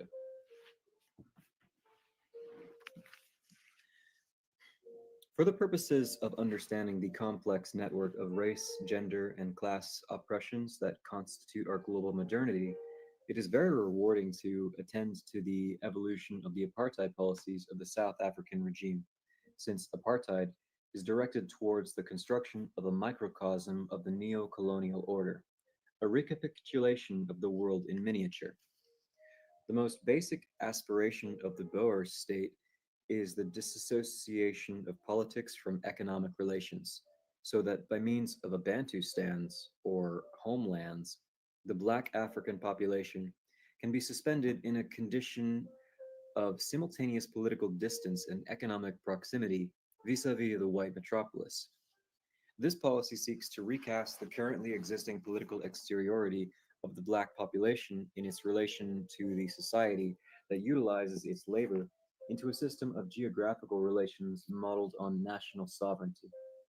The direct disenfranchisement of the subject people would then be re-expressed within the dominant international code of ethno-geographical (national) autonomy. World opinion discriminates between the relation South African whites have to the blacks they employ, and the relation North American whites, for instance, have to the third world labor force they employ, directly or indirectly, because it acknowledges an indissoluble claim upon the entire South African landmass by a population sharing an internationally recognized national identity. My contention in this paper is that the Third World as a whole is the product of a successful, although piecemeal and largely unconscious, Bantustan policy on the part of the global capital metropolis. Any attempt by political forces in the Third World to resolve the problems of their neo-colonial integration into the world trading system on the basis of national sovereignty is as naive as would be the attempt of Black South Africans if they opted for a Bantustan solution to their particular political economic dilemma. The displacement of the political consequences of wage labor relations away from the metropolis is not an incidental feature of capital accumulation, as the economic purists aligned to both the bourgeoisie and the workerist left assert. It is rather the fundamental condition of capital as nothing other than an explicit aggression against the masses.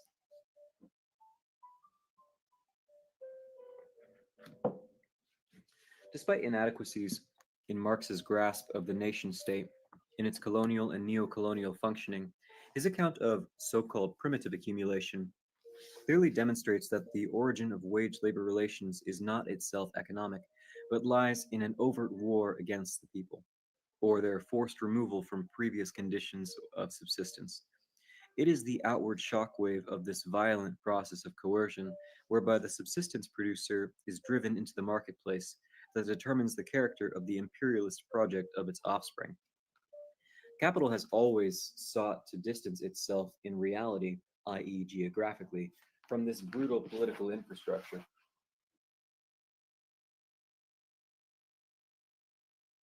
Yeah, so capital is distancing itself from politics and creating a new reality, right? One where economics dislodges itself from politics, and that culminates in the death of liberalism itself. Pretty much consistently, Land and Fisher talk about these ideas, right?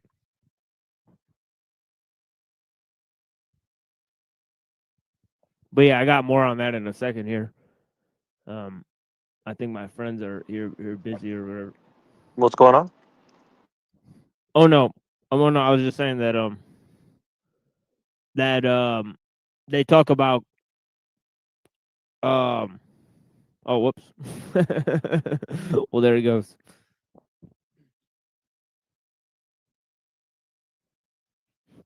Holy cows, brothers and sisters.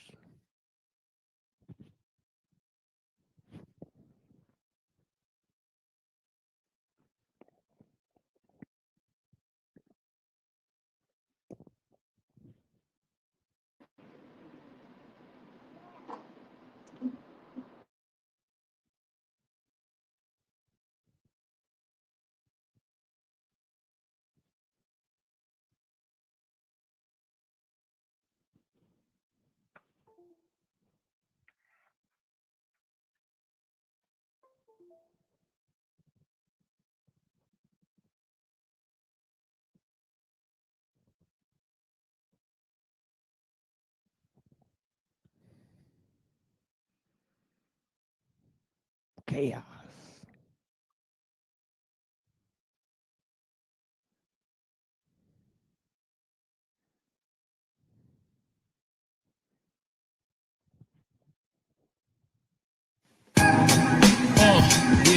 Yeah. In these world fallacies, fictitious, the fantastic, the fictional, multi-dictional, able to spiritual with the lyrical. The Jews and the Father, Scaramanga. Abrasive like the Sahara, lyrical daggers catcher. Matter is batter smatcher. Mentally I entrap it. Rappers laying in pieces like a puzzle. Vocal muffle, subtle maneuvers of trouble like this without the muzzle. Now it's without your bubble that you face me. Waste me never, whenever terrored. I kill like Gacy. Clever fills my trace these sick demonic acts on ladies. He made me crazy, so baby be acting shady like I'm your local sideshow. Title me vocal psycho. Vital, we throw a Michael and saying I'm ill like homophobia, causing dystopia. You know it's only the symphony of the ill and evil. I kill your sequel, seafood controls whole area codes. The niggas on the low so cold.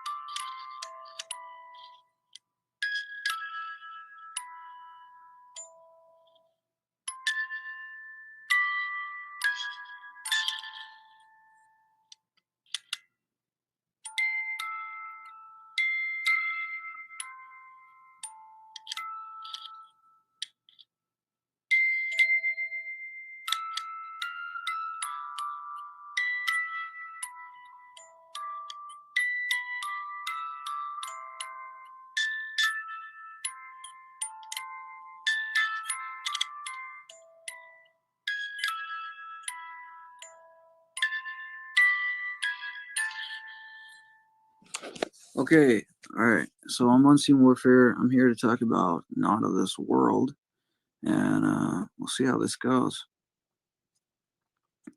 It's a book that was released, sort of a biography of Saint Seraphim Rose, and there's another, I think, another edition of the book, a later edition of it. What is that book called? Life and Works. But I think I like this copy a little better than that translation of it, or edit of it, rather. So we're going to start reading from that.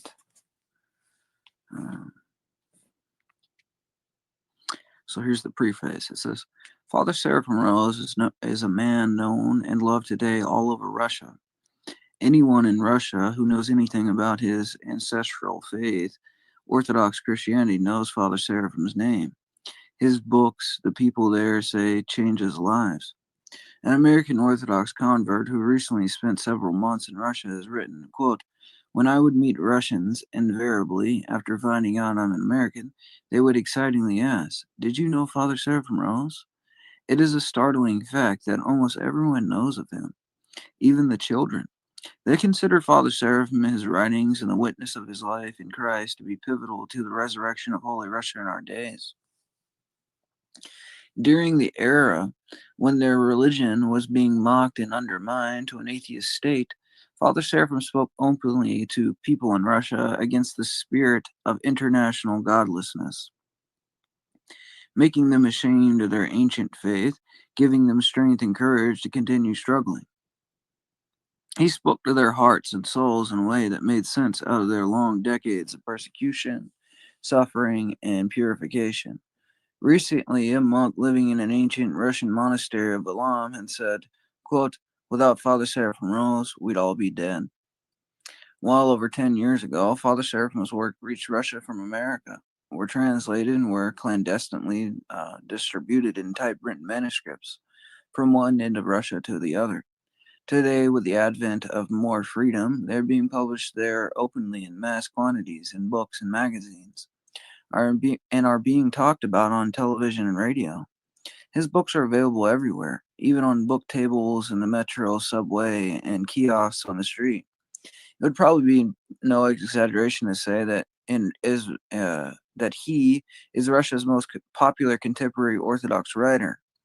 Portraits of him are being painted, and in the newly reopened Optina Monastery, in the very room where the holy elder Ambrose received such visitors as Dostoevsky, Tolstoy, and Gogol, a photograph of him now stands. In other Orthodox countries, especially those formerly dominated by communism, Father Seraphim is also widely loved, his works published and studied, and his name held in great reverence. Recently, a monastic from Serbia has written, quote, the Athonite Hesychist and instructor of prayer of the heart, Bishop Amphilosius, once said that Father Seraphim was granted the greatest gift that a man could be granted on earth, the gift of spiritual discernment. Who was this man, and who, although known only to a small segment of people in the affluent pluralistic West, has made such a tremendous impression on the suffering Orthodox lands? Who was this penetrating spiritual philosopher who appears to have emerged out of some ancient Patericon?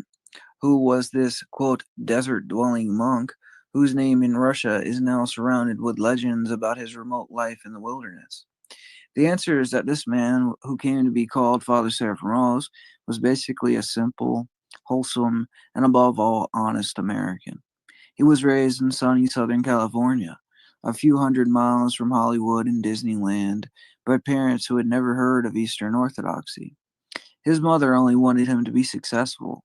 His father only wanted him to be happy. The story of Father Seraphim Rose is not just the story of one individual. It's a story of what can occur in the conscience of the American soul when God stirs the strings of the American sense of righteousness. Father Seraphim's basic honesty enabled him to pierce the darkness of his times, not only for his fellow Americans, but also for those far off, enslaved lands as well. At an early age, he rebelled against the superficiality of modern American society, against its worldliness, materialism, light-mindedness, and boring rationalism. As part of his rebellion, he partook the restlessness, despair, nihilism, and lawlessness of the quote angry young men of his generation, the progressive intellectuals, bohemians, and beatniks. His forthright, self-sacrificing quote American cowboy character, however, pulled him back from the self-indulgent escapes which his peers were making.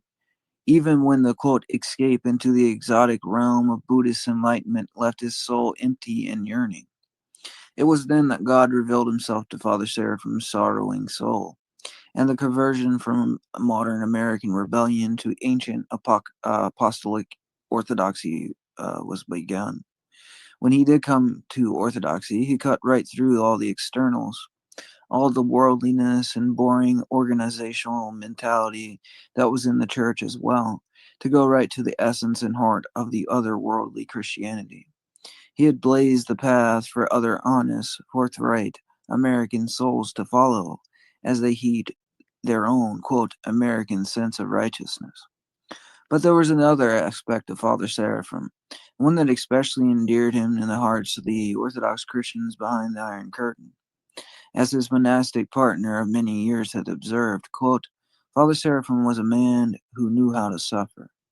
He knew the value of redemptive suffering, saw it manifested in the Christian martyrs and confessors of his own time, and consciously embraced it, not only outwardly through hardships of his wilderness monastic life, but also inwardly in the, quote, pain of the heart that characterizes true Christian love. Before he had found the truth, he had suffered for the lack of it, and now having found it, he suffered for the sake of it. The author of these lines was a spiritual son of Father Seraphim, having been returned to the love of Jesus Christ through him. I, too, had wanted something deeper that was offered by the superficial society and superficial Christianity around me. I, too, was influenced by the youthful rebellion of my times and delved into the alternative path of Buddhism. Had Father Seraphim not shown me the only true way out, cutting away all the obstacles of our Western consciousness with this flaming sword of his suffering for truth, I might, like so many of my peers, still be living in an aimless life of quote, quiet desperation. Perhaps I would have just followed the spirit of the age and settled for the synthetic belief system that I could, quote, feel comfortable with. As I stood beside Father Seraphim's coffin in his simple monastery church, beholding the radiant, heavenly image of his face in repose, I shed tears of gratitude, thanking him, quote, for giving me the truth. The pearl is the great price for which it is worth selling everything that is in this world. As I write these lines a decade later, on the eve of the 10th anniversary of his repose, I see the tremendous potential of what he accomplished in all too brief life at 48 years. Mine is only one of millions of lives that he has deeply touched. I feel compelled to make his message known and give back to others what he has given me. For just as Russia once brought the fullness of truth, orthodoxy, to America, so now America, through Father Seraphim, bringing that truth back whence it came. Through this man who was a pivot of the American conscience, modern America brings forth out of its own soil a fruit of ancient mystical Christianity. It is a depth of Christianity that America as yet scarcely knows, formed in the silent heart of the catacombs, hidden from all earthly tumult and vanity, and by nature not of this world. Okay, so hope everybody's doing all right. What's up? Orthodox Cheetos. All right, man. So we're going to continue on reading. So it says, author's note. As a warrior of the mind and heart, Father Seraphim Rose is often called to stand in the defense of truth when he saw it being attacked. The snares and pitfalls which he warred against still remain, waiting to trip up people and throw them off the way. We hope that this book will in some way help to save them from these perils. Father Seraphim's battles were not so much with individuals as with false concepts of Christianity, theology, and church life. Therefore, to mitigate the personal aspects of the battles, we have hidden the identities of the persons directly involved in them, with the exceptions of those who have since reposed. We have done the same with others whom we feel would rather not have their names mentioned. Part 1. Beginnings. This man is not a well-born member of a famous house. He's one of many, yet he's a true nobleman. Euripides. Okay, so Father Seraphim Rose had been called for the first American-born linked to the mind of the ancient Holy Fathers. Was born in a typical white Protestant middle-class family in typical California beach town, San Diego. The name given him at birth was Eugene, which means well-born or noble. Eugene's parents were second-generation immigrants to the United States. Both his mother and parents came from Norway. John Christian Holbeck, his grandfather, arrived with his family when he was 13. Hilma Helikson, his grandmother, though born in Norway, was actually Swedish. She was brought to America at age 3. The Holbecks and the Heliksons settled in the small town of Two Harbors, Minnesota, where John and Hilma grew up, met, and were married in 1896. John worked as a driller in a diamond mine and then tried his hand at farming. He and Hilma had 5 children. Their third child, Esther, was born in 1901, was Eugene's mother. Esther was raised on a 40-acre farm that her father had bought at $10 an acre. It was poor land, quote, stump land, she used to call it, and she remembered her father using dynamite to get rid of the stumps. John had to augment the income of his growing family by working a night shift in town. Later he had cows and peddled milk from house to house. The Holbecks had their children baptized and raised them in the Lutheran Church. Great families' emphasis was placed on education. They sent the oldest son, Jack, to college as a great financial sacrifice, and he repaid them after he became established financially. Although only 2 of the Holbecks' children were able to attend college, nearly all their grandchildren and great-grandchildren earned at least one college degree. As a matter of pride, everyone was expected to be successful. John Holbeck was among those strugglers who gave their life's blood to the building of America. His daunting task of hewing out living from the land left no home for pastimes. Once when his daughter Esther returned from a walk in the woods, singing and carrying flowers, he immediately looked on this in terms and its practical value. Quote, "You can't eat music or flowers," he told her in his heavy Norwegian brogue, I guess. Brogue? Yeah. Brogue. Okay. Later in life, Esther did take time out to pursue music and to paint, mostly flowers, but the experience of growing up in such a hard-working family gave her a no-nonsense practicality that never left her. She was always concerned with the financial side of things. The man she married, Frank Rose, was a rather different stamp, a humble, quiet, agreeable sort of fellow. He was one to take just what comes to life. Frank was of French and Dutch stock. On his father's side, he had a French ancestor who had been a soldier in Napoleon's army, and married a Hungarian gypsy. If there was any passionate gypsy blood in the Rose lineage, however, it certainly skipped a generation in the person of Frank. Frank's father, Louis Deseret L.D. Rose, had immigrated from France to Canada and then to the United States and had opened an ice cream parlor and candy store in Two Harbors. He had a wooden leg, and as the result of a train accident as a young man. Quote, "No one pitied him for this or talked about it," recalls one family member. Quote, "It was just something that happened and life went on." Although from a Roman Catholic background, Lewis was confirmed atheist with sympathies towards socialism. He claimed to have read the New Testament before the age of 12, the impressiveness of this claim being evidently intended to lend weight to his atheism.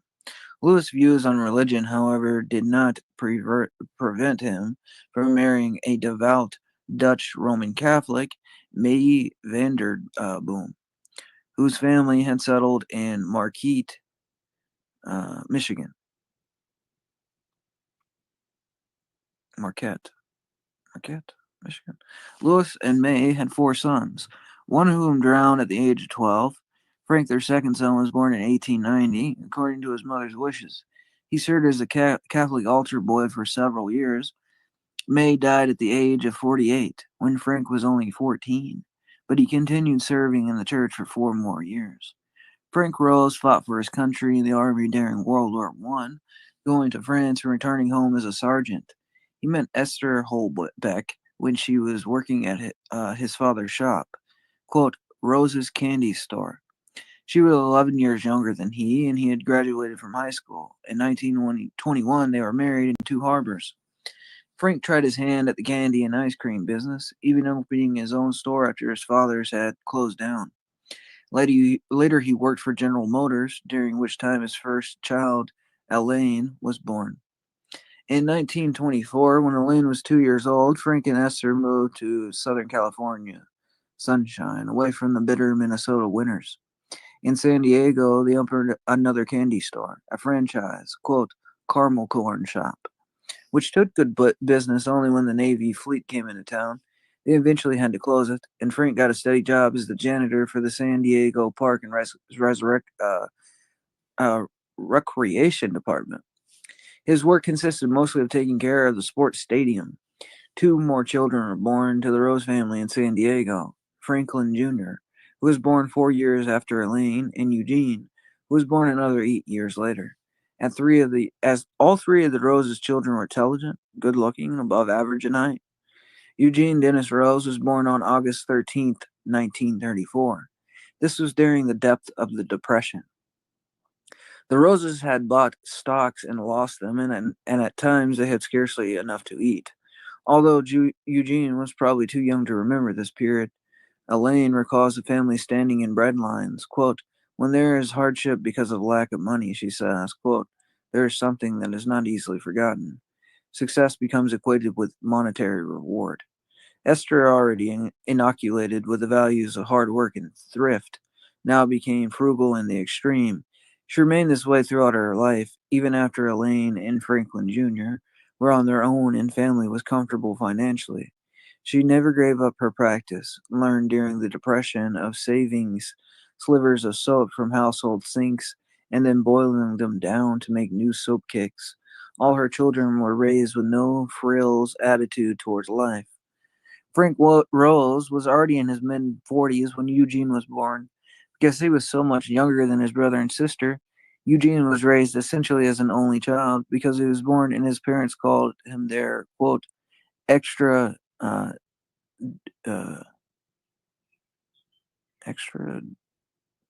dividend. Okay. Extra dividend. I don't know what that means. Okay. Like he's, all right. When Eugene was only 4 years old, his sister Elaine, then 16, graduated from high school and left to go to business college in Los Angeles. 2 years later, she married, and in subsequent years, her younger brother, only infrequently before he left home, she would take care of Eugene at home with her parents or working in the caramel corn shop. Quote, I remember him as happy, lovable child, she says. Okay.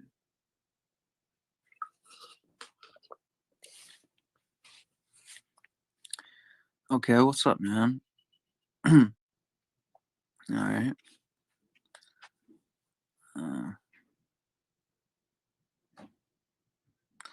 Okay, so it says Eugene's surviving grandparents moved to San Diego after his parents did. Louis Rose died when Eugene was only 7 years old, but John and Hilma Holbeck lived until he was full grown. In later years, he was given a family heirloom, a grandfather clock which he had been given to Louis and May Rose as a wedding present.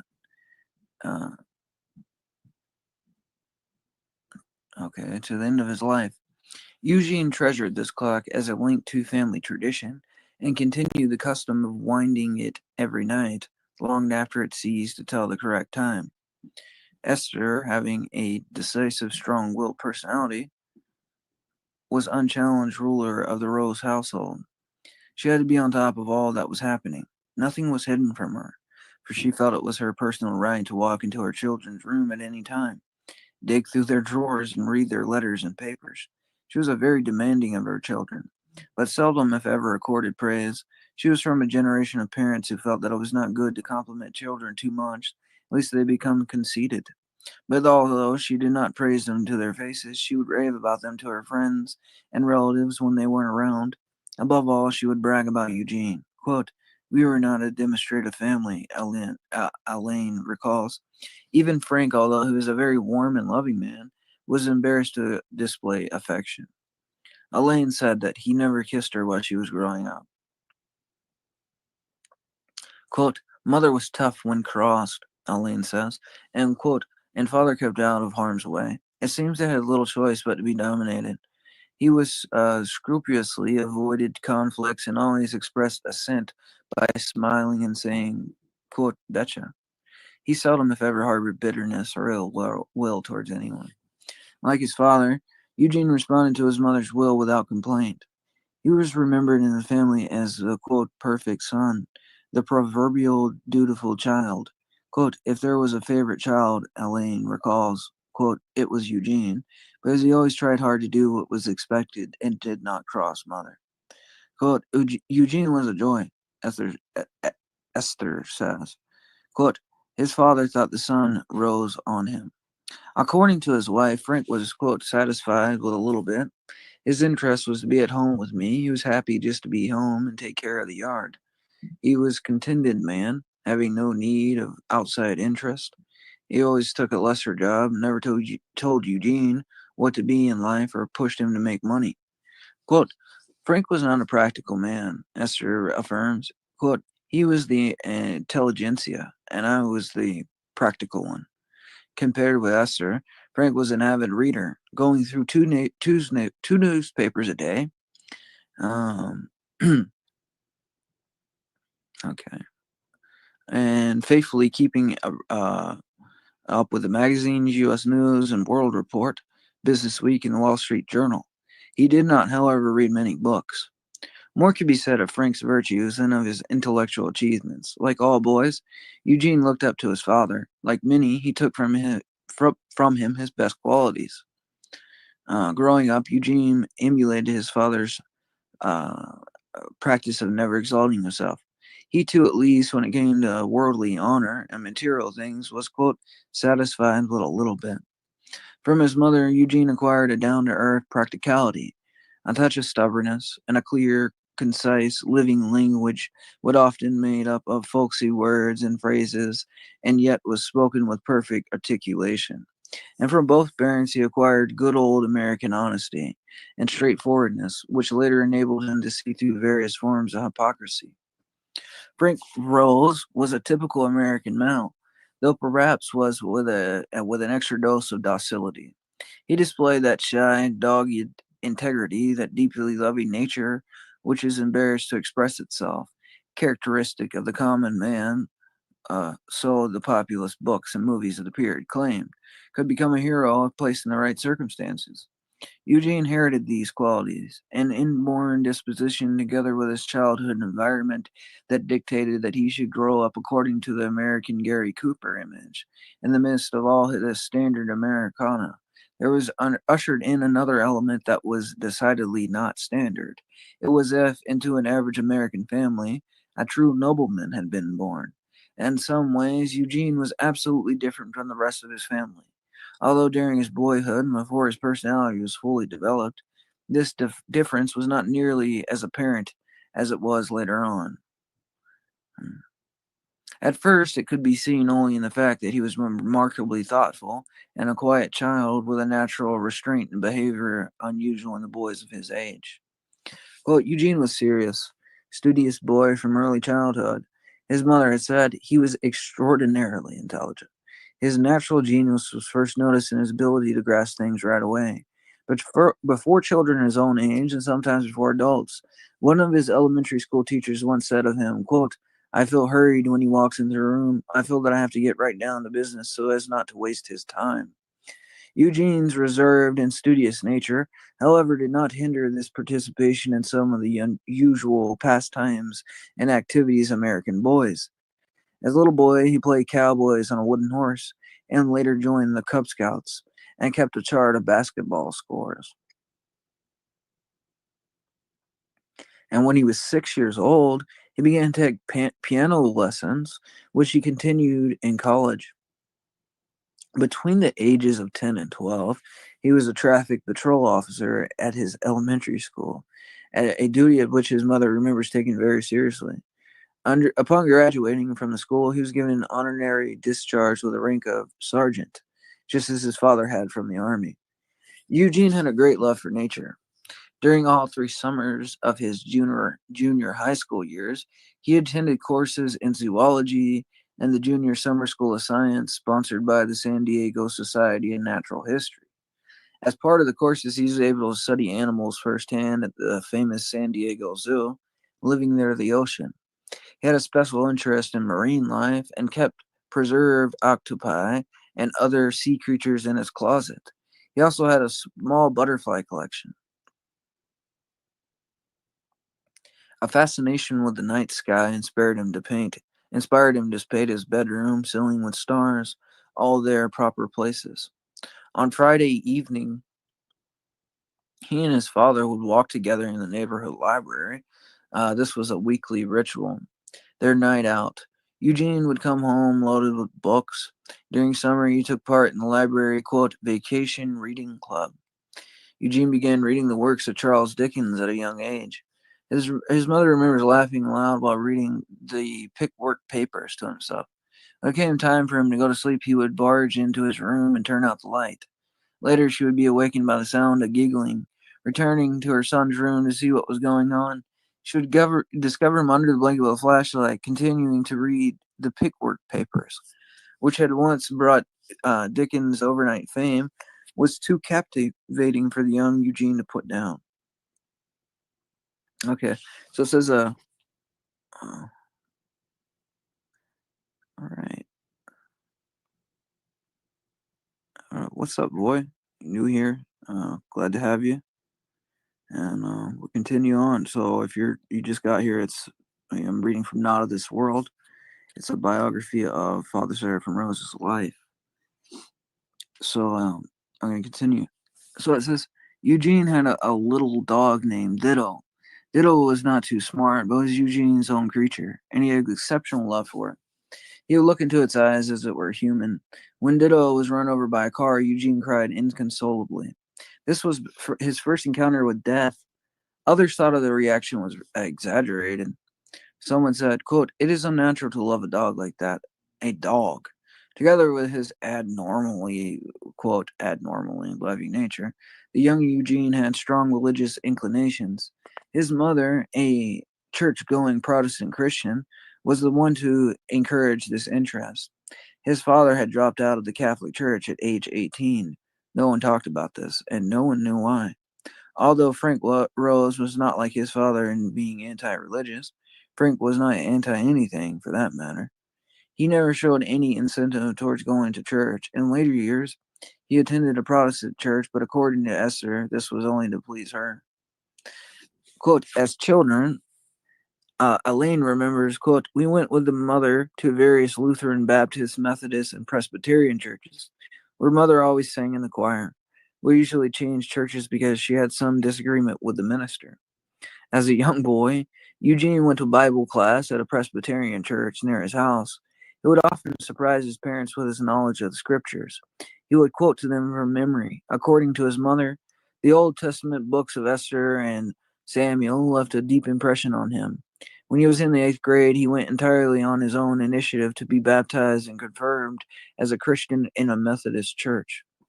In high school, Eugene ceased to pursue an interest in religion. Quote, Eugene was not religious at all, recalls his best friend from that period, Walter Pomeroy. To compensate for his lack of religion, he zealously sought knowledge in science and mathematics, biology, algebra and trigonometry, etc.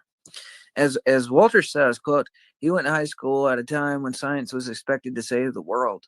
Most of the people who were being prepared for college were planning to become scientists, physicists, engineers, or medical doctors. San Diego High was what would today be referred to as, quote, inner city school. The college prep students formed a relatively small percentage of the student body. These intellectual achievers were in the same club that took the same courses in the pre-college curriculum together. Rather. But within their ranks was a clear social division. The main group of them, by far the largest, was composed of students from wealthy families from the, quote, good part of town. The smaller group was composed of 6 or 7 boys from middle to lower middle class families, 3 of whom were Jewish and 1 of whom was Mexican. Eugene and Walter belonged to the latter group. Eugene, fourth from the right. Okay, so there's like pictures of him with his dog Ditto here. So, okay. So it says, right on. What's up, my brother? Death and Compromise, my guy. Okay, so it says, the members of the wealthy group were active in student government, seeking election at class offices, and made up membership of the school social club of the pre-fraternity sorority type, although they were friendly to the other students. Quote, after all, says Walter, quote, you were a vote. They generally kept their own company. They were the social elite of the campus.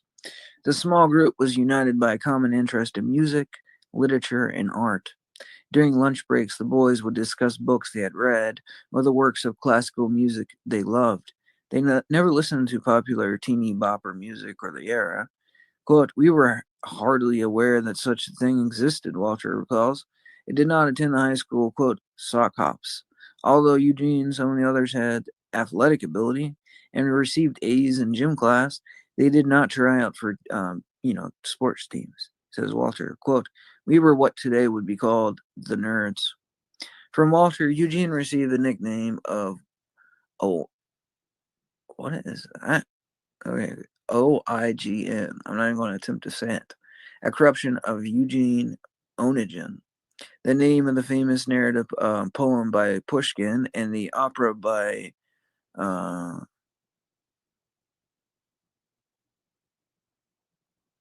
Tchaikovsky. I guess that's it.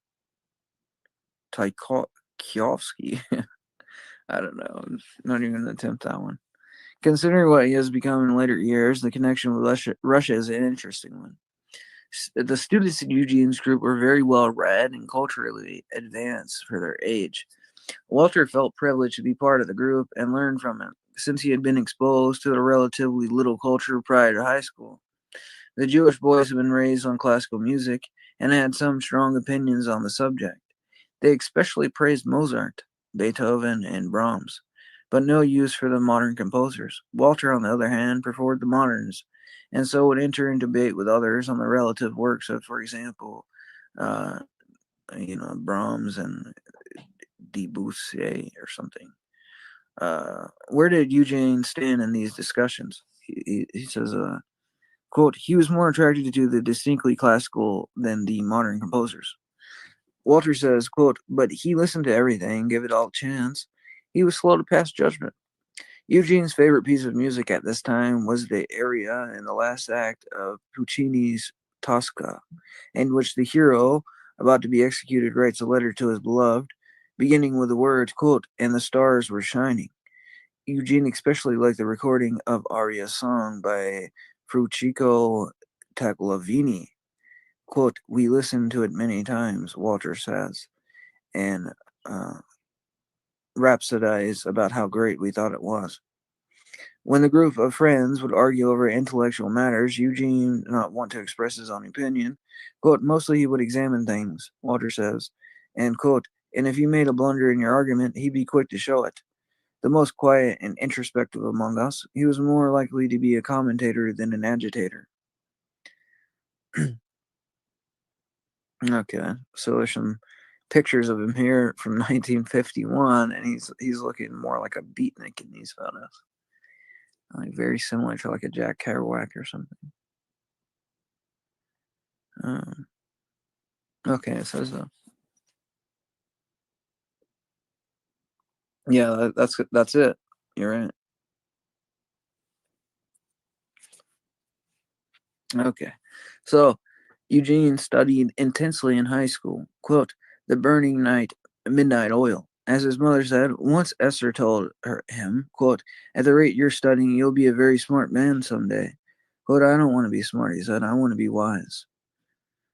Quote, with his native intelligence, Eugene could have received B's without doing anything. Walter attests, but he worked harder than anyone ever knew. He was so incredibly thorough in everything he put his hands to. He had an analytical way of looking at things. His slowness in passing judgment was especially helpful in chemistry, because he would carefully look at all parts of his experiments before forming a conclusion. In the words of Eugene's nephew, Mike Scott, who was only 7 years his junior, quote, Eugene was phenomenal academically. He was off the scale. Sometimes his work's marks were so high above those of the other students that he had to be given only an A. At the same time, however, he continued to exhibit the qualities of his father. His mother recalls hearing him saying, quote, don't let anyone think you're important. Sally Scott, Eugene's niece, remembers the following about him, quote, he was always Uncle Jeanie to me. He was quiet and very much the scholar. He was ever the teacher, ever patient. And even as a youth, he had a certain inner composure set him apart. As a boy, that difference may have caused him some grief until he found his true home. Quote, I remember one incident that involved books. At the family dinner on holidays, Eugene would join the group for dinner and retire to his room and studies immediately after. I have a love of books myself, and one day he found me in his room reading his books, perhaps 9 or 10, and a bit frightened as being caught. He asked me which books I liked best. There were 2, A Dog Named Chips and Charlie by Albert Payson Terhune. He then presented a challenge. If I could memorize the titles and authors' full names by the next visit, the books would be mine to keep. I'd read them many times over the years and had read them to my daughter. I still have the books. In high school, Eugene demonstrated a remarkable felicity to languages. Learning Spanish, German, French, by the time he graduated, he was writing original poems in German. He excelled in mathematics, which Walter attributes to the fact that his discipline, in addition to acquiring an analytical mind, involves a great deal of introspection. Eugene's math teacher hoped he would pursue a career in their field and championed him a student worthy of receiving college scholarships. Eugene's English teacher, Mr. Baskerville, also took an interest in him and his future. According to Walter, Baskerville encouraged a free artistic lifestyle. He enjoyed music and had a great love for Spanish Romantic poetry. Among other things, he introduced Eugene to American nature poet Robinson Jeffers, a man who protested against society and its wars at a time when, unlike today, it was very unfashionable to do so. Mr. Baskerville found Eugene a summer job at a bookstore in San Francisco.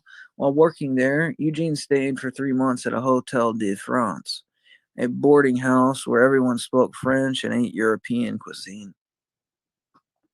During high school years, Eugene and Dostoevsky's Crime and Punishment, but as later he said, he did not fully understand or appreciate the depths of Dostoevsky at that time. Quote, Eugene had no time for trivia, his mother said. The senseless diversions of the high school students, as well as the pomp of high school ceremonies, were a source of absolute boredom to him. Mike Scott remembers being amazed that Eugene had no desire to learn to drive, let alone own a car. At a time when great peer pressure was attached to one having, quote, wheels, Eugene felt that even his friend Walter was not serious enough and objected to his carousing and running around at night, quote, like a butterfly. When it came time for the high school graduation ceremony, exercises and celebrations with all proud parents and pageantry, Eugene did not want to be bothered with a standard renting of a tuxedo. Eugene did, however, take part in the production of a school play which was performed during the commencement. Although, with the 12 other students under the supervision of a teacher, he helped write the play, acted in it, and was in charge of selling the tickets. The play, entitled, quote, Grown a Little Taller, was written with the aim of pleasing the students and parents of relatives who comprised the audience.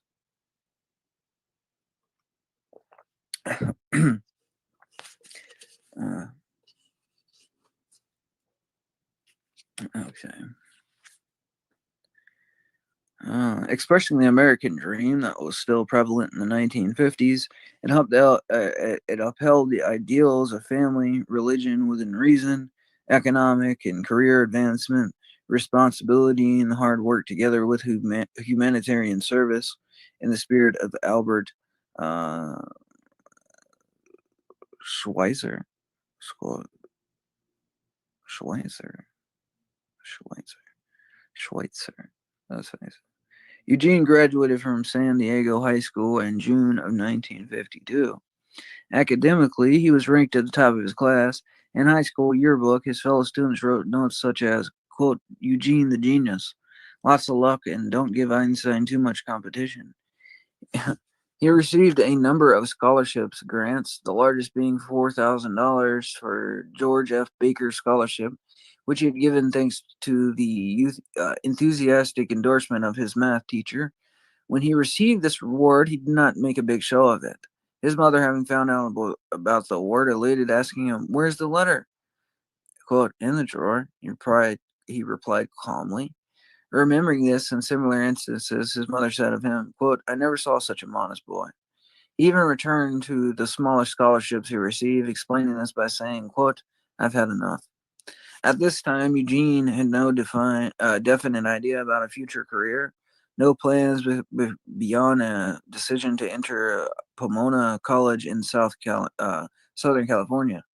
His math teacher was later disappointed when Eugene did not major in mathematics. Quote, "Eugene could have succeeded in anything," Walter said, "but he did not have anything to pour himself into. He needed something to be passionate about." San Diego was filled with canyons, parts of which were overgrown with trees, shrubs, and grasses. Near the Rose's modest suburban home was one such ravine, locally called the Juniper Canyon, through which Eugene took long walks alone. Sometimes he would go at night, fascinated by the starry realm above the trees. What he thought was during these hours of solitude is unknown. It is likely, however, that these long walks were bound up not only with thinking, but also some kind of suffering. Father Paul Florensky, the great Russian scientist and martyr, once said that, quote, "The fate of the greatest is suffering for the external world and the inward suffering that comes from oneself. So it was, and so it is, and so it shall be." Eugene was now experiencing that unnamed inward suffering, the result of becoming conscious of being different from those around him. Since his mind enabled him to understand things far beyond others, he was plagued with boredom with the common things he had already experienced and understood. He had an appetite for more. He wanted to go, but to where? There was on him that strange stamp of nobility, which made him incapable of finding fulfillment in lower material things, the things of this earth. Quote, "Eugene had deep eyes," Walter recalls. "You didn't want to look into them because they would burn into you. It was as if he was attempting to see into the heart of matters always. He always seemed to me like a tea kettle that was about to blow out steam. You knew something was bullying in there. You waited for him to blow a spark, but he never did. He was always calm, observing things, waiting to do something which was what he was soaking up." Eugene had become a thinker, a, quote, "lover of wisdom," who required an answer to the question, quote, "Why?" And whatever the answer was, he was to experience and live it. This much he knew, or rather felt, even then, and it was then this which would determine the course of his life up until his very death. Okay, so we're at the chapter Seeds of Rebellion, and this is chapter 2 of the book. So what I'm going to do is I'm going to, what's up, man? How you doing? So I'm going to read this second chapter of the book, and then I'm probably going to end after this. And then we're going to return. I'm going to make this a series of just doing readings from here. So it says Seeds of Rebellion. "The errors of great men are more fruitful than the truths of little men." That's Friedrich Nietzsche. Okay, so in the autumn of 1952, Eugene entered Pomona College in Southern California. and moved into a dormitory room there. By this time, Eugene was 6'2", had grown into a tall, slim, well-formed man. He was fair complexion with a strong jawline, a perfect set of white teeth, a long and rather unusually sculptured nose, a high forehead, and thick brown hair when he combed back. The most prominent, intriguing aspects of his appearance was his large, thoroughly penetrating blue eyes. He usually wore a white dress shirt with the sleeves rolled up, together with Stanford. Panamona was considered the best California's private schools. It was also regarded as one of the top small liberal arts colleges in the country. Like Harvard, it had been founded by the Congregationalist Protestants of New England, known as the, quote, Oxford of the Orange Grove. It was modeled on the Oxford system of independent associated colleges. Many of Pomona's professors were from Ivy League colleges. Some were Rhodes Scholars. Since there was one professor to every 10 students, much individual attention could be given, but the competition was high. For every applicant, the college admitted it had torn down 3 others, which is Congregationalist background. Pomona was still a center of conservative values when Eugene went there. In these prosperous post-war years, the atmosphere was quite complacent. Ivy-covered buildings, rows of peppers and eucalyptus trees, and grassy commons were set beneath clear skies amidst a warm, languid Mediterranean culture. The nearby town was only a few thousand people, and at a small American college this time, tremendous importance was to be attached by students to popularity. Everyone knew who was, quote, popular and who wasn't. Those students who were picked by the college authorities as the most likely to succeed were called, quote, ghosts, symbols of dedication, and who served as backseat advisors to bumbling freshmen. As one student at the time observed, it was, quote, every girl's dream to marry a ghost. Most of the ghosts were, quote, nappies, members of Nu Alpha Phi, the most prestigious of the social fraternities. As in high school, it was also very fashionable to have, quote, wheels and cruise around. Among the social activities of the, quote, popular crowd were the dances, beach parties, ski parties, and especially the football games. Before each game, there would be pep rallies around a fire and in a football field, at which time the college song would be chanted. Drum beat, drum beat, drum beat. Drum beats rolled o'er the silence profound, far above Bahona, chanting graves, making echoes resound, far above Bahona, something. I don't know. This is just a chant. Other big events surrounded the initiation of freshmen, including a, quote, sizing up ceremony for women in a wild mudhole fight between freshmen and sophomores. To the 18-year-old Eugene, all these activities and all these hankerings after popularity and success were matters of total indifference.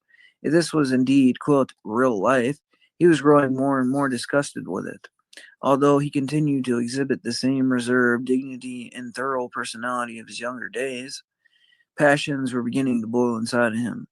Everything fell away before his first objective, to find out for himself why he existed in the first place, to know, to understand reality in the highest sense. For answers to his quote, ultimate questions, Eugene naturally used his greatest asset, his intellect. He began to make a serious study of Western philosophy, taking several courses in philosophy department. One of his instructors was Frederick Sontag, a tough, demanding professor who had become something of a legend around Pomona. At the end of his freshman year, Eugene wrote a paper outlining the philosophical conclusions which he relying on to his logical mind, his knowledge of science and mathematics, and a little help from the superbrain of Spinoza, who had come to his paper, quote, God and man, their relationship. Eugene stated, quote, universe is in turn for God. It is an improvement over the latter term. I would believe for it far more readily conveys than personally unified concept which I wish to present. All science points to the existence of the universe, the totality of things. Nothing in science points to the existence of a God. removed from the universe. From the present time, since I have not yet developed my own theory of knowledge, I assume for convenience sake I have gained knowledge. I can gain knowledge as certain as it can be obtained through science. Therefore, I believe in finding of science that point is the existence of the universe. I reject the concept of an independent God for insufficient evidence. This was all that Eugene's empirical reason could attain to. Even Spinoza's brain could not do much better. As for the purpose of life, Eugene wrote, quote, "Man's purpose in life is existing, and existing happily. Man should live for this happiness, accepting times when he is not happily merely as a passage to higher times. His love for the universe will tide him over to better times." So that's a really strict atheistic mindset there. There's no God, there's only reason. There's no really any absolute truth besides science. And what's interesting about like people that say like the only thing to obtain is happiness, but what is that rooted in really? And I through my journey in orthodoxy, I think I've come to the conclusion that that's really rooted in man wanting to get back to paradise. That's why he's always searching for happiness, I think. But anyways, so by this time, as such statements reveal, Eugene had completely rejected the Protestant Christianity of his formative years. Despite his love for his parents, he began to hate the complacent, prosaic, consumer-orientated, middle-class culture he had been raised in. Its idea of God he felt was shallow and not worthy of one who aspires to the higher reaches of the intellect. Its religion was just an unquestionable acceptance of docile answers by people who are afraid to or actually unable to look deeper into the nature of things. To Eugene, Protestantism represented the status quo. People living for this world, enjoying earthly happiness while embellishing, justifying, and making more tolerable their everyday existence by resorting to, quote, the religious side of their life. Since he himself, I lost my place. Since he inwardly felt different from the status quo, he knew he could never squeeze himself within the parameters of the Protestant American, quote, happy family worldview. The thought of such an existence therefore became intolerable to him. He refused to accept the, quote, accepted answers. He wanted to escape, but for the lack of a place to escape to, he was left only to rebel. At the same time, his soul, whether he knew it or not, was seeking something more spiritual than Spinoza's dry intellectualism. Young idealists who are rebelling against the Christianity of their childhood, who cannot accept nothing above the rational and yet seeking something else to satisfy their spiritual needs, are apt to hear the call of a number of different siren voices. In his search through Western philosophy, Eugene was drawn to one most compelling of these, the wild prophetic voice of Friedrich Nietzsche. At the same point, while in college, he read Nietzsche's Thus Spake Zoroastria, or something. Zarathustra. That's it. In the original German, I was overwhelmed by it. Eugene had several things in common with Nietzsche. Both he and Nietzsche were seekers of noble ideals, involved in an intense, passionate, and inquiry into the ultimate questions. Both of them had been born into the religious atmosphere of Protestantism, which promised to give them everything their souls needed, yet could not. Both were introverted, felt isolated from their fellow man, underwent inward suffering which others could not comprehend, and both detested standardization, domestication, and, quote, the herd mentality, of which they regarded Protestant Christianity to be the example. Many years after leaving college, Eugene was to describe Nietzsche's rebellion against Christianity as follows, quote, he was a very romantic temperament, and he was very open to all kinds of higher ideas. In his youth, he was a Protestant seminary student and came to hate Christianity because he saw in it the principle of weakness. This, of course, was true because Luther had taken out of Christianity the idea of the ascetic struggle and left it something very weak, which does not satisfy either the mind or the heart. Nietzsche could see no one was struggling, no great ascetics, no heroes of Christianity, and from this he concluded that the whole of Christianity was a monstrous farce, a deception practiced upon humanity who does not satisfy the reason of the wants of truth, and which is full of superstition. Nietzsche was so full of ideas that one can know only what is rational, and therefore he rejected everything above the rationale. On the other hand, he saw that Christianity says nothing to the heart because it becomes so watered down, that it is feeble. He saw it as a simple way of keeping people quiet and satisfied with their lot, and he said that was for the herds. Quote, Nietzsche himself was filled with the highest natural instinct for the nobility and struggle. He was a great student of Greek literature. One of his books talks about the Dionysian element in Greece.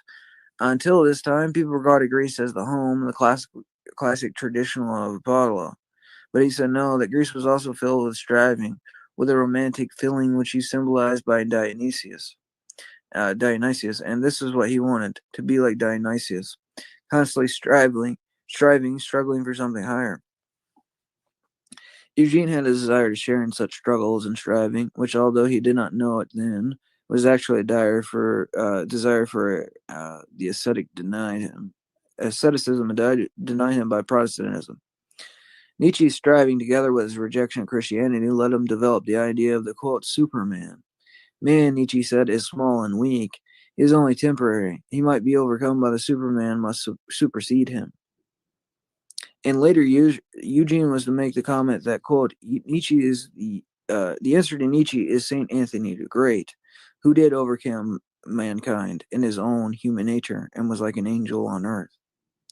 At this time, however, Eugene had no real exposure to lofty aspects of Christian asceticism. Quote, Nietzsche, Eugene once said, quote, wrote some lovely poems about the dark side of life. Hold on one second.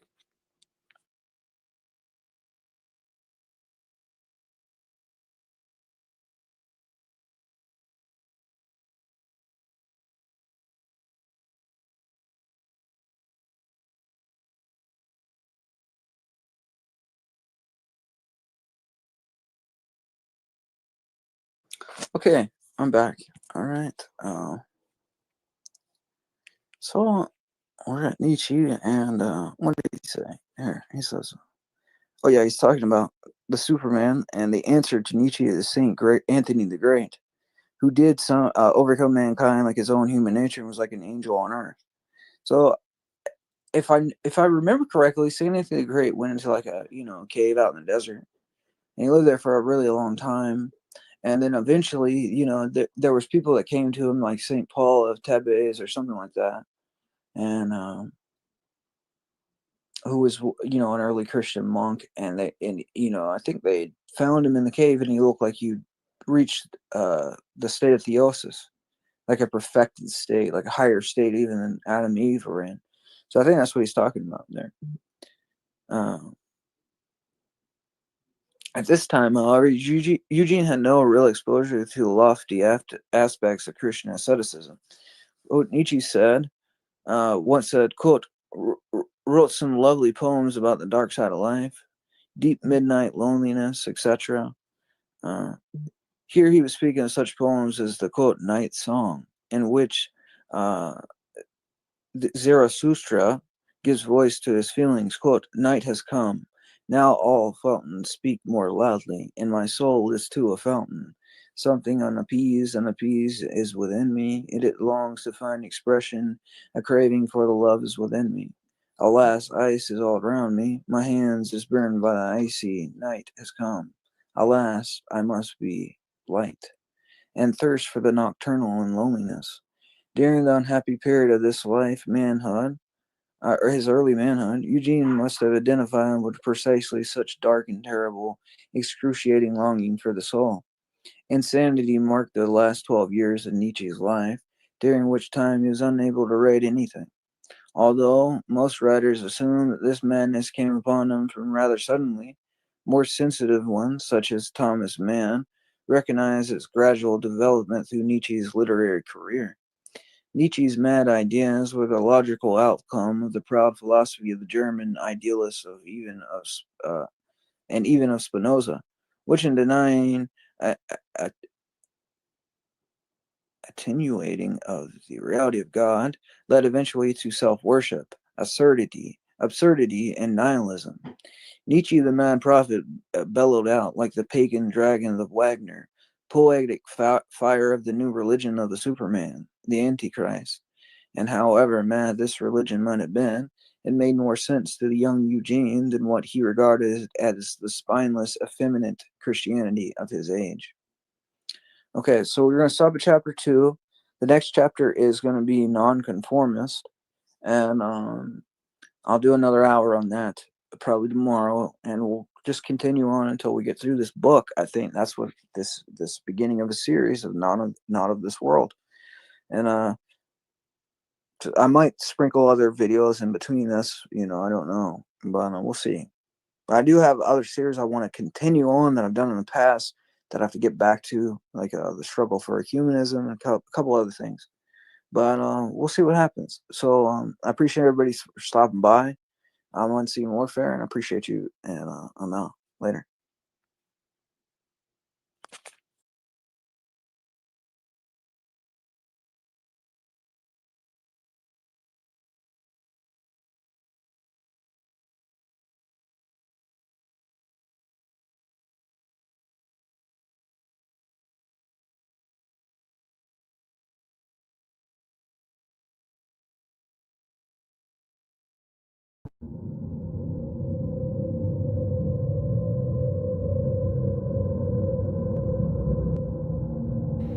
The Industrial Revolution and its consequences have been a disaster for the human race. They have greatly increased the life expectancy of those of us who live in advanced countries, but they have destabilized society, have made life unfulfilling, have subjected human beings to indignities, have led to widespread psychological suffering, in the third world to physical suffering as well, and have inflicted severe damage on the natural world. The continued development of technology will worsen the situation. It will certainly subject human beings to greater indignities and inflict greater damage on the natural world. It will probably lead to greater social disruption and psychological suffering, and it may even lead to increased physical suffering, even in advanced countries. The industrial technological system may survive or it may break down. If it survives, it may eventually achieve a low level of physical and psychological suffering, but only after it passes through a long and very painful period of adjustment, and only at the cost of permanently reducing human beings and many other living organisms to engineered products and mere cogs in the social machine. Furthermore, if the system survives, the consequences will be inevitable. There is no way of reforming it or modifying the system so as to prevent it from depriving people of dignity and autonomy. If the system breaks down, the consequences will still be very painful, but the bigger the system grows, the more disastrous the results of its breakdown will be. So if it is to break down, it had best break down sooner rather than later. We therefore advocate a revolution against the industrial system. This revolution may or may not make use of violence. It may be sudden, or it may be a relatively gradual process spanning a few decades. We can't predict any of that. We do outline in a very general way the measures that those who hate the industrial system should take in order to prepare the way for a revolution against that form of society. This is not to be a political revolution. Its object will be to overthrow not governments, but the economic and technological basis of the present society. In this article, we give attention to only some of the negative developments that have grown out of this industrial technological system. Other such developments we mention only briefly or ignore altogether. This does not mean we regard these other developments as unimportant. For practical reasons, we have to confine our discussion to areas that have received insufficient public attention or in which we have something new to say. For example, since there are well-developed environmental and wilderness movements, we have written very little about environmental degradation or the destruction of wild nature, even though we consider these to be highly important.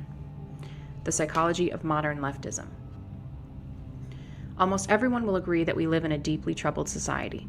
One of the most widespread manifestations of the craziness of our world is leftism, so a discussion of the psychology of leftism can serve as an introduction to the discussion of the problems of modern society in general. But what is leftism? During the first half of the 20th century, leftism could have been practically identified with socialism. Today, the movement is fragmented, and it is not clear who can properly be called a leftist. When we speak of leftists in this article, we have in mind mainly socialists, collectivists, politically correct types, feminists, gay and disability activists, animal rights activists, and the like. But not everyone who is associated with one of these movements is a leftist. What we are trying to get at in discussing leftism is not so much movement or an ideology as a psychological type, or rather a collection of related types. Thus, What we mean by leftism will emerge more clearly in the course of our discussion of leftist psychology. Even so, our conception of leftism will remain a good deal less clear than we would wish. But there doesn't seem to be any remedy for this. All we are trying to do here is indicate in a rough and approximate way the two psychological tendencies that we believe are the main driving force of modern leftism. We by no means claim to be telling the whole truth about leftist psychology. Also, our discussion is meant to apply to modern leftism only. We leave open the question of the extent to which the discussion could be applied to the leftists of the 19th and early 20th centuries. The two psychological tendencies that underlie modern leftism we call feelings of inferiority and over-socialization. Feelings of inferiority are characteristic of modern leftism as a whole, while over-socialization is characteristic only of a certain segment of modern leftism. But this segment is highly influential. Feelings of inferiority. By feelings of inferiority, we mean not only inferiority feelings in the strict sense, but as a whole spectrum of related traits: low self-esteem, feelings of powerlessness, depressive tendencies, defeatism, guilt, self-hatred, etc. We argue that modern leftists tend to have some such feelings, possibly more or less repressed, and that these feelings are decisive in determining the direction of modern leftism. When someone interprets as derogatory almost anything that is said about him or about groups with whom he identifies, we conclude that he has inferiority feelings or low self-esteem. This tendency is pronounced among minority rights activists, whether or not they belong to the minority groups whose rights they defend. They are hypersensitive about the words used to designate minorities and about anything that is said concerning minorities. The term Negro, Oriental, handicapped, or chick for an African, an Asian, a disabled person, or a woman originally had no derogatory connotation. Broad and chick were merely the feminine equivalents of guy, dude, or fellow. The negative connotations have been attached to these terms by the activists themselves. Some animal rights activists have gone so far as to reject the word pet and insist on replacement by animal companion. Leftish anthropologists go to great lengths to avoid saying anything about primitive peoples that could conceivably be interpreted as negative. They want to replace the word primitive by non-literate. They may seem almost paranoid about anything that might suggest that primitive culture is inferior to ours. We do not mean to imply that primitive cultures are inferior to ours. We merely point out the hypersensitivity of leftish anthropologists. Those who are most sensitive about politically incorrect terminology are not the average black ghetto dweller, Asian immigrant, abused woman, or disabled person, but a minority of activists, many whom do not even belong to any oppressed group, but come from a privileged strata of society. Political correctness has a strong hold among university professors who have secure employment with comfortable salaries, and the majority of whom are heterosexual white males from middle to upper middle class families. Many leftists have an intense identifications with the problems of groups that have an image of being weak: women, defeated, American Indians, repellent, homosexuals, or otherwise inferior. The leftists themselves feel that these groups are inferior. They would never admit to themselves that they have such feelings, but it is precisely because they do see these groups as inferior that they identify with their problems. We do not mean to suggest that women, Indians, etc. are inferior. We are only making a point about leftist psychology. Feminists are desperately anxious to prove that women are as strong and as capable as men. Clearly, they are nagged by a fear that women may not be as strong and as capable as men. Leftists tend to hate anything that has an image of being strong, good, and successful. They hate America, they hate Western civilization, they hate white males, they hate rationality. The reasons that leftists give for hating the West, etc., clearly do not correspond with their real motives. They say they hate the West because it is warlike, imperialistic, sexist, ethnocentric, and so forth. But where these same faults appear in socialist countries or in primitive cultures, the leftist finds excuses for them, or at best, he grudgingly admits that they exist, whereas he enthusiastically points out and often greatly exaggerates these faults where they appear in Western civilization. Thus it is clear that these faults are not the leftist's real motive for hating America and the West. He hates America and the West because they are strong and successful. Words like self-confidence, self-reliance, initiative, enterprise, optimism, etc. play little role in the liberal and leftist vocabulary. The leftist is anti-individualistic, pro-collectivist. He wants society to solve everyone's problems for them, satisfy everyone's needs for them, take care of them. He is not the sort of person who has an inner sense of confidence in his ability to solve his own problems and satisfy his own needs. The leftist is antagonistic to the concept of competition because, deep inside, he feels like a loser. Art forms that appeal to modern leftish intellectuals tend to focus on sordidness, defeat, and despair, or else they take on an orgiastic tone, throwing off rational control as if there were no hope of accomplishing anything through rational calculation, and all that was left was to immerse oneself in the sensations of the moment. Modern leftish philosophers tend to dismiss reason, science, objective reality, and to insist that everything is culturally relative. It is true that one can ask serious questions about the foundation of scientific knowledge and about how, if at all, the concept of objective reality can be defined. But it is obvious that modern leftish philosophers are not simply cool-headed logicians systematically analyzing the foundations of knowledge. They are deeply involved emotionally with their attack on truth and reality. They attack these concepts because of their own psychological needs. For one thing, their attack is an outlet for hostility, and to the extent that it is successful, it satisfies the drive for power.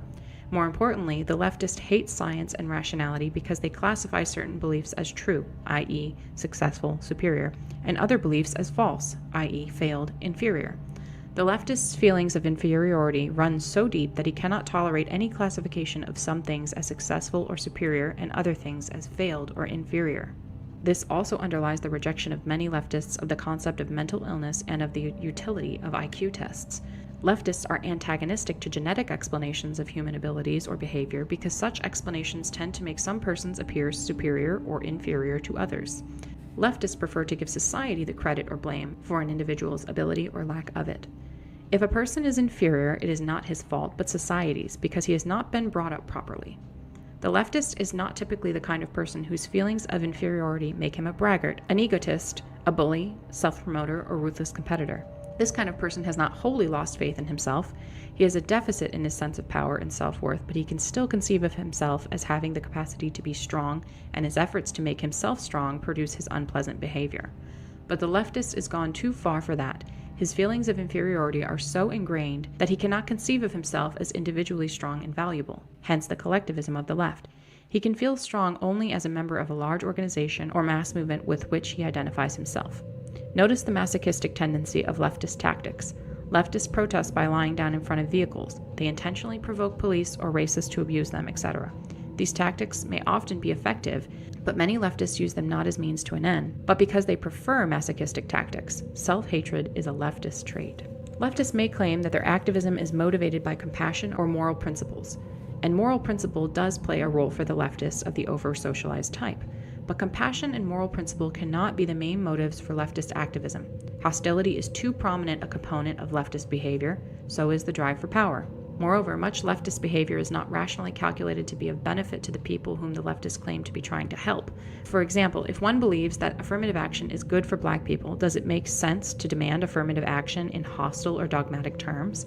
Obviously, it would be more productive to take a diplomatic and conciliatory approach that would make at least verbal and symbolic concessions to white people who think that affirmative action discriminates against them.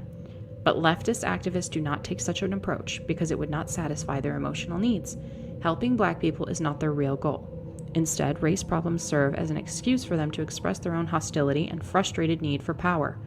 In doing so, they actually harm black people because the activist hostile attitude toward the white majority tends to intensify race hatred. If our society had no social problems at all, leftists would have to invent problems in order to provide themselves with an excuse for making a fuss. We emphasize that the foregoing does not pretend to be an accurate description of everyone who might be considered a leftist. It is only a rough indication of a general tendency of leftism. Over-socialization. Psychologists use the term socialization to designate the process by which children are trained to think and act as society demands. A person is said to be well socialized if he believes in and obeys the moral code of his society and fits in well as a functioning part of that society. It may seem senseless to say that many leftists are over-socialized, since the leftist is perceived as a rebel. Nevertheless, the position can be defended. Many leftists are not such rebels as they seem. The moral code of our society is so demanding that no one can think, feel, and act in a completely moral way. For example, we are not supposed to hate anyone, yet almost everyone hates somebody at some time or another, whether he admits it to himself or not. Some people are so highly socialized that the attempt to think, feel, and act morally imposes a severe burden on them. In order to avoid feelings of guilt, they continually have to deceive themselves about their own motives and find moral explanations for feelings and actions that in reality have a non-moral origin. We use the term over-socialized to describe such people. Over-socialization can lead to low self-esteem, a sense of powerlessness, defeatism, guilt, etc. One of the most important means by which our society socializes children is by making them feel ashamed of behavior or speech that is contrary to society's expectations. If this is overdone, or if a particular child is especially susceptible to such feelings, he ends by feeling ashamed of himself. Moreover, the thought and behavior of the over-socialized person are more restricted by society's expectation than are those of the lightly socialized person. The majority of people engage in a significant amount of naughty behavior. They lie, they commit petty thefts, they break traffic laws, they goof off at work, they hate someone, they say spiteful things, or they use some underhanded trick to get ahead of the other guy. The over-socialized person cannot do these things, or if he does do them, he generates in himself a sense of shame and self-hatred. The over-socialized person cannot even experience without guilt thoughts or feelings that are contrary to the accepted morality. He cannot think unclean thoughts. And socialization is not just a matter of morality. We are socialized to conform to many norms of behavior that do not fall under the heading of morality. Thus, the over-socialized person is kept on a psychological leash and spends his life running on trails that society has laid down for him. In many over-socialized people, this results in a sense of constraint and powerlessness that can be a severe hardship. We suggest that over-socialization is among the more serious cruelties that human beings inflict on one another. We argue that a very important and influential segment of the modern left is over-socialized, and that their over-socialization is of great importance in determining the direction of modern leftism. Leftists of the over-socialized type tend to be intellectuals or members of the upper middle class. Notice that university intellectuals constitute the most highly socialized segment of our society and also the most left-wing segment. The leftist of the over-socialized type tries to get off his psychological leash and assert his autonomy by rebelling. But usually he is not strong enough to rebel against the most basic values of society. Generally speaking, the goals of today's leftists are not in conflict with the accepted morality. On the contrary, the left takes an accepted moral principle, adopts it as its own, and then accuses mainstream society of violating that principle. Examples: racial equality, equality of the sexes, helping poor people, peace as opposed to war, nonviolence generally, freedom of expression, kindness to animals. More fundamentally, the duty of the individual to serve society and the duty of society to take care of the individual. All these have been deeply rooted values of our society, or at least of its middle and upper classes, for a long time. These values are explicitly or implicitly expressed or presupposed in most of the material presented to us by mainstream communications media and the educational system. Leftists, especially those of the over-socialized type, usually do not rebel against these principles but justify their hostility to society by claiming with some degree of truth that society is not living up to these principles. Here's an illustration of the way in which the over-socialized leftist shows real attachment to the conventional attitudes of our society while pretending to be in rebellion against it. Many leftists push for affirmative action, for moving black people into high-prestige jobs, for improved education in black schools, and more money for such schools. The way of life of the black underclass they regard as a social disgrace. They want to integrate the black man into the system, make him a business executive, a lawyer, a scientist, just like upper middle-class white people. The leftists will reply that the last thing they want is to make the black man into a copy of the white man. Instead, they want to preserve African American culture. But in what does this preservation of African American culture consist? It can hardly consist in anything more than eating black-style food, listening to black-style music, wearing black-style clothing, and going to black-style church or mosque. In other words, it can express itself only in superficial matters. In all essential respects, most leftists of the over-socialized type want to make the black man conform to white middle-class ideals. They want to make him study technical subjects, become an executive or a scientist, spend his life climbing the status ladder to prove that black people are as good as white. They want to make black fathers responsible. They want black gangs to become nonviolent, etc. But these are exactly the values of the industrial technological system. The system couldn't care less what kind of music a man listens to, what kind of clothes he wears, or what religion he believes in, as long as he studies in school, holds a respectable job, climbs the status ladder, is a responsible parent, is nonviolent, and so forth. In effect, however much he may deny it, the over-socialized leftist wants to integrate the black man into the system and make him adopt its values.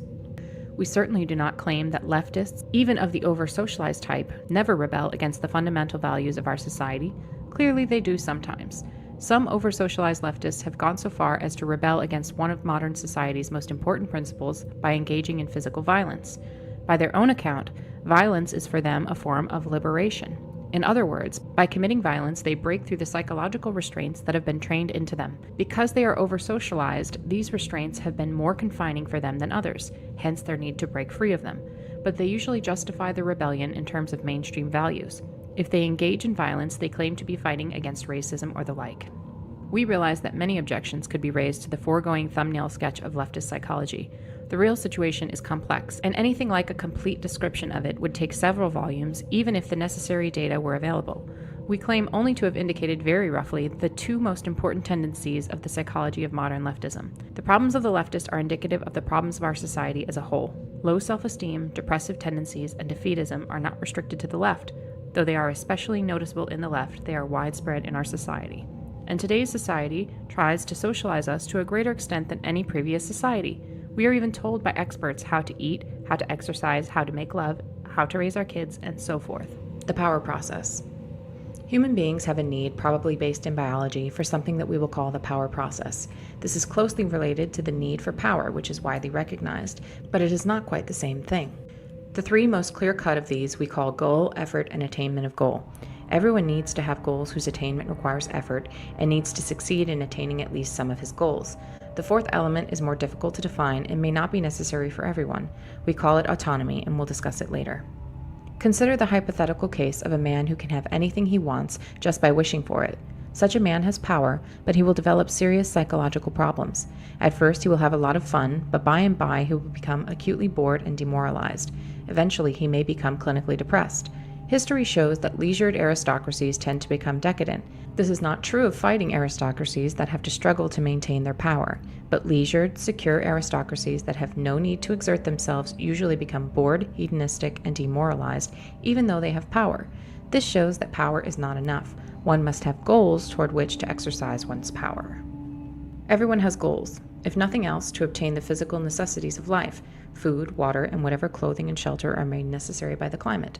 But the leisured aristocrat obtains these things without effort, hence his boredom and demoralization. Non-attainment of important goals results in death if the goals are physical necessities, and in frustration if non-attainment of the goals is compatible with survival. Consistent failure to attain goals throughout life results in defeatism, low self-esteem, or depression. Thus, in order to avoid serious psychological problems, a human being needs goals whose attainment requires effort, and he must have a reasonable rate of success in attaining his goals. Surrogate activities. But not every leisured aristocrat becomes bored and demoralized. For example, the Emperor Hirohito, instead of sinking into decadent hedonism, devoted himself to marine biology, a field in which he became distinguished. When people do not have to exert themselves to satisfy their physical needs, they often set up artificial goals for themselves. In many cases, they then pursue these goals with the same energy and emotional involvement that they otherwise would have put into the search for physical necessities. Thus, the aristocrats of the Roman Empire had their literary pretensions. Many European aristocrats a few centuries ago invested tremendous time and energy in hunting, though they certainly didn't need the meat. Other aristocracies have competed for status through elaborate displays of wealth, and few aristocrats like Hirohito have turned to science. We use the term surrogate activity to designate an activity that is directed toward an artificial goal that people set up for themselves merely in order to have some goal to work toward, or let us say merely for the sake of the fulfillment that they get from pursuing the goal. Here's a rule of thumb for the identification of surrogate activities. Given a person who devotes much time and energy to the pursuit of goal X, ask yourself this: if he had to devote most of his time and energy to satisfying his biological needs, and if that effort required him to use his physical and mental faculties in a varied and interesting way, would he feel seriously deprived because he did not attain goal X? If the answer is no, then the person's pursuit of goal X is a surrogate activity. Hirohito's studies in marine biology clearly constituted a surrogate activity, since it is pretty certain that if Hirohito had had to spend his time working at interesting, non-scientific tasks in order to obtain the necessities of life, he would not have felt deprived because he didn't know all about the anatomy and life cycles of marine animals. On the other hand, the pursuit of sex and love, for example, is not a surrogate activity because most people, even if their existence were otherwise satisfactory, would feel deprived if they passed their lives without ever having a relationship with a member of the opposite sex. But pursuit of an excessive amount of sex, more than one really needs, can be a surrogate activity. In modern industrial society, only minimal effort is necessary to satisfy one's physical needs. It is enough to go through a training program to acquire some petty technical skill, then come to work on time and exert the very modest effort needed to hold a job. The only requirements are a moderate amount of intelligence, and most of all, simple obedience. If one has those, society takes care of one from cradle to grave. Yes, there is an underclass that cannot take the physical necessities for granted, but we are speaking here of mainstream society. Thus, it is not surprising that modern society is full of surrogate activities. These include scientific work, athletic achievement, humanitarian work, artistic and literary creation, climbing the corporate ladder, acquisition of money and material goods far beyond the point at which they cease to give any additional physical satisfaction, and social activism when it addresses issues that are not important for the activist personally, as in the case of white activists who work for the rights of non-white minorities. These are not always pure surrogate activities, since for many people they may be motivated in part by needs other than the need to have some goal to pursue. Scientific work may be motivated in part by a drive for prestige, artistic creation by a need to express feelings, militant social activism by hostility. But for most people who pursue them, these activities are in large part surrogate activities. For example, the majority of scientists will probably agree that the fulfillment they get from their work is more important than the money and the prestige they earn. For many, if not most people, surrogate activities are less satisfying than the pursuit of real goals, that is, goals that people would want to attain even if their need for the power process were already fulfilled. One indication of this is the fact that in many or most cases, people who are deeply involved in surrogate activities are never satisfied, never at rest. Thus, the moneymaker constantly strives for more and more wealth. The scientist no sooner solves one problem than he moves on to the next. The long-distance runner drives himself to run always further and faster. Many people who pursue surrogate activities will say that they get far more fulfillment from these activities than they do from the mundane business of satisfying their biological needs. But that is because in our society, the effort needed to satisfy the biological needs has been reduced to triviality. More importantly, in our society, people do not satisfy their biological needs autonomously, but by functioning as parts of an immense social machine. In contrast, people generally have a great deal of autonomy in pursuing their surrogate activities. Autonomy. Autonomy as part of the power process may not be necessary for every individual, but most people need a greater or lesser degree of autonomy in working toward their goals. Their effort must be undertaken on their own initiative and must be under their own direction and control. Yet most people do not have to exert this initiative, direction, and control as single individuals. It is usually enough to act as a member of a small group. Thus, if half a dozen people discuss a goal among themselves and make a successful joint effort to attain that goal, their need for the power process will be served. But if they work under rigid orders handed down from above that leave them no room for autonomous decision and initiative, then their need for the power process will not be served. The same is true when decisions are made on a collective basis if the group making the collective decision is so large that the role of each individual is insignificant.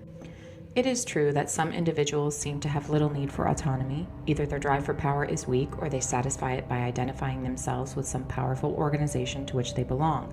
And then there are unthinking animal types who seem to be satisfied with a purely physical sense of power, the good combat soldier who gets his sense of power by developing fighting skills that he is quite content to use in blind obedience to his superiors.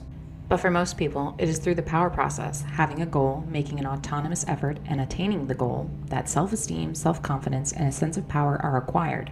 When one does not have adequate opportunity to go through the power process, the consequences are, depending on the individual and on the way the power process is disrupted, boredom, demoralization, low self-esteem, inferiority feelings, defeatism, depression, anxiety, guilt, frustration, hostility, spouse or child abuse, insatiable hedonism, abnormal sexual behavior, sleep disorders, eating disorders, etc. Sources of social problems.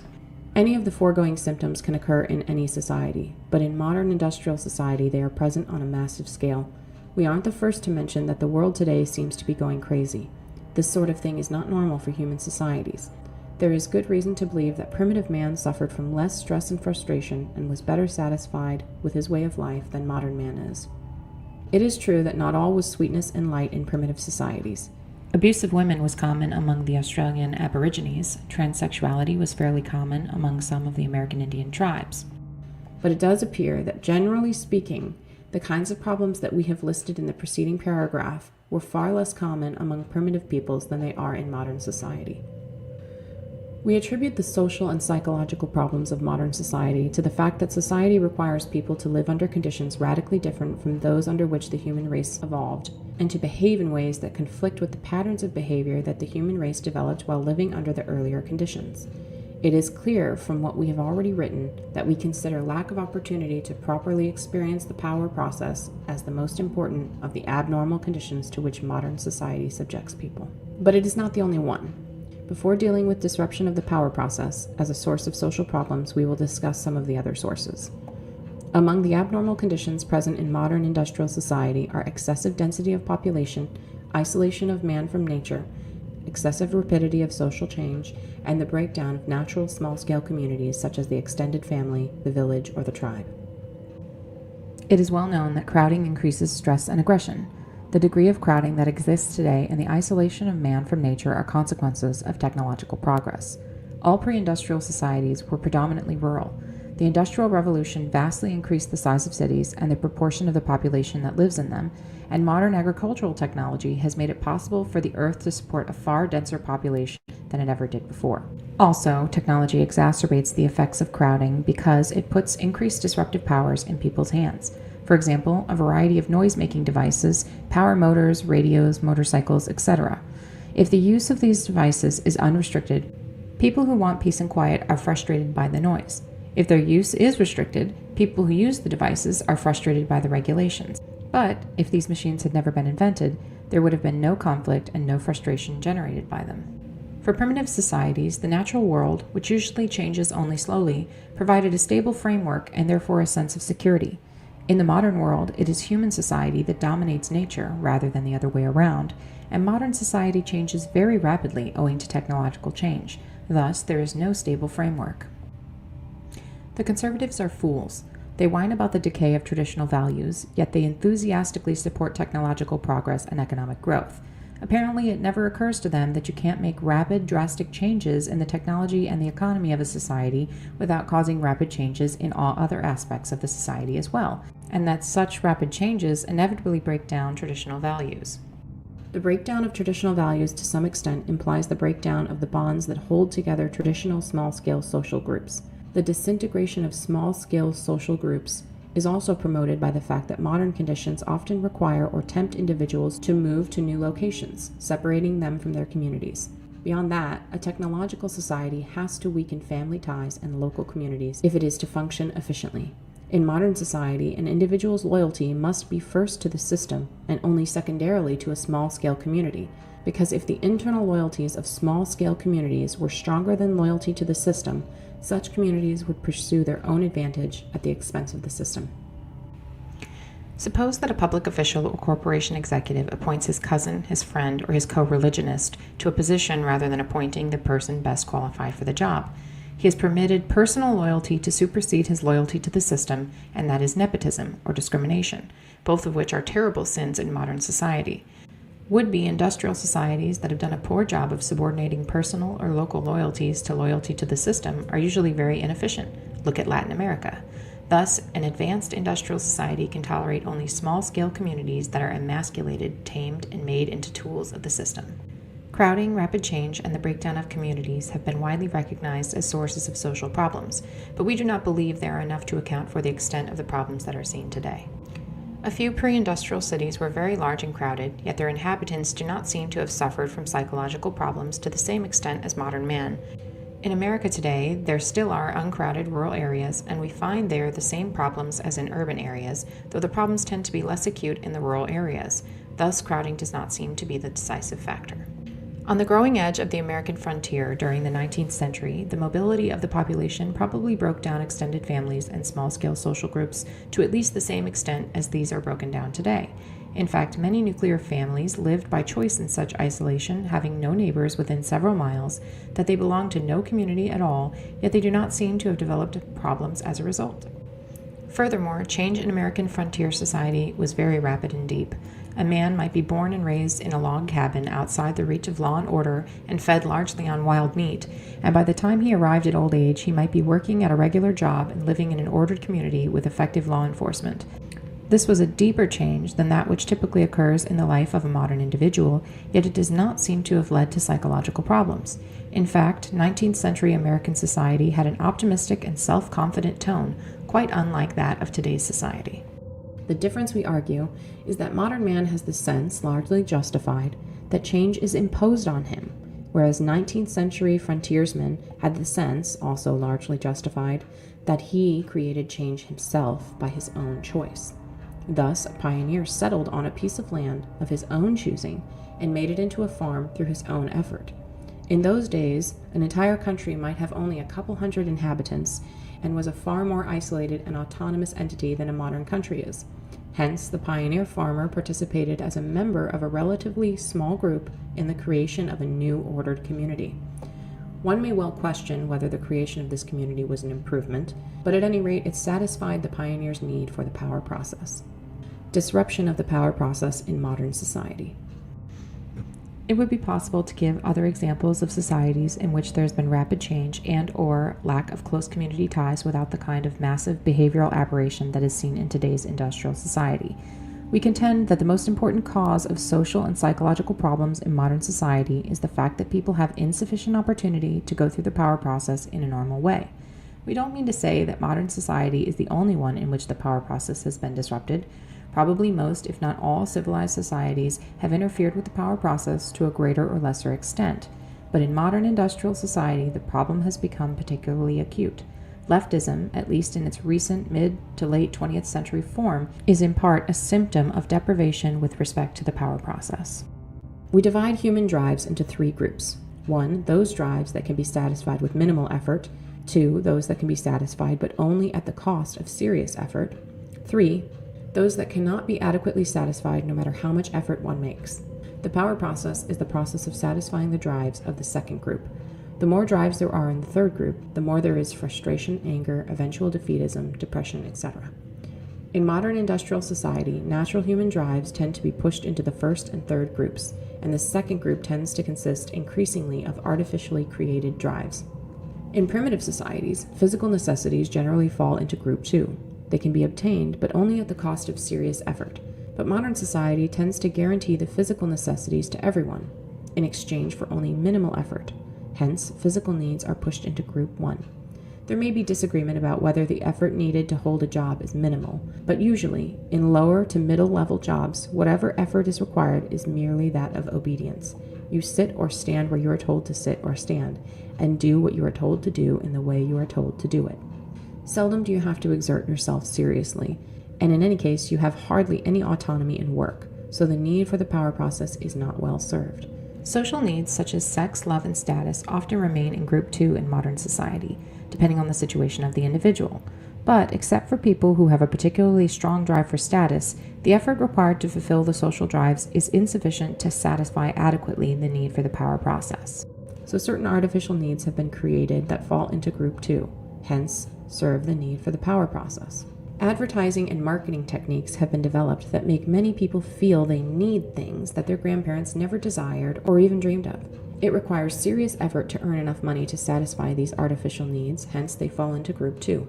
Modern man must satisfy his need for the power process, largely through a pursuit of the artificial needs created by the advertising and marketing industry and through surrogate activities.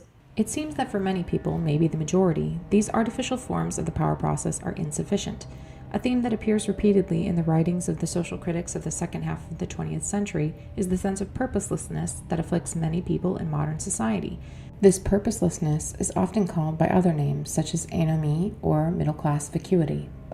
We suggest that the so-called identity crisis is actually a search for a sense of purpose, often for commitment to a suitable surrogate activity. It may be that existentialism is in large part a response to the purposelessness of modern life. Very widespread in modern society is the search for fulfillment. But we think that for the majority of people, an activity whose main goal is fulfillment, that is, a surrogate activity, does not bring completely satisfactory fulfillment. In other words, it does not fully satisfy the need for the power process.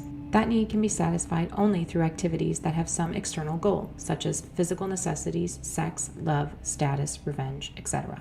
Moreover, where goals are pursued through earning money, climbing the status ladder, or functioning as part of the system in some other way, most people are not in a position to pursue their goals autonomously. Most workers are someone else's employee, and as we pointed out in paragraph 61, must spend their days doing what they are told to do in the way they are told to do it. Even most people who are in business for themselves have only limited autonomy. It is a chronic complaint of small business persons and entrepreneurs that their hands are tied by excessive government regulation. Some of these regulations are doubtless unnecessary, but for the most part, government regulations are essential and inevitable parts of our extremely complex society. A large portion of small businesses today operate on the franchise system.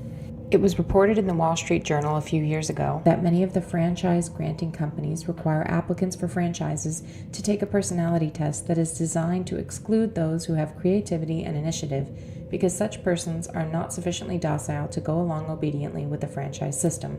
This excludes from small business many of the people who most need autonomy.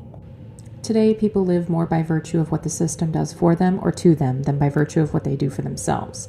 And what they do for themselves is done more and more along channels laid down by the system. Opportunities tend to be those that the system provides. The opportunities must be exploited in accord with the rules and regulations, and techniques prescribed by the experts must be followed if there is to be a chance of success. Thus, the power process is disrupted in our society through a deficiency of real goals and a deficiency of autonomy in pursuit of goals. But it is also disrupted because of those human drives that fall into group 3, the drives that one cannot adequately satisfy no matter how much effort one makes. One of these drives is the need for security. Our lives depend on decisions made by other people. We have no control over these decisions, and we usually do not even know the people who make them. We live in a world in which relatively few people, maybe 500 or 1,000, make the important decisions. Philip B. Hayman of Harvard Law School, quoted by Anthony Lewis in the New York Times, April 21, 1995. Our lives depend on whether safety standards of a nuclear power plant are properly maintained, or how much pesticide is allowed to get into our food, or how much pollution into our air, on how skillful or incompetent our doctor is. Whether we lose or get a job may depend on decisions made by government economists or corporation executives, and so forth. Most individuals are not in a position to secure themselves against these threats to more than a very limited extent. The individual's search for security is therefore frustrated, which leads to a sense of powerlessness. It may be objected that primitive man is physically less secure than modern man, as is shown by his shorter life expectancy. Hence, modern man suffers from less, not more, than the amount of insecurity that is normal for human beings. But psychological security does not closely correspond with physical security. What makes us feel secure is not so much objective security as a sense of confidence in our ability to take care of ourselves. Primitive man, threatened by a fierce animal or by hunger, can fight in self-defense or travel in search of food. He has no certainty of success in these efforts, but he is by no means helpless against the things that threaten him. The modern individual, on the other hand, is threatened by many things against which he is helpless: nuclear accidents, carcinogens in food, environmental pollution, war, increasing taxes, invasion of his privacy by large organizations, nationwide social or economic phenomena that may disrupt his way of life. It is true that primitive man is powerless against some of the things that threaten him, disease for example, but he can accept the risk of disease stoically. It is part of the nature of things. It is no one's fault unless it's the fault of some imaginary impersonal demon. But threats to the modern individual tend to be man-made. They are not the results of chance, but are imposed upon him by other persons whose decisions he, as an individual, is unable to influence. Consequently, he feels frustrated, humiliated, and angry. Thus, primitive man, for the most part, has his security in his own hands, either as an individual or a member of a small group, whereas the security of modern man is in the hands of persons or organizations that are too remote or too large for him to be able to personally influence them. So modern man's drive for security tends to fall into groups 1 and 3. In some areas, food, shelter, etc., his security is assured at the cost of only trivial effort, whereas in other areas he cannot attain security. The foregoing greatly simplifies the real situation, but it does indicate in a rough general way how the condition of modern man differs from that of primitive man. People have many transitory drives or impulses that are necessarily frustrated in modern life, hence fall into group 3. One may become angry, but modern society cannot permit fighting. In many situations, it does not even permit verbal aggression. When going somewhere, one may be in a hurry, or one may be in a mood to travel slowly, but one generally has no choice but to move with the flow of traffic and obey the signals. One may want to do one's work in a different way, but usually one can only work according to the rules laid down by one's employer. In many other ways as well, modern man is strapped down by a network of rules and regulations, explicit or implicit, that may frustrate many of his impulses and thus interfere with the power process. Most of these regulations cannot be dispensed with because they are necessary for the functioning of industrial society. Modern society is, in certain respects, extremely permissive. In matters that are irrelevant to the functioning of the system, we can generally do what we please. We can believe in any religion, as long as it does not encourage behavior that is dangerous to the system. We can go to bed with anyone we like, as long as we practice safe sex. We can do anything we like, as long as it is unimportant. But in all important matters, the system tends increasingly to regulate our behavior.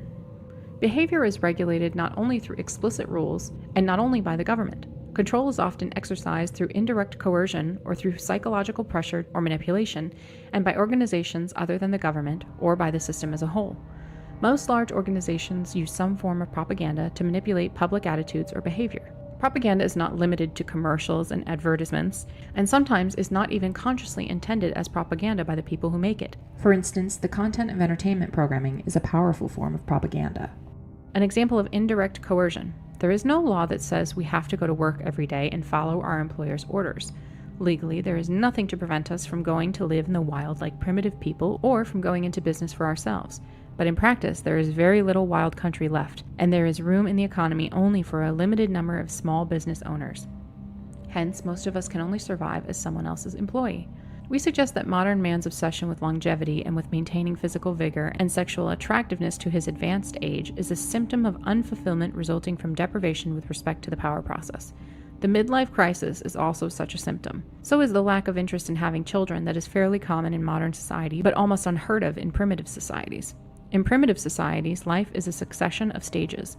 The needs and purposes of one stage having been fulfilled, there is no particular reluctance about passing on to the next stage. A young man goes through the power process by becoming a hunter, hunting not for sport or fulfillment, but to get meat that is necessary for food. In young women, the process is more complex with greater emphasis on social power. We won't discuss that here. This phase having been successfully passed through, the young man has no reluctance about settling down to the responsibilities of raising a family. In contrast, some modern people indefinitely postpone having children because they are too busy seeking some kind of fulfillment. We suggest that the fulfillment they need is adequate experience of the power process with real goals instead of the artificial goals of surrogate activities. Again, having successfully raised his children, going through the power process by providing them with the physical necessities, the primitive man feels that his work is done and he is prepared to accept old age, if he survives that long, and death.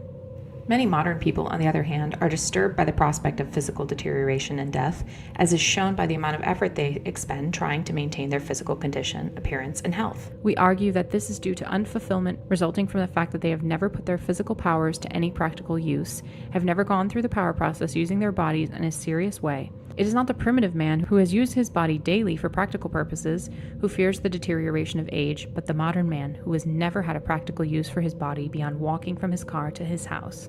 It is the man whose need for the power process has been satisfied during his life who is best prepared to accept the end of that life. In response to the arguments of this section, someone will say, society must find a way to give people the opportunity to go through the power process. For such people, the value of the opportunity is destroyed by the very fact that society gives it to them. What they need is to find or make their own opportunities. As long as the system gives them their opportunities, it still has them on a leash. To attain autonomy, they must get off that leash. How some people adjust. Not everyone in industrial technological society suffers from psychological problems. Some people even profess to be quite satisfied with society as it is. We now discuss some of the reasons why people differ so greatly in their response to modern society. First, there doubtless are differences in the strength of the drive for power. Individuals with a weak drive for power may have relatively little need to go through the power process, or at least relatively little need for autonomy in the power process. These are docile types, who would have been happy as plantation darkies in the Old South. We don't mean to sneer at the plantation darkies of the Old South. To their credit, most of the slaves were not content with their servitude. We do sneer at people who are content with their servitude. Some people may have some exceptional drive in pursuing which they satisfy their needs for the power process. For example, those who have an unusually strong drive for social status may spend their whole lives climbing the status ladder without ever getting bored of that game.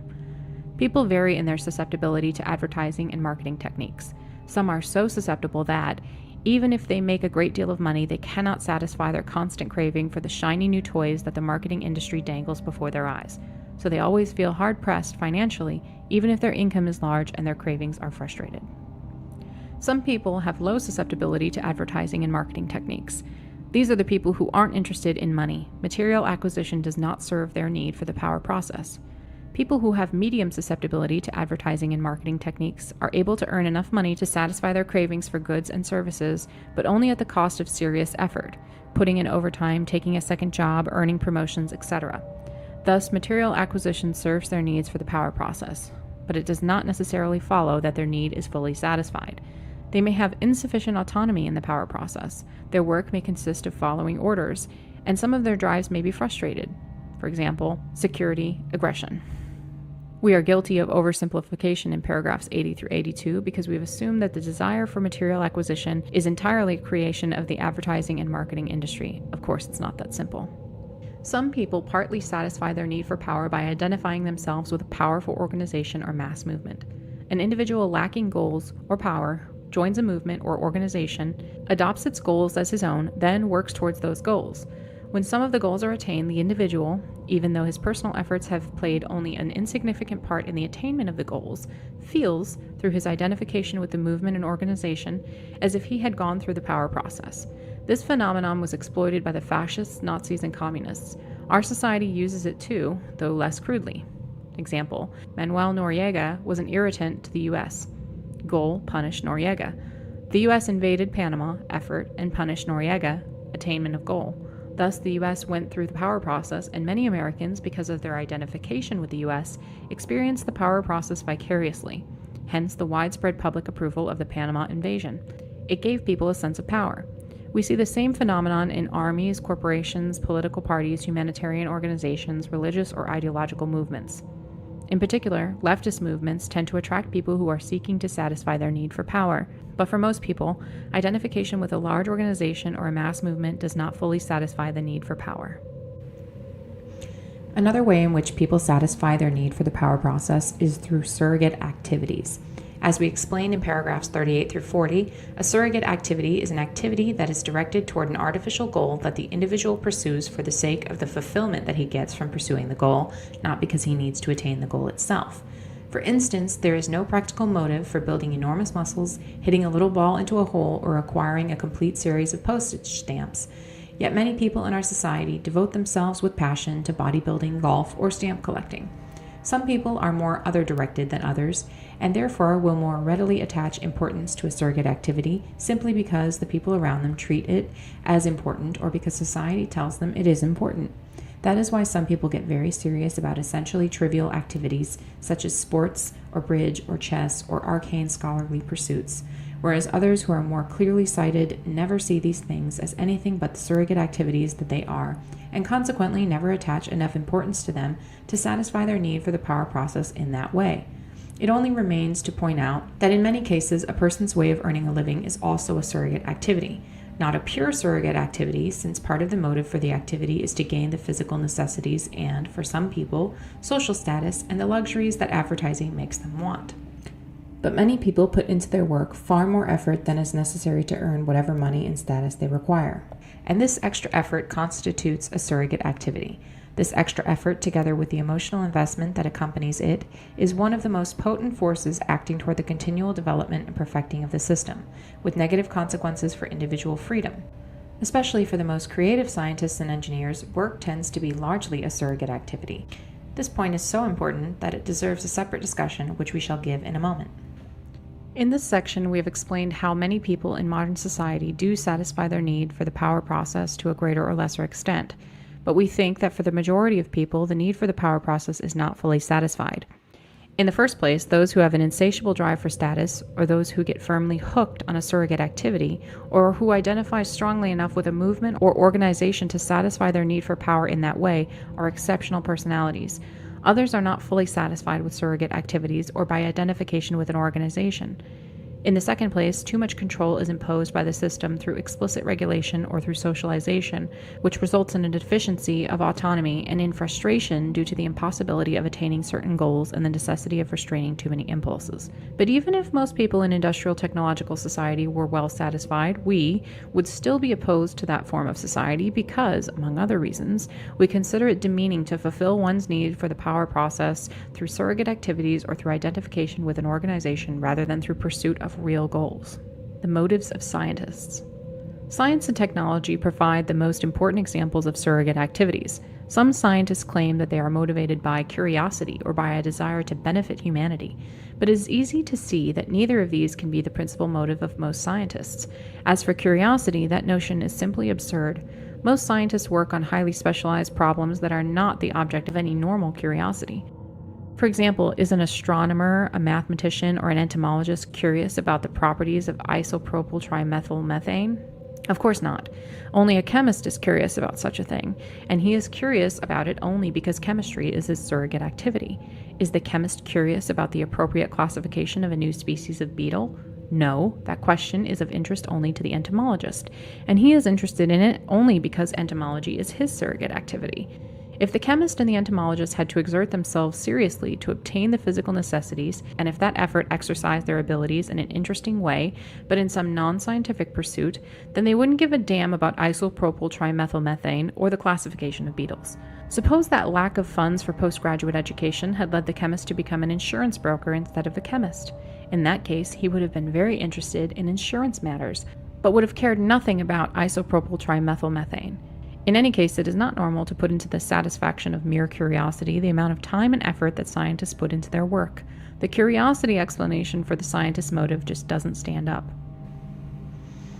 The benefit of humanity explanation doesn't work any better. Some scientific work has no conceivable relation to the welfare of the human race, most of archaeology or comparative linguistics, for example. Some other areas of science present obviously dangerous possibilities, yet scientists in these areas are just as enthusiastic about their work as those who develop vaccines or study air pollution. Consider the case of Dr. Edward Teller, who had an obvious emotional involvement in promoting nuclear power plants. Did this involvement stem from a desire to benefit humanity? If so, then why didn't Dr. Teller get emotional about other humanitarian causes? If he was such a humanitarian, then why did he help to develop the H-bomb? As with many other scientific achievements, it is very much open to question whether nuclear power plants actually do benefit humanity. Does the cheap electricity outweigh the accumulating waste and the risk of accidents? Dr. Teller saw only one side of the question. Clearly, his emotional involvement with nuclear power arose not from a desire to benefit humanity, but from a personal fulfillment he got from his work and from seeing it put to practical use. The same is true of scientists generally. With possible rare exceptions, their motive is neither curiosity nor a drive to benefit humanity, but the need to go through the power process, to have a goal, a scientific problem to solve, to make an effort, research, and attain the goal, solution of the problem. Science is a surrogate activity because scientists work mainly for the fulfillment they get out of the work itself. Of course, it's not that simple. Other motives do play a role for many scientists. Money and status, for example. Some scientists may be persons of the type who have an insatiable drive for status, and this may provide much of the motivation for their work. No doubt the majority of scientists, like the majority of the general population, are more or less susceptible to advertising and marketing techniques and need money to satisfy their craving for goods and services. Thus, science is not a pure surrogate activity, but it is in large part a surrogate activity.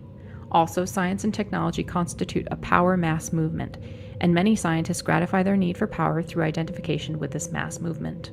Thus, science marches on blindly without regard to the real welfare of the human race or to any other standard, obedient only to the psychological needs of the scientists and the government officials and corporation executives who provide the funds for research.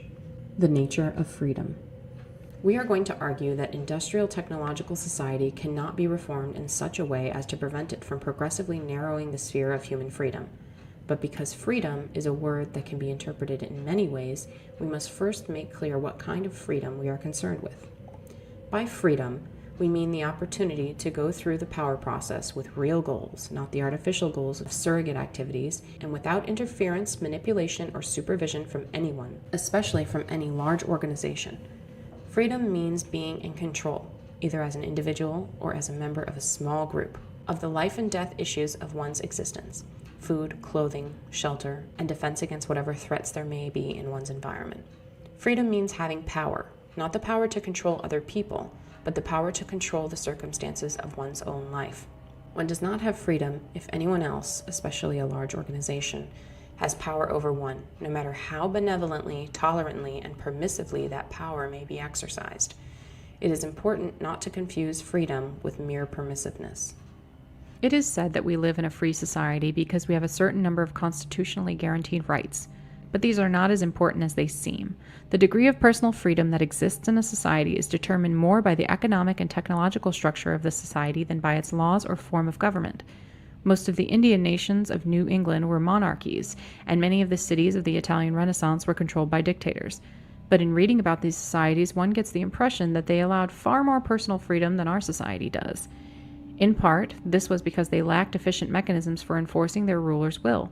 There were no modern, well-organized police forces, no rapid long-distance communications, no surveillance cameras, no dossiers of information about the lives of average citizens. Hence, it was relatively easy to evade control. As for our constitutional rights, consider, for example, that of freedom of the press. We certainly don't mean to knock that right. It is a very important tool for limiting concentration of political power and for keeping those who do have political power in line by publicly exposing any misbehavior on their part. But freedom of the press is of very little use to the average citizen as an individual. The mass media are mostly under the control of large organizations that are integrated into the system. Anyone who has a little money can have something printed and can distribute it on the internet or in some way, but what he has to say will be swamped by the vast volume of material put out by the media. Hence, it will have no practical effect. To make an impression on society with words is therefore almost impossible for most individuals and small groups. Take us, for example. If we had never done anything violent and had submitted the present writings to a publisher, they probably would not have been accepted. If they had been accepted and published, they probably would not have attracted many readers, because it's more fun to watch the entertainment put out by the media than to read a sober essay. Even if these writings had many readers, most of these readers would soon have forgotten what they had read as their minds were flooded by the massive material to which the media exposed them. In order to get our message before the public with some chance of making a lasting impression, we've had to kill people. Constitutional rights are useful up to a point, but they do not serve to guarantee much more than what might be called the bourgeois conception of freedom. According to the bourgeois conception, a free man is essentially an element of a social machine and has only a certain set of prescribed and delimited freedoms, freedoms that are designed to serve the needs of the social machine more than those of the individual. Thus, the bourgeois free man has economic freedom because that promotes growth and progress. He has freedom of the press because public criticism restrains misbehavior by political leaders. He has a right to a fair trial because imprisonment at the whim of the powerful will be bad. This was clearly the attitude of Simon Bolivar. To him, people deserved liberty only if they used it to promote progress, progress as conceived by the bourgeois.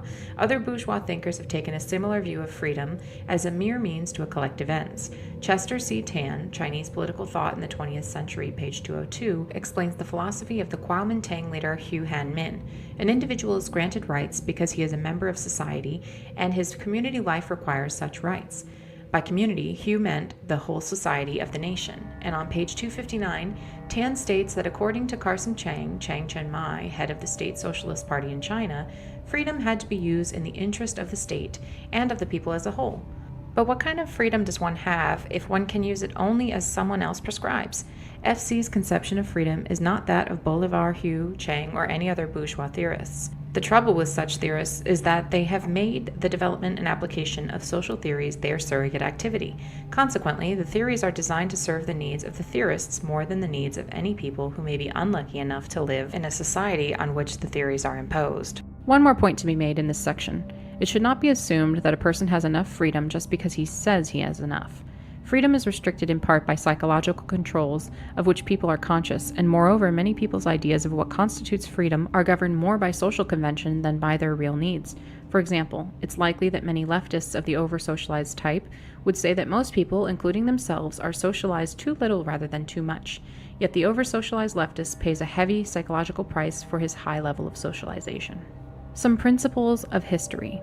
Think of history as being the sum of two components: an erratic component that consists of unpredictable events that follow no discernible pattern, and a regular component that consists of long-term historical trends. Here we are concerned with the long-term trends.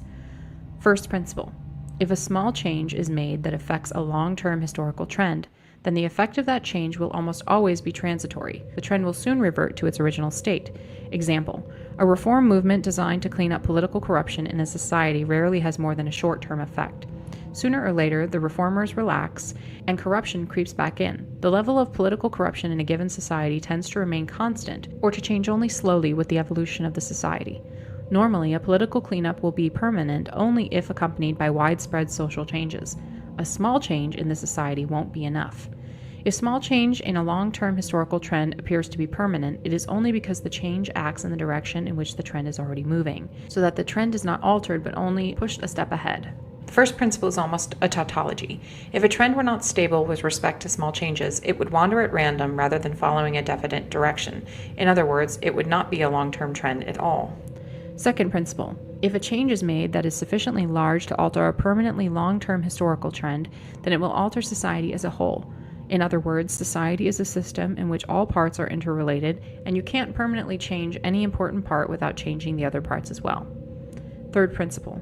If a change is made that is large enough to alter permanently a long-term trend, then the consequences for society as a whole cannot be predicted in advance, unless various other societies have passed through that same change and have all experienced the same consequences, in which case one can predict on empirical grounds that another society that passes through the same change will be likely to experience similar consequences. Fourth principle.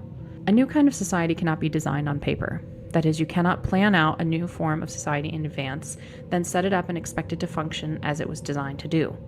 The third and fourth principles result from the complexity of human societies.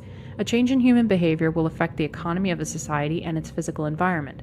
The economy will affect the environment and vice versa. And the changes in the economy and the environment will affect human behavior in complex, unpredictable ways, and so forth. The network of causes and effects is far too complicated to be untangled and understood. Fifth principle. People do not consciously and rationally choose the form of their society. Societies develop through processes of social evolution that are not under rational human control. The fifth principle is a consequence of the other four. To illustrate, by the first principle, generally speaking, an attempt at social reform either acts in the direction in which the society is developing anyway, so that it merely accelerates a change that would have occurred in any case, or else it has only a transitory effect, so that the society soon slips back into its old groove. To make a lasting change in the direction of development of any important aspect of society, reform is insufficient and revolution is required. A revolution does not necessarily involve an armed uprising or the overthrow of a government. By the second principle, a revolution never changes only one aspect of society, it changes the whole society. And by the third principle, changes occur that were never expected or desired by the revolutionaries. By the fourth principle, when revolutionaries or utopians set up a new kind of society, it never works out as planned. The American Revolution does not provide a counterexample. The American Revolution was not a revolution in our sense of the word, but a war of independence followed by a rather far-reaching political reform. The Founding Fathers did not change the direction of American society, nor did they aspire to do so. They only freed the development of American society from the retarding effects of British rule. Their political reform did not change any basic trend, but only pushed American political culture along its natural direction of development. British society, of which American society was an offshoot, had been moving for a long time in the direction of representative democracy, and prior to the War of Independence, the Americans were already practicing a significant degree of representative democracy in the colonial assemblies. The political system established by the Constitution was modeled on the British system and on the colonial assemblies. With major alteration to be sure, there is no doubt that the Founding Fathers took a very important step, but it was a step along the road that English-speaking world was already traveling. Proof is that Britain and all of its colonies that were populated predominantly by people of British descent ended up with systems of representative democracy essentially similar to that of the United States. If the Founding Fathers had lost their nerve and declined to sign the Declaration of Independence, our way of life today would not have been significantly different. Maybe we would have had somewhat closer ties to Britain, and we would have had a parliament and a prime minister instead of a Congress and a president. No big deal. Thus, the American Revolution provides not a counterexample to our principles, but a good illustration of them. Still, one has to use common sense in applying the principles. They are expressed in imprecise language that allows latitude for interpretation, and exceptions to them can be found. So we present these principles not as inviolable laws, but as rules of thumb or guides to thinking that may provide a partial antidote to naive ideas about the future of society. The principles should be borne constantly in mind, and whenever one reaches a conclusion that conflicts with them, one should carefully re-examine one's thinking and retain the conclusion only if one has good, solid reasons for doing so. Industrial technological society cannot be reformed. The foregoing principles help to show how hopelessly difficult it would be to reform the industrial system in such a way as to prevent it from progressively narrowing our sphere of freedom. There has been a consistent tendency going back at least to the Industrial Revolution for technology to strengthen the system at a high cost in individual freedom and local autonomy. Hence, any change designed to protect freedom from technology would be contrary to a fundamental trend in the development of our society. Consequently, such a change either would be a transitory one, soon swamped by the tide of history, or, if large enough to be permanent, would alter the nature of our whole society. This by the first and second principles. Moreover, since society would be altered in a way that could not be predicted in advance, third principle, there would be great risk. Changes large enough to make a lasting difference in favor of freedom would not be initiated because it would be realized that they would gravely disrupt the system, so any attempts at reform would be too timid to be effective. Even if changes large enough to make a lasting difference were initiated, they would be retracted when their disruptive effects became apparent. Thus, permanent changes in favor of freedom could be brought about only by persons prepared to accept radical, dangerous, and unpredictable alteration of the entire system. In other words, by revolutionaries, not reformers. People anxious to rescue freedom without sacrificing the supposed benefits of technology will suggest naive schemes for some new form of society that would reconcile freedom with technology.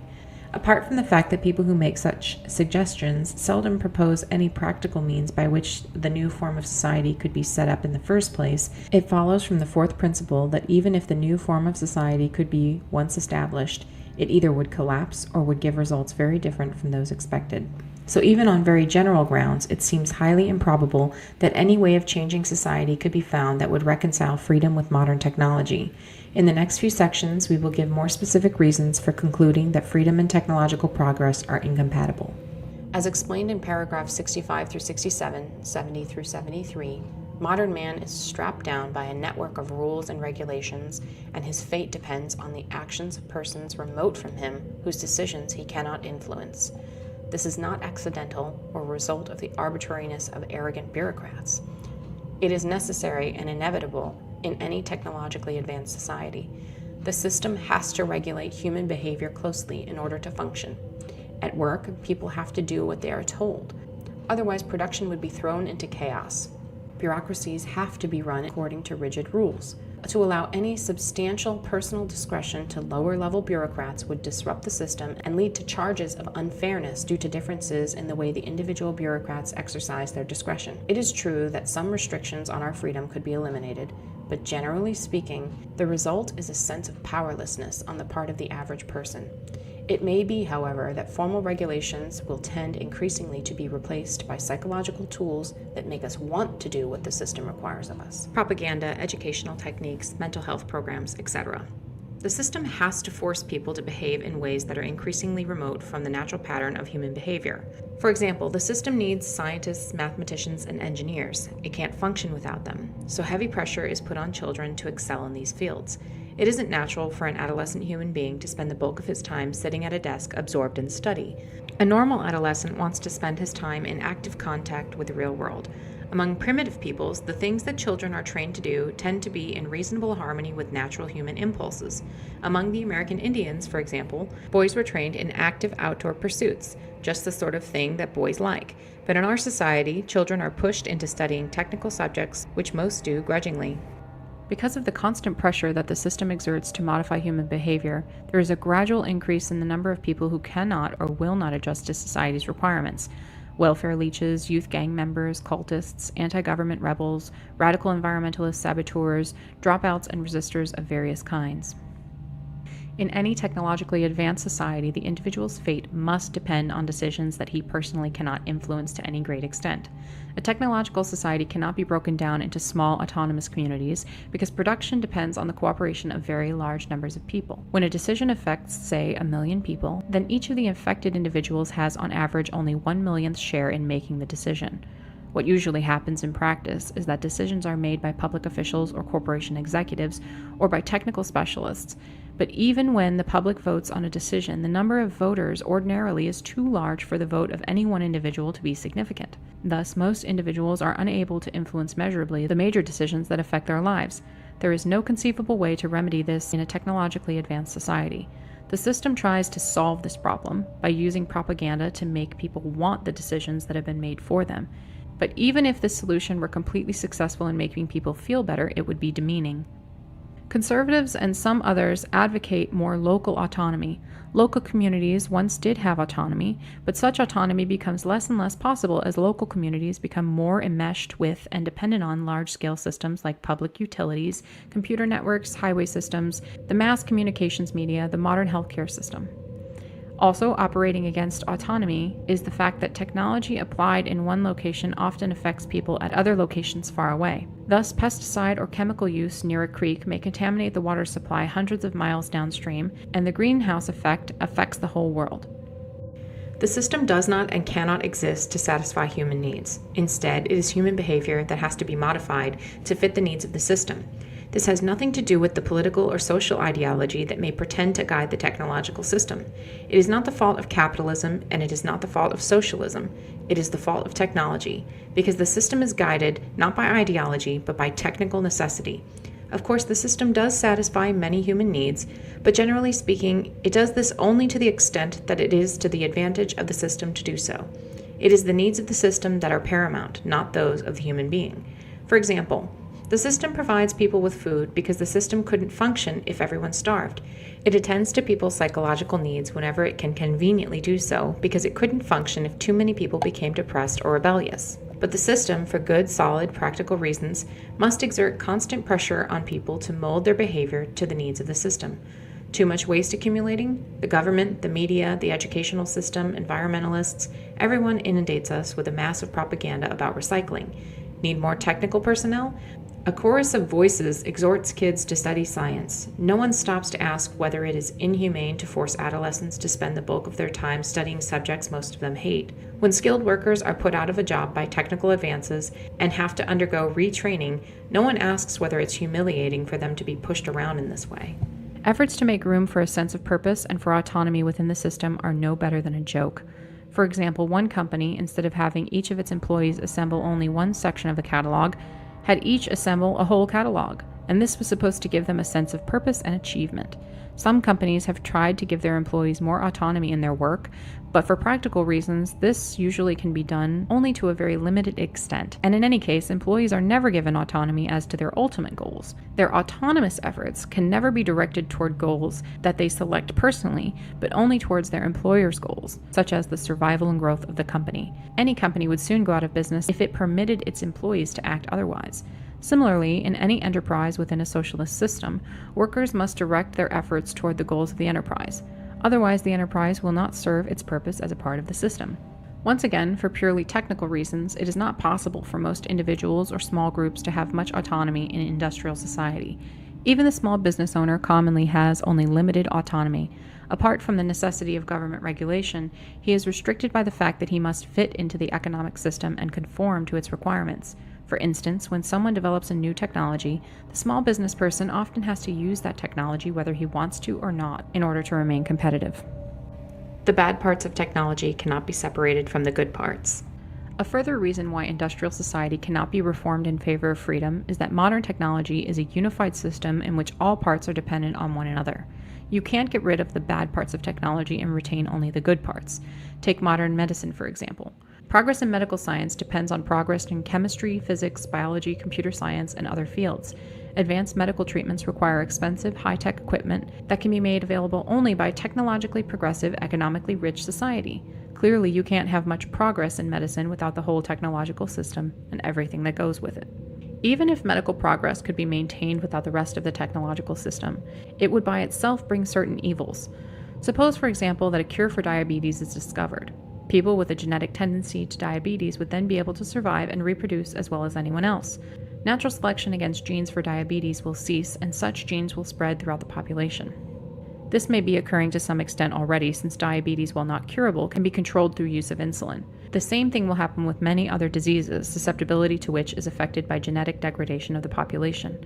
The only solution would be some sort of eugenics program or extensive genetic engineering of human beings, so that man in the future will no longer be a creation of nature or of chance or of God, depending on your religious or philosophical opinions, but a manufactured product. If you think that big government interferes in your life too much now, just wait till the government starts regulating the genetic constitution of your children. Such regulation will inevitably follow the introduction of genetic engineering of human beings, because the consequences of unregulated genetic engineering would be disastrous. The usual response to such concerns is to talk about medical ethics, but a code of ethics would not serve to protect freedom in the face of medical progress. It would only make matters worse. A code of ethics applicable to genetic engineering would be in effect a means of regulating the genetic constitution of human beings. Somebody, probably the upper middle class mostly, would decide that such and such applications of genetic engineering were ethical, and others were not, so that in effect they would be imposing their own values on the genetic constitution of the population at large. Even if a code of ethics were chosen on a completely democratic basis, the majority would be imposing their own values on any minorities who might have a different idea of what constituted an ethical use of genetic engineering. The only code of ethics that would truly protect freedom would be one that prohibited any genetic engineering of human beings, and you can be sure that no such code will ever be applied in a technological society. No code that reduced genetic engineering to a minor role would stand up for long, because the temptation presented by the immense power of biotechnology would be irresistible, especially since to the majority of people many of its applications will seem obviously and unequivocally good, eliminating physical and mental diseases, giving people the abilities they need to get along in today's world. Inevitably, genetic engineering will be used extensively, but only in ways consistent with the needs of the industrial technological system. Technology is a more powerful social force than the aspiration for freedom. It is not possible to make a lasting compromise between technology and freedom, because technology is by far the more powerful social force and continually encroaches on freedom through repeated compromises. Imagine the case of two neighbors, each of whom at the outset owns the same amount of land, but one of whom is more powerful than the other. The powerful one demands a piece of the other's land. The weak one refuses. The powerful one says, "Okay, let's compromise. Give me half of what I asked." The weak one has little choice but to give in.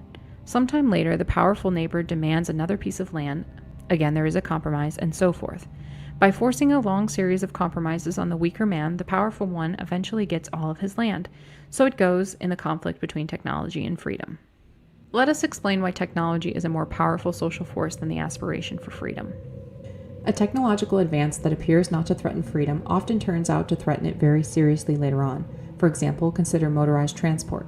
A walking man formerly could go where he pleased, go at his own pace without observing any traffic regulations, and was independent of technological support systems. When motor vehicles were introduced, they appeared to increase man's freedom. They took no freedom away from the walking man. No one had to have an automobile if he didn't want one, and anyone who did choose to buy an automobile could travel much faster and further than a walking man. But the introduction of motorized transport soon changed society in such a way as to restrict greatly man's freedom of locomotion. When automobiles became numerous, it became necessary to regulate their use extensively. In a car, especially in densely populated areas, one cannot just go where one likes at one's own pace. One's movement is governed by the flow of traffic and by various traffic laws. One is tied down by various obligations, license requirements, driver test, renewing registration, insurance, maintenance required for safety, monthly payments on purchase price. Moreover, the use of motorized transport is no longer optional. Since the introduction of motorized transport, the arrangement of our cities has changed in such a way that the majority of people no longer live within walking distance of their place of employment, shopping areas, and recreational opportunities, so that they have to depend on the automobile for transportation. Or else they must use public transportation, in which case they have even less control over their own movement than when driving a car. Even the walker's freedom is now greatly restricted. In the city, he continually has to stop to wait for traffic lights that are designed mainly to serve auto traffic. In the country, motor traffic makes it dangerous and unpleasant to walk along the highway. Note this important point that we have just illustrated with the case of motorized transport. When a new item of technology is introduced as an option that an individual can accept or not as he chooses, it does not necessarily remain optional. In many cases, the new technology changes society in such a way that people eventually find themselves forced to use it. Another reason why technology is such a powerful social force is that, within the context of a given society, technological progress marches in only one direction. It can never be reversed. Once a technical innovation has been introduced, people usually become dependent on it, so that they can never again do without it, unless it is replaced by some still more advanced innovation. Not only do people become dependent as individuals on a new item of technology, but, even more, the system as a whole becomes dependent on it. Imagine what would happen to the system today if computers, for example, were eliminated. Thus, the system can move in only one direction, toward greater technologization. Technology repeatedly forces freedom to take a step back, but technology can never take a step back, short of the overthrow of the whole technological system. Technology advances with great rapidity and threatens freedom at many different points at the same time. Crowding, rules and regulations, increasing dependence of individuals on large organizations, propaganda and other psychological techniques, genetic engineering, invasion of privacy through surveillance devices and computers, etc. To hold back any one of the threats to freedom would require a long and difficult social struggle. Those who want to protect freedom are overwhelmed by the sheer number of new attacks and the rapidity with which they develop. Hence, they become apathetic and no longer resist. To fight each of the threats separately would be futile. Success can be hoped for only by fighting the technological system as a whole, but that is revolution, not reform. Technicians, we use this term in its broad sense to describe all those who perform a specialized task that requires training, tend to be so involved in their work, their surrogate activity, that when a conflict arises between their technical work and their freedom, they almost always decide in favor of their technical work. This is obvious in the case of scientists, but it also appears elsewhere. Educators, humanitarian groups, conservation organizations do not hesitate to use propaganda or other psychological techniques to help them achieve their laudable ends. Corporations and government agencies, when they find it useful, do not hesitate to collect information about individuals without regard to their privacy. Law enforcement agencies are frequently inconvenienced by the constitutional rights of suspects, and often of completely innocent persons, and they do whatever they can do legally, or sometimes illegally, to restrict or circumvent those rights. Most of these educators, government officials, and law officers believe in freedom, privacy, and constitutional rights, but when these conflict with their work, they usually feel that their work is more important. It is well known that people generally work better and more persistently when striving for a reward than when attempting to avoid punishment or a negative outcome. Scientists and other technicians are motivated mainly by the rewards they get through their work, but those who oppose technological invasions of freedom are working to avoid a negative outcome. Consequently, there are few who work persistently and well at this discouraging task. If reformers ever achieved a signal victory that seemed to set up a solid barrier against further erosion of freedom through technical progress, most would tend to relax and turn their attention to more agreeable pursuits. But the scientists would remain busy in their laboratories, and technology, as it progresses, would find ways, in spite of any barriers, to exert more and more control over individuals and make them always more dependent on the system. No social arrangements, whether laws, institutions, customs, or ethical codes, can provide permanent protection against technology. History shows that all social arrangements are transitory. They all change or break down eventually, but technological advances are permanent within the context of a given civilization. Suppose, for example, that it were possible to arrive at some social arrangements that would prevent genetic engineering from being applied to human beings, or prevent it from being applied in such a way as to threaten freedom and dignity. Still, the technology would remain waiting. Sooner or later, the social arrangement would break down, probably sooner given the pace of change in our society. Then genetic engineering would begin to invade our sphere of freedom, and this invasion would be irreversible, short of a breakdown of technological civilization itself. Any illusions about achieving anything permanent through social arrangements should be dispelled by what is currently happening with environmental legislation. A few years ago, it seemed that there were secure legal barriers preventing at least some of the worst forms of environmental degradation. A change in the political wind, and those barriers begin to crumble. For all the foregoing reasons, technology is a more powerful social force than the aspiration for freedom. But this statement requires an important qualification. It appears that during the next several decades, the industrial technological system will be undergoing severe stresses due to economic and environmental problems, and especially due to problems of human behavior, alienation, rebellion, hostility, a variety of social and psychological difficulties. We hope that the stresses through which the system is likely to pass will cause it to break down, or at least will weaken it sufficiently so that a revolution against it becomes possible. If such a revolution occurs and is successful, then at that particular moment the aspiration for freedom will have proved more powerful than technology. In paragraph 125, you used an analogy of a weak neighbor who is left destitute by a strong neighbor who takes all his land by forcing him on a series of compromises. But suppose now that the strong neighbor gets sick so that he is unable to defend himself. The weak neighbor can force the strong one to give him his land back, or he can kill him. If he lets the strong man survive and only forces him to give the land back, he is a fool, because when the strong man gets well again, he will take all the land for himself. The only sensible alternative for the weaker man is to kill the strong one while he has the chance. In the same way, while the industrial system is sick, we must destroy it. If we compromise with it and let it recover from its sickness, it will eventually wipe out all of our freedom. Simpler social problems have proved intractable. If anyone still imagines that it would be possible to reform the system in such a way as to protect freedom from technology, let him consider how clumsily and for the most part unsuccessfully our society has dealt with other social problems that are far more simple and straightforward. Among other things, the system has failed to stop environmental degradation, political corruption, drug trafficking, or domestic abuse. Take our environmental problems, for example. Here, the conflict of values is straightforward. Economic expedience now versus saving some of our natural resources for our grandchildren. But on this subject, we only get a lot of blather and obfuscation from people who have power, and nothing like a clear, consistent line of action. And we keep piling up environmental problems that our grandchildren will have to live with. Attempts to resolve the environmental issue consist of struggles and compromises between different factions, some of which are ascendant at one moment, others at another moment. The line of struggle changes with the shifting currents of public opinion.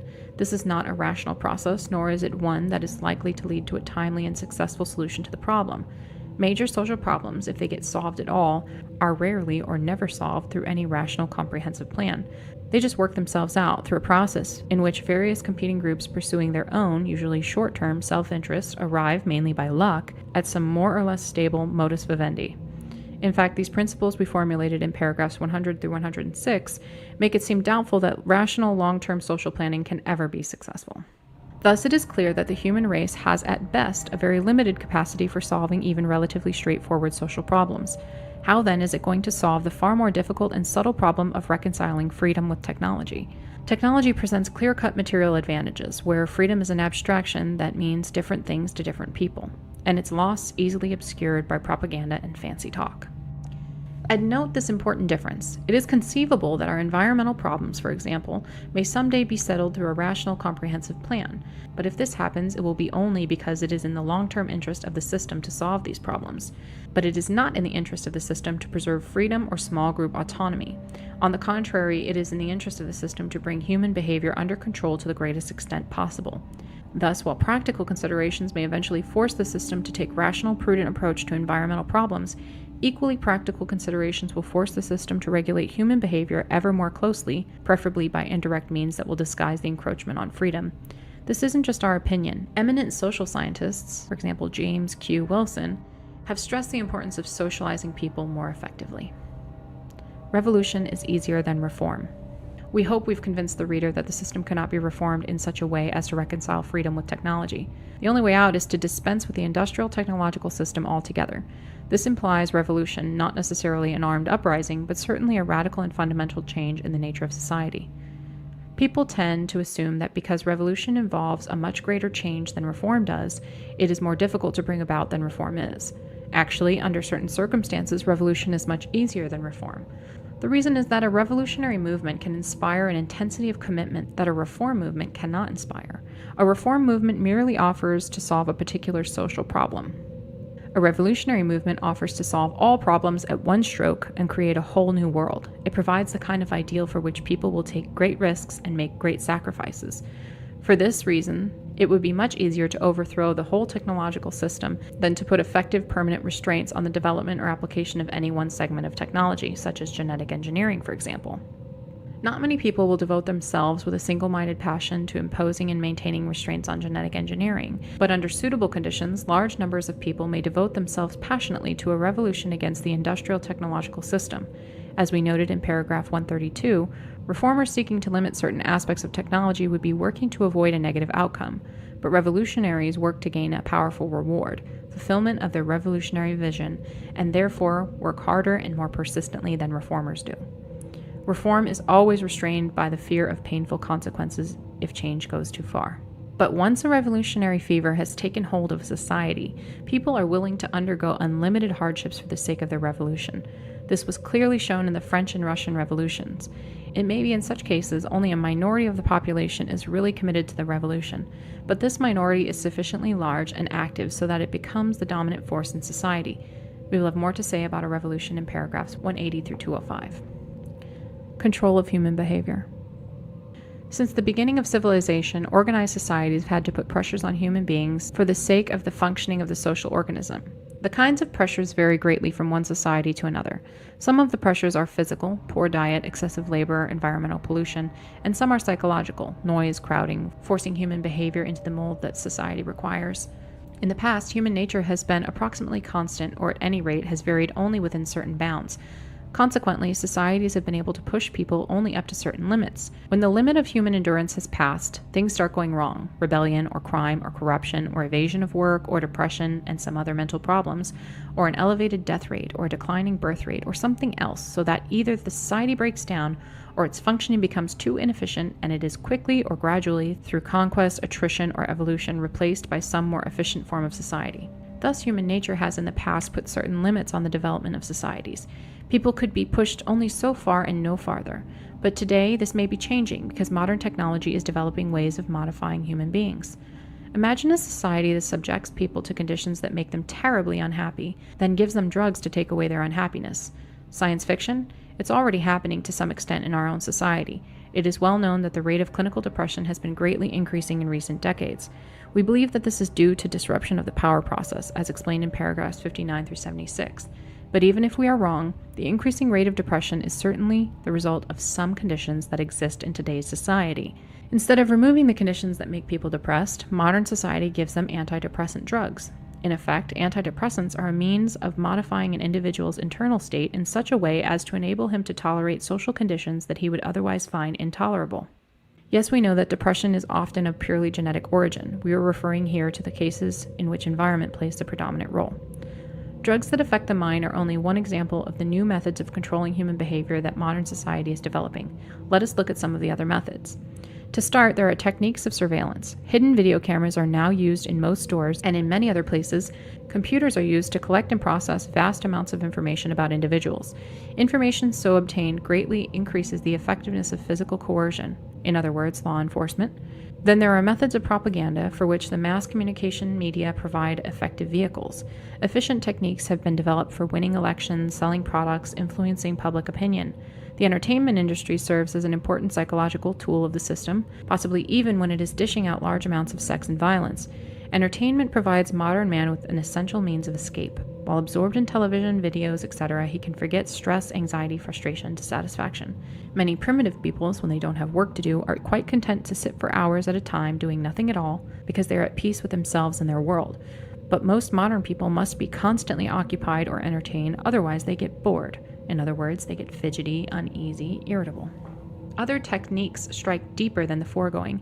Education is no longer a simple affair of paddling a kid's behind when he doesn't know his lessons and patting him on the head when he does know them. It is becoming a scientific technique for controlling the child's development.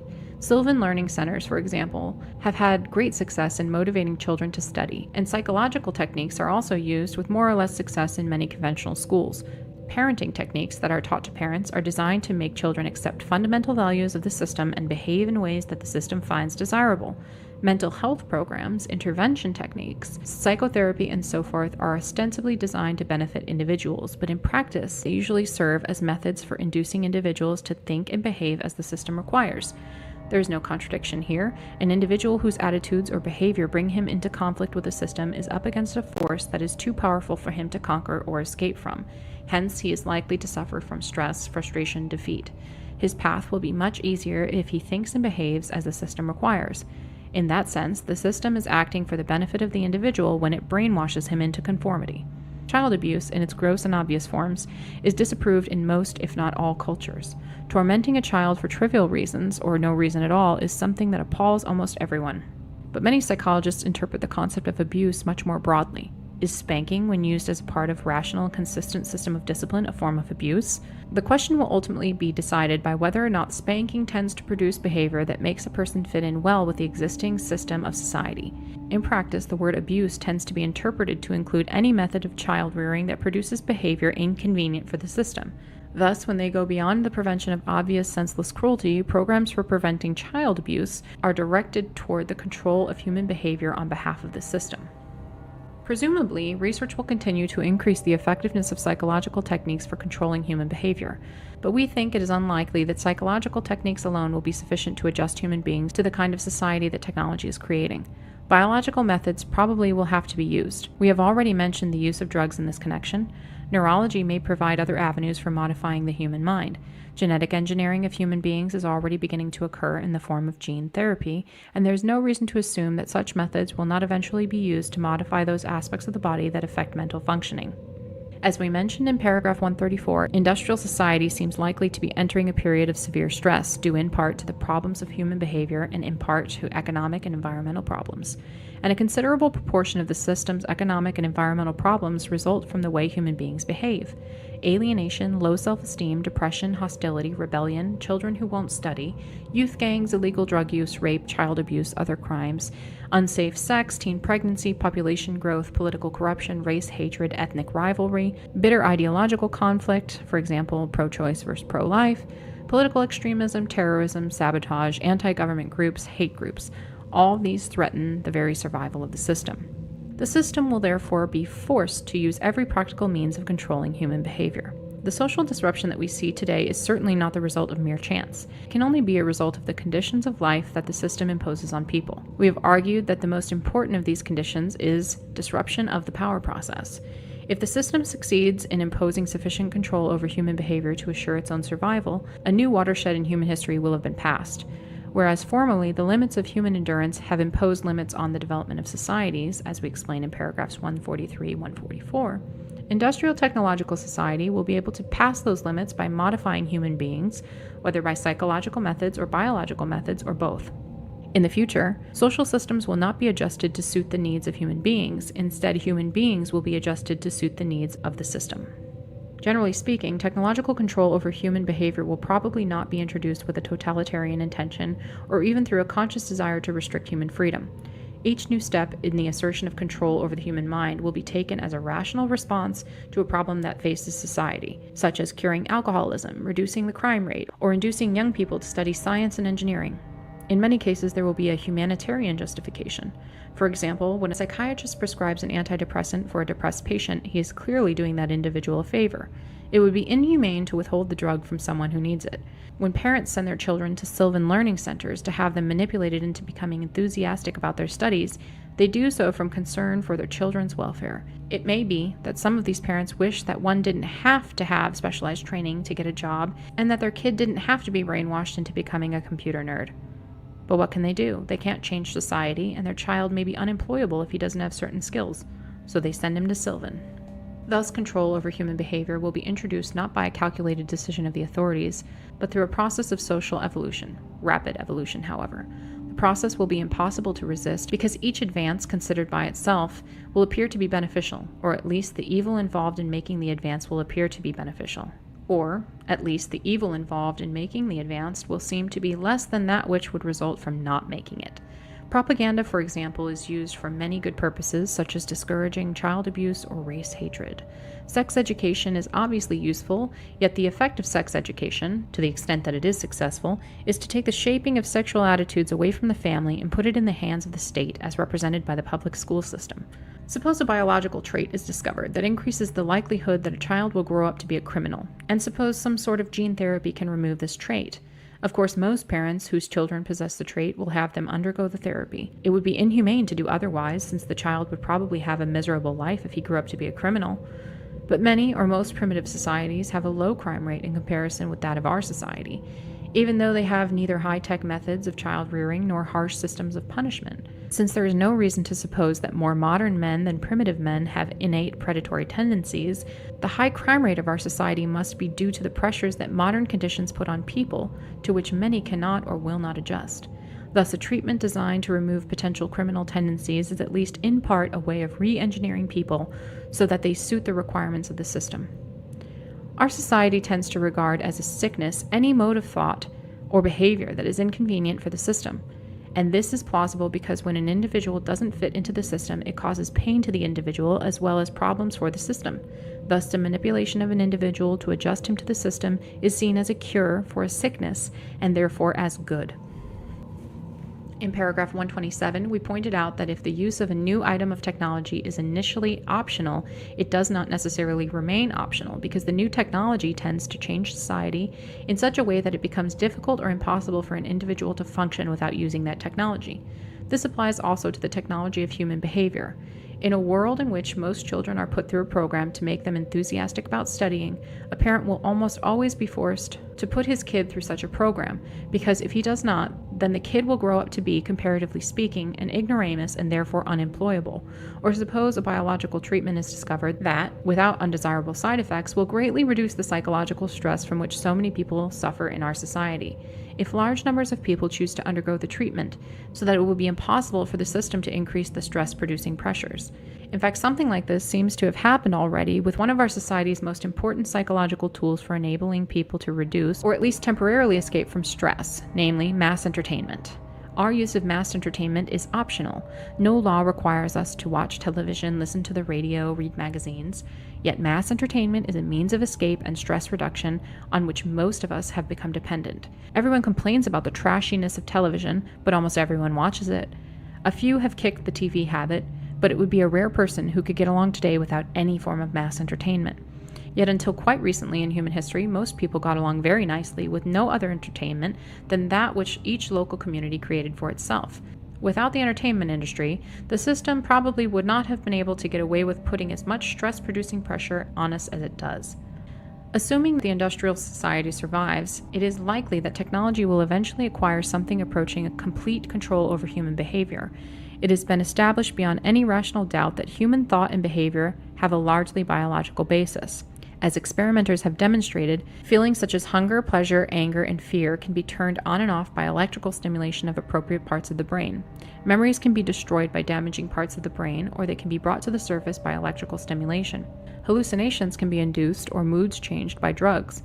There may or may not be an immaterial human soul, but if there is one, it is clearly less powerful than the biological mechanisms of human behavior. For if that were not the case, then researchers would not be able to so easily manipulate human feelings and behavior with drugs and electrical currents. It presumably would be impractical for all people to have electrodes inserted into their heads so that they could be controlled by the authorities. But the fact that human thoughts and feelings are so open to biological intervention shows that the problem of controlling human behavior is mainly a technical problem, a problem of neurons, hormones, and complex molecules, the kind of problem that is accessible to scientific attack. Given the outstanding record of our society in solving technical problems, it is overwhelmingly probable that great advances will be made in the control of human behavior. Will public resistance prevent the introduction of technological control of human behavior? It certainly would if an attempt were made to introduce such control all at once. But since technological control will be introduced through a long sequence of small advances, there will be no rational and effective public resistance. To those who think all this sounds like science fiction, we point out that yesterday's science fiction is today's fact. The Industrial Revolution has radically altered man's environment and way of life, and it is only to be expected that as technology is increasingly applied to the human body and mind, man himself will be altered as radically as his environment and way of life have been. Human race at a crossroads. But we have gotten ahead of our story. It is one thing to develop in the laboratory a series of psychological or biological techniques for manipulating human behavior, and quite another to integrate these techniques into a functioning social system. The latter problem is the more difficult of the two. For example, while the techniques of educational psychology doubtless work quite well in the lab schools where they were developed, it is not necessarily easy to apply them effectively throughout our educational system. We all know what many of our schools are like. The teachers are too busy taking knives and guns away from the kids to subject them to the latest techniques for making them into computer nerds. Thus, in spite of all its technical advances relating to human behavior, the system to date has not been impressively successful in controlling human beings. The people whose behavior is fairly well under the control of the system are those of the type that might be called bourgeois. But there are growing numbers of people who in one way or another are rebels against the system. Welfare leeches, youth gangs, cultists, Satanists, Nazis, radical environmentalists, militiamen, etc.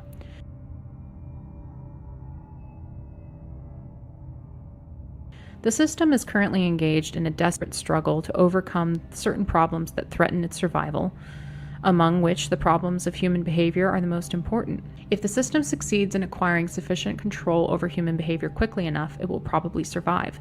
Otherwise, it will break down. We think the issue will most likely be resolved in the next several decades, say 40 to 100 years. Suppose the system survives the crisis of the next several decades. By that time, it will have to have solved, or at least brought under control, the principal problems that confront it, in particular that of socializing human beings. That is, making people sufficiently docile so that their behavior no longer threatens the system. That being accomplished, it does not appear that there would be any further obstacle to the development of technology, and it would presumably advance towards its logical conclusion, which is complete control over everything on Earth, including human beings and all other important organisms.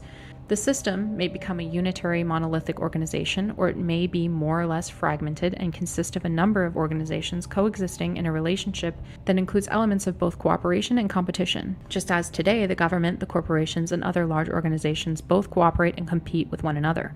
Human freedom will mostly have vanished because individuals and small groups will be impotent vis-a-vis large organizations armed with super technology and an arsenal of advanced psychological and biological tools for manipulating human beings, besides instruments of surveillance and physical coercion.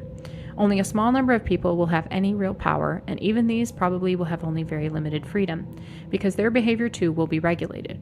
Just as today, our politicians and corporation executives can retain their positions of power only as long as their behavior remains within fairly narrow limits.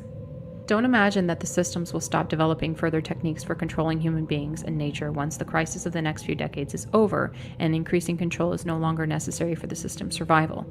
On the contrary, once the hard times are over, the system will increase its control over people and nature more rapidly because it will no longer be hampered by difficulties of the kind that it is currently experiencing.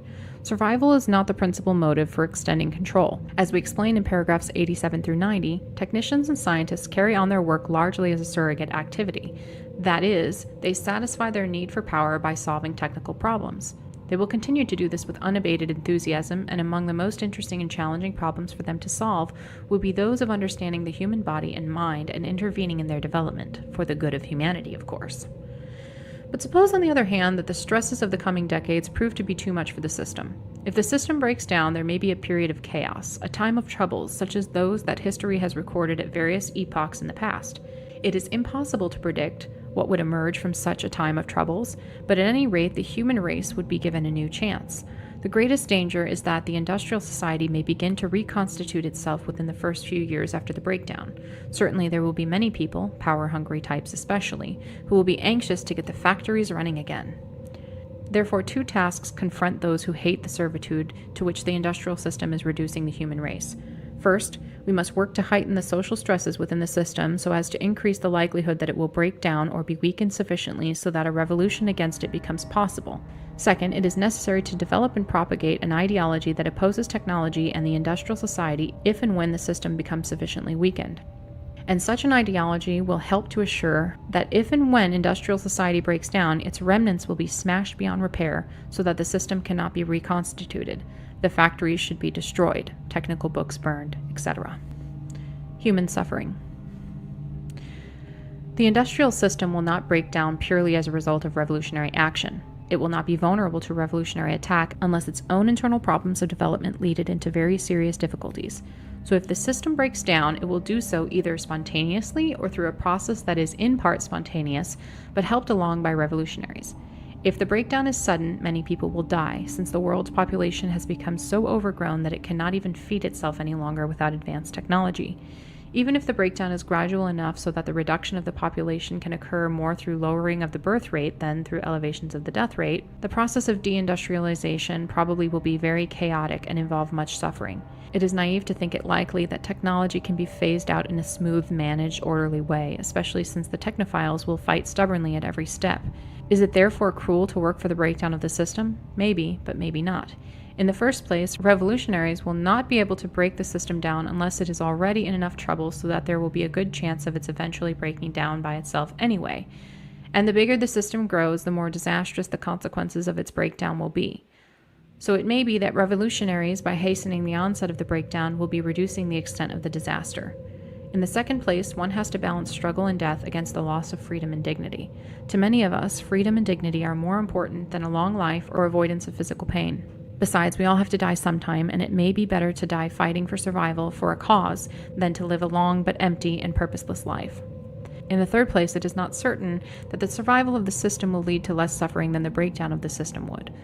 The system has already caused and is continuing to cause immense suffering all over the world, Ancient cultures that for hundreds of years gave people a satisfactory relationship with each other and with their environment have been shattered by contact with the industrial society, and the result has been a whole catalog of economic, environmental, social, and psychological problems. One of the effects of the intrusion of industrial society has been that over much of the world, traditional controls on population have been thrown out of balance.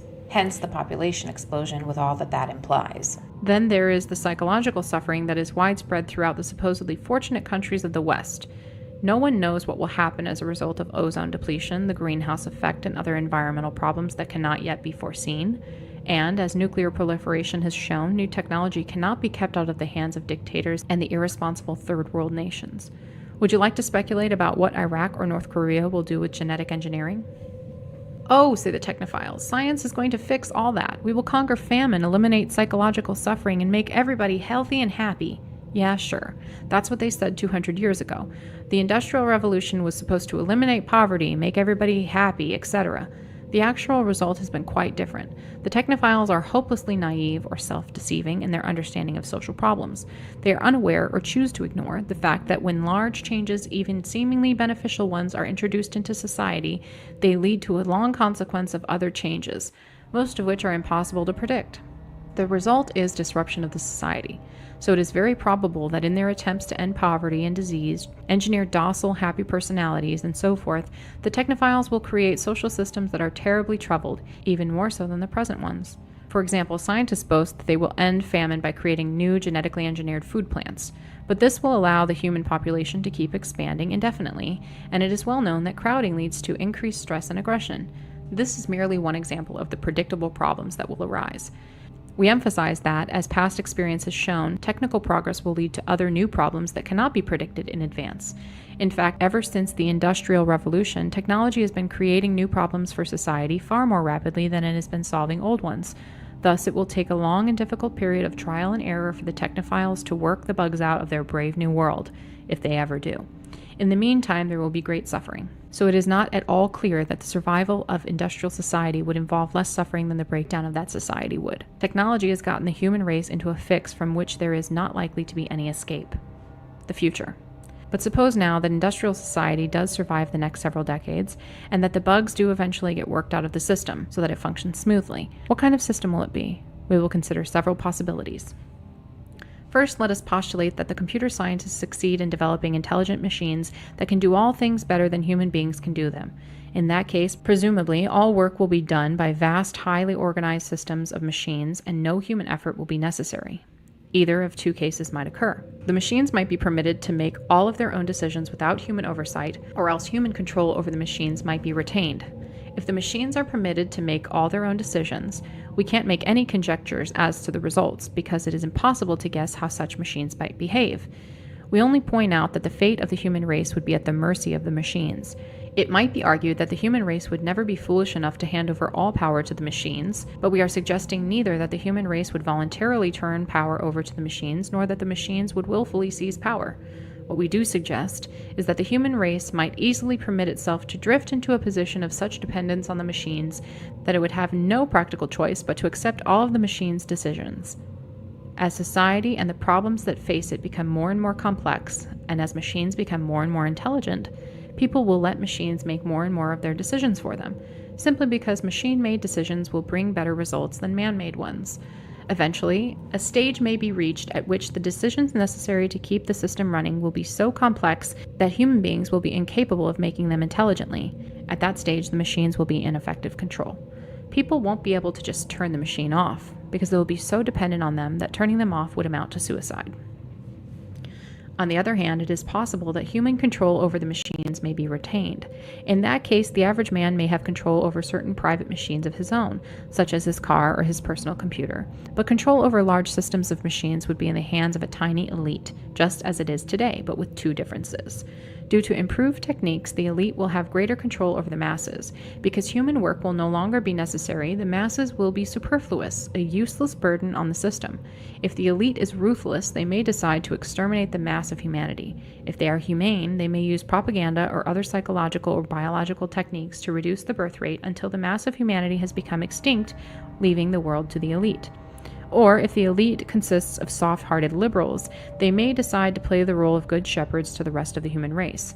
They will see to it that everyone's physical needs are satisfied, that all children are raised under psychologically hygienic conditions, that everyone has a wholesome hobby to keep him busy, and that anyone who may become dissatisfied undergoes treatment to cure his problem. Of course, life will be so purposeless that people will have to be biologically or psychologically engineered, either to remove their need for the power process or to make them sublimate their drive for power into some harmless hobby. These engineered human beings may be happy in such a society, but they will most certainly not be free. They will have been reduced to the status of domestic animals. But suppose now that the computer scientists do not succeed in developing artificial intelligence, so that human work remains necessary.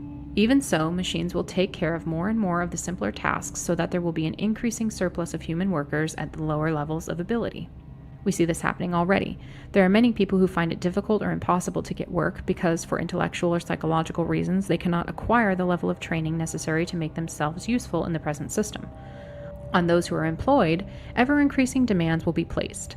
They will need more and more training, more and more ability, and will have to be more reliable, conforming, and docile, because they will be more and more like cells of a giant organism. Their tasks will be increasingly specialized so that their work will be, in a sense, out of touch with the real world, being concentrated on one tiny slice of reality. The system will have to use any means that it can, whether psychological or biological, to engineer people to be docile, to have the abilities that the system requires, and to sublimate their drive for power into some specialized task. But the statement that the people of such a society will have to be docile may require qualification. The society may find competitiveness useful, provided that ways are found of directing competitiveness into channels that serve the needs of the system. We can imagine a future society in which there is endless competition for positions of prestige and power, but no more than very few people will ever reach the top, where the only real power is. Very repellent is a society in which a person can satisfy his need for power only by pushing large numbers of other people out of the way and depriving them of their opportunity for power. One can envision scenarios that incorporate aspects of more than one of the possibilities that we have just discussed. For instance, it may be that machines will take over most of the work that is of real practical importance, but that human beings will be kept busy by giving relatively unimportant work. It has been suggested, for example, that a great development of the service industries might provide work for human beings. Thus, people would spend their time shining each other's shoes, driving each other around in taxicabs, making handicrafts for one another, waiting on each other's tables, etc. This seems to us a thoroughly contemptible way for the human race to end up, and we doubt that many people would find fulfilling lives in such pointless busy work. They would seek other dangerous outlets, drugs, crime, cults, hate groups, unless they were biologically or psychologically engineered to adapt them to such a way of life. Needless to say, the scenarios outlined above do not exhaust all the possibilities. They only indicate the kinds of outcomes that seem to us most likely. But we can envision no plausible scenarios that are any more palatable than the ones we've just described.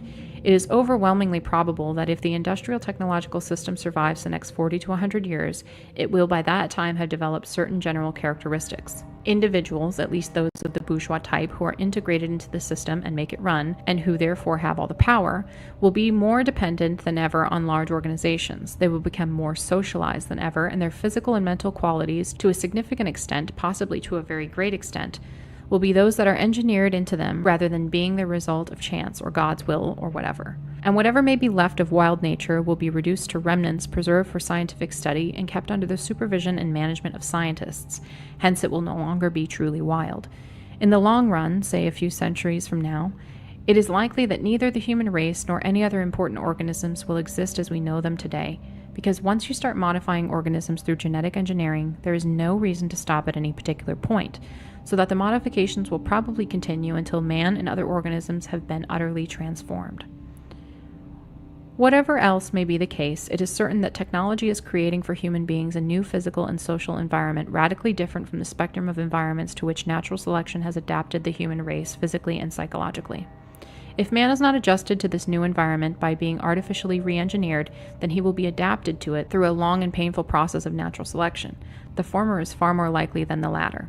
It would be better to dump the whole stinking system and take the consequences. Strategy.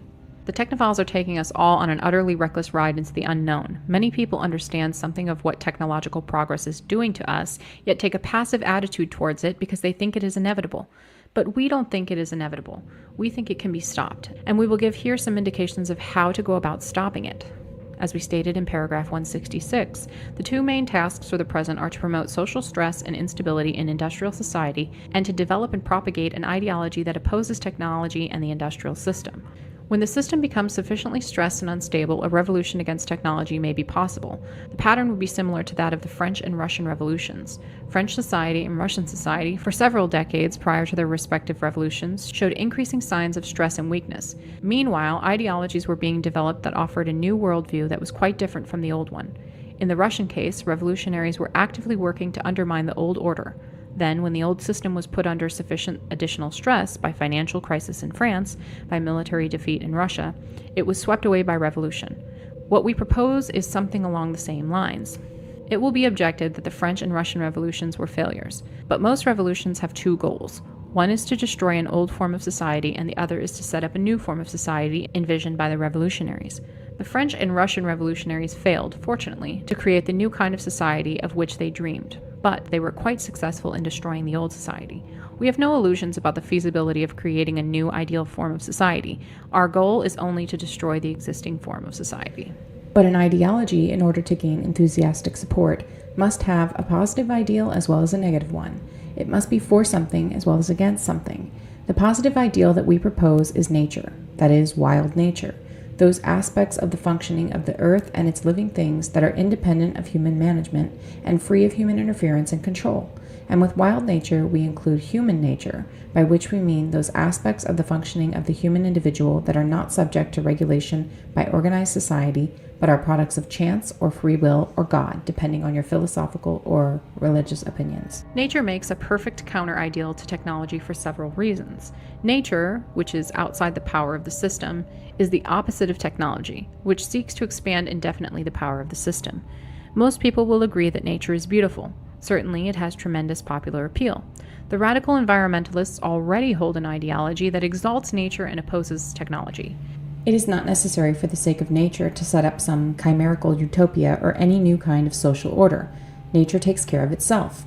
It was a spontaneous creation that existed long before any human society, and for countless centuries, many different kinds of human societies coexisted with nature without doing it an excessive amount of damage. Only with the Industrial Revolution did the effect of human society on nature become really devastating. To relieve the pressure on nature, it is not necessary to create some special kind of social system. It is only necessary to get rid of industrial society. Granted, this will not solve all problems. Industrial society has already done tremendous damage to nature and will take a very long time for the scars to heal. Besides, even pre-industrial societies can do significant damage to nature. Nevertheless, getting rid of industrial society will accomplish a great deal. It will relieve the worst of the pressure on nature so that the scars can begin to heal. It will remove the capacity of organized society to keep increasing its control over nature, including human nature. Whatever kind of society may exist after the demise of the industrial system, it is certain that most people will live close to nature, because in the absence of advanced technology, there is no other way people can live. To feed themselves, they must be peasants, or herdsmen, or fishermen, or hunters, etc. And generally speaking, local autonomy should tend to increase, because lack of advanced technology and rapid communications will limit the capacity of governments or other large organizations to control local communities. As for the negative consequences of eliminating industrial society, well, you can't eat your cake and have it too. To gain one thing, you must sacrifice another. Most people hate psychological conflict. For this reason, they avoid doing any serious thinking about difficult social issues, and they like to have such issues presented to them in simple black and white terms. This is all good, and that is all bad. The revolutionary ideologies should therefore be developed on two levels. On the more sophisticated level, the ideology should address itself to people who are intelligent, thoughtful, and rational. The object should be to create a core of people who will be opposed to the industrial system on a rational, thought-out basis, with full appreciation of the problems and ambiguities involved, and of the price that has to be paid for getting rid of the system. It is particularly important to attract people of this type, as they are capable people and will be instrumental in influencing others. These people should be addressed on as rational a level as possible. Facts should never intentionally be distorted, and intemperate language should be avoided. This does not mean that no appeal can be made to the emotions, but in making such appeal, care should be taken to avoid misrepresenting the truth or doing anything else that would destroy the intellectual respectability of the ideology. On a second level, The ideology should be propagated in a simplified form that will enable the unthinking majority to see the conflict of technology versus nature in unambiguous terms. But even on the second level, the ideology should not be expressed in language that is so cheap, intemperate, or irrational that it alienates people from the thoughtful and rational type. Cheap, intemperate propaganda sometimes achieves impressive short-term gains, but it will be more advantageous in the long run to keep the loyalty of a small number of intelligently committed people than to arouse the passions of an unthinking, fickle mob who will change their attitude as soon as someone comes along with a better propaganda gimmick. However, propaganda of the rabble-rousing type may be necessary when the system is nearing the point of collapse, and there is a final struggle between rival ideologies to determine which will become dominant when the old worldview goes under. Prior to that final struggle, the revolutionaries should not expect to have a majority of people on their side. History is made by active, determined minorities, not by the majority, which seldom has a clear and consistent idea of what it really wants. Until the time comes for the final push toward revolution, the task of revolutionaries will be less to win the shallow support of the majority than to build a small core of deeply committed people. As for the majority, it will be enough to make them aware of the existence of the new ideology and remind them of it frequently, though of course it will be desirable to get majority support to the extent that this can be done without weakening the core of seriously committed people. Any kind of social conflict helps to destabilize the system, but one should be careful about what kind of conflict one encourages. The line of conflict should be drawn between the mass of people and the power-holding elite of the industrial society, politicians, scientists, upper-level business executives, government officials, etc. It should not be drawn between the revolutionaries and the mass of the people. For example, it would be a bad strategy for the revolutionaries to condemn Americans for their habits of consumption. Instead, the average American should be portrayed as a victim of the advertising and marketing industry, which has suckered him into buying a lot of junk that he doesn't need and that is very poor compensation for his lost freedom. Either approach is consistent with the facts. It is merely a matter of attitude whether you blame the advertising industry for manipulating the public or blame the public for allowing itself to be manipulated. As a matter of strategy, one should generally avoid blaming the public. One should think twice before encouraging any other social conflict than that between the power-holding elite, which wields technology, and the general public, over which technology exerts its power. For one thing, other conflicts tend to distract attention from the important conflicts between power elite and ordinary people, between technology and nature. For another thing, other conflicts may actually tend to encourage technologization, because each side in a conflict wants to use technological power to gain advantages over its adversary. This is clearly seen in rivalries between nations. It also appears in ethnic conflicts within nations. Optimist dream, I weave my life with esteem. In and out of what's logic ain't quite what it seemed. My pause, soaking in applause or criticism. I crack a smile, basking my flaws and cynicism. The Nazi party, saying, lurking in the shadows of the United States government.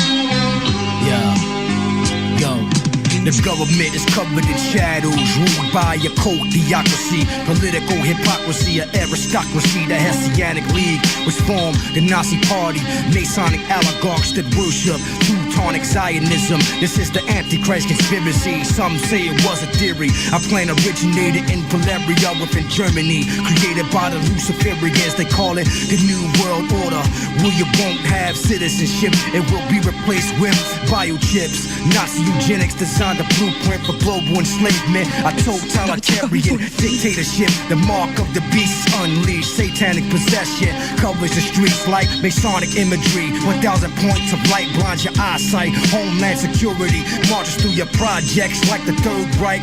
The rise of the Fourth Reich. This is the picture that I predict painted for the future. Where you will be monitored. Spy satellites watch you from a digital plasma. You know what I'm saying? The lost children of Babylon realize the lies. Terror sees a populist vox, a cold wind, steady blowing in the valley of death with no end. Those who cast the first stone with the chrome know no sin. I'm chosen to lock and load with the barrel and go in. Martial law, military, police, the streets barricade. Mortar shells, grenades that play a sweet serenade. War's orchestra, symphony, neocon ministry. New age imperialism, just check the history. Fiscal, colonial, master of ceremonial, religious testimonial, proof for the ones controlling you, molding you, shaping you, economically raping you. Trickle down capitalism facing a nation who couldn't see through the clouds of smoke when they elect the head of state that's a clown and joke. Now the Obama deception, Antichrist suggestion got everybody starting to question what is progression. Conform, consume, and concede. The goal here has become greed. Eliminate the line drawn between the wants and needs. Computer chip in your right arm is your ATM card. Locked within the prison of numbers. Participate in voluntary involuntary slumber. Topple the monopoly, destroy this monstrosity. Babylon AD, destruction of sovereignty. Our motto's gotta be, get from on top of me, evade the mass lobotomy. America the Titanic, passengers are manic, controlling through credit, creating calculated panic. For the red, white, and blue, you be dead fighting who? We could try our best, despite the IRS. Federal Reserve Act, unapportioned income tax, unratified, enforced by executioners acts. 1099 sign on the dotted line and make you think you have to reclaim your property through NAFTA. Chapter 11 Trump's amendments, first and second class citizens are left in bankruptcy. There's nothing left for us to be. The bank has custody of all your revenue, dictate what they selling you, telling you there's no other choice, compelling you to give in to the economic state we live in. But